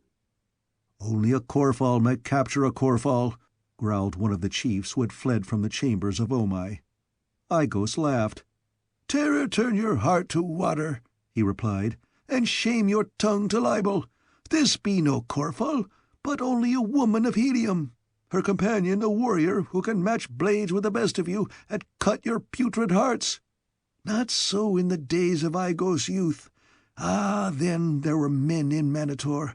Well do I recall that day that I—" "Peace, doddering fool!" commanded Otar. "Where is the man?" "Where I found the woman, in the death chamber of Omai. Let your wise and brave chieftains go thither and fetch him. I am an old man, and could bring but one." "You have done well, Aigos," Otar hastened to assure him, for when he learned that Gahan might still be in the haunted chambers, he wished to appease the wrath of Aigos, knowing well the vitriolic tongue and temper of the Ancient One. "You think she is no Korfal, then, Aigos?" he asked, wishing to carry the subject from the man who was still at large. "No more than you," replied the ancient taxidermist. Otar looked long and searchingly at Tara of Helium. All the beauty that was hers seemed suddenly to be carried to every fiber of his consciousness. She was still garbed in the rich harness of a black princess of Jetan, and as Otar the Jeddak gazed upon her, he realized that never before had his eyes rested upon a more perfect figure, a more beautiful face. "She is no Korfal," he murmured to himself. "She is no Korfal, and she is a princess of Helium, and by the golden hair of the holy Hekador, she is beautiful. Take the gag from her mouth and release her hands," he commanded aloud. "Make room for the Princess Tara of Helium at the side of Otar of Manator. She shall dine as she becomes a princess." Slaves did as Otar bid, and Tara of Helium stood with flashing eyes behind the chair that was offered her. "Sit," commanded Otar. The girl sank into the chair. "I sit as a prisoner," she said, "not as a guest at the board of my enemy, Otar of Manator." Otar motioned his followers from the room. "I would speak alone with the Princess of Helium," he said. The company and the slaves withdrew, and once more the Jeddak of Manator turned toward the girl. "Otar of Manator would be your friend," he said. Tara of Helium sat with arms folded upon her small, firm breasts, her eyes flashing from behind narrowed lids, nor did she deign to answer his overture. Otar leaned closer to her. He noted the hostility of her bearing, and he recalled his first encounter with her. She was a she-banth, but she was beautiful. She was by far the most desirable woman that Otar had ever looked upon, and he was determined to possess her. He told her so. "I could take you as my slave," he said to her, "but it pleases me to make you my wife. You shall be Jeddara of Manator. You shall have 7 days in which to prepare for the great honor that Otar is conferring upon you, and at this hour of the 7th day you shall become an empress and the wife of Otar in the throne room of the Jeddaks of Manator." He struck a gong that stood beside him upon the table, and when a slave appeared he bade him recall the company. Slowly the chiefs filed in and took their places at the table. Their faces were grim and scowling, for there was still unanswered the question of their Jeddak's courage. If Otar had hoped they would forget, he had been mistaken in his men. Otar arose. "In 7 days," he announced, "there will be a great feast in honor of the new Jeddara of Manator," and he waved his hand toward Tara of Helium. "The ceremony will occur at the beginning of the 7th Zode," about 8:30 p.m. Earth time, "in the throne room. In the meantime, the Princess of Helium will be cared for in the tower of the women's quarters of the palace. Conduct her thither, Ethos, with a suitable guard of honor, and see to it that slaves and eunuchs be placed at her disposal, who shall attend upon all her wants and guard her carefully from harm." Now Ethos knew that the real meaning concealed in these fine words was that he should conduct the prisoner under a strong guard to the women's quarters and confine her there in the tower for 7 days, placing about her trustworthy guards who would prevent her escape or frustrate any attempted rescue. As Tara was departing from the chamber with Ethos and the guard, Otar leaned close to her ear and whispered, "Consider well during these 7 days the high honor I have offered you, and its sole alternative." As though she had not heard him, the girl passed out of the banquet hall, her head high and her eyes straight to the front. After Ghek had left him, Gahan roamed the pits and the ancient corridors of the deserted portions of the palace, seeking some clue to the whereabouts or the fate of Tara of Helium. He utilized the spiral runway in passing from level to level, until he knew every foot of it, from the pits to the summit of the high tower, and into what apartments it opened at the various levels, as well as the ingenious and hidden mechanisms that operated the locks of the cleverly concealed doors leading to it. For food, he drew upon the stores he found in the pits, and when he slept he lay upon the royal couch of Omai in the forbidden chamber sharing the dais with the dead foot of the ancient Jedak. In the palace about him seethed, all unknown to Gahan, a vast unrest.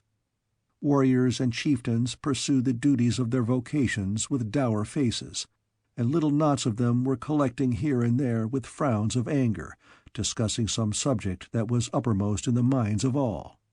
It was upon the 4th day following Tara's incarceration in the tower that Ethos, the major domo of the palace and one of Otar's creatures, came to his master upon some trivial errand.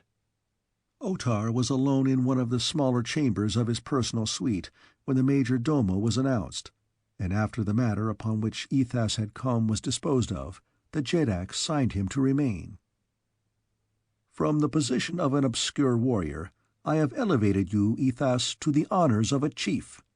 Within the confines of the palace, your word is second only to mine. You are not loved for this, Ethos, and should another Jedak ascend the throne of Manator, what would become of you, whose enemies are among the most powerful of Manator?" "Speak not of it, Otar," begged Ethos. "These last few days I have thought upon it much, and I would forget it, but I have sought to appease the wrath of my worst enemies. I have been very kind and indulgent with them." "You too read the voiceless message in the air?" demanded the Jedak. Ethos was palpably uneasy, and he did not reply. "Why did you not come to me with your apprehensions?" demanded Otar. "Be this loyalty?" "I feared, O mighty Jedak," replied Ethos. "I feared that you would not understand, and that you would be angry." "What know you? Speak the whole truth," commanded Otar. "There is much unrest among the chieftains and the warriors," replied Ethos. "Even those who were your friends fear the power of those who speak against you." "What say they?" growled the Jedak. "They say that you are afraid to enter the apartments of Omai in search of the slave Turan. Oh, do not be angry with me, Jedak. It is but what they say that I repeat. I, your loyal Ethos, believe no such foul slander." "No, no! Why should I fear?" demanded Otar. "We do not know that he is there. Did not my chiefs go thither and see nothing of him?" "But they say that you did not go," pursued Ethos, "and that they will have none of a coward upon the throne of Manator." "They said that treason?" Otar almost shouted. "They said that, and more, great Jedak," answered the major domo. "They said that not only did you fear to enter the chambers of Omai, but that you feared the slave Turan, and they blame you for your treatment of Acor, whom they all believe to have been murdered at your command. They were fond of Acor, and there are many now who say aloud that Acor would have made a wondrous Jedak." "They dare?" screamed Otar. "They dare suggest the name of a slave's bastard for the throne of Otar?" "He is your son, Otar," Ethos reminded him. "Nor is there a more beloved man in Manator.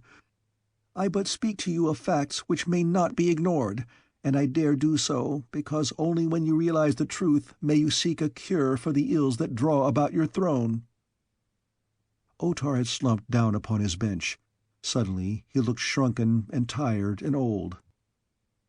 "Cursed be the day," he cried, "that saw those 3 strangers enter the city of Manator. Would that Udor had been spared to me. He was strong, my enemies feared him. But he is gone, dead at the hands of that hateful slave Turan. May the curse of Issus be upon him." "My Jedak, what shall we do?" begged Ethos. "Cursing the slave will not solve your problems." "But the great feast and the marriage is but 3 days off," pled Otar. "It shall be a great gala occasion. The warriors and the chiefs all know that. It is the custom. Upon that day gifts and honor shall be bestowed. Tell me, who are the most bitter against me? I will send you among them, and let it be known that I am planning rewards for their past services to the throne. We will make jeds of chiefs and chiefs of warriors, and grant them palaces and slaves. Ethas?" The other shook his head. "It will not do, Otar. They will have nothing of your gifts or honors. I have heard them say as much." "What do they want?" demanded Otar. "They want a jedak as brave as the bravest," replied Ethas, though his knees shook as he said it. "They think I am a coward?" "They say you are afraid to go to the apartments of Omai the Cruel." For a long time Otar sat, his head sunk upon his breast, staring blankly at the floor. "Tell them," he said at last in a hollow voice that sounded not at all like the voice of a great jedak, "tell them that I will go to the chambers of Omai and search for Turan the slave." Chapter 21. A Risk for Love. "Hey, he is a craven, and he called me doddering fool?" The speaker was Igos, and he addressed a knot of chieftains in one of the chambers of the palace of Otar, jedak of Manator. "If Acor was alive, there were a jedak for us." "Who says that Acor is dead?" demanded one of the chiefs. "Where is he, then?" asked Igos. "Have not others disappeared whom Otar thought too well beloved for men so near the throne as they?" The chief shook his head. "And I thought that, or knew it rather, I joined Uthor at the gate of enemies." "Sst!" cautioned one. "Here comes the licker of feet." And all eyes were turned upon the approaching Ethas. "Keor, friends!" he exclaimed as he stopped among them, but his friendly greeting elicited naught but a few surly nods. "Have you heard the news?" he continued, unabashed by the treatment to which he was becoming accustomed. "What? Has Otar seen an Ulsio and fainted?" demanded Igos with broad sarcasm. "Men have died for less than that, Ancient One," Ethas reminded him. "I am safe," retorted Igos, "for I am not a brave and popular son of the jedak of Manator." This was indeed open treason, but Ethas feigned not to hear it. He ignored Igos and turned to the others. "Otar goes to the chamber of Omai this night in search of Turan the slave," he said. "He sorrows that his warriors have not the courage for so mean a duty, and that their jedak is thus compelled to arrest a common slave." With which taunt Ethas passed on to spread the word in other parts of the palace. As a matter of fact, the latter part of his message was purely original with himself, and he took great delight in delivering it to the discomfiture of his enemies. As he was leaving the little group of men, Igos called after him, "At what hour does Otar intend visiting the chambers of Omai?" he asked. "Toward the end of the 8th Zode, about 1 a.m. Earth time," replied the major domo, and went his way. "We shall see," stated Igos. "What shall we see?" asked a warrior. "We shall see whether Otar visits the chamber of Omai." "How?" "I shall be there myself, and if I see him, I will know that he has been there. If I don't see him, I will know that he has not," explained the old taxidermist. "Is there anything there to fill an honest man with fear?" asked a chieftain. "What have you seen?" "It was not so much what I saw, though that was bad enough, as what I heard," said Igos. "Tell us, what heard and saw you?" "I saw the dead Omai," said Igos. The others shuddered. "And you went not mad?" they asked. "Am I mad?" retorted Igos. "And you will go again?" "Yes." "Then indeed you are mad," cried one. "You saw the dead Omai, but what heard you that was worse?" whispered another. "I saw the dead Omai lying upon the floor of his sleeping chamber, with one foot tangled in the sleeping silks and furs upon his couch. I heard horrid moans and frightful screams." "And you are not afraid to go there again?" demanded several. "The dead cannot harm me," said Aigos. "He has lain thus for 5,000 years, nor can a sound harm me. I heard it once, and I live. I can hear it again. It came from almost at my side, where I hid behind the hangings and watched the slave Turan before I snatched the woman away from him." "Aigos, you are a very brave man," said a chieftain. "Otar called me doddering fool, and I would face worse dangers than lie in the forbidden chambers of Omai to know it if he does not visit the chamber of Omai. Then indeed shall Otar fall." The night came, and the Zodes dragged, and the time approached when Otar, Jeddak of Manator, was to visit the chamber of Omai in search of the slave Turan. To us, who may doubt the existence of malignant spirits, his fear may seem unbelievable, for he was a strong man, an excellent swordsman, and a warrior of great repute. But the fact remained that Otar of Manator was nervous with apprehension as he strode the corridors of his palace toward the deserted halls of Omai, and when he stood at last with his hand upon the door that opened from the dusty corridor to the very apartments themselves, he was almost paralyzed with terror. He had come alone for two very excellent reasons, the first of which was that thus none might note his terror-stricken state, nor his defection should he fail at the last moment, and the other was that should he accomplish the thing alone, or be able to make his chiefs believe that he had, the credit would be far greater than were he to be accompanied by warriors. But though he had started alone, he had become aware that he was being followed, and he knew it was because his people had no faith in either his courage or his veracity. He did not believe that he would find the slave Turan. He did not very much want to find him, for though Otar was an excellent swordsman and a brave warrior in physical combat, he had seen how Turan had played with Udor, and he had no stomach for a passage at arms with one whom he knew outclassed him. And so Otar stood with his hand upon the door, afraid to enter, afraid not to.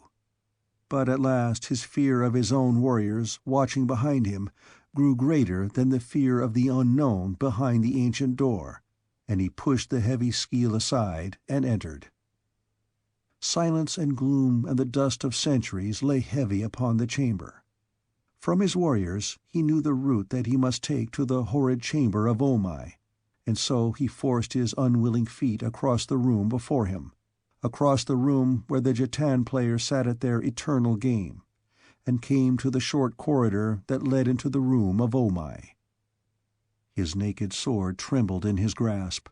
He paused after each forward step to listen, and when he was almost at the door of the ghost-haunted chamber, his heart stood still within his breast, and the cold sweat broke from the clammy skin of his forehead.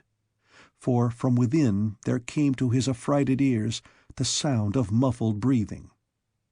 Then it was that Otar of Manator came near to fleeing from the nameless horror that he could not see, but that he knew lay waiting for him in that chamber just ahead. But again came the fear of the wrath and contempt of his warriors and his chiefs. They would degrade him, and they would slay him into the bargain. There was no doubt of what his fate would be should he flee the apartments of Omai in terror. His only hope, therefore, lay in daring the unknown in preference to the known. He moved forward. A few steps took him to the doorway. The chamber before him was darker than the corridor, so that he could just indistinctly make out the objects in the room. He saw a sleeping dais near the center, with a darker blotch of something lying on the marble floor beside it. He moved a step farther into the doorway, and the scabbard of his sword scraped against the stone frame. To his horror, he saw the sleeping silks and furs upon the central dais move. He saw a figure slowly arising to a sitting posture from the death-bed of Omai the Cruel. His knees shook, but he gathered all his moral forces, and gripping his sword more tightly in his trembling fingers, prepared to leap across the chamber upon the horrid apparition. He hesitated just a moment. He felt eyes upon him, ghoulish eyes that bored through the darkness into his withering heart, eyes that he could not see. He gathered himself for the rush, and then there broke from the thing upon the couch an awful shriek, and Otar sank senseless to the floor. Gahan rose from the couch of Omai, smiling, only to swing quickly about with drawn sword as the shadow of a noise impinged upon his keen ears from the shadows behind him. Between the parted hangings he saw a bent and wrinkled figure. It was Aigos. "Sheathe your sword, Turan," said the old man. "You have naught to fear from Aigos." "What do you here?" demanded Gahan. "I came to make sure that the great coward did not cheat us. He called me doddering fool, but look at him now, stricken insensible by terror. But, one might forgive him that who had heard your uncanny scream. It all but blasted my own courage. And it was you, then, who moaned and screamed when the chiefs came that day that I stole Tara from you?" "It was you, then, old scoundrel?" demanded Gahan, moving threatening toward Aigos. Come," expostulated the old man. "It was I, but then I was your enemy. I would not do it now. Conditions have changed." "How have they changed? What has changed them?" asked Gahan. "Then I did not fully realize the cowardice of my jetak, or the bravery of you and the girl. I am an old man from another age, and I love courage. At first I resented the girl's attack upon me, but later I came to see the bravery of it, and it won my admiration, as have all her acts. She feared not Otar, she feared not me, she feared not all the warriors of Manator. And you, blood of a million sires, how you fight! I am sorry that I exposed you at the fields of Jetan. I am sorry that I dragged the girl Tara back to Otar. I would make amends. I would be your friend. Here is my sword at your feet." And drawing his weapon, Aigos cast it to the floor in front of Gahan. The Gatholian knew that scarce the most abandoned of knaves would repudiate this solemn pledge, and so he stooped, and picking up the old man's sword, returned it to him, hilt first, in acceptance of his friendship.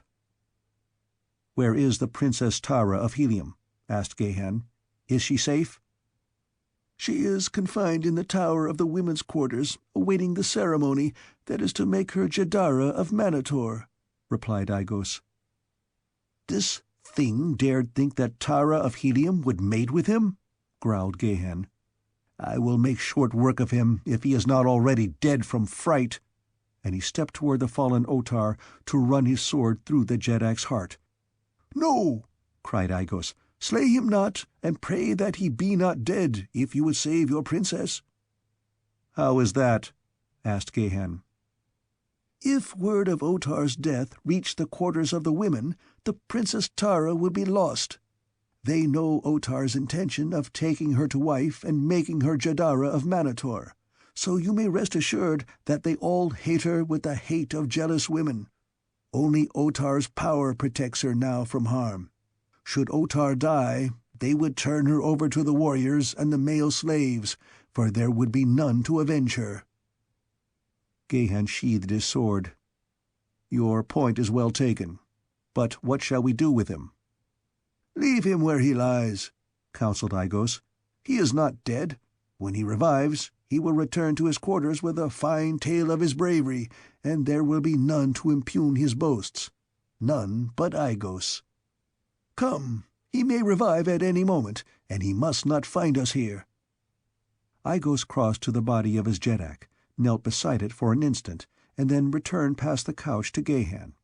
The two quit the chamber of Omai and took their way toward the spiral runway.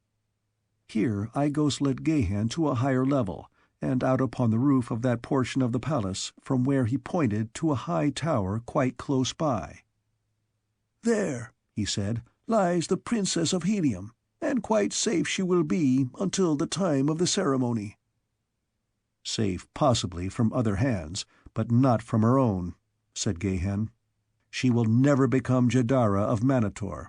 First, she will destroy herself." "She would do that?" asked Aigos.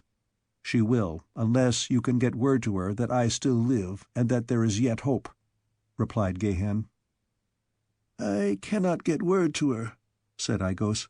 "The quarters of his women Otar guards with jealous hand. Here are his most trusted slaves and warriors. Yet, even so, thick among them are countless spies, so that no man knows which be which. No shadow falls within those chambers that is not marked by 100 eyes." Gahan stood gazing at the lighted windows of the high tower in the upper chambers of which Tara of Helium was confined. "I will find a way, Aigos," he said. "There is no way," replied the old man. For some time they stood upon the roof beneath the brilliant stars and hurtling moons of dying Mars, laying their plans against the time that Tara of Helium should be brought from the high tower to the throne-room of Otar. It was then, and then alone, argued Aigos, that any hope of rescuing her might be entertained. Just how far he might trust the other, Gahan did not know, and so he kept to himself the knowledge of the plan that he had forwarded to Florin and Val d'Or by Ghek, but he assured the ancient taxidermist that if he were sincere in his oft-repeated declaration that Otar should be denounced and superseded, he would have his opportunity on the night that the Jeddak sought to wed the Heliometic princess. "Your time shall come then, Aigos," Gahan assured the other. "And if you have any party that thinks as you do, prepare them for the eventuality that will succeed Otar's presumptuous attempt to wed the daughter of the Warlord. Where shall I see you again, and when? I go now to speak with Tara, Princess of Helium." "I like your boldness," said Aigos, "but it will avail you naught. You will not speak with Tara, Princess of Helium, though doubtless the blood of many Manatorians will drench the floors of the women's quarters before you are slain." Gahan smiled. "I shall not be slain. Where and when shall we meet? But you may find me in Omai's chamber at night. That seems the safest retreat in all Manator for an enemy of the Jeddak in whose palace it lies. I go." "And may the spirits of your ancestors surround you," said Aigos. After the old man had left him, Gahan made his way across the roof to the high tower, which appeared to have been constructed of concrete and afterward elaborately carved, its entire surface being covered with intricate designs cut deep into the stone-like material of which it was composed. Though wrought ages since, it was but little weather-worn owing to the aridity of the Martian atmosphere, the infrequency of rains, and the rarity of dust storms. To scale it, though, presented difficulties and danger that might have deterred the bravest of men, that would, doubtless, have deterred Gahan, had he not felt that the life of the woman he loved depended upon his accomplishing the hazardous feat. Removing his sandals and laying aside all of his harness and weapons other than a single belt supporting a dagger, the Gatholian essayed the dangerous ascent. Clinging to the carvings with hands and feet, he worked himself slowly aloft, avoiding the windows and keeping upon the shadowy side of the tower, away from the light of Thuria and Cluros. The tower rose some 50 feet above the roof of the adjacent part of the palace, comprising 5 levels or floors with windows looking in every direction. A few of the windows were balconied, and these, more than the others, he sought to avoid, although, it being now near the close of the 9th Zode, there was little likelihood that many were awake within the tower. His progress was noiseless, and he came at last, undetected, to the windows of the upper level. These, like several of the others he had passed at lower levels, were heavily barred, so that there was no possibility of his gaining ingress to the apartment where Tara was confined. Darkness hid the interior behind the first window that he approached. The second opened upon a lighted chamber, where he could see a guard sleeping at his post outside a door. Here also was the top of the runway leading to the next level below. Passing still farther around the tower, Gahan approached another window, but now he clung to that side of the tower which ended in a courtyard 100 feet below, and in a short time the light of Thuria would reach him. He realized that he must hasten, and he prayed that behind the window he now approached he would find Tara of Helium. Coming to the opening, he looked in upon a small chamber dimly lighted. In the center was a sleeping dais upon which a human form lay beneath silks and furs. A bare arm, protruding from the coverings, lay exposed against a black and yellow striped orluk skin, an arm of wondrous beauty about which was clasped an armlet that Gahan knew. No other creature was visible within the chamber, all of which was exposed to Gahan's view. Pressing his face to the bars, the Gatholian whispered her dear name. The girl stirred, but did not awaken. Again he called, but this time louder. Tara sat up and looked about, and at the same instant a huge eunuch leapt to his feet from where he had been lying on the floor close by that side of the dais farthest from Gahan. Simultaneously the brilliant light of Thuria flashed full upon the window where Gahan clung, silhouetting him plainly to the two within. Both sprang to their feet. The eunuch drew his sword and leapt for the window, where the helpless Gahan would have fallen an easy victim to a single thrust of the murderous weapon the fellow bore, had not Tara of Helium leapt upon her guard, dragging him back.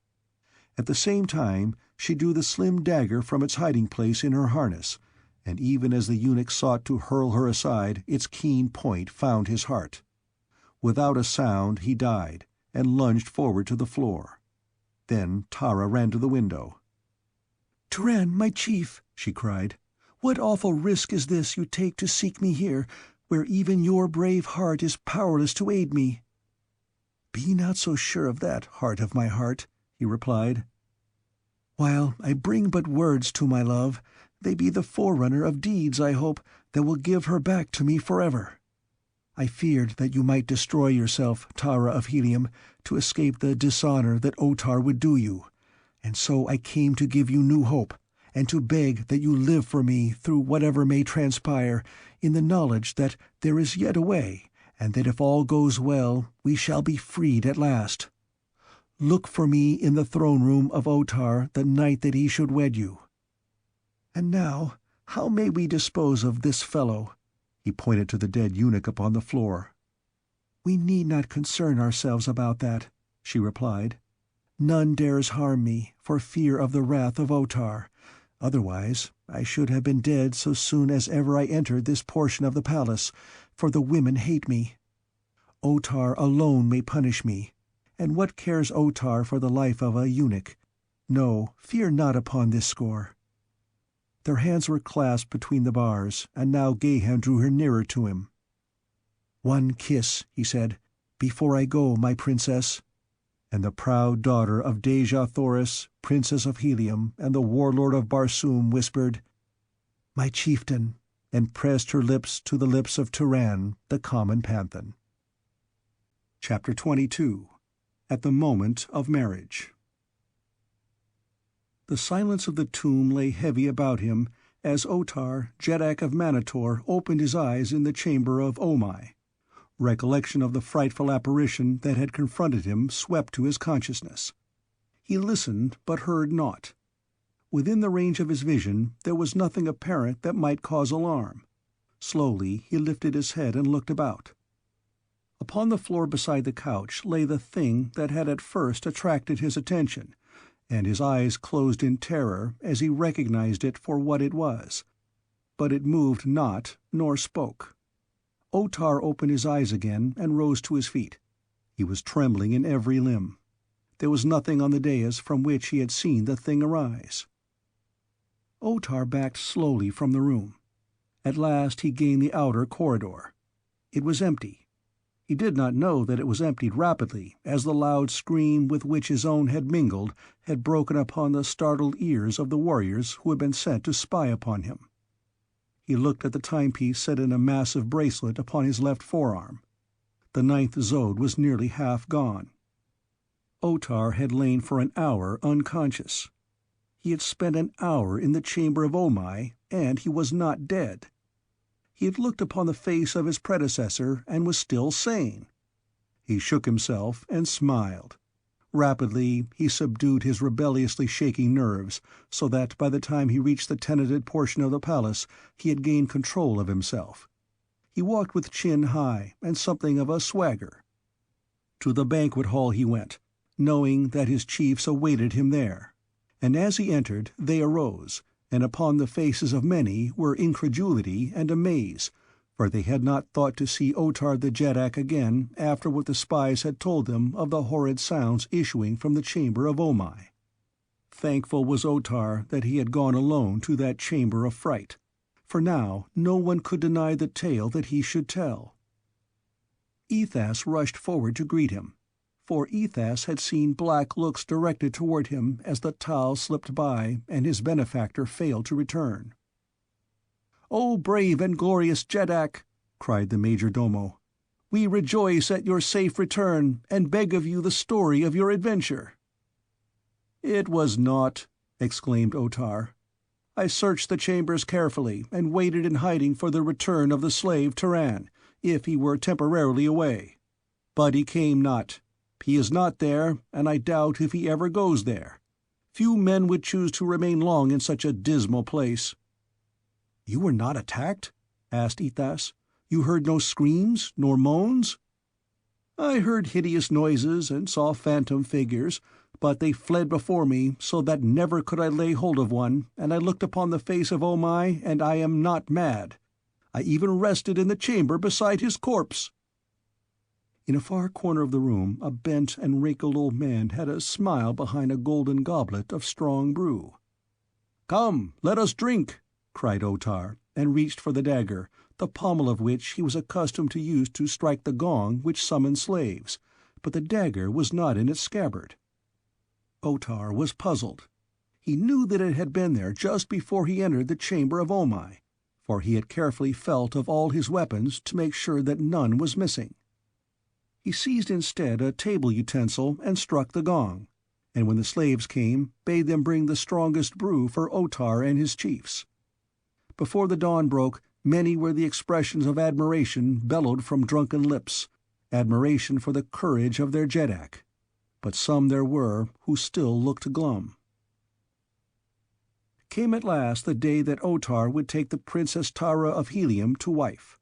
For hours slaves prepared the unwilling bride. 7 perfumed baths occupied 3 long and weary hours. Then her whole body was anointed with the oil of pamelia blossoms and massaged by the deft fingers of a slave from distant Dusar. Her harness, all new and wrought for the occasion, was of the white hide of the great apes of Barsoom, hung heavily with platinum and diamonds, fairly encrusted with them. The glossy mass of her jet hair had been built into a coiffure of stately and becoming grandeur, into which diamond-headed pins were stuck until the whole scintillated as the stars in heaven upon a moonless night. But it was a sullen and defiant bride that they led from the high tower toward the throne-room of Otar. The corridors were filled with slaves and warriors, and the women of the palace and the city who had been commanded to attend the ceremony. All the power and pride, wealth and beauty of Manator were there. Slowly Tara, surrounded by a heavy guard of honor, moved along the marble corridors filled with people. At the entrance to the Hall of Chiefs, Ethas, the major domo, received her. The hall was empty, except for its ranks of dead chieftains upon their dead mounts. Through this long chamber, Ethas escorted her to the throne-room, which also was empty, the marriage ceremony in Manator differing from that of other countries of Barsoom. Here the bride would await the groom at the foot of the steps leading to the throne. The guests followed her in and took their places, leaving the central aisle from the Hall of Chiefs to the throne clear, for up this Otar would approach his bride alone, after a short solitary communion with the dead behind closed doors in the Hall of Chiefs. It was the custom. The guests had all filed through the Hall of Chiefs. The doors at both ends had been closed. Presently those at the lower end of the hall opened, and Otar entered. His black harness was ornamented with rubies and gold. His face was covered by a grotesque mask of the precious metal in which 2 enormous rubies were set for eyes, though below them were narrow slits through which the wearer could see. His crown was a fillet supporting carved feathers of the same metal as the mask. To the last detail, his regalia was that demanded of a royal bridegroom by the customs of Manator, and now, in accordance with that same custom, he came alone into the Hall of Chiefs, to receive the blessings and the counsel of the great ones of Manator who had preceded him. As the doors at the lower end of the hall closed behind him, Otar the Jetak stood alone with the great dead. By the dictates of ages, no mortal eye might look upon the scene enacted within that sacred chamber. As the mighty of Manator respected the traditions of Manator, let us too respect those traditions of a proud and sensitive people. Of what concern to us the happenings in that solemn chamber of the dead? 5 minutes passed. The bride stood silently at the foot of the throne. The guests spoke together in low whispers until the room was filled with the hum of many voices. At length the doors leading into the Hall of Chiefs swung open, and the resplendent bridegroom stood framed for a moment in the massive opening. A hush fell upon the wedding guests. With measured and impressive step, the groom approached the bride.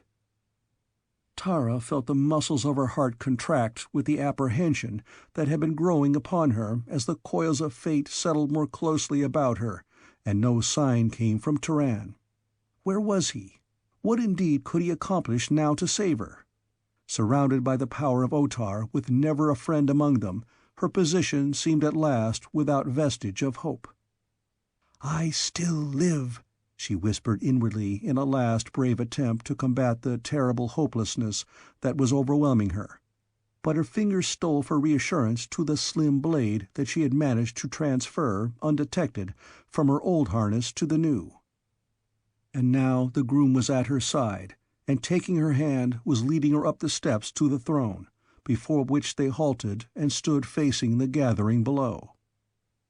Came then, from the back of the room, a procession headed by the high dignitary whose office it was to make these two man and wife, and directly behind him a richly clad youth, bearing a silken pillow on which lay the golden handcuffs, connected by a short length of chain of gold, with which the ceremony would be concluded, when the dignitary clasped the handcuff about the wrist of each, symbolizing their indissoluble union in the holy bonds of wedlock. Would Turan's promised succor come too late? Tara listened to the long, monotonous intonation of the wedding service. She heard the virtues of Otar extolled and the beauties of the bride. The moment was approaching, and still no sign of Turan. But what could he accomplish should he succeed in reaching the throne-room, other than to die with her? There could be no hope of rescue. The dignitary lifted the golden handcuffs from the pillow upon which they reposed. He blessed them and reached for Tara's wrist. The time had come. The thing could go no further, for alive or dead, by all the laws of Barsoom, she would be the wife of Otar of Manator the instant the two were locked together. Even should rescue come then or later, she could never dissolve those bonds, and Turan would be lost to her as surely as though death separated them. Her hand stole toward the hidden blade, but instantly the hand of the groom shot out and seized her wrist. He had guessed her intention. Through the slits in the grotesque mask she could see his eyes upon her, and she guessed the sardonic smile that the mask hid. For a tense moment the two stood thus. The people below them kept breathless silence, for the play before the throne had not passed unnoticed. Dramatic as was the moment, it was suddenly rendered trebly so by the noisy opening of the doors leading to the Hall of Chiefs. All eyes turned in the direction of the interruption to see another figure framed in the massive opening, a half-clad figure buckling the half-adjusted harness hurriedly in place. The figure of Otar, Jetak of Manator. "Stop!" he screamed, springing forward along the aisle toward the throne. "Seize the impostor!" All eyes shot to the figure of the groom before the throne. They saw him raise his hand and snatch off the golden mask, and Tara of Helium in wide-eyed incredulity looked up into the face of Turan the Panthan. "Turan the slave!" they cried then. "Death to him! Death to him!" "Wait!" shouted Turan, drawing his sword as a dozen warriors leapt forward. "Wait!" screamed another voice, old and cracked, as Igos, the ancient taxidermist, sprang from among the guests and reached the throne steps ahead of the foremost warriors. At the sight of the old man the warriors paused, for age is held in great veneration among the peoples of Barsoom, as is true perhaps of all peoples whose religion is based to any extent upon ancestor worship. But Otar gave no heed to him, leaping instead swiftly toward the throne. "Stop, coward!" cried Igos. The people looked at the little old man in amazement. "Men of Manator," he cackled in his thin, shrill voice, "wouldst be ruled by a coward and a liar?" "Down with him!" shouted Otar. "Not until I have spoken," retorted Igos. "It is my right. If I fail, my life is forfeit. That you all know, and I know. I demand, therefore, to be heard. It is my right." "It is his right," echoed the voices of a score of warriors in various parts of the chamber. "That Otar is a coward and a liar I can prove," continued Igos. "He said that he faced braved the horrors of the chamber of Omai, and saw nothing of the slave Turan.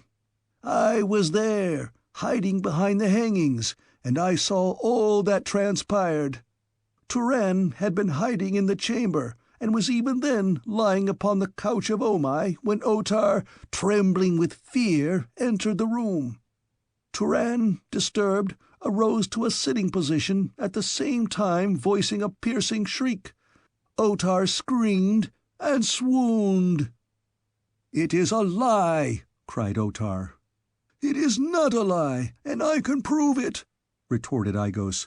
"Didst notice the night that he returned from the chambers of Omai, and was boasting of his exploit, that when he would summon slaves to bring wine, he reached for his dagger to strike the gong with its pommel, as is always his custom? Didst note that, any of you? And that he had no dagger? Otar, where is the dagger that you carried into the chamber of Omai? You do not know, but I know.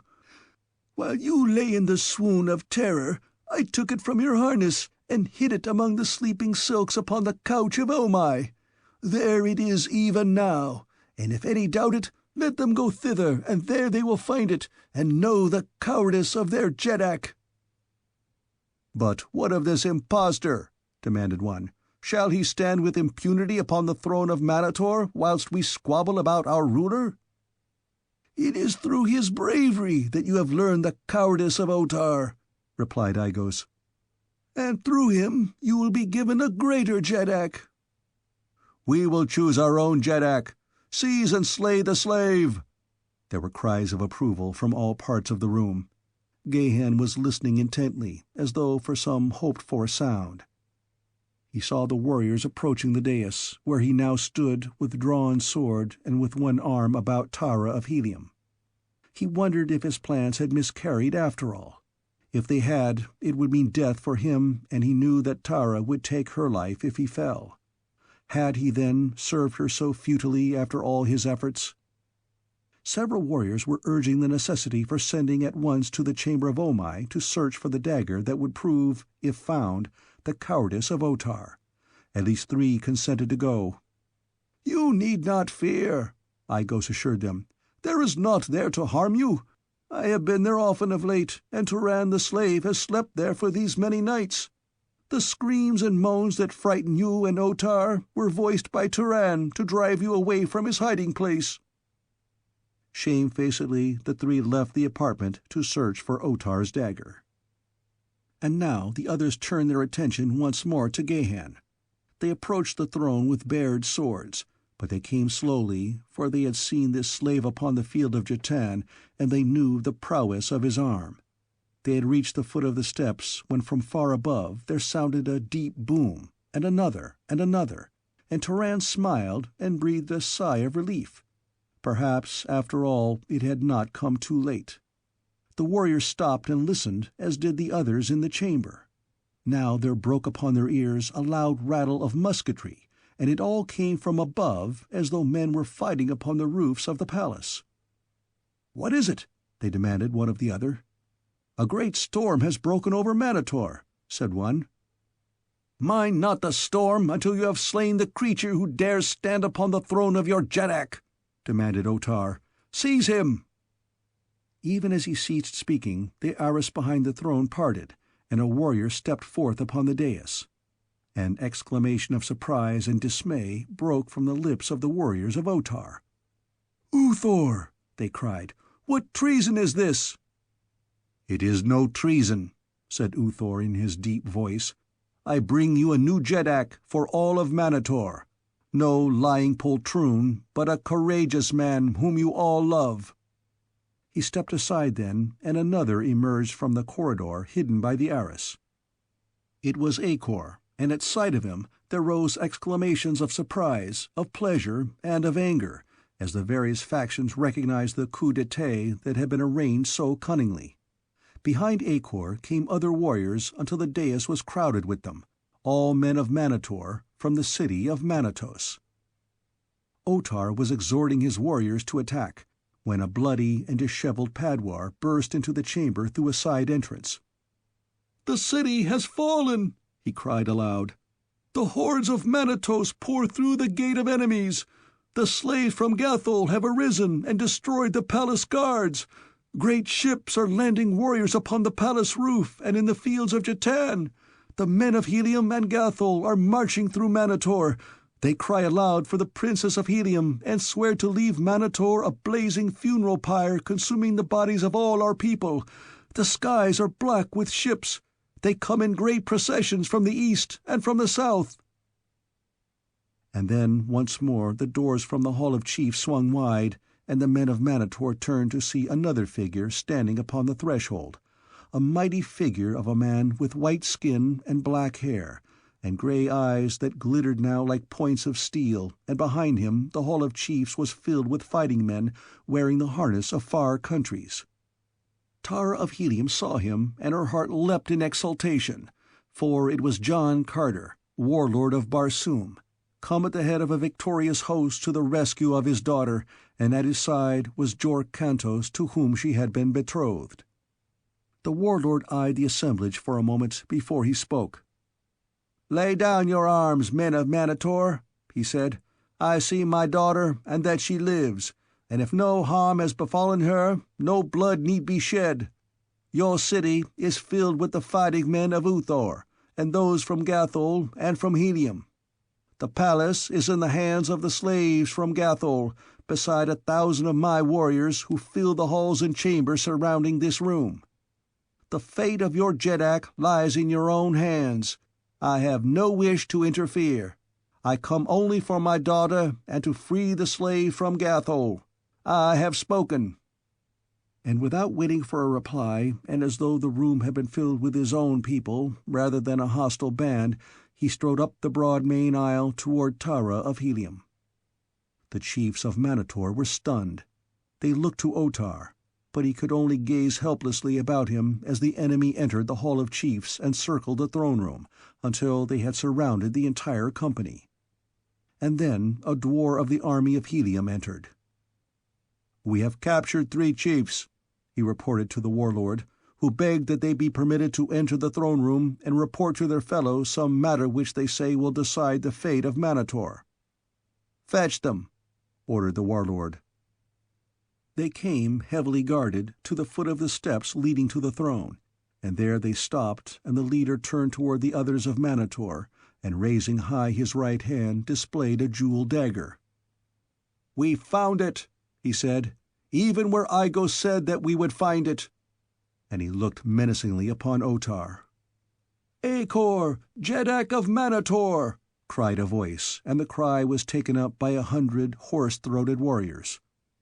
"There can be but one jetak in Manator," said the chief who held the dagger. His eyes still fixed upon the hapless Otar, he crossed to where the latter stood, and holding the dagger upon an outstretched palm, proffered it to the discredited ruler. "There can be but one jetak in Manator," he repeated meaningly. Otar took the proffered blade, and drawing himself to his full height, plunged it to the guard into his breast, in that single act redeeming himself in the esteem of his people and winning an eternal place in the Hall of Chiefs. As he fell, all was silence in the great room, to be broken presently by the voice of Uthor. "Otar is dead," he cried. Let Acor rule until the chiefs of all Manator may be summoned to choose a new Jeddak. What is your answer?" "Let Acor rule! Acor, Jeddak of Manator!" The cries filled the room, and there was no dissenting voice. Acor raised his sword for silence. "It is the will of Acor," he said, "and that of the great Jed of Manatos, and the commander of the fleet from Gathol, and of the illustrious John Carter, Warlord of Barsoom, that peace lie upon the city of Manator. And so I decree that the men of Manator go forth and welcome the fighting men of these our allies as guests and friends, and show them the wonders of our ancient city and the hospitality of Manator.